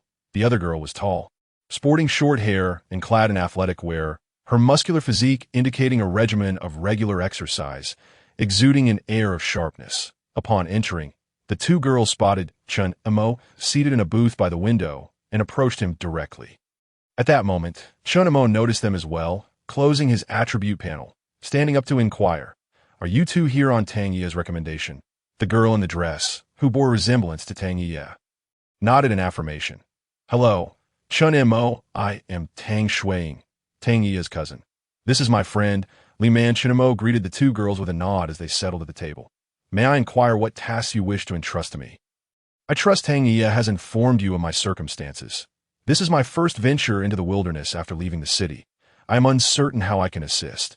After sitting down, Chen Mo posed his question directly. Tang Shuiying glanced at Li Man beside her, noticing her silence, and then spoke. The matter is as follows. My friend Li Man discovered a bronze-tier relic dungeon in the northern wilderness. Although she successfully cleared the dungeon, she inadvertently triggered a trap within, resulting in a life curse from an evil deity that significantly reduced her health points. To alleviate the effects of this life curse, my teacher suggested crafting a high-grade elixir known as the Moon God Pill. We have gathered most of the necessary materials, but we are lacking a supplementary herb called Moon Spirit Grass, which is only found in the jungles of the Shiza Mountains. Originally, this herb was not considered rare, with ample supplies in the past. However, it has become scarce in the market, and despite our task postings, no one has come forth to complete it. It is said that the Shiza Mountains, the source of the Moon Spirit Grass, have been overtaken by the abyssal insect tribe, deterring anyone from attempting to gather herbs. Thus, we found ourselves compelled to venture into the Shiza Mountains personally to collect some Moon Spirit Grass. I am an auxiliary profession, a spiritual pharmacist, and lack combat prowess. Although Li Man is a combat class, her health has been severely diminished, rendering her survival capacity insufficient, making it perilous for us in the wilderness. We seek to join a group of professionals to accompany us into the Shiza Mountains to assess the situation. After returning to Yunhai City yesterday, Ye learned of our predicament and recommended you to us, stating that your summoned creatures possess considerable strength and could ensure our safety. I understand you are focused on leveling up in the wilderness, and we do not require a formal party. We would simply accompany you, as our task is to have you lead us to the Shiza Mountains to gather Moon Spirit Grass out of course. This is merely an arrangement between us. You need not concern yourself with Tang Yi's involvement. Upon hearing Tang Shuiying outline their task, Chen Mo contemplated carefully. He felt that accepting this task was not particularly advantageous and could prove troublesome. His intention for this trip to the wilderness was to focus entirely on leveling up. When alone, he could summon all his skeletal soldiers to fight and gain experience together. However, with these two girls as potential liabilities, he would have to limit himself to summoning only 10 skeletal soldiers for combat, inevitably slowing his leveling speed. Moreover, although they were introduced by Tang Yi, she had not contacted him directly, likely to avoid imposing their relationship upon him. After consideration, Chen Mo ultimately decided to decline the request. The priority now was to swiftly enhance his strength, and they were not in dire need of his assistance. They could easily post a mission at the professional association and find a multitude of professionals to accompany them to the Shiza Mountains, ensuring their safety. Having made his decision, Chen Mo spoke. I apologize, but I believe you. 2 million. Tang Shuiying interrupted Chen Mo, stating directly, we are prepared to offer a commission fee of 2 million to invite you, Chen Mo, to accompany us to the Shiza Mountains. What do you think? Regardless of the outcome, whether or not we locate the Moon Spirit Grass, your sole responsibility is to ensure our safe round trip. After Tang Shuiying finished speaking, she looked at Chen Mo with eager anticipation, her large eyes sparkling. That I believe you two have exceptional foresight. Tang Jiet, I agree to take on this task. When shall we depart? Upon hearing Tang Shuiying's proposal, Chen Mo immediately changed his mind and agreed. The offer was simply too enticing. The price was incredibly attractive to him at this moment. After all, whether he was fighting monsters or leading two girls to gather herbs in the Shiza Mountains, it was all part of the same experience, and he felt it would not pose a significant issue to. We are ready to go.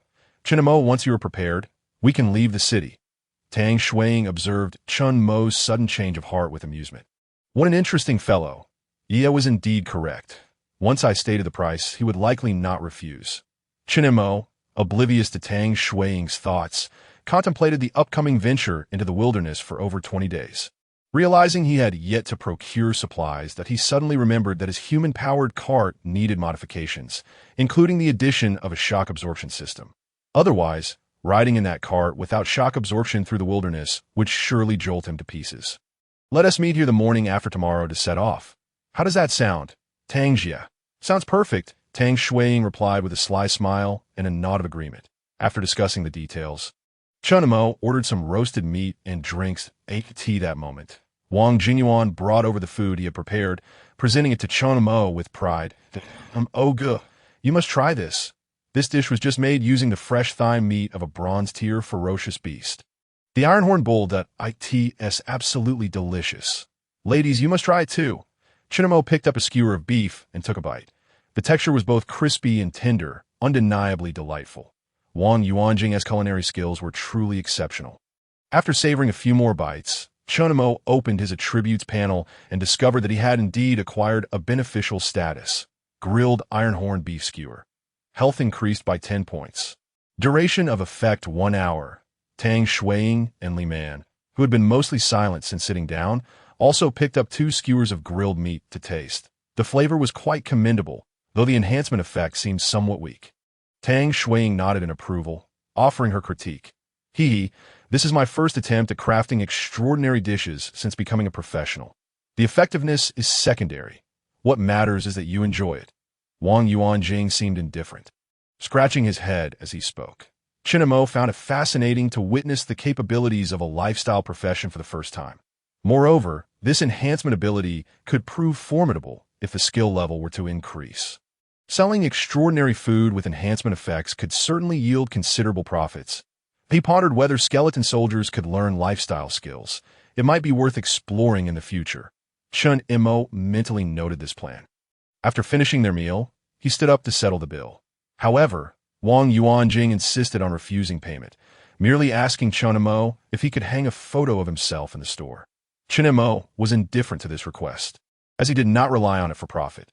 Primarily, he felt that if Wang Yuanjing's picture were displayed in the shop, his subsequent visits might become awkward.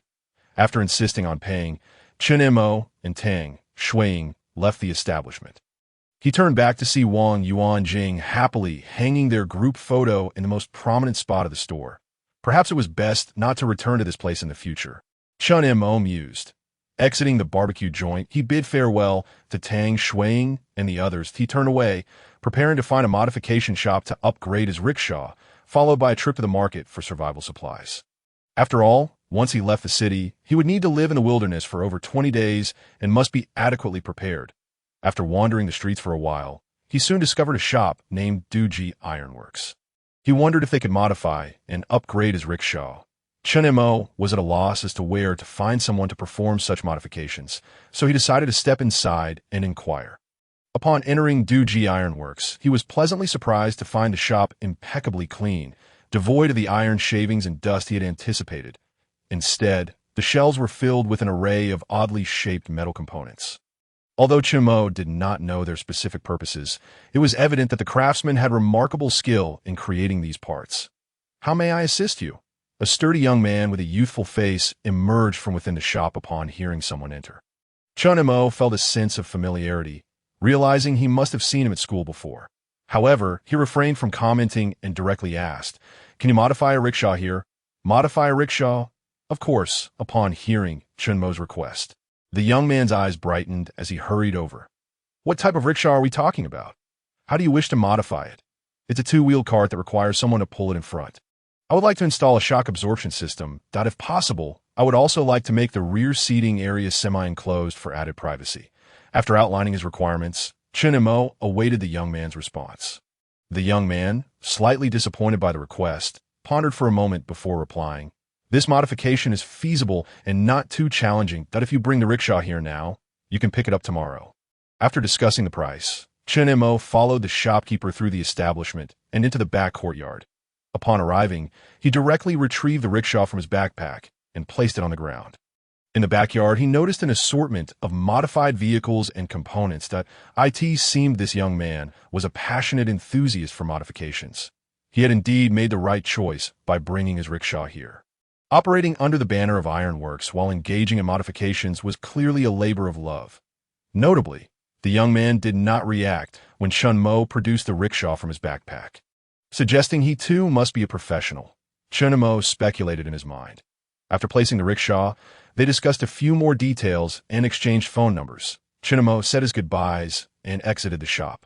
Through their conversation, he learned that this young man, Du Kai, was indeed a fellow classmate who had recently transitioned into a profession as a blacksmith.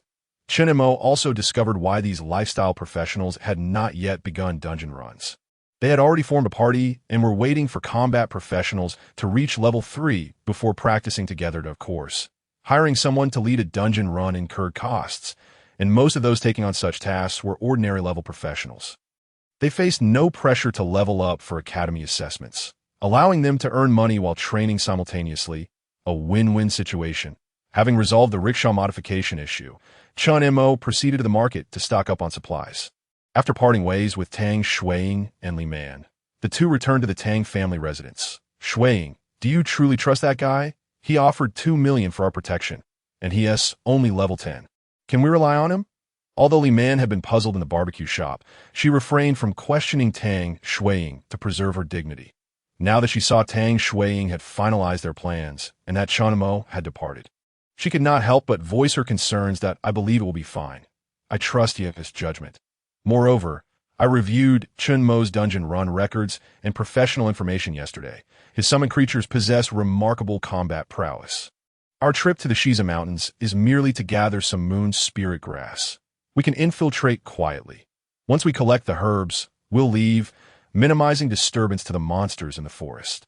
Tang Shuiying continued, I've gathered some information about the abyssal insect tribe in the Shiza Mountains. Their most notable characteristic is their tremendous reproductive capacity, leading to overwhelming numbers that can easily trigger a swarm. Once a swarm forms, few monsters can withstand their onslaught. Therefore, I suspect that the area is likely overrun by the abyssal insect tribe at this point. Whether we can gather moon spirit grass now rests solely on luck. Seeing Li Man appear somewhat disheartened by her analysis, Tang Shuiying offered consolation. Even if we cannot gather any, it's no cause for concern. In a few days, Lady Jiang Qingwan from our academy will return. We can find a way to enlist her assistance. With her high-tier oracle priest abilities, she should have no trouble dispelling the evil god's curse afflicting you. Upon hearing Tang Shuiying's words, Li Man's expression visibly brightened. She hailed from the Leaf family of the Snow Dragon City in the Northern Domain, renowned for their formidable combat prowess throughout the Northern Territories. A rare dragon blood warrior with a mid-grade Daobone. She ascended to level 18 within less than a year of entering the academy. Her future appeared exceedingly promising until she stumbled upon a relic in the wilds of the northern snowfields. During the skirmish inside the dungeon, she fell victim to a curse from an evil deity, which have her life expectancy. This curse seemed to originate from a certain pseudo-deity of another realm, and its magic was of exceptionally high tier. After days of contemplation, she had devised numerous strategies, but found herself unable to lift the curse, leaving the proud Li Man feeling quite defeated.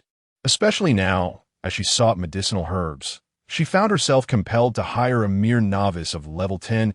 The fall from grace was difficult for someone of her stature to accept. However, since Tang Shuiying had come to Yanhai City specifically to assist her in gathering herbs, she refrained from contesting her friend's decision. Nonetheless, Li Man resolved to thoroughly assess the capabilities of that young man in the wilderness. The country bumpkin who had never ventured beyond the city walls should not be allowed to embarrass himself in the wild. Not only would he be of no assistance, but she also did not wish to find herself in a position of having to care for him, although her life limit had been reduced. Her combat efficacy in other aspects remained intact. She still possessed the fighting power of an 18-level Daobone warrior. As Chen Mo and his companions prepared to leave the city, news of his record-breaking level-up spread throughout the entire Xianqin Empire. In Blood Battle City, amidst the desert Earth Demon dungeon, Go Shengli wielded a colossal battle knife, launching an assault alongside his comrades towards the final stronghold of the Sand Earth Demons. The desert teemed with the ferocious Sand Earth Demons, and combat erupted swiftly. This is exhilarating.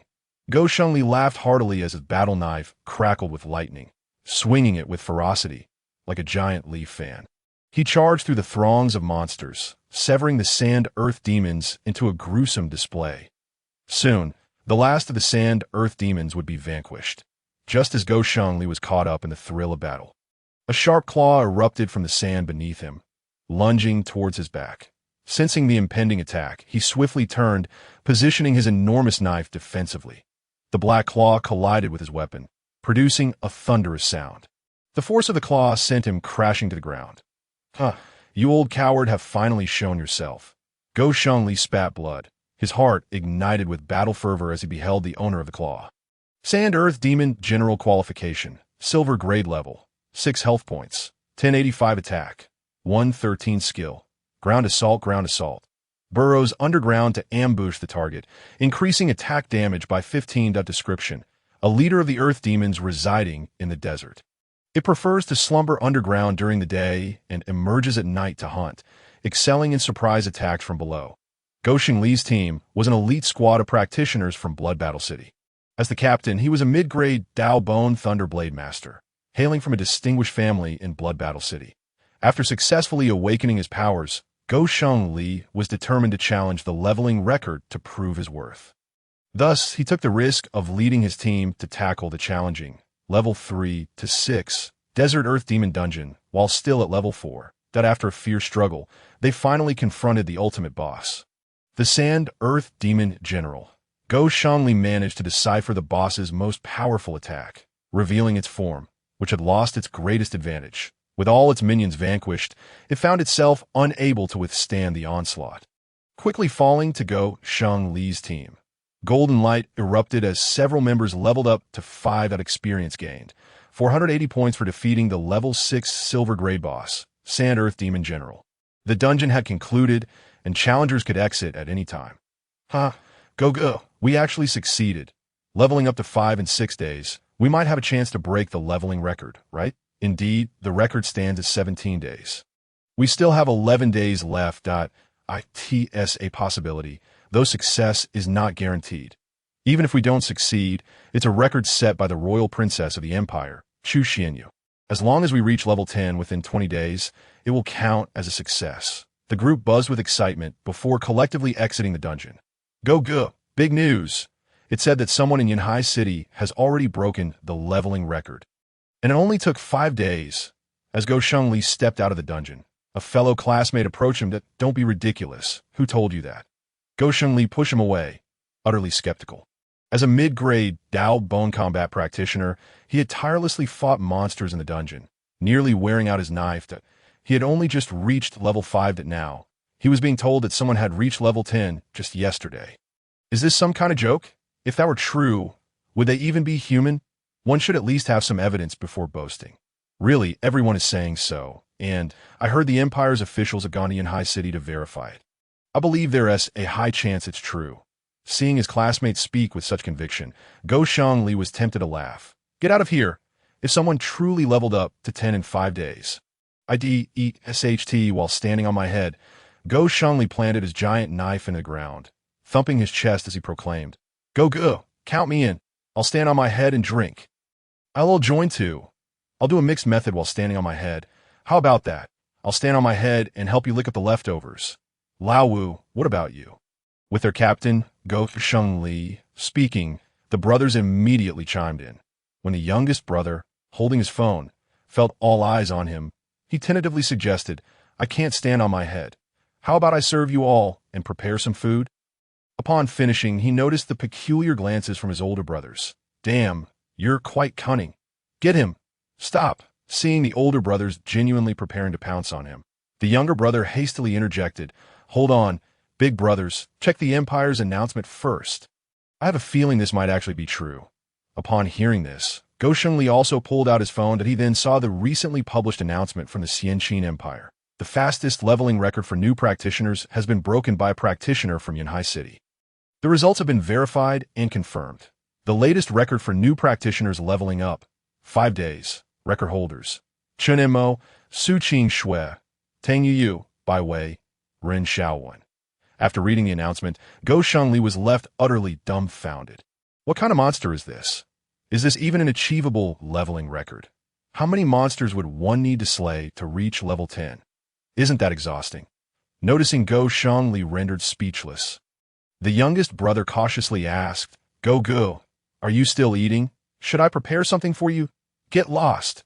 In the ethereal void, a resplendent palace stood, epitomizing grandeur and luxury. Within this domain, the fire element was exceedingly abundant. With flames spilling forth from outside the palace, in the palace square, a massive phoenix tree towered, while several fire phoenixes soared above, tracing fiery arcs through the air. They descended to perch upon the phoenix tree, chirping and frolicking. Inside the main hall, Princess Chu Xianyu of the Xianqin Empire engaged in idle conversation with Jiang Qingwan, the dean of Xianhua Academy. Sister Qingwan, I discovered a fragment of a different world in the void. When will you be free? Let us explore it together. Dressed in a flowing red gown, Princess Chu Xianyu sat gracefully at the table, cradling a teacup as she addressed Jiang Qingwan across from her. Of course, but the Academy's recruitment is imminent. Let me finish my duties upon my return. With a visage both graceful and dignified, and an air of sanctity that enveloped her every gesture, Jiang Qingwan appeared somewhat distracted. She responded absent-mindedly, casting a glance at the message from the Academy before lifting her gaze to meet that of Chu Xianyu, seated across from her. Xianyu, allow me to share an intriguing piece of news. Your novice leveling record was shattered yesterday by a newly transitioned individual. It is said that this young person possesses merely mediocre innate talent. Would you care to guess how many days it took him to achieve this new record? Chu Xianyu, upon hearing the revelation, remained largely indifferent to her level. Her aspirations revolved solely around the opportunity to ascend beyond the 100th level. Delving into the mysteries concealed within the gray mists of the void and unearthing the embers of civilization scattered across myriad worlds were pursuits that captivated her. As for fleeting fame, it had long ceased to occupy her thoughts. Nevertheless, she was momentarily taken aback by Jiang Qingwan's words. Calculating the time, she noted that only 6 days had elapsed since the Empire's awakening day. Jiang Qingwan claimed that someone had already broken the record yesterday. This implied that the individual had reached level 10 in a mere 5 days, and with only mediocre innate talent. Such an achievement was indeed astounding. Though she had not intentionally set out to establish her own record back in the day, she distinctly recalled that she had hardly rested during her leveling. Having just transitioned, filled with youthful ambition, she had been exceedingly diligent in proving her worth. With her superior innate talent and the formidable area of effect abilities of a Blaze Envoy, coupled with high-grade equipment and a team of equally skilled and harmonious allies, she had only managed to set a historical record of 17 days. This newcomer, however, had accomplished it in just 5 days. The sheer reduction in leveling time was beyond her comprehension. Noticing the inquiring look in her eyes, Jiang Qingwan did not keep her in suspense and promptly revealed, according to the message, this individual named Chen Mo has transitioned into a hidden class known as the necromancer, and during his awakening, a celestial phenomenon known as the Eye of Divine Punishment manifested. His primary ability lies in summoning skeletal soldiers, which can enhance their quality and level while numbering up to 10. The records indicate that these skeletal soldiers are immune to fatigue, capable of engaging in continuous combat day and night. It is through these skeletal minions that he achieved level 10 in a mere 5 days. Upon hearing Jiang Qingwan's description, Chu Xianyu's confusion dissipated. After a moment's thought, she smiled brightly. So his name is Chen Mo? What an intriguing profession. I wonder about its potential. Although his innate talent is somewhat lacking, if his class abilities are indeed commendable, it would not be out of the question to allocate some resources to enhance his innate talent. With Chu Xianyu's words, Jiang Qingwan also smiled. I find myself rather intrigued by this young man. I shall personally observe him during the Academy's major examination. Should his class abilities prove worthy, I will consider admitting him to Shenhua Academy. There was one thing Jiang Qingwan refrained from voicing. Was Chen Mo truly of merely mediocre innate talent? Naturally, such matters pertain to the privacy of the practitioner.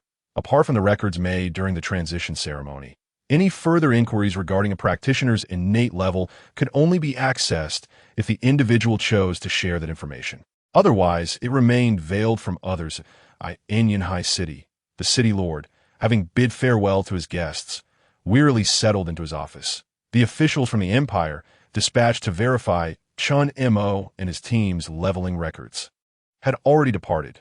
Bai Wei and Tang Ye, as participants, had cooperated fully throughout the verification process. Their presence was primarily to allow the officials to confirm their professional information and ascertain that they had indeed reached level 10. The primary focus of the verification, however, was on the records of dungeon completions. With the verification now concluded and a nationwide announcement made, the matter had finally reached a resolution. Although the city lord had felt exhausted over the past few days, he was also filled with an exhilarating sense of accomplishment. Yanhai City had recently experienced a double boon. Su Qingxue had awakened with superior innate talent and had been directly recruited by the esteemed Shenhua Academy. where she was now reporting.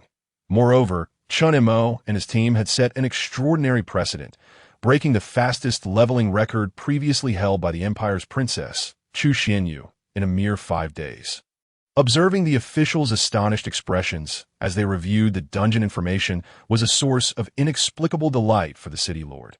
With these two remarkable events, Yunhai City had garnered significant attention within the Xianqin Empire, and he, as the city lord, was bound to receive commendations from higher-ups. There was another matter. The city lord suddenly recalled that since the record-breaking achievement had been verified without discrepancies, the reward should soon be forthcoming.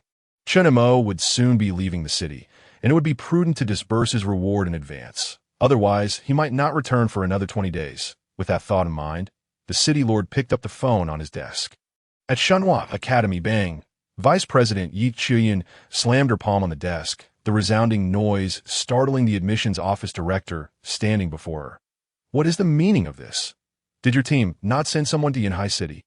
How could you be unaware of the information regarding such a record-breaking genius?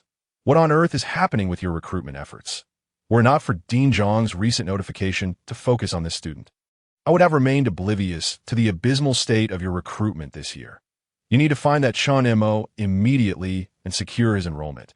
I can offer a contract with the highest tier of S-grade benefits. You must resolve this before the Academy's major examination, or I'll have no choice but to reassign you to the Northern Demon Hunting Camp to guard the gates. Upon hearing the words of Vice Dean Yi, the director of the admissions office wiped the sweat from his forehead. He swiftly turned and departed, intending to personally travel to Yunhai City. This student, named Chen Mo, seemed to have suddenly emerged as an extraordinary figure, causing him to endure a scathing reprimand and potentially jeopardizing his position. The thought of the harsh conditions surrounding the border demon hunting camp sent a shiver down the director's spine, quickening his pace.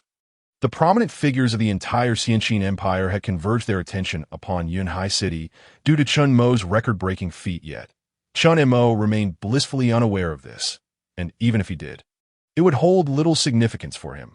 Mere empty accolades, far less substantial than a direct monetary reward that could bring him greater joy. After procuring the necessary supplies, night had fallen. Once he had accounted for his materials, he stored them all in his backpack space. Having dined them all, Chen Mo boarded a vehicle to return home. His mind was singularly focused on one goal: to swiftly enhance his strength. Venture out of the city to level up and prepare for the Academy's examination. Upon returning home, he sat on his bed, meditating until midnight. He opened his panel to check his mental power, which had restored to 1095 points.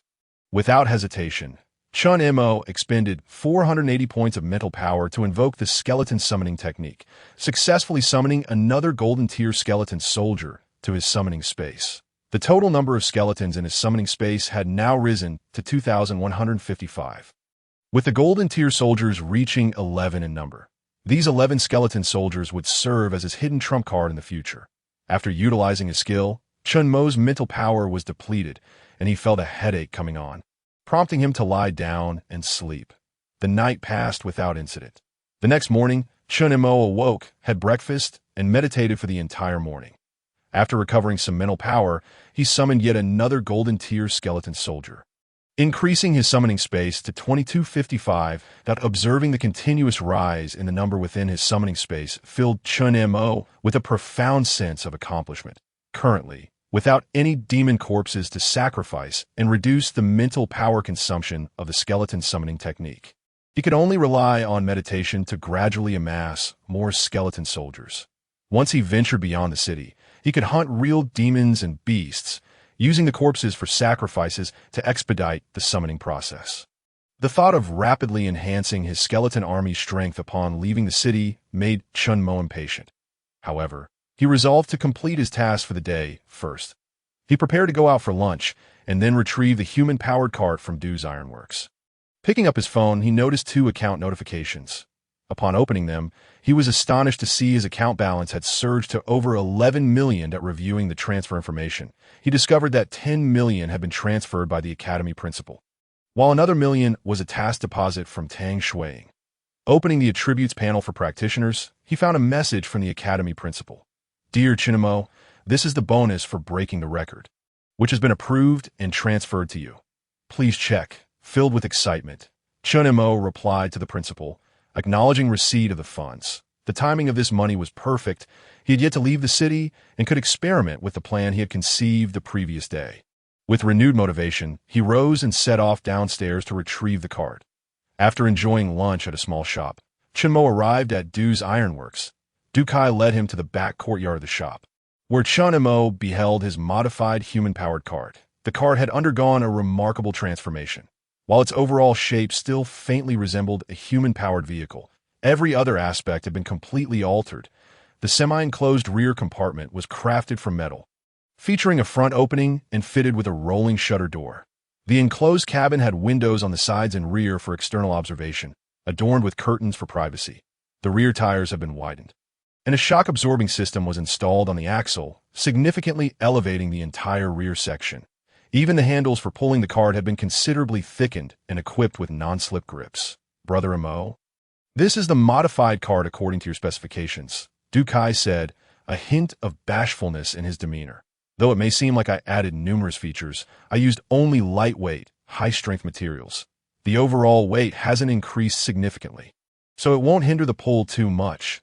Knowing you are heading into the wild, I've widened the tires and converted them to solid ones. Most of the materials and components were crafted by my own hands, ensuring their quality and suitability for the demanding wilderness environment. Admiring the cart that now resembled a small armored vehicle, Du Kai chuckled as he continued, I got a bit too excited during the modifications, which led to this result. I had initially planned to add an auxiliary power system, but time constraints prevented that. Rest assured, the price remains unchanged. What we agreed upon yesterday stands. After your return from the wilderness, I would appreciate your feedback on the cart to enhance my modification skills. Chen Mo was thoroughly pleased with the modified cart. The metal armor of the rear compartment provided a strong sense of security, and the high complex shock absorption system promised excellent performance. As for the slight increase in weight, it mattered little to him. After all, the skeleton soldiers would not tire. After testing the softness of the seat, Chen Mo nodded in satisfaction that he stored the cart in his backpack space, and, during checkout, transferred an additional 10,000 to Du Kai, feeling it was only fair not to let him incur a loss, even though he suspected it wouldn't fully cover Du Kai's costs. After concluding the payment, he returned home. With the preparations for leaving the city now complete and the bonus received, Chen Mo intended to experiment with the idea he had conceived at the barbecue restaurant the previous day. He aimed to enhance a skeleton soldier and determine whether they could learn life skills that, if successful, Chen Mo could utilize the skeleton soldiers for an all-encompassing service of monster hunting, material collection, and crafting. In the wilderness, he would hunt demons and beasts, gather materials, and then entrust them to specialized life-type skeleton soldiers for processing.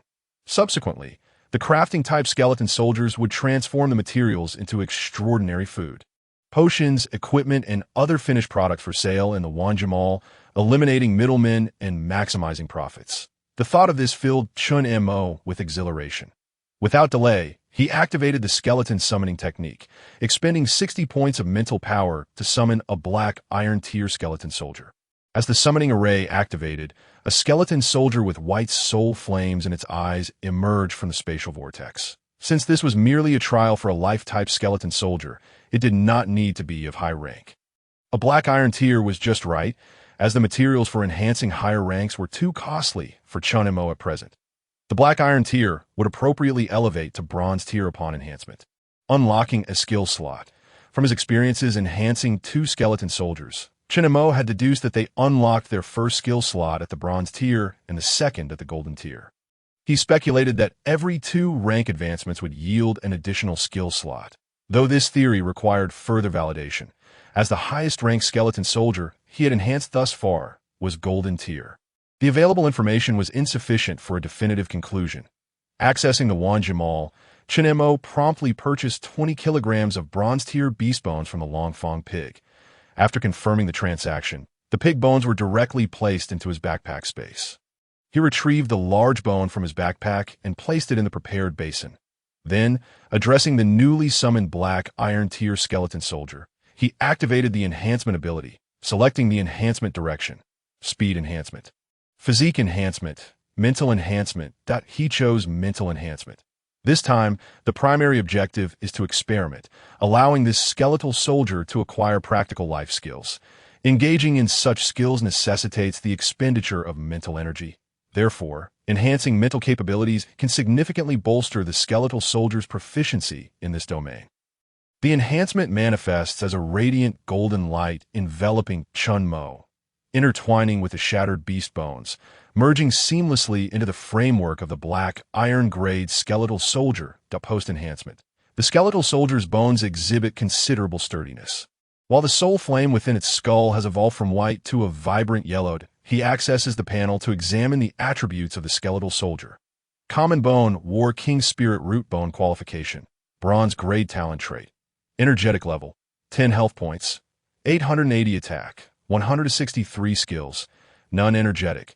Mental recovery rate increased by 15 description. This is a bronze grade skeletal soldier. Already a king among common bones, yet still a mere cannon fodder on the battlefield. Upon witnessing that this skeletal soldier has indeed unlocked a skill slot, Chen Mo's suspicions are partially validated. He opens the universal marketplace once more, intending to select a life skill for the skeletal soldier to test its efficacy. Navigating to the basic life skills category, a comprehensive list of skill books appears on the panel. Beginner culinary arts. Master the fundamentals of cooking, enabling the learning of black iron-grade extraordinary recipes. Beginner blacksmithing. Grasp the basic methods of forging, allowing for the creation of black iron-grade equipment. Beginner herbalism. Acquire knowledge and skills in herb gathering, permitting the collection of black iron-grade medicinal materials. The foundational skills in the life category are abundant, filling several extensive pages. After a prolonged search, Chen Mo resolves to purchase a culinary skill to allow the skeletal soldier to experiment. The other life skills, for the time being, cannot be tested. The culinary skill poses no such issues. Once learned, the skeletal soldier can immediately demonstrate its capabilities. There are readily available ingredients in the basin on the ground, with plenty of large bones still remaining after the enhancement, adorned with a significant amount of meat. Chen Mo directly selects the beginner culinary art skill from the universal marketplace and confirms the purchase. Upon completion of the transaction, a beginner culinary art skill book is now added to his inventory. He retrieves the skill book and chooses to use it on the bronze-grade skeletal soldier before him. The beginner culinary art skill book radiates light, transforming into a barbecue-themed skill rune that merges with the skeletal soldier's yellow soul flame. The skeletal soldier has indeed mastered the culinary skill. Chen Mo feels a surge of exhilaration.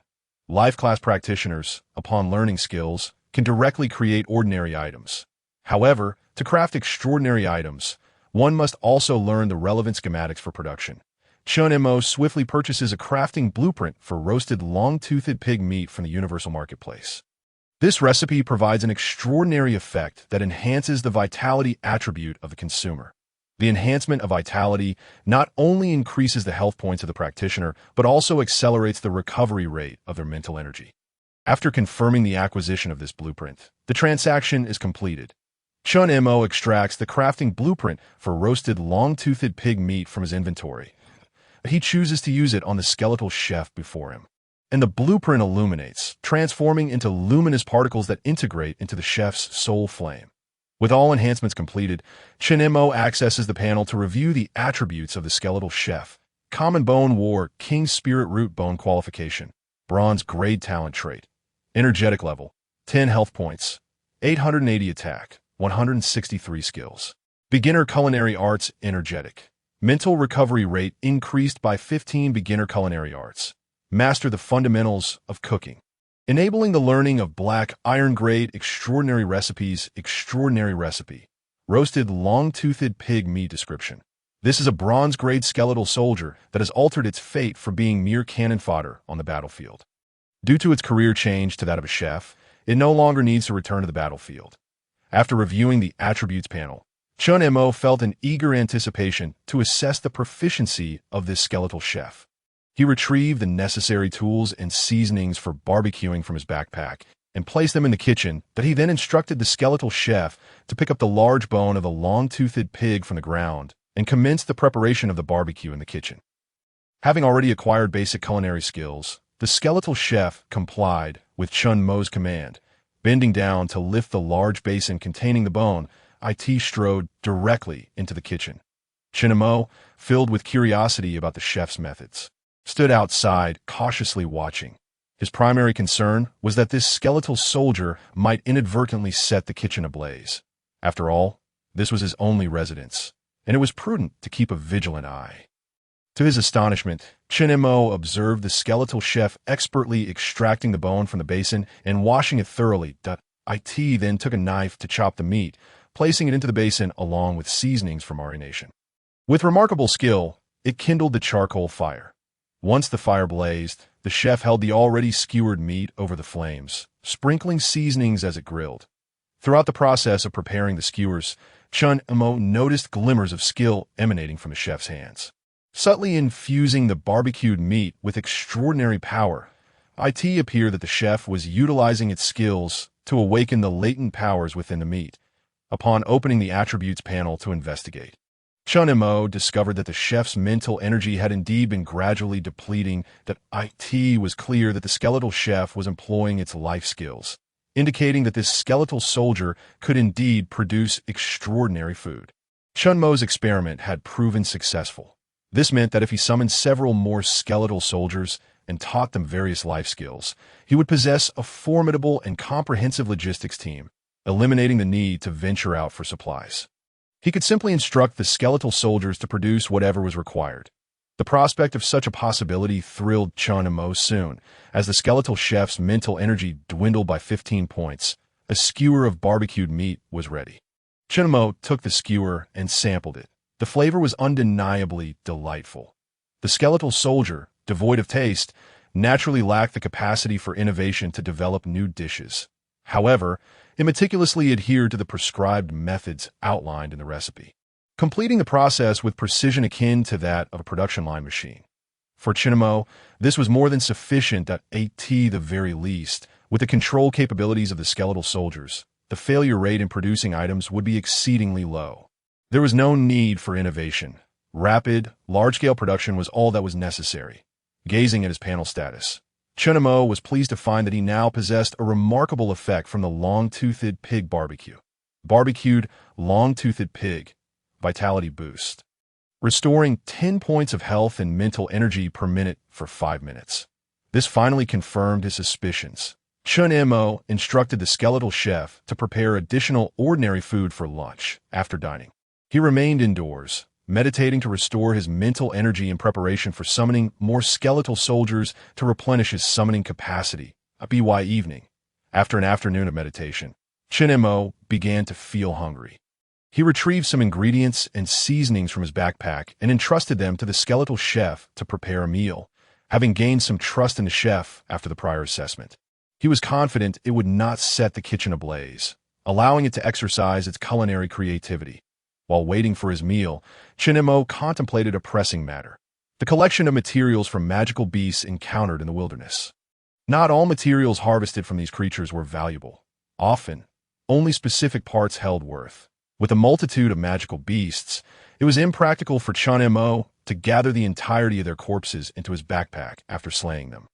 Thus, he required skeletal soldiers proficient in gathering skills to collect the valuable components from the magical beast remains. By processing the corpses of these magical beasts in advance, he would conserve backpack space and enhance efficiency.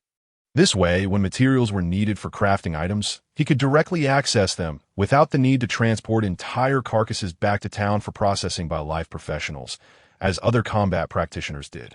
He could easily train a few skeletal soldiers in gathering skills to handle this task on site. Chen Mo checked his mental energy attribute on his profession panel, noting it had restored to 956 points.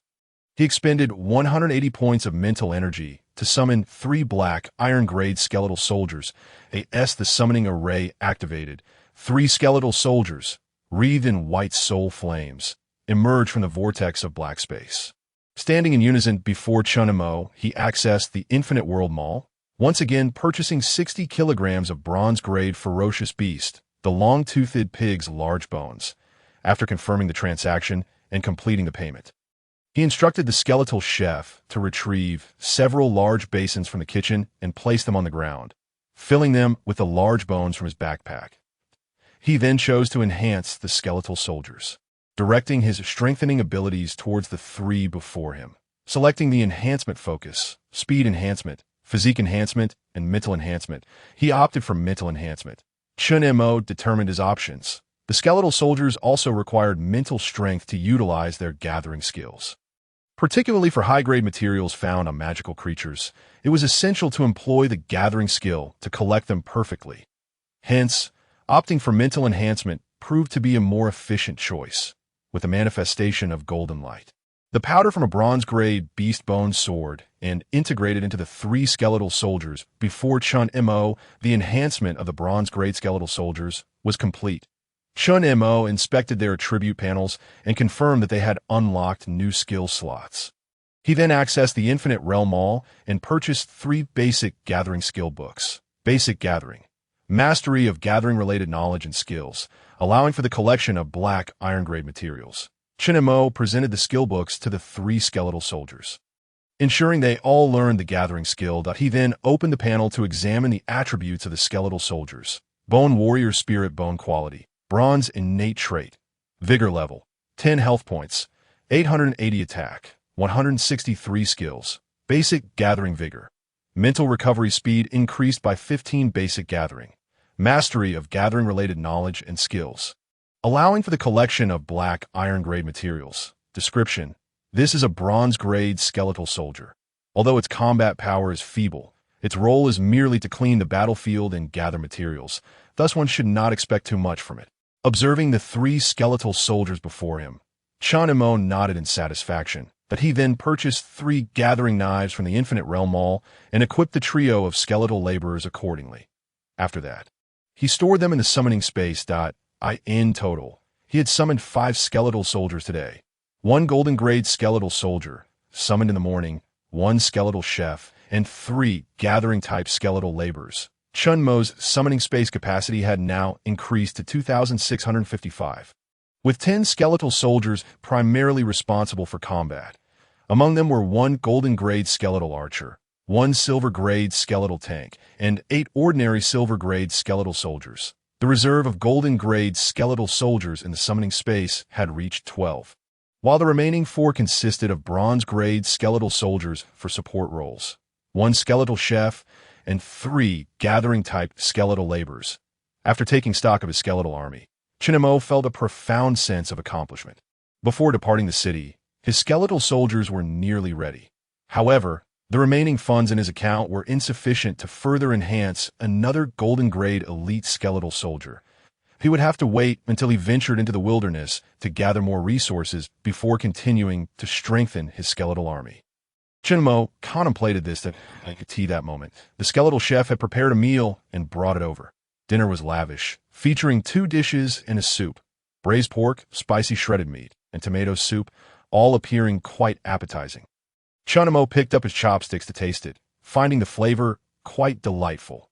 Having a culinary skeletal soldier proved to be convenient, eliminating the need for takeout in the future. After the meal, Chen Mo stored the skeletal chef back in the summoning space and continued to meditate for a while before resting. Now it was the 8th day since the novice dungeon had opened. Most combat-oriented novice practitioners had already reached around level 5, still fervently battling within the novice dungeon. After enjoying breakfast prepared by the skeletal chef, which consisted of egg noodles with sauce and was quite delicious, Chen Mo prepared to leave. With the basic chef skill, the skeletal chef had mastered most of the fundamental methods of food preparation, allowing it to create ordinary meals without needing recipes. Chen Mo set out and arrived at the barbecue shop's entrance, awaiting Tang, Shuiying, and her companion. Following a restful night of meditation, Chen Mo's mental strength had recovered significantly. He summoned 1 more golden-grade skeletal soldier in the morning, replenishing his summoning space, which now held 2755. In addition to the 10 skeletal soldiers designated for combat and the 4 support skeletal soldiers, he had amassed a total of 13 golden-grade skeletal soldiers. Standing by the roadside, Chen Mo opened his practitioner panel and accessed the quest interface. He wished to explore if there were any additional quests that he could fulfill while traveling to Shiza Mountain, thereby earning some extra rewards. Upon examining the quest panel, he found an abundance of pertinent information. High-price purchase requests for moon spirit grass at 500,000 per piece, with direct trading available. Shiza Forest Map Quest. Update the map conditions and monster distribution in the direction of Shiza Mountain. Base reward 1,000,000. Advanced rewards depend on the size and accuracy of the map update. Seeking a team for Shiza Wilderness, where I will only engage in combat and not participate in the distribution of dropped items. In the quest panel, for item-seeking tasks, submission only requires the delivery of the relevant items to automatically complete the quest.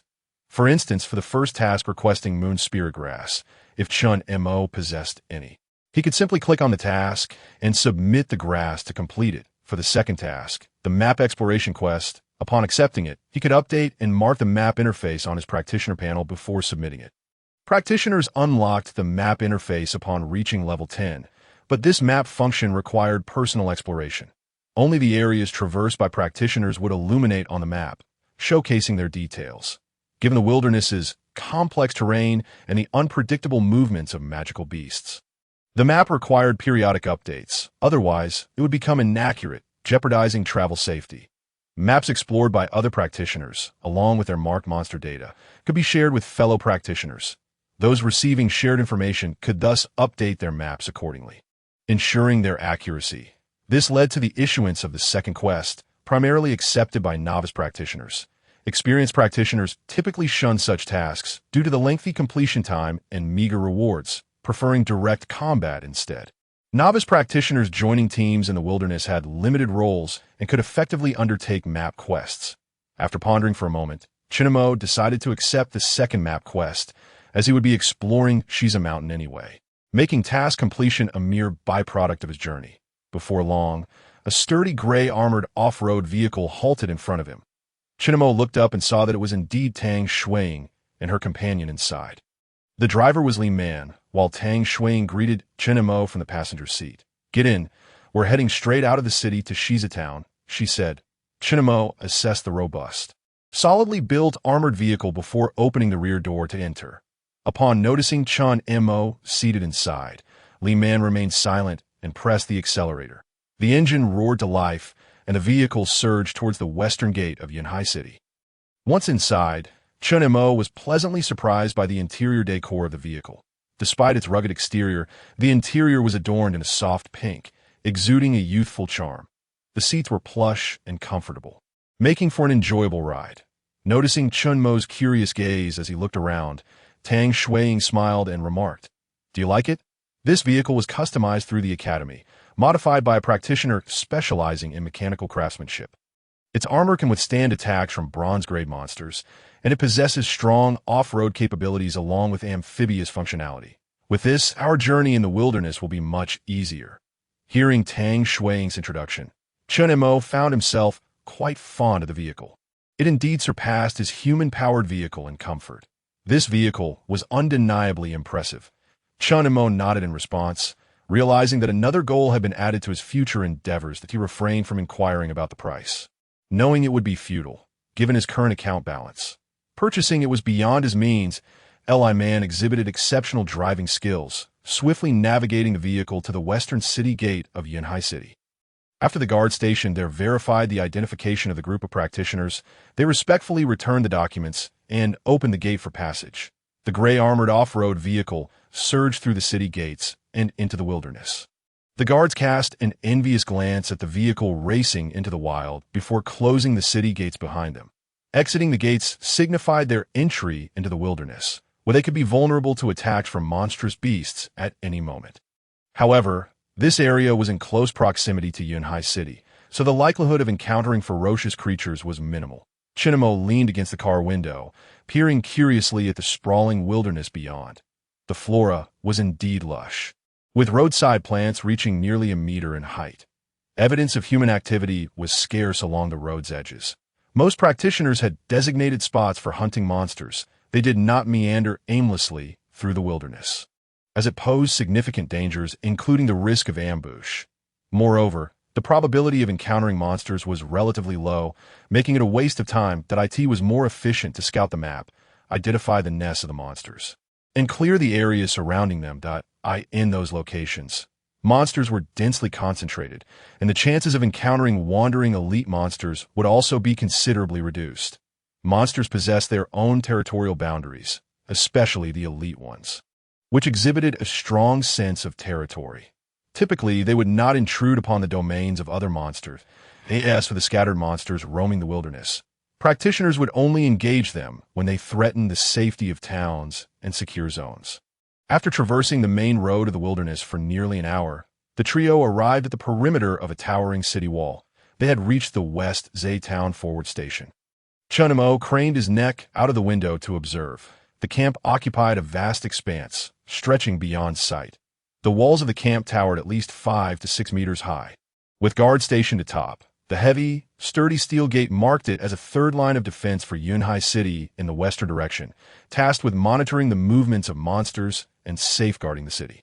This place also served as a resting point for practitioners hunting monsters in the West Zay wilderness. Here, practitioners could dine, rest, sell materials, trade medicines, and repair equipment.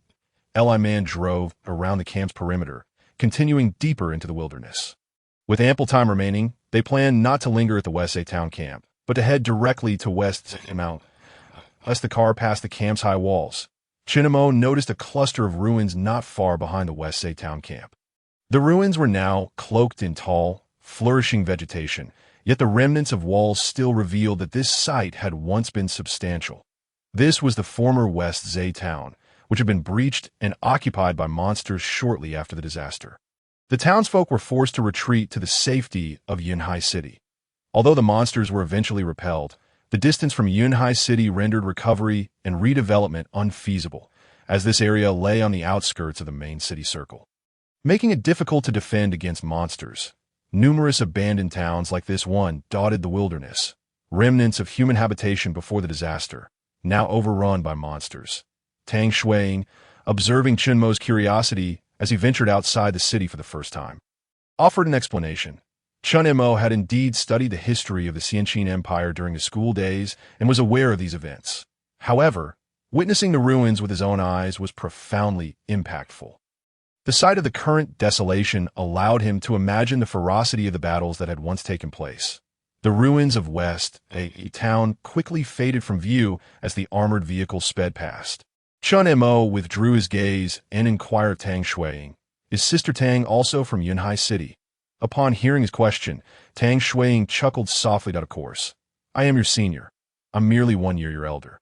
I participated in the job transfer ceremony last year and enrolled in Xianhua Academy, where I am currently a freshman. I also graduated from Yunhai No. 1 High School that we attended the same school for 2 years. Yet you, a junior, do not recognize me. I was the president of the student council back then. Who would have thought that just a year after leaving school, I would be forgotten by the juniors?" Chen Mo felt slightly embarrassed at Tang Shuiying's words. He had indeed been indifferent to such matters during his school days, focusing solely on his studies and training, intent on transitioning into the extraordinary. Chen Mo was not particularly social, and over time, he had naturally become isolated from such news. After traveling through the wilderness for nearly 3 hours, the vehicle finally came to a halt. "Shuiying, the road ahead is too treacherous for driving. Let us disembark and proceed on foot," Li Man suggested, casting a disdainful glance at Chen Mo, who was dozing in the back seat. In this wilderness, with such a lack of crisis awareness, can we really rely on him to ensure our safety? Growing up in the northern region of Shuilong City, Li Man held a particular disdain for individuals like Chen Mo, who appeared soft and inexperienced. Shuilong City, situated on the northern frontier of the Xianqin Empire, served as the first line of defense against monstrous beasts from the northern wilderness. There, the populace frequently faced attacks from the eerie and ferocious denizens of the wild. Due to the regional environment, the people were incredibly martial and deeply revered strength. Only powerful practitioners were deemed capable of safeguarding the community's welfare. In such a place, those without strength were hardly regarded, having been raised in such an environment. Li Man naturally idolized powerful practitioners, striving relentlessly towards that ideal. From a young age, she diligently honed her martial skills, finding no rival even before her awakening. Even boys from extraordinary families dared not challenge her. After her job transfer and awakening, she inherited her family's dragon bloodline, transitioning into the rare dragon blood warrior profession, achieving a mid-tier Dao bone quality. With such talent, Li Man was swiftly recruited by Xianhua Academy, entering the prestigious institution. Upon enrollment, her formidable combat prowess propelled her into the top 10 of the freshman competition. Subsequently, she spent considerable time in the wilderness, leveling up and refining her skills, rarely returning to the city, earning her the title of a battle fanatic. Her level was significantly ahead of her peers, surpassing many high-tier Dao bone practitioners, placing her at the top of the freshman rankings at Xianhua Academy. Had it not been for the curse of the malevolent deity she encountered in a secret realm dungeon, compelling her return to the city in search of a remedy, she would have already reached level 20. Achieving level 20 within a year of her job transfer was a record that could rank among the foremost in the entire Xianqin Empire. Thus, she regarded most individuals with disdain, having little interest in those she perceived as weak. Only the strong, in her eyes, were worthy of her respect. Consequently, since Tang Shuiying had invited Chen Mo to join their party, Li Man had viewed him with disapproval that a novice who had never ventured beyond the city dared to demand a commission of 200,000, shamelessly offering to enhance their protection. How utterly oblivious to the realities of the world. Were it not for Tang Shuiying's visit to Yunhai City to assist with her curse, Li Man would have readily confronted Chen Mo with scorn. What use was his handsome appearance? Could he slay monsters? Since entering the wilderness, this fellow had exhibited nothing but curiosity, displaying no sense of urgency. He was clearly an inexperienced novice. Even more outrageous was that he had fallen asleep in the back seat. Who was truly responsible for protecting whom? Here was a distinguished Dao bone-level prodigy, having slain countless monsters in the wilderness, and yet she was expected to treat him as a mere chauffeur. Was she? Li Man cast a glance at Tang Shuiying, suppressing the urge to unleash a torrent of invective. Chen Mo had discerned since their meal the previous day that Li Man held him in disdain. She remained silent at the table, her countenance marred by an expression of displeasure. However, Chen Mo was here on a mission to earn money, and for the sake of financial gain, he had agreed to team up with them for their expedition to Shiza Mountain. He was not seeking companionship. Thus, he was indifferent to Li Man's demeanor. As long as the payment was forthcoming, the disposition of the benefactor mattered little. If he were truly provoked, he could simply take his leave. Having already secured the deposit, a refund? That was out of the question. As the vehicle came to a halt, Chen Mo blinked his bleary eyes open and glanced outside. They had arrived at the outskirts of a mountainous thicket. Beyond lay the rugged terrain of the mountains, steep and strewn with brambles and trees. There was no road ahead. Observing this, Chen Mo opened the door and exited the vehicle. Chen Mo, we have now reached Shiza Mountain. Proceeding forward leads us into the Shiza jungle. The day is nearly spent, so let us find a place to rest for the night, and we shall venture into the jungle for herb gathering tomorrow, Tang Shuiying suggested. Chen Mo nodded in agreement. After all, his task was merely to ensure their safety, and the itinerary was theirs to dictate, upon realizing they would no longer be traveling by vehicle. He opened the summoning space, conjuring forth the skeletal soldiers designated for combat. The obsidian vortex of the summoning space materialized, and 10 fully armored skeletal warriors emerged, weapons in hand. They fanned out upon exiting the summoning space. Encircling the trio for protection, Chen Mo activated the taunting aura of the skeletal tank, noticing the crimson halo enveloping the 3 of them. He felt a sense of reassurance as he awaited Tang Shuiying's instructions. Chen Mo's strong strike and lifesteal auras were perpetually active. However, after enhancing the strong strike aura to the dark gold level, he had ceased augmenting his companions, choosing instead to bolster his skeletal soldiers. After all, the astounding power of a dark gold aura was best kept under wraps.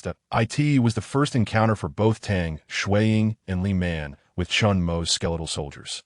The 2 girls eyed the newcomers, clad in novice gear, with a mix of curiosity and skepticism. Could these skeletal summons truly break the record set by the esteemed Lord Chu Xianyue with such ragged attire? Could they possess such formidable combat prowess? Li Man wore an expression of disbelief. As a prodigy of Dao bone caliber and a dragon blood warrior, she was well versed in the ways of combat, having spent considerable time in the wild, and she held unwavering confidence in her abilities. Thus, she regarded Chen Mo's prowess with suspicion. After all, he was merely a mundane-level practitioner. Li Man doubted the authenticity of his record-breaking feat, suspecting he must have employed some underhanded means, perhaps powerful magical artifacts or scrolls. Gazing at Chen Mo, who stood amidst the skeletal soldiers, she contemplated their combat capabilities with intrigue, but a part of her felt compelled to shatter these skeletal warriors, aiming to reveal Chen Mo's true nature to Tang Shuiying. Yet, after a moment's reflection, she quelled this impulse, determining at best not to embarrass Tang Shuiying. They were soon to enter the wilderness, where encounters with magical beasts would provide clarity regarding Chen Mo's true strength.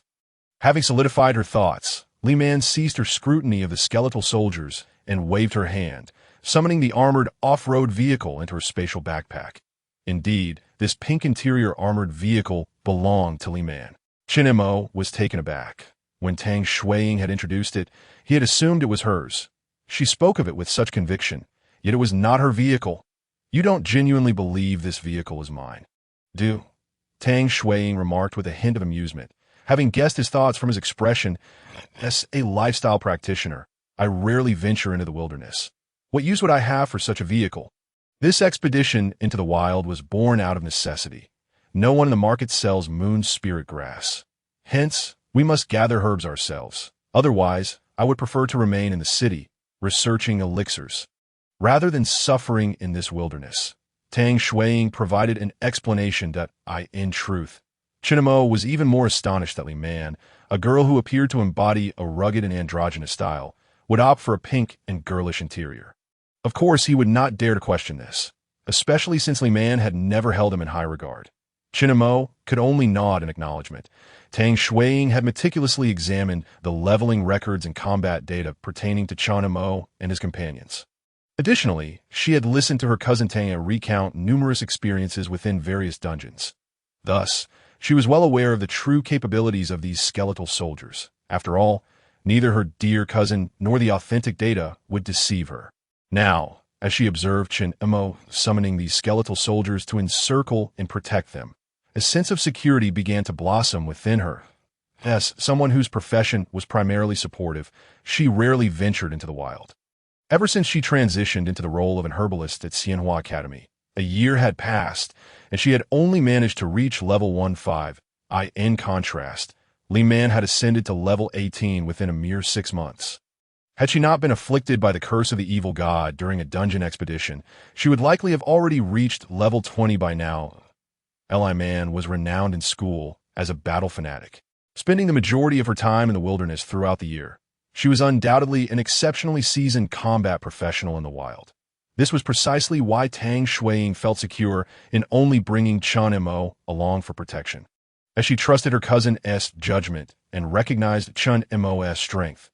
Moreover, their party included Li Man. Although she had been cursed by the evil god, her health points diminished to half, significantly weakening her survivability. Her other abilities remained unaffected, and she still possessed the combat prowess of an 18-level endowed bone-level dragon blood warrior. This level was almost overwhelming in Shiza Mountain, where the prevalent levels ranged from 10 to 15. Even with her reduced survivability and diminished endurance in prolonged combat, escaping the dense forest should still pose no issue. They had brought Chen Mo along merely for added safety. Furthermore, this was a request from her cousin Tang Yi, who wished for them to look after Chen Mo, who had just entered the wilderness, ensuring he was shielded from potential mishaps due to his lack of experience. Even the remuneration for this task was provided by Tang Yi. Naturally, she would not divulge any of this to Chen Mo, as Tang Yi had insisted that she must keep this matter strictly confidential. She had agreed, for Tang Shuiying was not one to go back on her word. After Li Man stowed away her armored vehicle, she ignored Chen Mo and nodded to Tang Shuiying, signaling her to follow. Then, Li Man retrieved a massive blood-red war knife from her backpack and strode confidently into the jungle ahead. Tang Shuiying and Chen Mo followed closely behind. The trio began their journey into the depths of the Shiza jungle. After approximately 20 minutes of traversing the jungle, even Chen Mo, who was entering the wilderness for the first time, sensed that something was amiss. The forest was eerily silent. There were not even the usual wild beasts nor the presence of common small animals. Walking through it felt akin to stepping into a secluded world. So quiet it was unsettling. Once they entered the dense forest, Li Man took the lead. Suddenly, she halted, gestured for silence, bent down, and tightened her grip on the war knife. Following her gaze, Chen Mo discerned an anomaly ahead in the forest. Directly in their path, two insectoid monstrosities resembling raptors were prowling through the underbrush. They sported black exoskeletons, moving on robust hind limbs, while their forelimbs ended in sharp claws. Their large, drooling maws were filled with razor-sharp teeth. Before long, the creatures spotted the trio. There was no escaping their notice. With 10 skeletal soldiers accompanying them, along with 3 individuals, it was impossible to remain undetected. The two aberrant insects roared and charged toward them, their formidable strength causing the trees along their path to splinter and fall. Chen Mo employed his detection skill to gather information on the two monstrosities. Abyssal insect qualifications: black iron level innate traits, acidic blood level, 11 health, 830 attack, 45 skills, powerful bite acidic blood. The blood within possesses strong acidity. Capable of corroding targets upon injury, powerful bite. With immense jaw strength and sharp teeth, it inflicts significant tearing damage, potentially crippling its target. Both insects were level 11, and upon seeing their attributes, Chen Mo felt a sense of relief. This combat capability was nothing more than fodder for the skeletal soldiers. However, their innate characteristics were quite troublesome. They must not be allowed to close the distance. The skeletal soldiers were clad in novice gear, which would certainly not withstand the corrosive effects of the acidic blood. Having comprehended the combat style of these abyssal insects through his investigation, Chen Mo was preparing to command the skeletal archers to initiate a ranged assault to prevent the insects from getting too close. Suddenly, he witnessed Li Man, wielding her blood-red war knife, let out a sharp cry. Her body swelled with power, muscles rippling and her stature visibly increasing. She charged forth, knife in hand, ready to confront the two oncoming insects. With a mighty swing of her massive knife, she struck at the two insects barreling toward her. The force of her blow collided with their foreclaws, sending them hurtling backward. -285 -300, and one of the insect's claws was severed cleanly by the sharp blade. Green insect blood gushing forth and corroding the ground beneath, producing hissing wisps of smoke. The two insects screeched in pain, their cries echoing through the jungle, seemingly calling for reinforcements. Experienced as she was, Li Man understood the urgency of silencing their cries. She quickly closed the gap, swinging her blood-red war knife toward the insect with the severed claw. The two downed insects, anticipating her approach, rolled away to either side. Yet, despite the one with the broken claw's efforts to evade, Li Man's knife still cleaved through one of its hind legs. -296 The insect's wound spewed forth a torrent of corrosive acidic blood. But Li Man deftly avoided the spray. With another decisive stroke, she severed the insect's neck. -319 Three strikes were all it took to obliterate it. As Li Man dispatched one insect, she turned to confront the other, only to find it moved with remarkable agility, launching its attack with alarming speed. Its gaping maw, lined with sharp teeth, aimed directly at Li Man's head. It appeared these creatures possessed a degree of intelligence. Observing that a frontal assault had failed, it opted to flank her. Seizing the moment while Li Man was engaged with its companion, it lunged at her from the side, its drooling jaws perilously close. So close she could see the remnants of flesh caught between its teeth. There was no time to evade. Li Man quickly raised her war knife, intending to strike the insect's jaw with the hilt, hoping to deflect its attack. Then, in a blink, the insect vanished from her sight. The imminent danger had dissipated. She swiftly turned her head to see an arrow piercing through the skull of the previously charging insect, the immense force propelling it into a nearby tree. -1035 The damage overflowed, and the insect was instantly slain. Li Man looked back, only to find the skeletal archer, whose eyes blazed with blue fire, lowering its bow beside Chen Mo. The explosive damage had come from that skeletal soldier. Wasn't he, that archer, wielding a novice weapon? How could it possibly inflict such tremendous damage? Li Man found her mind blank. She gazed at the bizarre insect monster pinned to the tree by an arrow, then glanced over at the skeletal archer beside Chen Mo. Was this truly a level 10 novice, capable of inflicting such damage? The amount of damage dealt had astonishingly exceeded her own by more than threefold. Clutching the blood-red battle dagger in her hand, her thoughts were in disarray. The message of defeating an 11-level black iron abyss insect, earning 22 experience points, echoed in her mind.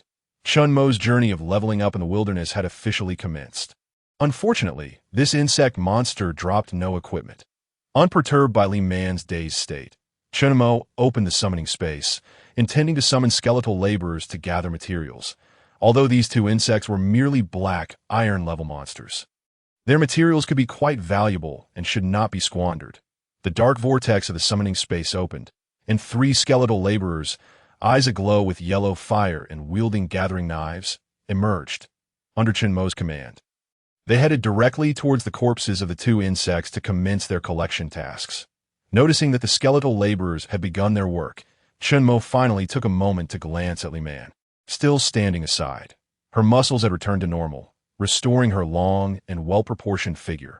With wide eyes, she anxiously observed the skeletal archer. Chen Mo sensed that Li Man seemed somewhat dazed. She clearly understood that the blood of those 2 insect monsters was corrosive. Yet she recklessly charged in. Furthermore, she had engaged the monsters outside the range of the skeletal tank's taunt aura. With her health reduced by half, she still intended to take on 2 foes simultaneously. Approaching with her battle dagger for a strike, she had drawn all their aggro. Chen Mo commanded the skeletal tank to step forward, attempting to cover the 2 insect monsters with its taunt aura. But to no avail.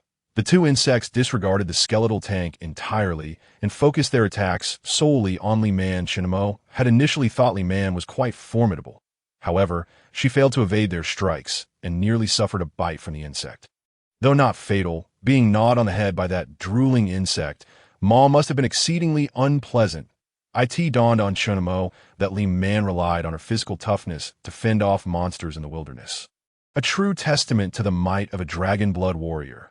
With no other choice, Chen Mo had to instruct the skeletal archer to intervene. Having received payment, it was his duty to protect them. He could not simply watch her get hurt. While Chen Mo felt some dissatisfaction with Li Man's reckless behavior. Hadn't they agreed beforehand? No team. Let him handle the monsters. This fierce girl charged in at the sight of a monster as if she had been injected with adrenaline. Showing no regard for the spirit of their agreement, Li Man was genuinely taken aback by the damage dealt by the skeletal archer. After standing in shock for a while, she finally regained her composure. Previously, she had heard Tang Xuing extol the prowess of Chen Mo's skeletal soldiers, but she had been somewhat skeptical. Being 8 levels higher than Chen Mo, she believed that regardless of how powerful those skeletal soldiers were, she could easily dispatch them with her Dao bone-level combat strength. However, upon reflection, she opened her panel to check her health points. 995 in total. This was her health value have due to the curse of the evil god. If the skeletal archer's damage output were to engage her, it seemed her fate would not be much better than that of the 2 abyss insects, both of whom had been instantly felled by a single arrow. How could this skeletal soldier possess such formidable attack power? It was utterly absurd. She glanced at her own attack value. 327 points. Realizing that even without using skills, she would need at least 3 strikes to eliminate 1 insect. Was this individual truly of mundane lineage? Li Man found herself questioning. Yet, after this comparison, she couldn't help but acknowledge Chen Mo's strength. There was no denying it. Even at her prime, she would likely struggle to withstand 2 arrows from that skeletal archer. Having grown up in a northern battlefield, where strength was revered, she had been instilled with this belief from a young age. Her previous reluctance to converse with Chen Mo stemmed from her perception that he would offer little utility to the team. It was only because Tang Xuing insisted on bringing him along, and Li Man had a favor to ask of her, that she had refrained from objecting. She thought it would be manageable to bring along a novice in the wilderness, as long as he followed orders. Now that she had come to truly understand Chen Mo's capabilities, her recognition of him was inevitable. She observed the abyss insect that had just been slain by the skeletal archer and, after a moment of contemplation, turned to Chen Mo with a smile, giving him a thumbs up in affirmation.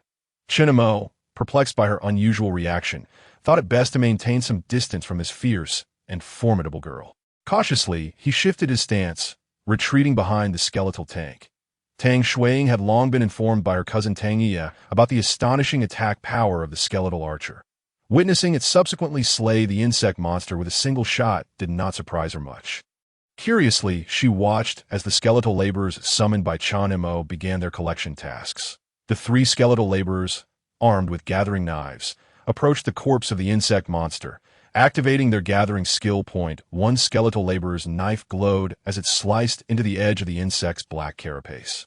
Soon, the hard black shell of the insect monster was effortlessly peeled away by the skeletal laborers. Another skeletal laborer retrieved the glass vials prepared by Chen Mo, using its gathering skill to extract the acidic blood from within the insect. The final skeletal laborer approached the exposed insect carcass, employing its gathering knife to cut and store the insect meat in chunks. The three skeletal laborers collaborated efficiently, swiftly completing the collection of materials from one insect corpse before moving on to the next. They harvested 2 abyss insect shells, 2 vials of acidic blood, and 20 kilograms of insect meat. The skeletal laborers quickly returned to Chen Mo's side, having finished their collection tasks. Chen Mo had initially intended to experiment with the insect monster's corpse to test his skeletal summoning technique. Curious to see if the skill would truly reduce his mental energy consumption by 2/3 after a sacrifice, he had long remembered the skill's introduction and had been eager to try it out. However, since all his battles in the city had been in evolved dungeons, where the monsters were only manifestations of spiritual energy and did not yield actual corpses for experimentation, he decided against it this time. He glanced at the 2 curious onlookers beside him, and after some contemplation, he suppressed the impulse to experiment. There was no rush. Maintaining secrecy was paramount.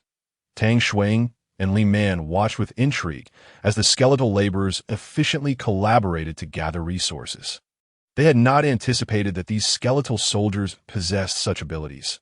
It was incredibly convenient, especially for Li Man frequently battling in the wilderness. She often had to forego many monster corpses to save space in her backpack, retaining only those of higher value to sell in the city or hand over to gatherers for dissection.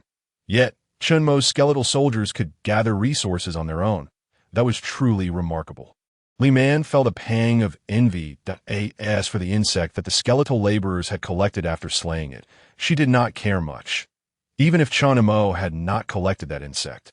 She had no intention of claiming it. Black iron-level monsters were of little interest to her. Once the skeletal laborers completed their gathering, the 3 of them resumed their journey. Tang Shuang checked the map as they walked. Continuing in this direction for another 2 kilometers would lead them to a former campsite where she had once gathered herbs. She wondered if it was still usable.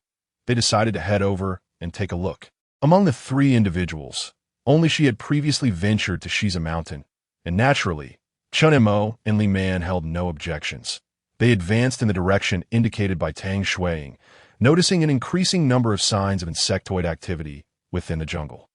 Slime and insect webs were ubiquitous. Alongside traces of trees corroded by acidic fluids, it appeared that this area had indeed been overrun by the abyssal insectoids. Other magical creatures had either been hunted down by these insects or had fled from the Shiza jungle. Observing the surroundings, Li Man felt an ominous premonition. The environment had been ravaged by the insectoids, and the deeper they ventured, the more severe the destruction became. Would the moon spirit herb still thrive in such conditions? Surely, it could not have vanished entirely. Nevertheless, having arrived at this juncture, they were compelled to explore further. Returning without investigation would surely leave them discontented. The trio continued onward. The presence of abyssal insectoids grew increasingly pronounced, swarming in groups as they prowled through the forest. Concerned that these creatures, bearing acidic blood, might corrode the armor of his skeletal soldiers, Chen Mo commanded the skeletal archers to unleash their full firepower. With bows drawn, they unleashed a storm of arrows, striking down the abyssal insectoids from a distance. This time, Li Man refrained from rashly charging in to claim kills. Instead, she remained dutifully by Tang Shuang's side. Watching the formidable combat prowess of the skeletal archers, who could fell an aberrant insect with a single arrow, her eyes sparkled with intrigue. Periodically, she glanced back, casting a curious gaze at Chen Mo. Her fascination with this young man grew by the moment. The 3 did not form a formal party. Li Man and her companions were at a significantly higher level, which would diminish the experience gains. Thus, all the monster hunting experience and materials were accrued solely by Chen Mo finally, After slaying a dozen aberrant insect monsters, Chen Mo's backpack contained a new item. Upon defeating a level 12 bronze abyssal aberrant insect, he gained 48 experience points and a spirit crystal. This marked the first time Chen Mo had looted an item in the wilderness, extracting the recently dropped spirit crystal from his backpack. He examined it closely. It was a diamond-shaped white energy crystal, no larger than his thumb. Chen Mo checked the information on the spirit crystal. Spirit crystal, a crystal containing energy, serving as a fundamental energy source widely utilized in the realm of the extraordinary. Observing Chen Mo scrutinizing the spirit crystal, Li Man casually remarked, "You obtained something from slaying monsters. This is a spirit crystal, the basic unit of currency in the extraordinary world. Typically, it has a higher drop rate from magical creatures that can harness extraordinary energy." The extraordinary world's currency? This was the first Chen Mo had heard of such a thing, as the school had never covered it. Before graduating high school, the curriculum focused solely on foundational knowledge. Only upon successfully transitioning to a professional career could one enroll in a vocational academy to study extraordinary subjects. Without successful transition, there was no need to comprehend the extraordinary realm. Attending an ordinary school sufficed. Once you enroll in the academy, you'll understand, Li Man continued. For professionals beyond level 20, the allure of mundane currency diminishes greatly. Instead, they utilize spirit crystals for transactions. Spirit crystals are essential for professionals, extensively employed in crafting items, activating magic arrays, and energizing extraordinary objects. They're the primary energy source in the extraordinary world. For instance, my armored vehicle is equipped with a defensive array module capable of withstanding attack from bronze-level magical creatures. This array relies on spirit crystals for energy supply. Noticing Chen Mo's confusion, Li Man patiently elaborated. She was exceptionally amicable towards those she deemed worthy. Chen Mo had undeniably earned her respect through his capabilities. Li Man cast a glance at the skeletal archer, whose eyes blazed with blue flames, effortlessly wielding a bow and exuding an agile grace as if the wind danced around him. One could hardly dismiss the prowess of such a formidable being. Even the most irritable temper would yield to calmness in its presence. Chen Mo nodded in understanding as he absorbed Li Man's explanation, but he stowed away the spirit crystal, and the trio proceeded on their journey. With the skeletal archers clearing out the monsters swiftly, any abyssal insectoid that was discovered would be dispatched with a single arrow. During a brief rest, Chen Mo summoned the skeletal workers into his conjuring space, expending 150 points of mental energy to enhance their gathering skills to the bronze level. They had begun encountering bronze-level aberrant insect monsters along the way, necessitating an upgrade in the skills of the skeletal workers. The enhancement of the skeletal soldiers within the conjuring space did not manifest as a visible glow, allowing Chen Mo to conceal their augmented abilities. The three skeletal workers, now possessing bronze-level gathering skills, executed their tasks with increased proficiency and speed, yet they remained tirelessly occupied. The escalating number of aberrant insects along the path required them to gather materials meticulously, leaving no specimen behind. Chen Mo gazed at the discarded bodies of the insectoids, feeling a pang of sorrow. These were all sacrificial materials for summoning skeletal soldiers. He resolved to leave at least one behind for experimentation later that night. After advancing for another 20 minutes and dispatching nearly 10 more aberrant insect monsters, they uncovered a recipe blueprint. Roasted insect meat, black iron level, increases the consumer's resistance to toxins by 10. Remarkably, they had even prepared a method for consuming insect meat. These aberrant insect monsters were surprisingly considerate. Along the way, Chen Mo stowed a complete aberrant insect carcass into his backpack space that he planned to sacrifice a monster's body while the others slept that night to test his skeletal summoning technique. With the protection of skeletal soldiers, Chen Mo and his companions navigated their way to the campsite. Tang Shuiying had mentioned it was a cave situated halfway up a cliff, with the entrance approximately 4 meters above the ground. Judging by the appearance of the cave entrance, it seemed seldom frequented by creatures. How spacious is this cave? Chen Mo inquired, gazing up at the overhanging cavern. Not particularly large. When I visited previously, it was about 5 meters deep and 3 meters wide. Tang Shuiying recalled. Hearing this, Li Man produced a grappling hook, skillfully launching it to secure it to the rocks at the cave entrance. Testing the strength of the rope, she prepared to climb up for a closer look. Suddenly, she felt a firm grip on her arm. Turning back, she found it was Chen. Li Man's cheeks flushed as she looked at the arm being held by Chen Mo, experiencing this sensation for the first time in her life. What is happening to me?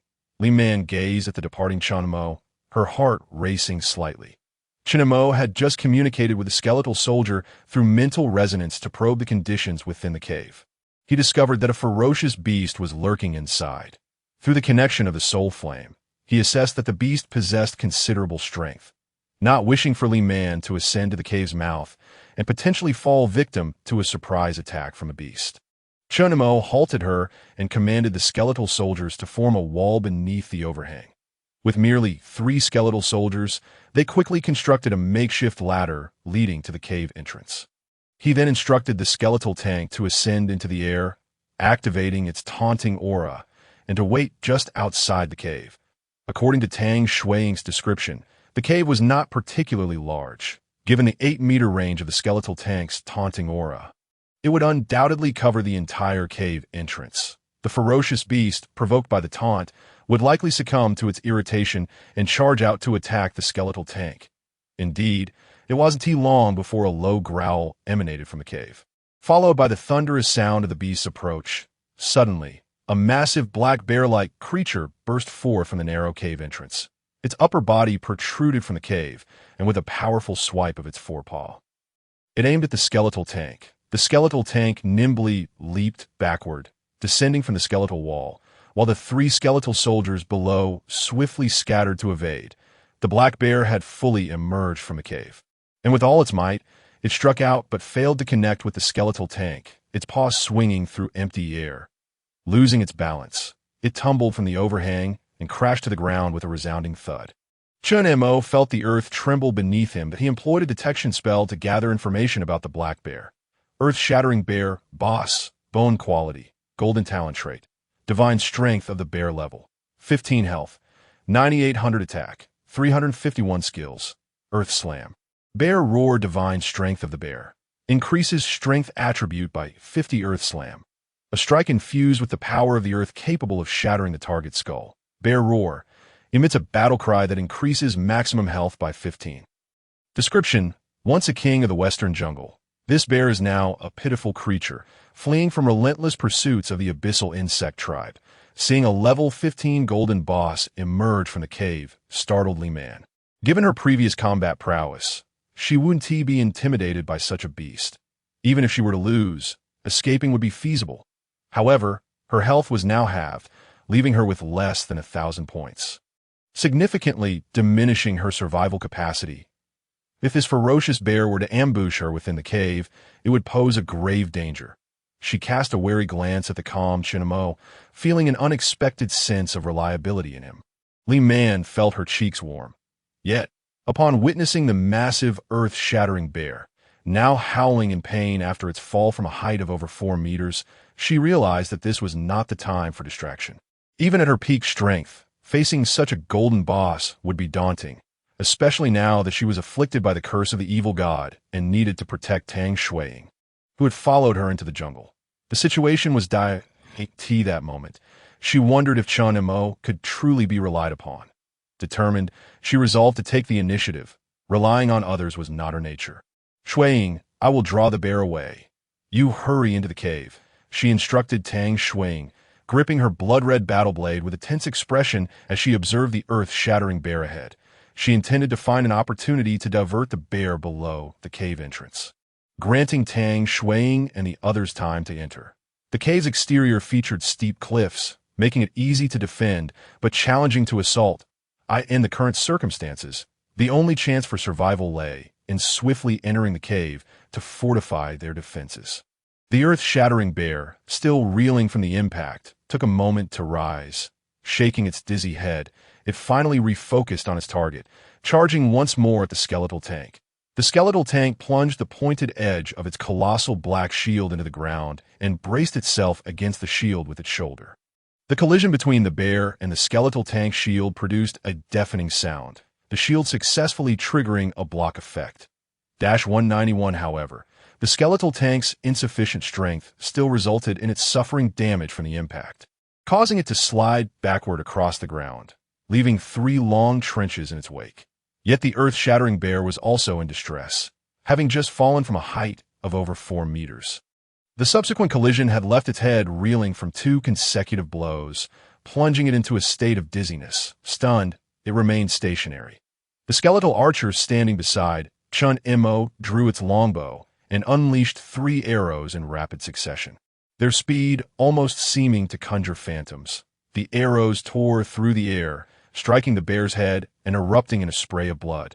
The final arrow even struck the bear's eye, inflicting critical damage. -1,045, -1,102, -2,108. The 3 arrows collectively drained nearly half of the golden boss's health, leaving both Tang Shuiying and Li Man utterly astonished. The bear, howling in pain from such grievous wounds, struggled to regain control of its body and shake off the dizziness, seeking vengeance against the one who had harmed it. However, before it could rise, it was besieged by 8 silver-grade skeletal soldiers surrounding it, brandishing their novice swords and hacking away at the earth-shattering bear in chaotic frenzy, resembling a street brawl. 751 -723 -805. A flurry of damage numbers emerged, and the still dizzy bear was swiftly overwhelmed and slain. You have slain the level 15 golden boss, earth-shattering bear. Experience gained, 2400. Obtained, 1 earth spirit stone. Obtained, 1 piece of golden equipment, bear battle armor. Obtained, 1 skill book for earth armor. Staring at the motionless corpse of the colossal bear, both Li Man and Tang Shuiying were left in a state of shock. After a lengthy pause, they finally regained their composure. What? A level 15 golden boss, just like that? Li Man was momentarily taken aback. While she had acknowledged Chen Mo's strength, she had not anticipated such a direct and shocking display of power, as he had just single-handedly defeated a level 15 golden boss. Such a formidable foe would have required her utmost agility and speed to even contend with at her peak, and there was a significant chance she would have had to flee for her life.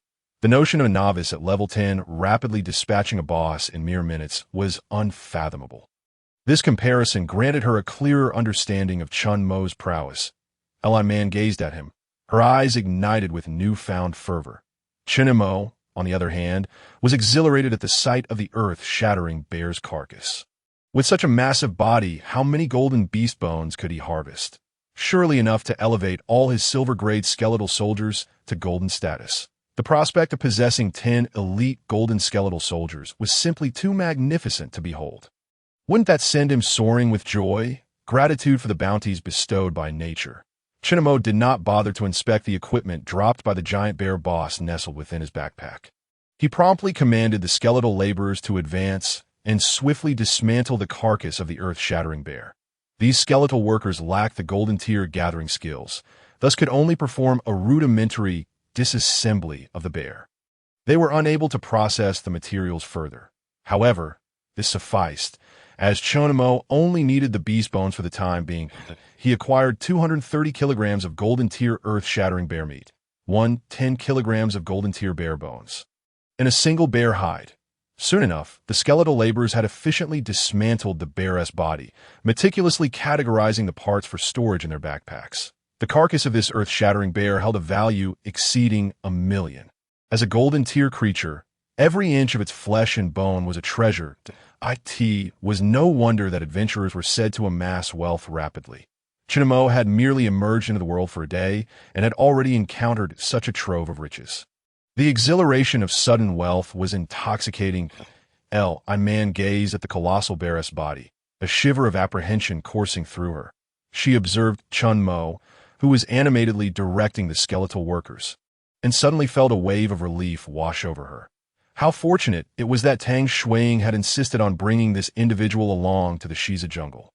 Otherwise, with their combined combat prowess, encountering such a golden tier boss could have spelled dire consequences for them. In her prime, she might not have been able to vanquish this formidable foe alone, let alone now, weakened by the curse of the malevolent deity. With her life force halved, Coupled with the utterly defenseless Tang Shuiying, they likely would have had no chance of escaping the clutches of the earth-shattering bear. Who could have anticipated that a golden tier boss, a sovereign of the wilderness, would be driven to such a wretched state by the abyssal insect tribe? The bear, with its massive form, had somehow squeezed into a small burrow to evade capture. What a humiliation that must have been! It appeared that the insect tribe's combat prowess was remarkably formidable. Otherwise, they would not have forced this ferocious creature into such a predicament. Li Man began to fret about the next day's endeavors. Yet, Chen Mo was not burdened by such thoughts. With the sudden windfall of golden tier bones, his mind was consumed with thoughts of how to utilize these materials to enhance his skeletal soldiers. Previously, he had meticulously calculated expenditures, but now, faced with an abundance of golden tier resources, he found himself unprepared for the task of fortification. Having slain the earth-shattering bear in the cavern, the materials had been successfully gathered. Chen Mo communicated with the skeletal soldiers, sensing the conditions within the cave. This time, he did not detect any magical creatures. It appeared that only this bear had sought refuge within. He commanded the skeletal soldiers to form a human ladder once more and climb inside to investigate. Confirming the absence of threats, the trio ventured into the cave. Upon entering, Chen Mo examined his surroundings. Indeed, as Tang Shuiying had noted, the cave was not expansive. However, it was dry and devoid of any unpleasant odors. The environment was satisfactory. It would suffice for a night's stay. Chen Mo instructed all the skeletal soldiers to enter the cave, leaving only 2 to guard the entrance, while the remainder encircled him within. Chen Mo commenced erecting a tent in the center of the circle formed by the skeletal soldiers. Tang Shuiying and Li Man watched his actions, perplexed. While setting up a tent inside a cave could be understood, why had he gathered most of the skeletal soldiers around him? They exchanged glances, and suddenly, a realization struck them. Was he considering them as a secondary line of defense to block the cave entrance? Was it truly necessary to be so secretive? Chen Mo paid no heed to the 2 girls outside, lost in their musings. His sole focus was to hastily complete the tent and obstruct their view. Pondering how best to employ the unexpectedly acquired golden tier bones to reinforce his skeletal soldiers, that he summoned the skeletal soldiers to form a protective circle, keen to keep the enhancement process hidden from the 2 girls. He wished for them to retire for the night, allowing him to test his skills and utilize his enhancement abilities. Once the tent was erected, Chen Mo felt a pang of hunger. It dawned on him that he had been overly hasty. The sun had just set, and it was still quite early for sleep. He could not force them to slumber, although the thought of rendering them unconscious crossed his mind, allowing him to act freely and utilize his enhancement abilities without fear of exposure. He ultimately deemed it unethical. Perhaps it was best to eat first and patiently await their descent into slumber. Chen Mo opened the summoning space. Calling forth a skeletal chef, he retrieved the recipe for roasted insect meat obtained during the day's hunt. Presenting it to the skeletal chef emerging from the vortex of space, he selected the option to use the recipe that he watched as the recipe dissolved into beams of light, merging with the flames of the skeletal chef's soul. Chen Mo commanded the surrounding skeletal soldiers to disperse, clearing a space that he fetched cooking tools and ingredient from his backpack, instructing the skeletal chef to ignite a fire and commence cooking within the cave. Meanwhile, Tang Shuiying and Li Man, who were nibbling on their rations inside the cave, soon witnessed a scene that shattered their preconceived notions. The skeletal chef, with flames flickering in its eyes, skillfully set up the cooking apparatus. Prepare the charcoal stove and retrieve the dried twigs collected by the gathering skeletal laborers to kindle a fire beneath the cooking pot. Once the preparations were complete, the skeletal chef even demonstrated the ability to wash rice.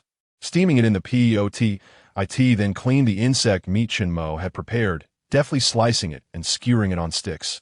Watching the skeletal chef work with such proficiency left Tang, Shuiying, and Li Man utterly astounded.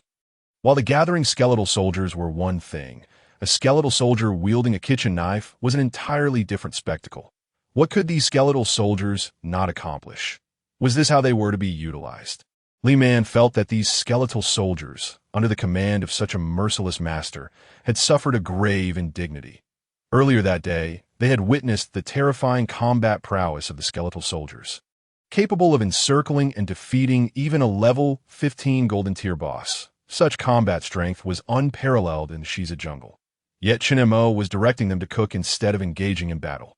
Would it not be more prudent to summon additional skeletal soldiers to join the fray, to slay more magical creatures and expedite their ascent and levels? Why squander such a valuable opportunity for summoning uncultivating, seemingly useless skeletal soldiers? Li Man felt her heart shatter. The chance to enhance their combat strength was being squandered, an unforgivable error in the eyes of one who pursued power relentlessly. Like tea that moment, the tantalizing aroma of roasted meat wafted through the air, causing Li Man to swallow hard. Her gaze instinctively drifted toward the skewers of meat, sizzling with juiciness in the skeletal chef's hands. Nevertheless, she mused, having a professional chef cook in the wilderness was indeed a stroke of fortune. Having dedicated herself to honing her combat skills and enhancing her strength since childhood, she had never learned to cook. For the past 6 months, while training and battling in the wilderness, she had mostly subsisted on dry rations. Only upon infrequent returns to the city could she enjoy an improved meal. Now, having just ventured into the wilderness, the enticing scent of roasted meat filled the air. She glanced at Chen Mo, who sat dazed by the bonfire and the aroma enveloping the cave. Li Man swallowed again, beginning to reconsider her previous thoughts. Could it be that her earlier beliefs were misguided? No, surely they could not be wrong. With enough strength, could one not have whatever they desired? Would a good chef be an unattainable luxury? This individual has squandered the resources necessary for becoming stronger. Lyman averted her gaze, resolutely resisting the temptation to look at the roasted meat. In her heart, she reaffirmed her previous thoughts. The skeletal chef worked with remarkable speed, and before long, the meal was ready. "Come and eat," Chen Mo called out, having returned to his senses now that the food was prepared. He quickly beckoned the 2 girls who were eagerly watching from a distance. "Finish your meal, and then get some sleep. You ought to understand a few things." He mused internally. He had long considered these 2 girls to be more of a hindrance than a help, merely delaying his experimentation with skills. Were it not for the outstanding balance yet to be settled, he would have chosen to venture alone long ago. Who could have anticipated such lucrative prospects in the wilderness? Gazing at the backpack space filled with gold-grade materials worth millions, Chen Mo felt a profound sense of satisfaction. And Wonder Lyman mentioned that after reaching level 20, professionals become less interested in mundane wealth. For high-tier professionals, acquiring wealth is truly effortless. A mere hunt of a bronze-tier extraordinary beast could yield over $1 million for them. Obtaining extraordinary materials that enhance their strength is far more enticing. Nevertheless, having accepted their quest and received a deposit, Chen Mo was determined to fulfill his responsibilities. He adhered to the most basic principles of his profession. Moreover, they still owed him $1 million, which was nearly half of his savings before awakening as a professional. Upon hearing Chen Mo's summons, Lyman and Tang Shuang promptly rose to join him. The aroma of roasted meat had already whetted their appetites. They had hesitated to approach earlier, as Chen Mo sat lost in thought. Remaining silent, "Chen Mo, I must say, your skeletal soldiers are quite talented," Tang Shuang remarked as she sat down and accepted the meat skewer he offered, smiling brightly. Lyman, holding her own skewer, opened her mouth but refrained from speaking.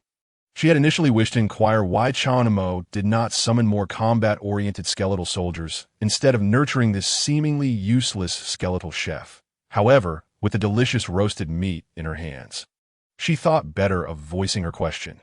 Chen Mo retrieved bowls and chopsticks. Serving the 2 girls, he dished out rice and accompanied it with roasted insect meat. Enjoying a bowl himself, he exchanged greetings with them before returning to the tent. "Lyman, you won't believe it. This roasted meat from the skeletal soldier is actually extraordinary food. That it's delicious." "Let me check the enhancement effects," Tang Shuang exclaimed, opening her attribute panel with curiosity. Roasted insect meat, black iron tier poison resistance increased by 10. Her eyes widened at the information displayed. "I sent this meat from the earth bear. It's actually insect meat.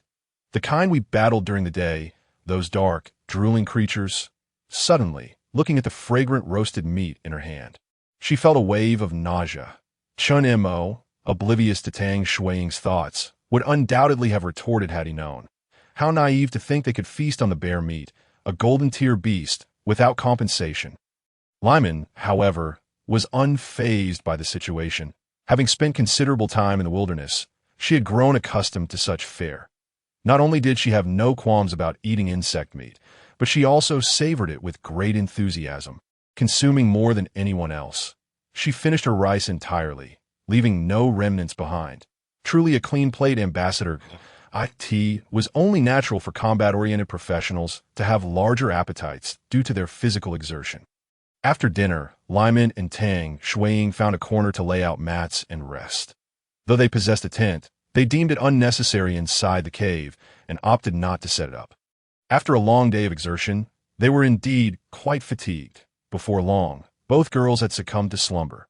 Meanwhile, Chen Mo remained in the tent, contemplating the future enhancement plans for the skeletal soldiers. However, as the skeletal squad currently lacked specific combat demands, he had yet to make a decision. Nonetheless, enhancing the skeletal tank was a certainty to the primary defensive force in the team. The skeletal tank was still only at the silver tier, which felt inadequate. Moreover, having slain the golden tier Earthbear boss during the day, he had acquired a skill book. Chen Mo had already reviewed the attributes of the skill book. Earth armor, silver tier summons, and consolidates earth elements to envelop the body, forming a sturdy armor that enhances defensive capabilities. That he believed this skill would be perfectly suited for the skeletal tank. Chen Mo commanded the skeletal soldiers to encircle him, shielding him from the view of the two sleeping girls. Though they were asleep, it was prudent to be cautious. He hid within the tent, calling the skeletal tank to approach. Chen Mo opened the attribute panel to examine the enhancement material requirements for the skeletal tank. Upgrading the skeletal tank to the golden tier required not only golden tier beast bones, but also an earth spirit stone.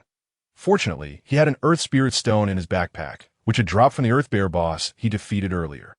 There was no need to purchase one from the marketplace. This saved him some expenses. Indeed, what a thoughtful bear it was. With a sense of joy, he retrieved the earth spirit stone and a portion of the golden tier Earthbear S bones from his backpack. Choosing to enhance the skeletal tank, Chen Mo prepared the materials and activated the enhancement skill upon the skeletal tank before him. A radiant golden light enveloped him, accompanied by the crushed beast bones and the powder of earth spirit stones, swirling around the skeletal tank that wielded a massive black shield, ultimately merging into its very bones. The enhancement of the golden tier skeletal tank was complete. Chen Mo opened his interface to examine the attributes of the skeletal tank, and indeed, it had unlocked yet another skill slot. He retrieved the Earth Armor skill book, opting for the skeletal tank to learn it. Watching as the skill book transformed into a rune resembling armor, it soared and merged into the blue soul flames of the skeletal tank. Chen Mo reopened the interface to scrutinize the skeletal tank's attributes. Spirit Bone Warlord Earth Qualification Level, Golden Talent Trait, Earth S Resilience Level, 10 health points, 3702 attack, 1037, 247 plus 790, skills, taunt aura, bronze. Earth armor, silver, Earth S resilience. Maximum health points increase by 120. Slowly restores health points when not in combat. Taunt aura. Activating the aura will prioritize the skeletal tank as a target for monsters, influencing a range of 8 meters. Earth armor.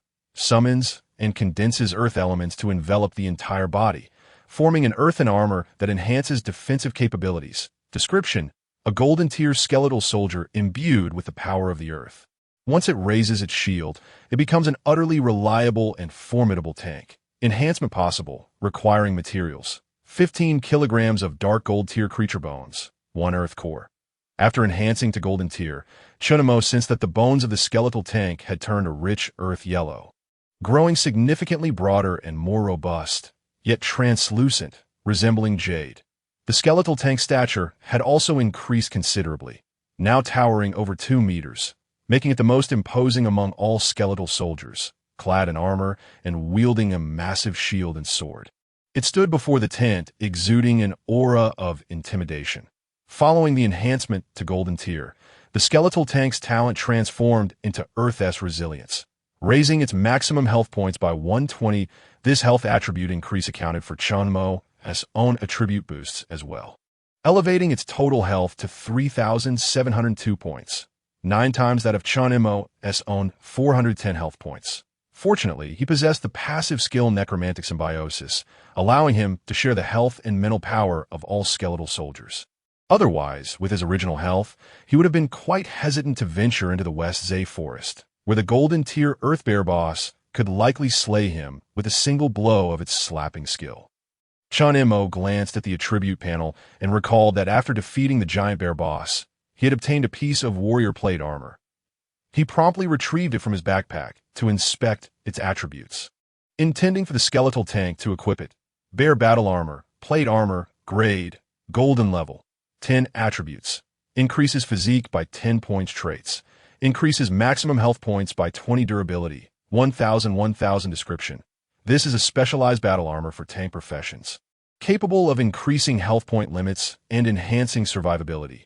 Enhancement possible, requiring 5 kilograms of dark gold tier material Misty Star Iron. Donning this heavy black bear battle armor, coupled with the black rock shield tower, the skeletal tank appeared even more formidable. Its health points surged to 4550. He discarded the newly replaced novice white plate armor into his backpack space. Chen Mo commanded the skeletal tank to utilize the Earth Armor skill to observe its effects. The Earth Armor skill activated, and soon, a layer of earthy yellow elemental armor condensed around the skeletal tank's existing armor, covering even its face. In no time, the entire skeletal tank was enveloped in the earthy armor. With only its 2 skeleton eyes, ablaze with blue fire, visible outside the elemental armor, the uninitiated, it might be mistaken as an elemental creature. The Earth Armor skill could be maintained as long as mental power was consumed. However, when the skeletal tank was attacked, the armor would sustain damage, requiring additional mental power to repair. Should the skeletal tank's mental power be entirely depleted, the Earth Armor would fall away and vanish.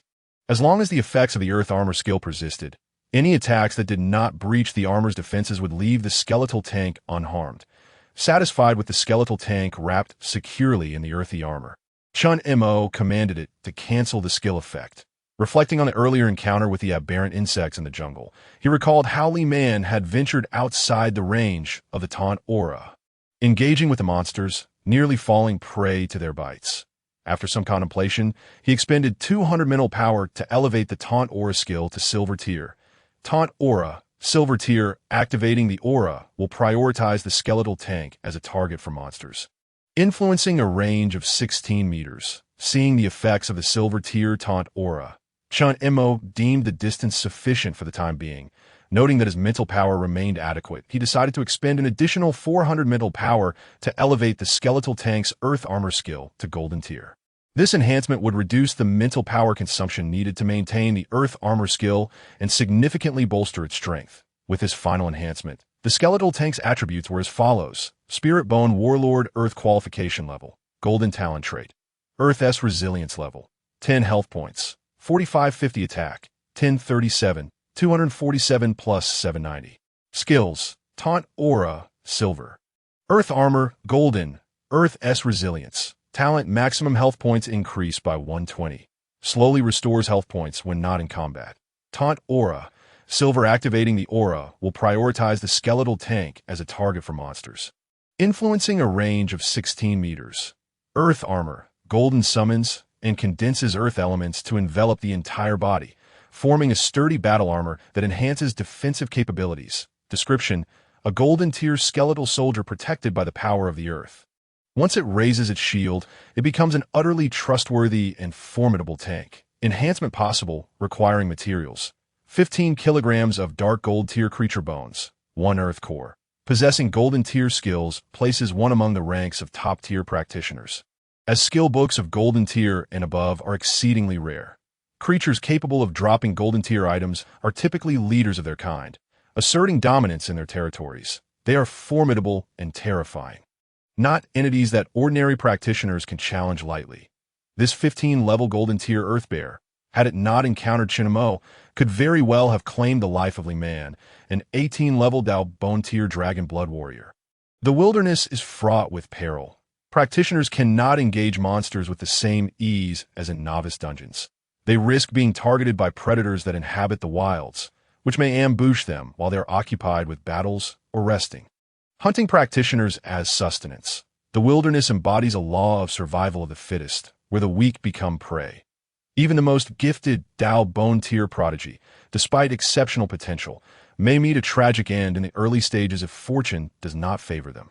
This elucidates why the Xianqin Empire sees a multitude of new practitioners each year, yet so few advance to higher tiers, due to the substantial number of practitioners perishing in the wilds each year.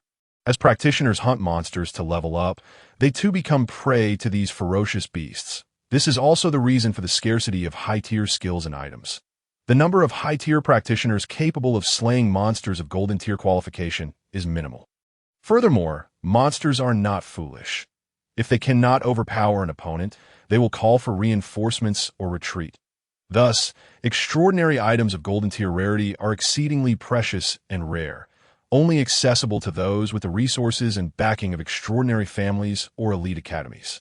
Otherwise, it would indeed be impossible to provide a practitioner possessing skills of the golden caliber. Utilizing skill advancement scrolls to elevate one's profession skills to the golden level is a far more extravagant endeavor than directly acquiring golden level skills. The golden level skill advancement scrolls are significantly more expensive than a tome of golden level skills.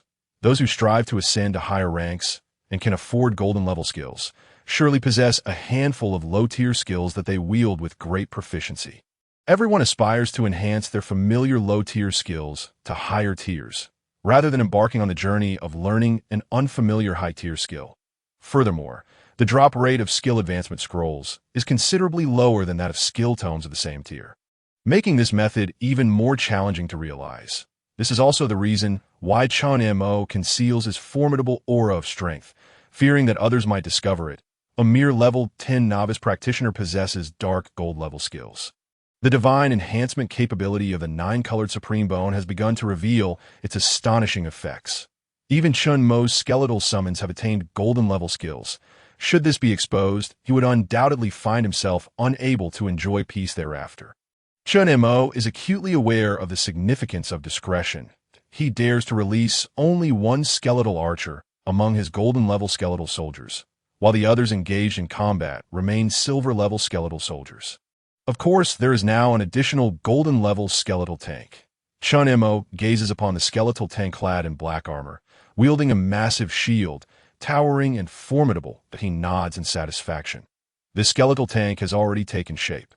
In terms of combat prowess, the skeletal tank, endowed with the golden level skill earth armor and clad in the golden level equipment of the brutal bear battle armor, has completely surpassed the skeletal archer. However, should they engage in battle, the skeletal tank would likely be utterly defeated by the skeletal archer.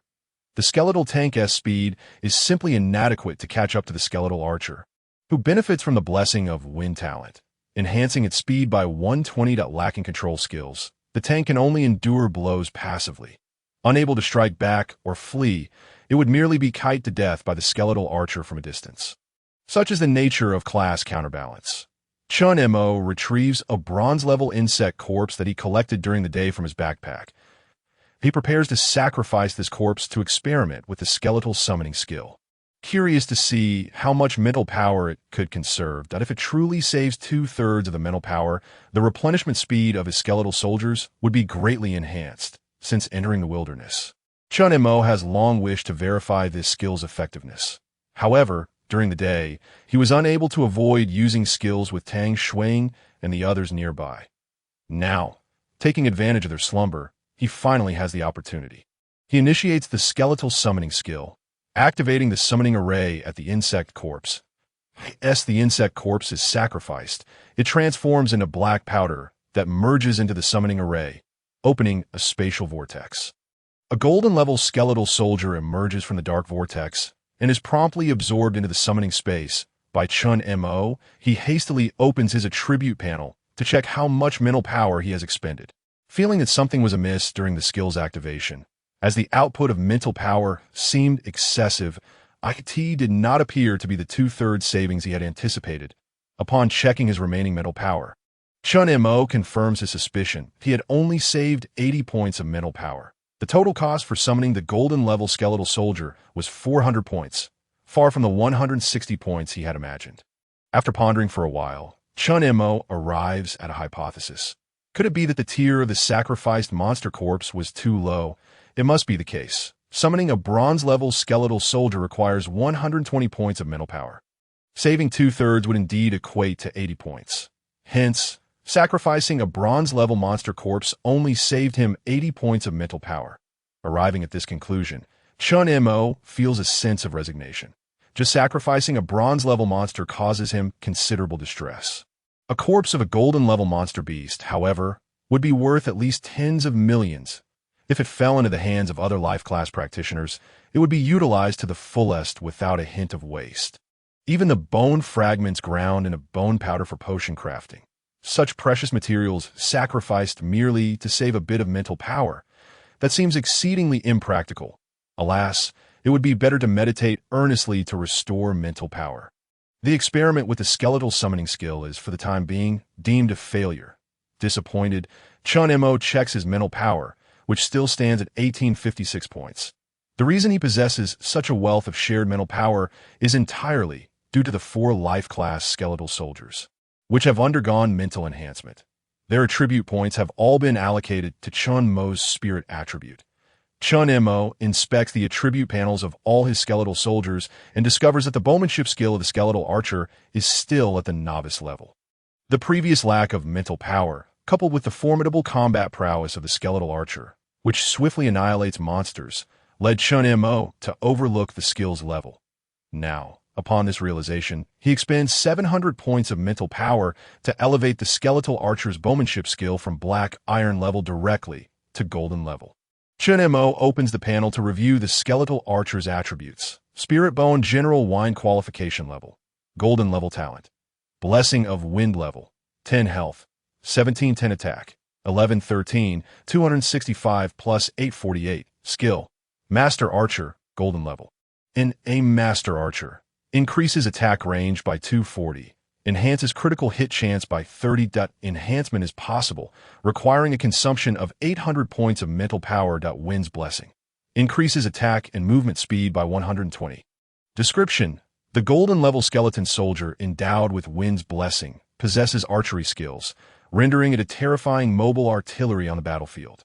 The target can be enhanced, necessitating materials: 15 kilograms of dark gold level biological bones and 1 wind core. Following the upgrade of archery skills from Black Iron to Golden Level Archery Master, the attack range escalates from 30 to 240, additionally imparting a weakness attack effect. This weakness attack is akin to a skeleton archer shooting at a raging bear during the day, where an arrow strikes the bear's eye, inflicting double damage. However, at that time, the skeleton archer's archery skills were insufficient, and the weakness attack was merely a fortunate occurrence. Now, after enhancing the archery skills to the Golden Level Archery Master, its weakness attack capability has increased by 30. This implies that each attack from the skeleton archer has nearly a 30 chance of inflicting a weakness attack effect on the target, significantly augmenting its output potential. Furthermore, the increase in attack range to 240 has exponentially expanded the skeleton archer's attack coverage. The greater the distance, the safer it becomes for range professions, greatly enhancing survival capabilities. With the enhancement of the skeleton archer completed, yet another skeleton soldier with golden level skills has been successfully upgraded. The skeleton archer still possesses an empty skill slot, yet to be filled, as Chen Mo has yet to find a suitable skill that can swiftly enhance the skeleton archer's combat prowess. Consequently, it remains unlearned. Conversely, the subsequently enhanced skeleton tank has already filled both of its skill slots. With 2 of his formidable subordinates fully enhanced, Chen Mo's mental power dwindled to nearly 1,000 points. This marks the threshold for the necromantic symbiosis skill. Further consumption of mental power might inflict spiritual harm upon the skeleton soldiers.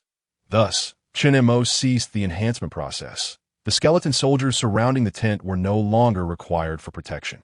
He stationed 2 near the tent for guard duty and commanded the others to take positions at the cave entrance, simultaneously providing a barrier against the cold winds that blew in. After arranging the skeleton soldiers, Chen Mo reclined inside the tent to rest, having traversed a considerable distance during the day and needing to stay awake at night until the 2 girls fell asleep to secretly experiment with skills. He was apprehensive about them discovering his secrets. The journey had been fraught with anxiety, and he regretted accepting the task while bringing along these two burdens. Without them, the wilderness would have felt like home, allowing him the freedom to act as he pleased. Presently, Chen Mo's backpack contained nearly 100 kilograms of golden-level fierce bones, valued in the hundreds of millions, with a plethora of monstrous materials and golden-level giant bear meat. After just one day in the wilderness, he had transformed from a penny-pinching man in the city to one with immense wealth. If given the choice now, he would undoubtedly cast a disdainful glance at Tang Shuiying, thinking, 200,000 to hire me as your bodyguard? Are you out of your mind? Yet, since he had already made a promise to them before leaving the city, Chen Mo resolved to honor his commitment. Basic professional ethics must be respected. Otherwise, who would dare to seek his services in the future? Moreover, he held a favorable impression of the two girls, particularly Li Man initially. She had dismissed Chen Mo entirely, reluctant to even speak with him. However, after witnessing the terrifying prowess of the skeleton archer, her demeanor transformed rapidly, akin to a devoted admirer. Throughout their journey, she had observed Chen Mo and the skeleton archer dozens of times, and whenever he encountered something he did not understand, she explained it with remarkable enthusiasm and patience. Chen Mo was quite pleased with her transformation. After a moment of idle thoughts, he soon succumbed to sleep, feeling fatigue from the day's endeavors. However, unbeknownst to Chen Mo, Li Man, the very person he had been thinking about, had not fallen asleep at all. The prolonged wilderness life had instilled a heightened sense of vigilance in her, enabling her to remain partially alert even in a sleeping state, capable of sensing any disturbances around her. The considerable commotion caused by Chen Mo enhancing the skeleton soldiers had already roused her from slumber. Having witnessed the skeleton archer's combat capabilities during the day, Li Man had developed a curiosity about Chen Mo, observing him still awake, so late, while commanding the skeleton soldiers to surround the tent. She noticed the intermittent golden glimmers illuminating the interior, adding an air of mystery. Most significantly, Li Man spotted the skeleton soldier wielding a massive black shield as it approached the front of Chen Mo's tent. A flash of golden light revealed that the fiery soul within its skull had shifted from green to blue. Had it evolved? Li Man had previously observed Chen Mo's skeleton soldiers, noting that only the highest combat-capable skeleton archer emitted blue flames. Now, there appeared to be another skeleton tank with the same distinctive flame. Then, Li Man witnessed a scene that left her astounded. The skeleton tank had activated a skill, enveloping itself in a suit of earth elemental armor. After donning the earth elemental armor, the skeleton tank exuded a sense of danger that was comparable to the earth bear monster boss she had encountered earlier. She recalled how the skeleton tank had managed to confront the golden-level strength boss despite its pre-evolution power, successfully halting the bear's charge and causing it to enter a dazed state. Consequently, the bear was unable to inflict any damage upon the other skeleton soldiers, leading to its swift demise. The skeleton tank had proven formidable even before its evolution. And now, having ascended to the same level as the skeleton archer with blue soul flames, it had also acquired the skill to condense armor. Li Man pondered whether she could match its strength. A rough assessment revealed that she could not even contend with the skeleton archer without its skills, given the imposing stature and armored exterior of the skeleton tank, along with the pressure it exerted. She surmised that defeating it would be even more challenging. How could an 18-level endowed bone-level dragon blood warrior fail against a mere 10-level skeleton summon? This realization left Li Man feeling somewhat disheartened. Chen Mo undoubtedly harbored secrets, especially concerning the golden light emanating from his tent. The ability of skeleton soldiers to evolve must be linked to this golden light. Li Man had not anticipated that her sleepless night would lead her to uncover Chen Mo's secret.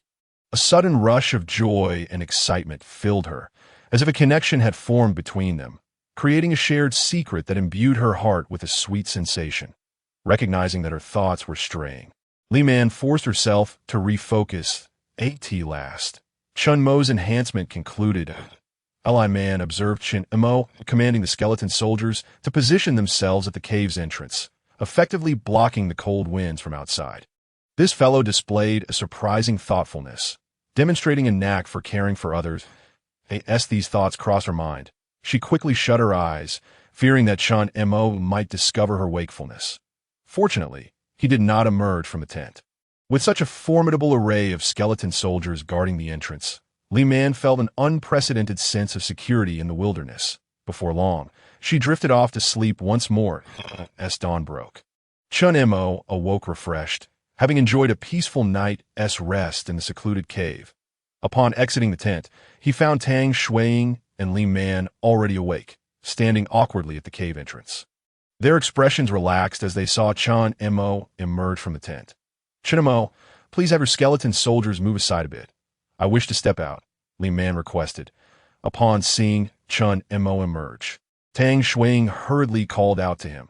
Noticing the anxious expression on her face, Chen Mo finally grasped the situation that he swiftly commanded the skeletal soldiers at the cave entrance to step aside, allowing for a human ladder to be formed outside. The two girls, upon seeing the skeletal soldiers had cleared the way, quickly climbed out of the cave and into the dense jungle, clearly desperate for relief. Li Man and her companions had long wished to find a restroom, but Chen Mo had yet to awaken. They felt somewhat embarrassed to call out to him, yet dared not approach the skeletal soldiers blocking the cave entrance. Having witnessed their terrifying combat prowess, the last thing they wanted was to be mistaken for an attack and meet their demise by a careless strike. Thus, they could only wait patiently inside the cave for Chen Mo to rise. Upon the departure of the two girls, Chen Mo glanced at his mental energy. After a night of rest, his mental energy had recovered to 1723 points, seizing the opportunity with no one else around in the cave. He directly expended 600 points to elevate the gathering skill of the 3 skeletal workers in his summoning space to silver grade. Yesterday, after slaying the golden grade boss, the earth bear, the skeletal workers have been unable to process the monster's carcass due to insufficient skill levels, resulting in merely a hasty dismemberment for storage. Today, as they would venture deeper into the jungle to hunt the aberrant insect monsters, it was imperative to enhance the gathering skills of the skeletal workers to avoid wasting the materials from the creatures. With 1123 points of mental energy remaining, he could no longer afford to use any more, as this mental energy was shared with him through the necromantic symbiosis skill. Should the total drop below 1,000 points, it could potentially harm the souls of the skeletal soldiers.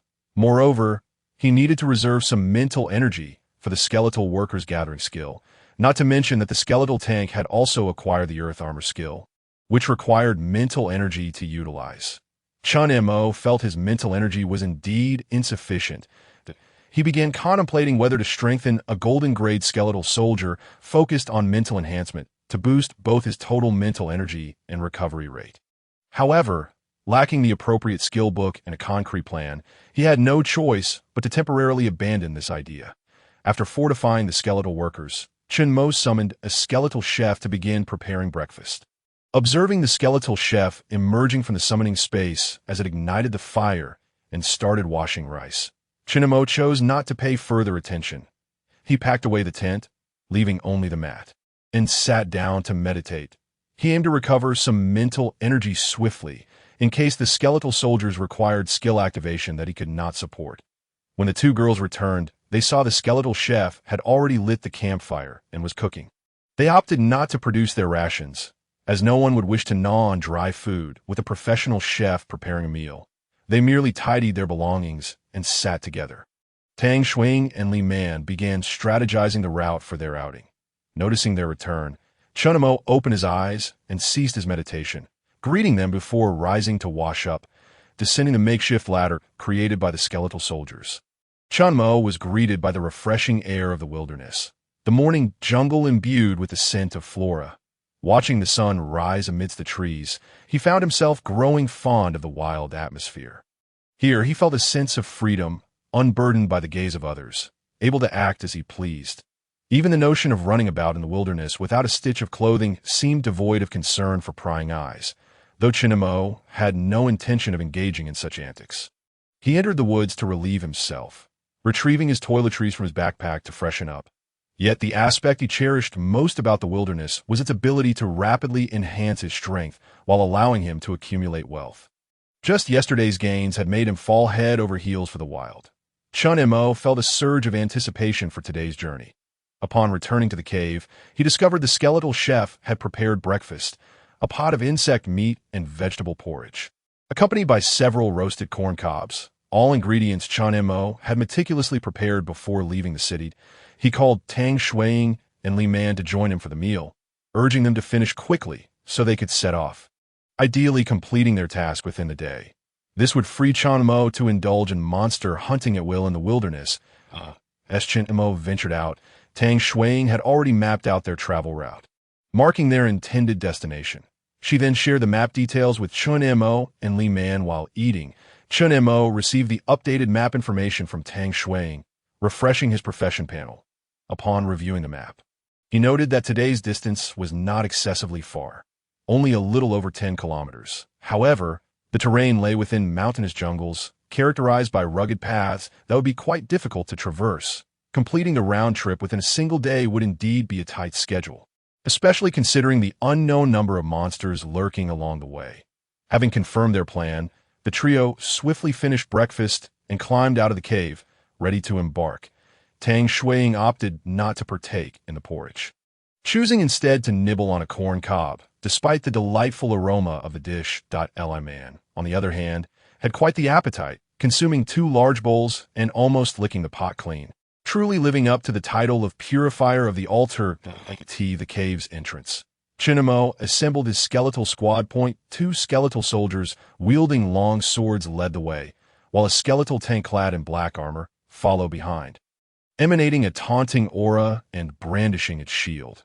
The remaining skeletal soldiers encircled Chen Mo and his companions, with the most formidable skeletal archer standing steadfastly by Chen Mo's side. Once everything was in order, they commenced their journey into the depths of the West Zate jungle. This time, positioned in the middle of the formation, Li Man refrained from voicing any objections, having traversed the wilderness for quite some time. She was accustomed to leading the charge. Being sheltered in the center of the group was an entirely new experience for her. However, she could not help but feel a grudging respect, having witnessed the skeletal tank. Adorned in earth element armor, its skull ablaze with blue flames, a clear indication of its evolution to the same level of strength exhibited by the skeletal archer, both being formidable summoned entities, with the skeletal archer as a benchmark. She understood that she was no match for such prowess. Rather than face humiliation, it was wiser to remain at the rear. As they advanced deeper into the jungle, the number of abyssal aberrant insects became markedly more pronounced. The 2 skeletal soldiers at the forefront wielded their swords to clear the obstructing branches and foliage, forging a path for the others. Within 20 minutes, they encountered their first wave of wandering aberrant insects. Fortunately, those creatures were still at a distance, shielded from view by the towering trees, which prevented them from detecting Chen Mo and his companions. However, the skeletal archer, through its mental perception, had already pinpointed the location of the aberrant insects. It drew its bow, the fluidity of its movements seemingly buoyed by an unseen breeze enveloping it. With trees obstructing their line of sight, Li Man and Tang Shuiying remained oblivious to the distant aberrant insects. Noticing Chen Mo had halted, they exchanged puzzled glances. Suddenly, they witnessed the skeletal archer release its grip on the bowstring. With a resounding twang, the bowstring vibrated, and the arrow swiftly sliced through the air. Piercing into the jungle ahead, a hissing sound soon echoed from afar, signaling the aberrant insects had detected something. How far must their perception extend to sense their presence, and to launch an attack without direct line of sight? Li Man discovered that the skeletal archer had become increasingly terrifying, that if she were to encounter such an opponent in the wilderness of the jungle, it was likely she would be struck down by an arrow before even catching a glimpse of the skeletal archer. The situation faced by the distant aberrant insects was similar to what Li Man envisioned. They were utterly unaware of the source of the arrows that flew through the thickets, striking down their companions with lethal precision. Upon witnessing their fallen comrades, the aberrant insects shrieked in terror, attempting to summon reinforcements. Yet, the arrows continued their relentless assault. The sound of arrows slicing through the air echoed repeatedly, each one capable of slaying an aberrant insect with a single shot. Although the aberrant creatures discerned the direction from which the arrows originated, they had no time to evade. The notifications of kills rang out. Slain a level 12 black iron abyss insect. Gained 24 experience points. Slain a level 13 silver insect commander. Gained 104 experience points. slain a level 12 bronze abyss soldier insect, gained 48 experience points in quick succession. The skeletal archer annihilated the entire squad of aberrant insects from a distance. Li Man and Tang Shuiying witnessed the skeletal archer drawing and releasing its bow repeatedly, executing a series of shots in mere moments, although they heard the distant cries of the insects, suggesting they had discovered the skeletal archer. They had not teamed up with Chen Mo and thus did not receive any notifications of kills. They could only speculate that the skeletal archer was attacking the aberrant creatures. However, this seemed utterly absurd. Visibility here was severely limited. All that lay ahead were the dense trees, obscuring any view. How could this skeletal archer possibly aim so accurately? Its archery skills were truly frightening. Hadn't it seemed so formidable just yesterday? How had it improved so significantly overnight? Li Man glanced at Chen Mo, her mind beginning to form some conjectures. The skeletal archer had decimated the squad of aberrant insects. And Chen Mo, communicating with the skeletal soldiers, sensed that there were no other monsters in the vicinity. He opened the summoning space, calling forth skeletal workers and instructing them to gather materials. 3 skeletal workers, each possessing silver-level gathering skills, emerged from the black vortex of the summoning space, wielding gathering knives as they rushed towards the fallen aberrant insect corpses. The team pressed on. Soon, Li Man and Tang Shuiying found themselves amidst a clearing strewn with the bodies of aberrant insects. Most of these creatures had been killed with a single shot, the arrows piercing directly through their heads. Some of the less defensively equipped insects had even had their heads shattered by the force of the powerful arrows, leaving a pool of green ichor splattered across the ground. The 3 skeletal workers summoned by Chen Mo were swiftly collecting the materials from the scene. The brutal sight left Li Man and Tang Shuiying utterly stunned. This skeletal archer was nothing short of a jungle assassin. How could one defend against such an opponent? At such a distance, there was no way to discern the enemy's location, yet every attack was lethal. Aimed squarely at their heads, Li Man ran her fingers through her short hair, her gaze toward Chen Mo growing increasingly respectful. Once the skeletal archer's archery skills had been enhanced to that of a golden-level archery master, it became an indomitable force within the jungle. Its mental perception extended over vast distances. The aberrant creatures within the jungle often failed to notice Chen Mo and his companions before being detected by the skeletal archer. The mastery of archery allowed it to double its effective range, while also greatly enhancing its accuracy. The skeletal archer could identify gaps within the thickets and unleash arrows that struck true at great distances. Such elusive attacks rendered any effective counteroffensive from the aberrant insects impossible. They often perished before even realizing where the threat lay. After traversing for the entire morning, the trio arrived at the location marked on the map by Tang Shuiying. "This is the place. I discovered the moonlit grass here during my last leveling session," Tang Shuiying confirmed with a nod after checking the map. "Let's search around here." "Wait," Chen Mo called out to her. "What does the moonlit grass look like? Describe it, and we can split up to search." Upon hearing Chen Mo's suggestion, Tang Shuiying nodded. She opened her profession panel and sent him an image. Chen Mo clicked to view it. Moonlit grass, named for its white flowers resembling a crescent moon, thrives in shady areas beneath thick trees, preferring darkness over light. After memorizing the appearance of the moonlit grass, Chen Mo divided the skeletal soldiers into 3 teams to accompany each of them for protection as they began their search in the surrounding jungle. The trees in this area were exceptionally tall and dense, casting limited light, creating a dark and damp environment that even the aberrant insects avoided. As they advanced further in this direction, the number of aberrant insects dwindled. Even so, throughout their journey, the skeletal archer had managed to hunt down dozens of abyss insects, yielding a total of 9 spirit crystals, 8 pieces of armor, and 1 basic swordsmanship skill book. The materials collected from the aberrant insects had amassed over 100 insect shells, over 100 portions of acidic blood, and over 1,000 kilograms of insect meat. The 8 pieces of low-level gear dropped by the aberrant insects, all at level 10, were equipped onto the skeletal tank, enhancing its health by an additional 180 points, bringing its total health to 4,680 points. The newly donned armor bore a resemblance to the shells of the aberrant insects, shimmering with a metallic gleam amidst the darkness. Clad in this armor, the skeletal tank appeared even more imposing, its stature exuding an aura of strength. The remaining gear was fitted onto the skeletal archer, with only these two skeletal champions at his disposal. Chen Mo prioritized equipping them with the best items. He ensured that no materials from the aberrant insect corpses went to waste, directing the skeletal workers to collect everything. Among the remains were even a few bodies of silver-level aberrant creatures. After the skeletal workers finished gathering materials, Chen Mo claimed the leftover parts of the silver-level bodies, as they held considerable value.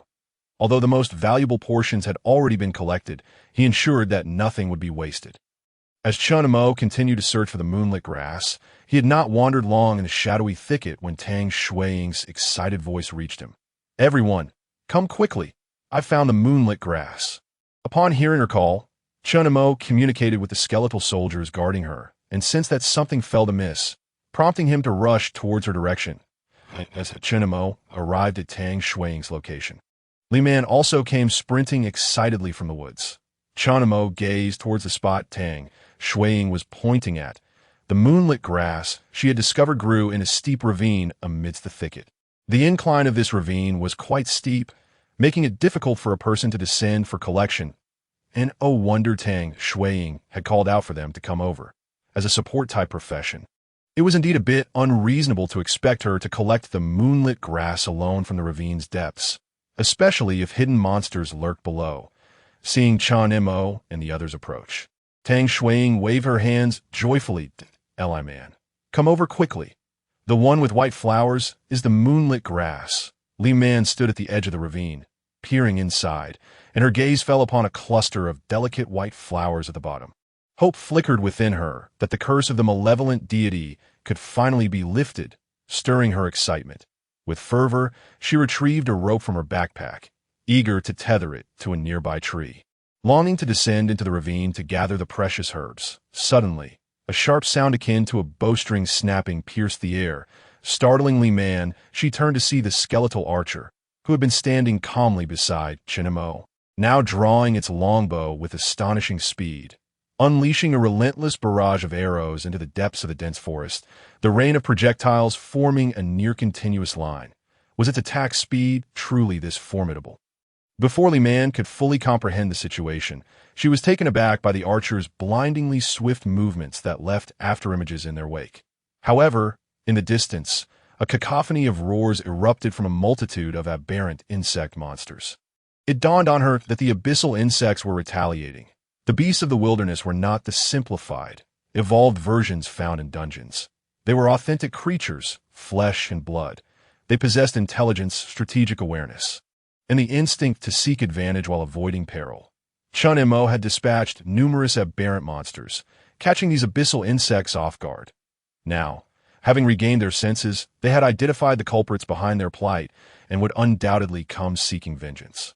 Damn it, they were so close. Li Man resided in the northern domain of the empire, hailing from the illustrious family of Shuelong City, and she was certainly no demure maiden. Her demeanor towards Chen Mo was gentle and amiable, but it was entirely due to the intimidating prowess of the skeletal soldiers. Now, with the moon spirit herb almost within her grasp and the hope of lifting the evil god's curse tantalizingly close, her aspirations were abruptly interrupted by those loathsome, aberrant insect monsters. Rage ignited within her, and her volatile emotions became increasingly difficult to suppress. Li Man retracted her rope and withdrew a massive blood-red battle blade from her backpack. At that moment, her vision was filled with a multitude of black insect monsters emerging from the jungle, so densely packed that counting them was an impossibility in the brief span of time. The skeletal archers had already dispatched at least dozens of these aberrations, yet their efforts proved futile against the overwhelming numbers of the insect horde. Alone, the skeletal archers could not stem the tide.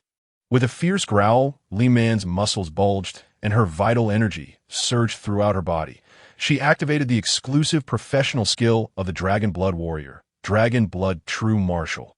Dragon Blood True Martial, golden level, activates the dragon bloodline within, significantly enhancing physical attributes. Upon invoking her skill, she charged towards the mass of insect monsters, launching herself into the air with great force.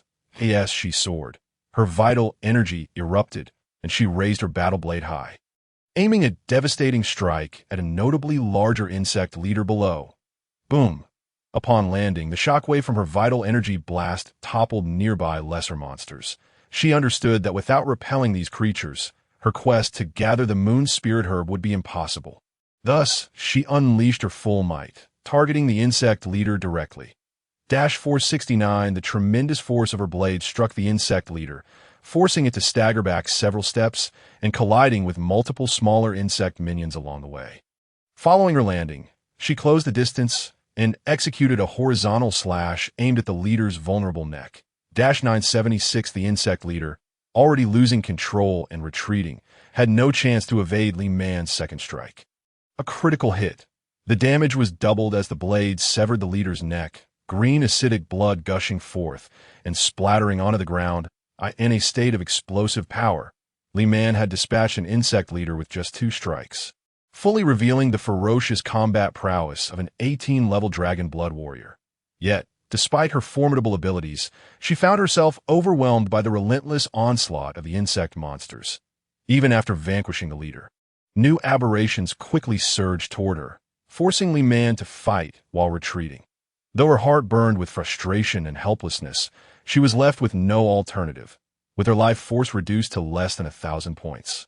Her survival capabilities had drastically diminished, rendering her unable to sustain prolonged combat. Meanwhile, Chen Mo had sensed the approach of aberrant insects through the perception of the skeletal soldiers long before Tang Shuiying called out. However, he had not anticipated the sheer number of the insect monsters. He swiftly gathered the skeletal squad, surrounding the 3 of them for protection, leaving only the skeletal tank at the forefront to activate its taunting aura, drawing the attention of the insect monsters and buying time for their retreat. Chen Mo grasped Tang Shuiying, who lacked combat prowess, and the 3 of them fought while retreating. Fortunately, the insect monsters surrounding them were influenced by the skeletal tank's taunting aura, allowing Chen Mo and Tang Shuiying to evade attacks. The range of the silver-level taunting aura was considerable. At that moment, the skeletal tank was nearly obscured from view, completely enveloped by the insect monsters, forming a massive black mound. When the skeletal tank came under attack, Chen Mo had already activated its golden-level skill, Earth Armor. Standing amidst the black mound of insects, the skeletal tank was encased in armor forged from earth elements. Even its sword and shield were covered in the earthy shell. To maintain this earth armor, the tank's mental energy was rapidly depleting, rendering it immobile, completely pinned beneath the weight of the black mound. Chen Mo could only utilize the necromantic symbiosis skill to provide the skeletal tank with as much mental energy as possible, assisting it in sustaining the earth armor. He commanded the skeletal squad to swiftly break through in the direction they had come. Meanwhile, Tang Shuiying, being dragged along by Chen Mo, was utterly bewildered. As a mere life path practitioner, she had entered the wilderness under the guidance of battle professionals, never having experienced such a perilous situation surrounded by so many monsters. The scene terrified her, leaving her incapable of thought, merely following Chen Mo in a daze. Fortunately, most of the insect monsters were drawn away by the skeletal tank, allowing their retreat to progress relatively smoothly. The only pressing concern was that Chen Mo's mental energy was rapidly dwindling. The sheer number of insects attacking the skeletal tank was overwhelming, consuming the mental energy required to maintain the earth armor at an alarming rate. The remaining mental energy would not last much longer. However, if the earth armor were to falter, the skeletal tank's health would quickly be depleted by the relentless bites of the swarm, a loss Chen Mo could not countenance. The skeletal archers had released a flurry of arrows, swiftly eliminating the oncoming insect monsters. The skeletal soldiers surrounding Chen Mo were also vigorously swinging their swords, cleaving through the dense mass of insects. The acidic blood of the injured aberration splattered upon the skeletal soldiers, the corrosive substance causing wisps of white smoke to rise from their armor. The durability of the novice long swords in their hands was plummeting. Such basic weapons were utterly incapable of withstanding the corrosive effects of the insect monster's acidic blood. Just as Chen Mo was on the brink of exhausting his mental energy, a golden light erupted. Chen Mo leveled up. Following the upgrade, all his stats were restored, and his mental energy was instantly replenished. The skeletal tank's dilapidated earth armor regained its solidity, Chen Mo breathed a sigh of relief, knowing that as long as the skeletal tank was unharmed, they would be fine. With the effect of the lifesteal aura in play, the attacks from the insect monsters posed no threat to the other skeletal soldiers. Chen Mo's silver-level lifesteal aura skill allowed for 80 of the damage dealt by the skeletal soldiers to be converted into healing. With this ratio of lifesteal, combined with the skeletal soldiers' already enhanced attack power from the dark gold-level strong strike aura, the insect monsters could only chip away at half of a skeletal soldier's health, while a single strike from the skeletal soldier would restore their health entirely. These aberrations were low-tier creatures, and their attack power was insufficient to slay the skeletal soldiers in one blow. With the lifesteal aura skill, Chen Mo had no concerns about the sustainability of the skeletal soldiers. His only worry was that the sheer number of monsters might block their escape route. Thankfully, most of the insect monsters had been lured away by the skeletal tank, coupled with the high efficiency of the skeletal soldiers and archers in eliminating the creatures. Chen Mo and his companions finally broke free from the encirclement of the insect horde, continuing to fight while retreating. Chen Mo opened the summoning space, recalling the skeletal tank, which had been pinned beneath the black mound of insects, encased in yellow earth armor and unable to move while bearing a massive shield. The skeletal tank activated the summoning array beneath it, creating a black vortex that drew it back into the summoning space. With the skeletal tank recalled, the interior of the once mighty black mound collapsed with a thunderous crash. The aberrations, having lost their target, once more surged towards Chen Mo and his companions, like a tidal wave of darkness. Fortunately, the trio had already breached the encirclement and were now retreating at full speed. The insect monsters could only gnash at their heels, pursuing them desperately. The skeletal archers had not ceased their barrage since spotting the monsters. The bronze-level novice longbow creaked as it was drawn, raining arrows upon the foes. Chen Mo received notifications of kills without pause that, in this battle, at least hundreds of aberrant insects had fallen to the skeletal archers' onslaught. Thanks to their formidable counterattack, the insect monsters had been unable to catch up to Chen Mo and his companions. Those that ran too fast were swiftly targeted and eliminated by the skeletal archers. Suddenly, a sharp crack echoed as the skeletal archer's bowstring snapped. After enduring for so long, the durability of that bronze-level novice bow had finally worn out. With the skeletal archer's suppression lost, the pursuit speed of the insect monsters noticeably increased. Soon, they would be upon Chen Mo and the others once again. Seeing this turn of events, Li Man retrieved a blood-red longbow from her backpack and tossed it to Chen Mo. "Here, take it. Hurry and let that skeletal archer continue to attack." Chen Mo seized the blood-red longbow, scarcely pausing to examine it before handing it to the skeletal archer beside him.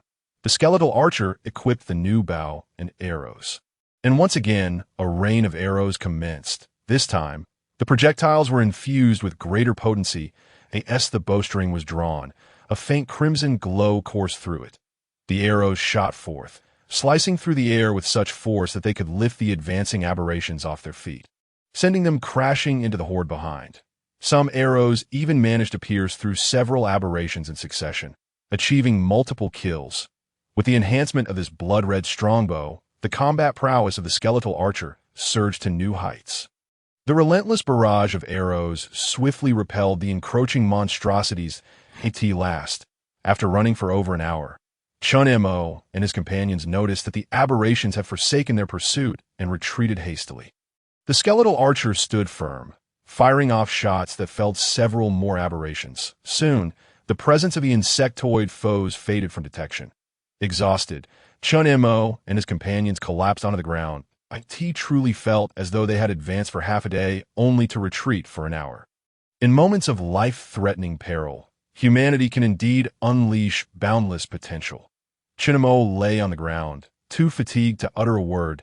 He was not only directing the skeletal soldiers in battle, but also dragging the stunned Tang, swaying along in their flight. The path was treacherous, winding, and rugged, demanding that he maneuver with utmost speed, scaling up and down as they desperately fled. Chen Mo's stamina was severely depleted. Earning this money was indeed a daunting task. Lying there, he couldn't help but reflect on the fact that fortune does not simply fall from the sky. Before venturing out of the city, he had believed that Tang Shuiying was sent by Tang Yi to assist him in acclimating to the wilderness. offering a lucrative task reward of 200,000, which he could hardly refuse at the time. Now, it seemed more like a trap than a benefit. How could she not have mentioned the inherent dangers? The scams these days were too numerous to guard against. Chen Mo's heart brimmed with indignation. Were it not for the promise he had made to them, having accepted the task and received the advance payment, as well as the familial ties with Tang Ye through Tang Shuiying, he would have fled long ago. This was indeed a grievous predicament. Tang Shuiying, her face drained of color from the onslaught of encroaching black insectoid creatures, finally regained her composure now that the crisis had abated. With an involuntary gasp, she broke into tears, sitting there and wiping her eyes that Li man, having roamed the wilderness for so long, found this spectacle entirely unprecedented. Within the Shiza jungle, to encounter such an abundance of aberrations was astonishing. And oh wonder, the forest had been stripped of other monstrous creatures. They had all been devoured. Even the notorious golden grade boss, the earth-shattering bear, had scurried away, hiding in a minuscule cave, trembling with fear. An assault of this magnitude would terrify even a dark gold grade boss. The sheer horror was overwhelming. Esli man regained her composure. A sense of dread crept over her. She felt compelled to once again express her gratitude towards Tang Shuiying's wise decision to include Chen Mo within the brief span of 2 days. Chen Mo had saved her twice. Now, being by Chen Mo's side, she felt an unexpected sense of security. After resting for a while on the ground, Chen Mo glanced at the skeletal soldiers nearby, their condition somewhat grim. Prior to leaving the city, he had managed to gather a few sets of novice armor through the sponsorship of Tang Ye and her wealthy companions. Yet, after just 1 day in the dense Shiza forest with Tang Shuiying, all that gear had been rendered useless. The armor worn by the skeletal soldiers was now pockmarked and corroded by acidic blood, with some areas even eroded through to reveal the skeletal frames within. The durability of the equipment was perilously low, teetering on the brink of destruction. The once pristine skeletal soldiers had reverted to their tattered state upon summoning, albeit now adorned not with filthy rags, but with armor fragments that emitted white smoke from their corrosion, riddled with holes and pits. The task commission of 200,000 offered by Tang Shuiying and her companions was scarcely enough to cover repair costs for the equipment, leaving Chen Mo to shoulder the additional burden. The thought of this left Chen Mo in a foul mood. Not only had this mission nearly cost him his life, but it had also resulted in significant damage to his gear. This was nothing short of a devastating loss. Chen Mo realized that since awakening as a professional, he had been perpetually on the run. He had been fleeing within dungeons, and now outside the city. The only distinction lay in the fact that within the dungeons, he had run with purpose, aiming to enhance his monster-slaying speed. Outside the city, he fled for his very survival. This realization deepened Chen Mo's sense of frustration. He opened his backpack, intending to assess the spoils from the recent battle to alleviate his discontent. The skeletal soldiers had undoubtedly slain hundreds of aberrations. Regrettably, returning to collect materials from the fallen foes was out of the question.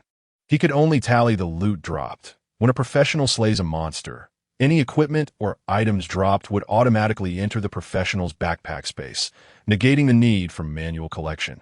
Only the extraordinary materials from the monster carcasses required a specialized life professional for harvesting. Moreover, there was no claim to ownership over the fallen creatures. No protection time existed. If one did not swiftly gather the carcasses for collection after slaying a monster, they could easily be snatched away by others in the blink of an eye. Upon opening his backpack, Chen Mo was taken aback by the sight of it filled to the brim with items.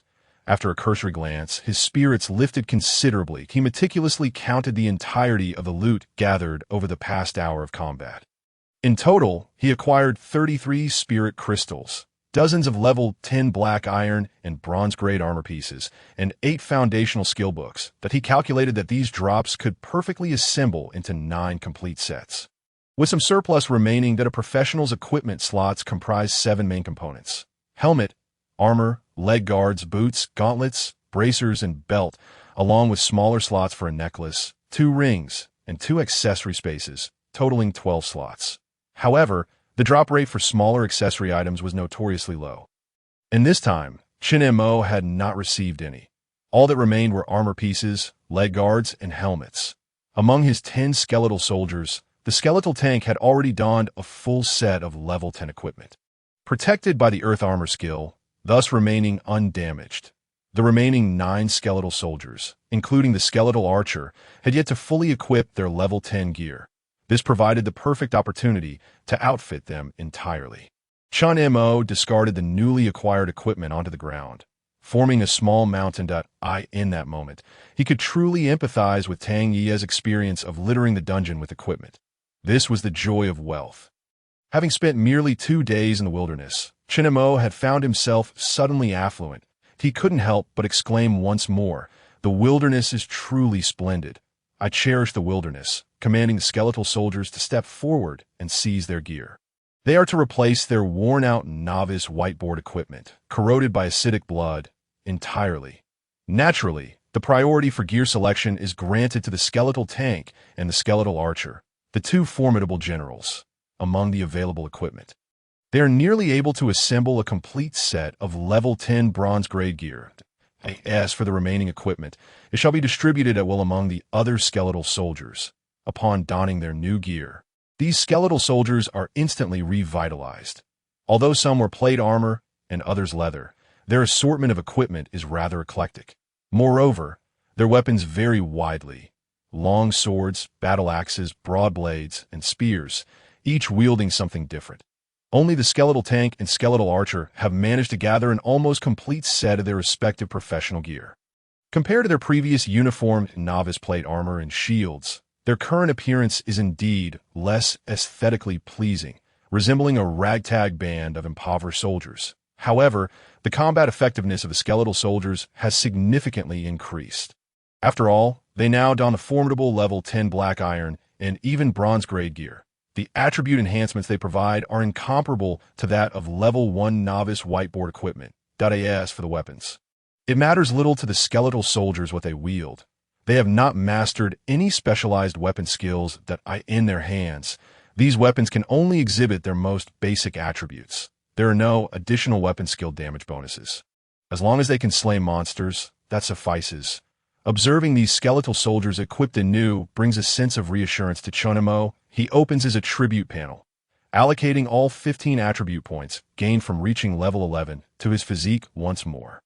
Chen Mo's attribute panel now displays: name, Chen Mo, profession, necromancer, 9-colored supreme bone, divine enhancement level, physique, 56, spirit, 116, summon space, 2766, skills, skeleton summoning, golden grade, strike aura, dark gold grade, necromantic symbiosis, passive, lifesteal aura, silver grade.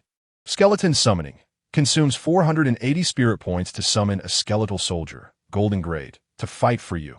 Can be enhanced, requiring 800 spirit points. Description: the attributes of a skeletal soldier are influenced by the necromancer's attributes. Sacrificing a corpse can save 2/3 of the spirit cost. Reducing the grade of summoned skeletal soldiers can decrease spirit consumption. Strike aura. Activating this aura increases the attack power of friendly targets by 320.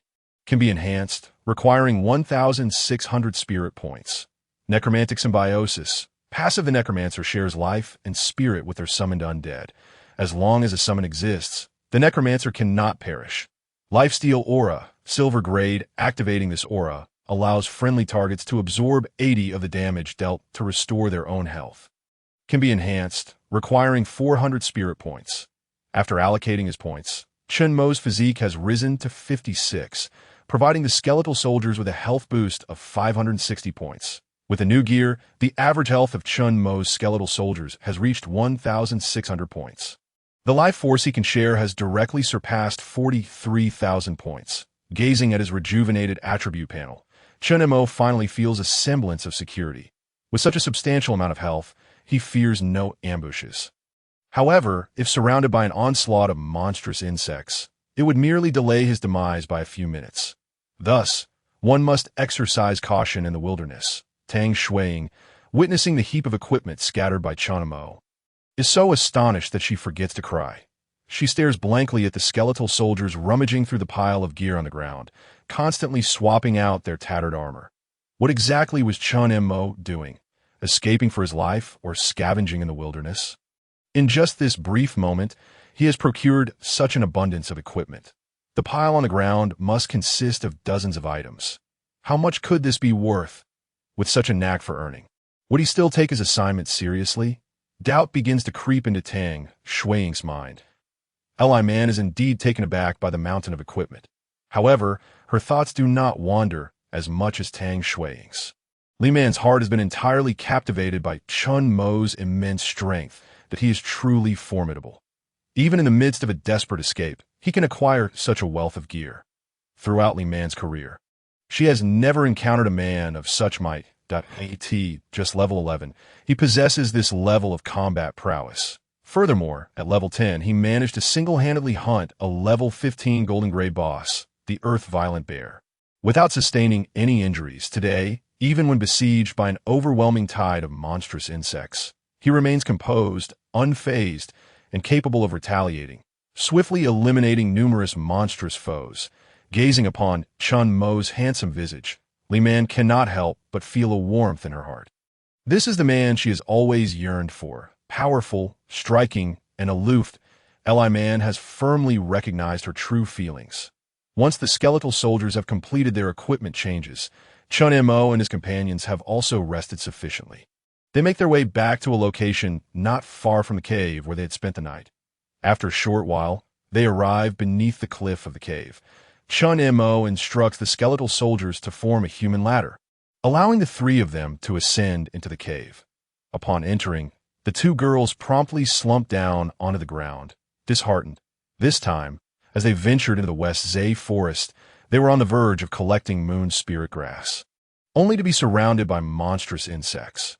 Not only did they fail to gather the medicinal herbs, but they nearly lost their lives in the process. The prospect of returning to gather herbs now seems daunting, as their strength is insufficient to accomplish the task.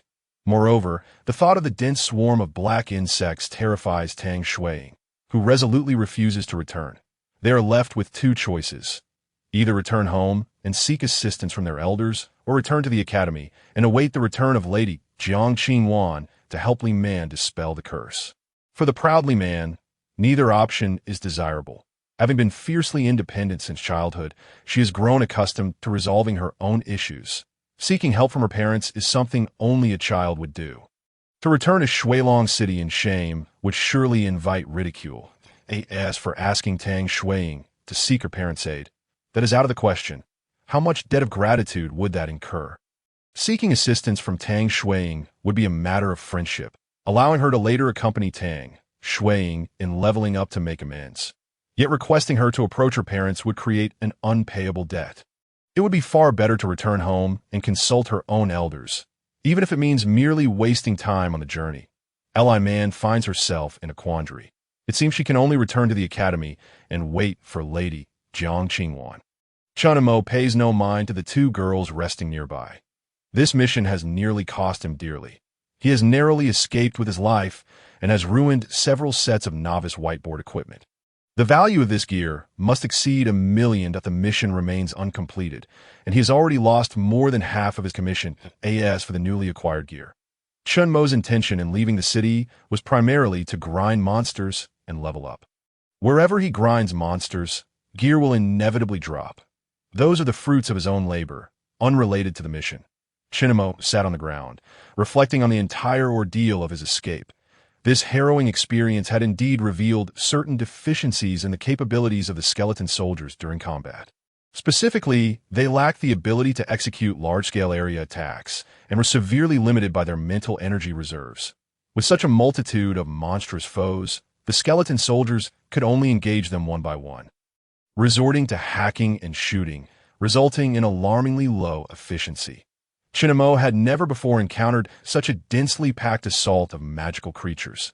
His previous encounters with monsters had relied heavily on the rapid-fire output of the skeleton archers. Thus, this particular issue had not come to light. However, with the sudden surge in the number of monsters during the insect onslaught, the shortcomings of the skeleton archers became glaringly apparent. While they could manage single-target kills, they were utterly impotent against groups. Moreover, due to their insufficient mental energy, they could scarcely maintain the earth armor skill. Chen Mo nearly lost the skeleton tank that he had painstakingly fortified with considerable resources. The thought of it filled him with a sense of dread. After much contemplation, Chen Mo resolved to enhance a skeleton soldier of the mage class. Once he had accomplished that, he would seek a method to learn a skill that could restore mental energy. Previously, Chen Mo had hesitated to strengthen a mage-type skeleton soldier, primarily due to the formidable prowess of the skeleton archers, which rendered such a move unnecessary for the time being. Additionally, the scarcity of mental energy had always been a concern. The mere act of utilizing his enhancement abilities and summoning skeleton soldiers had already strained his mental energy recovery rate. Introducing a high-consumption mage into the mix seemed impractical. Yet the urgency of the situation compelled him to reconsider. While in the city, during his study of the blood-sucking aura skill, he had encountered several types of aura skills capable of restoring mental energy available in the Wanjamal. Unfortunately, he had no spare skill slots at that time. Furthermore, Chen Mo was reluctant to allow his skeleton soldiers to learn aura skills, fearing it would squander their combat effectiveness. He had always intended to avoid direct combat himself, preferring to remain in the rear. Observing the skeleton soldiers charge forth and trample all enemies in their path, the notion of allowing a skeleton soldier to learn an aura skill, thus relegating it to a non-combat role in the rear alongside him, seemed a gross waste of resources that, if they learned an aura skill and then were sent to the front lines, they would lack the skill slots to acquire other combat skills, relegating them to merely dealing basic damage with limited output. Moreover, without any resurrection skills at his disposal, the loss of a strengthened elite golden-tier skeleton soldier would be a tremendous blow. For these reasons, Chen Mo had never entertained the idea of having skeleton soldiers learn aura skills, fearing loss and wasted combat potential.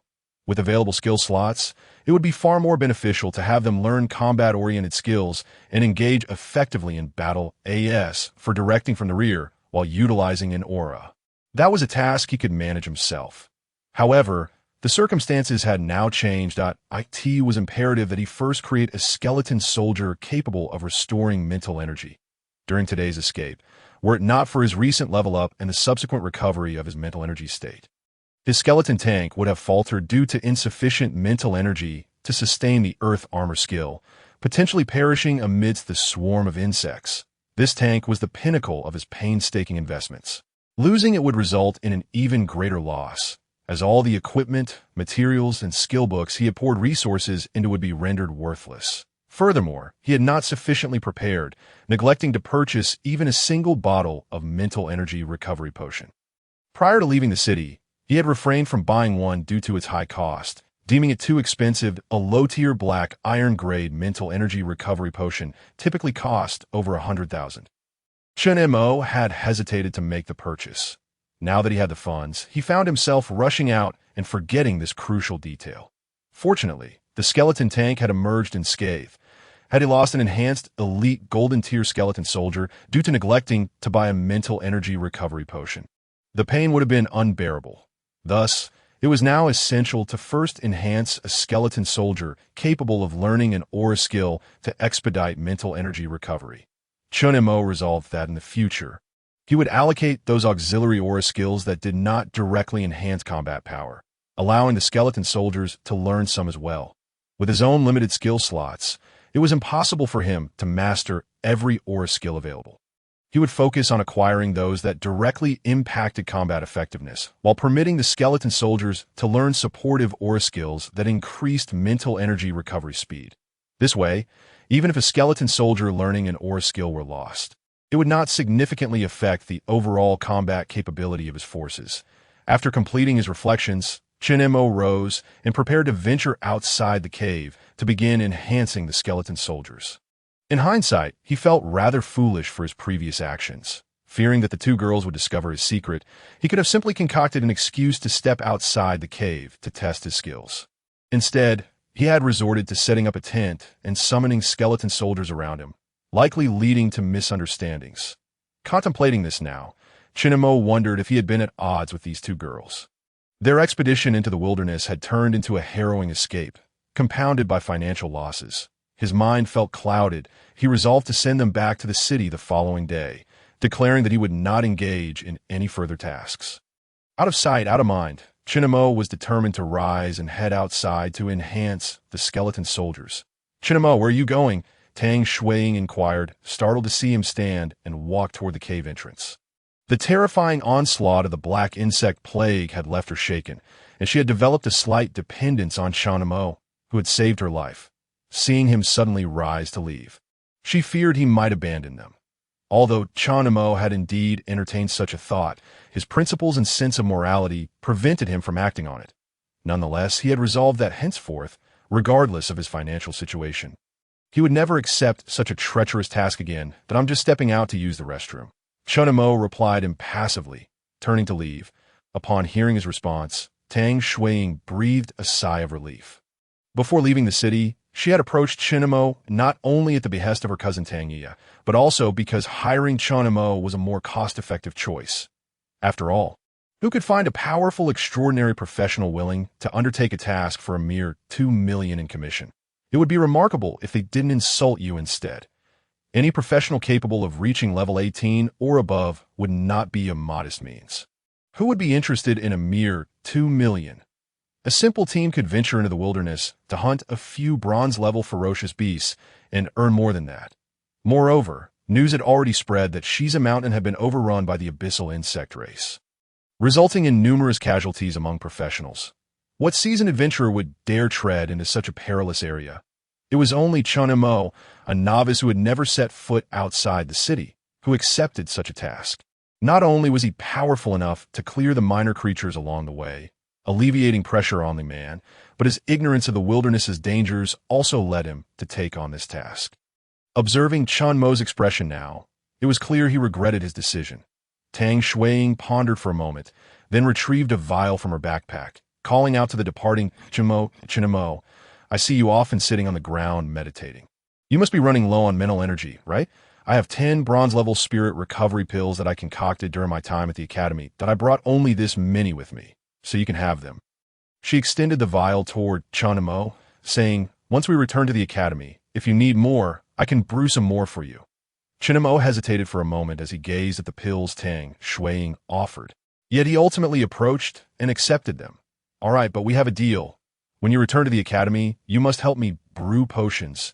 Chen Mo stowed away the revival pill into his spatial backpack.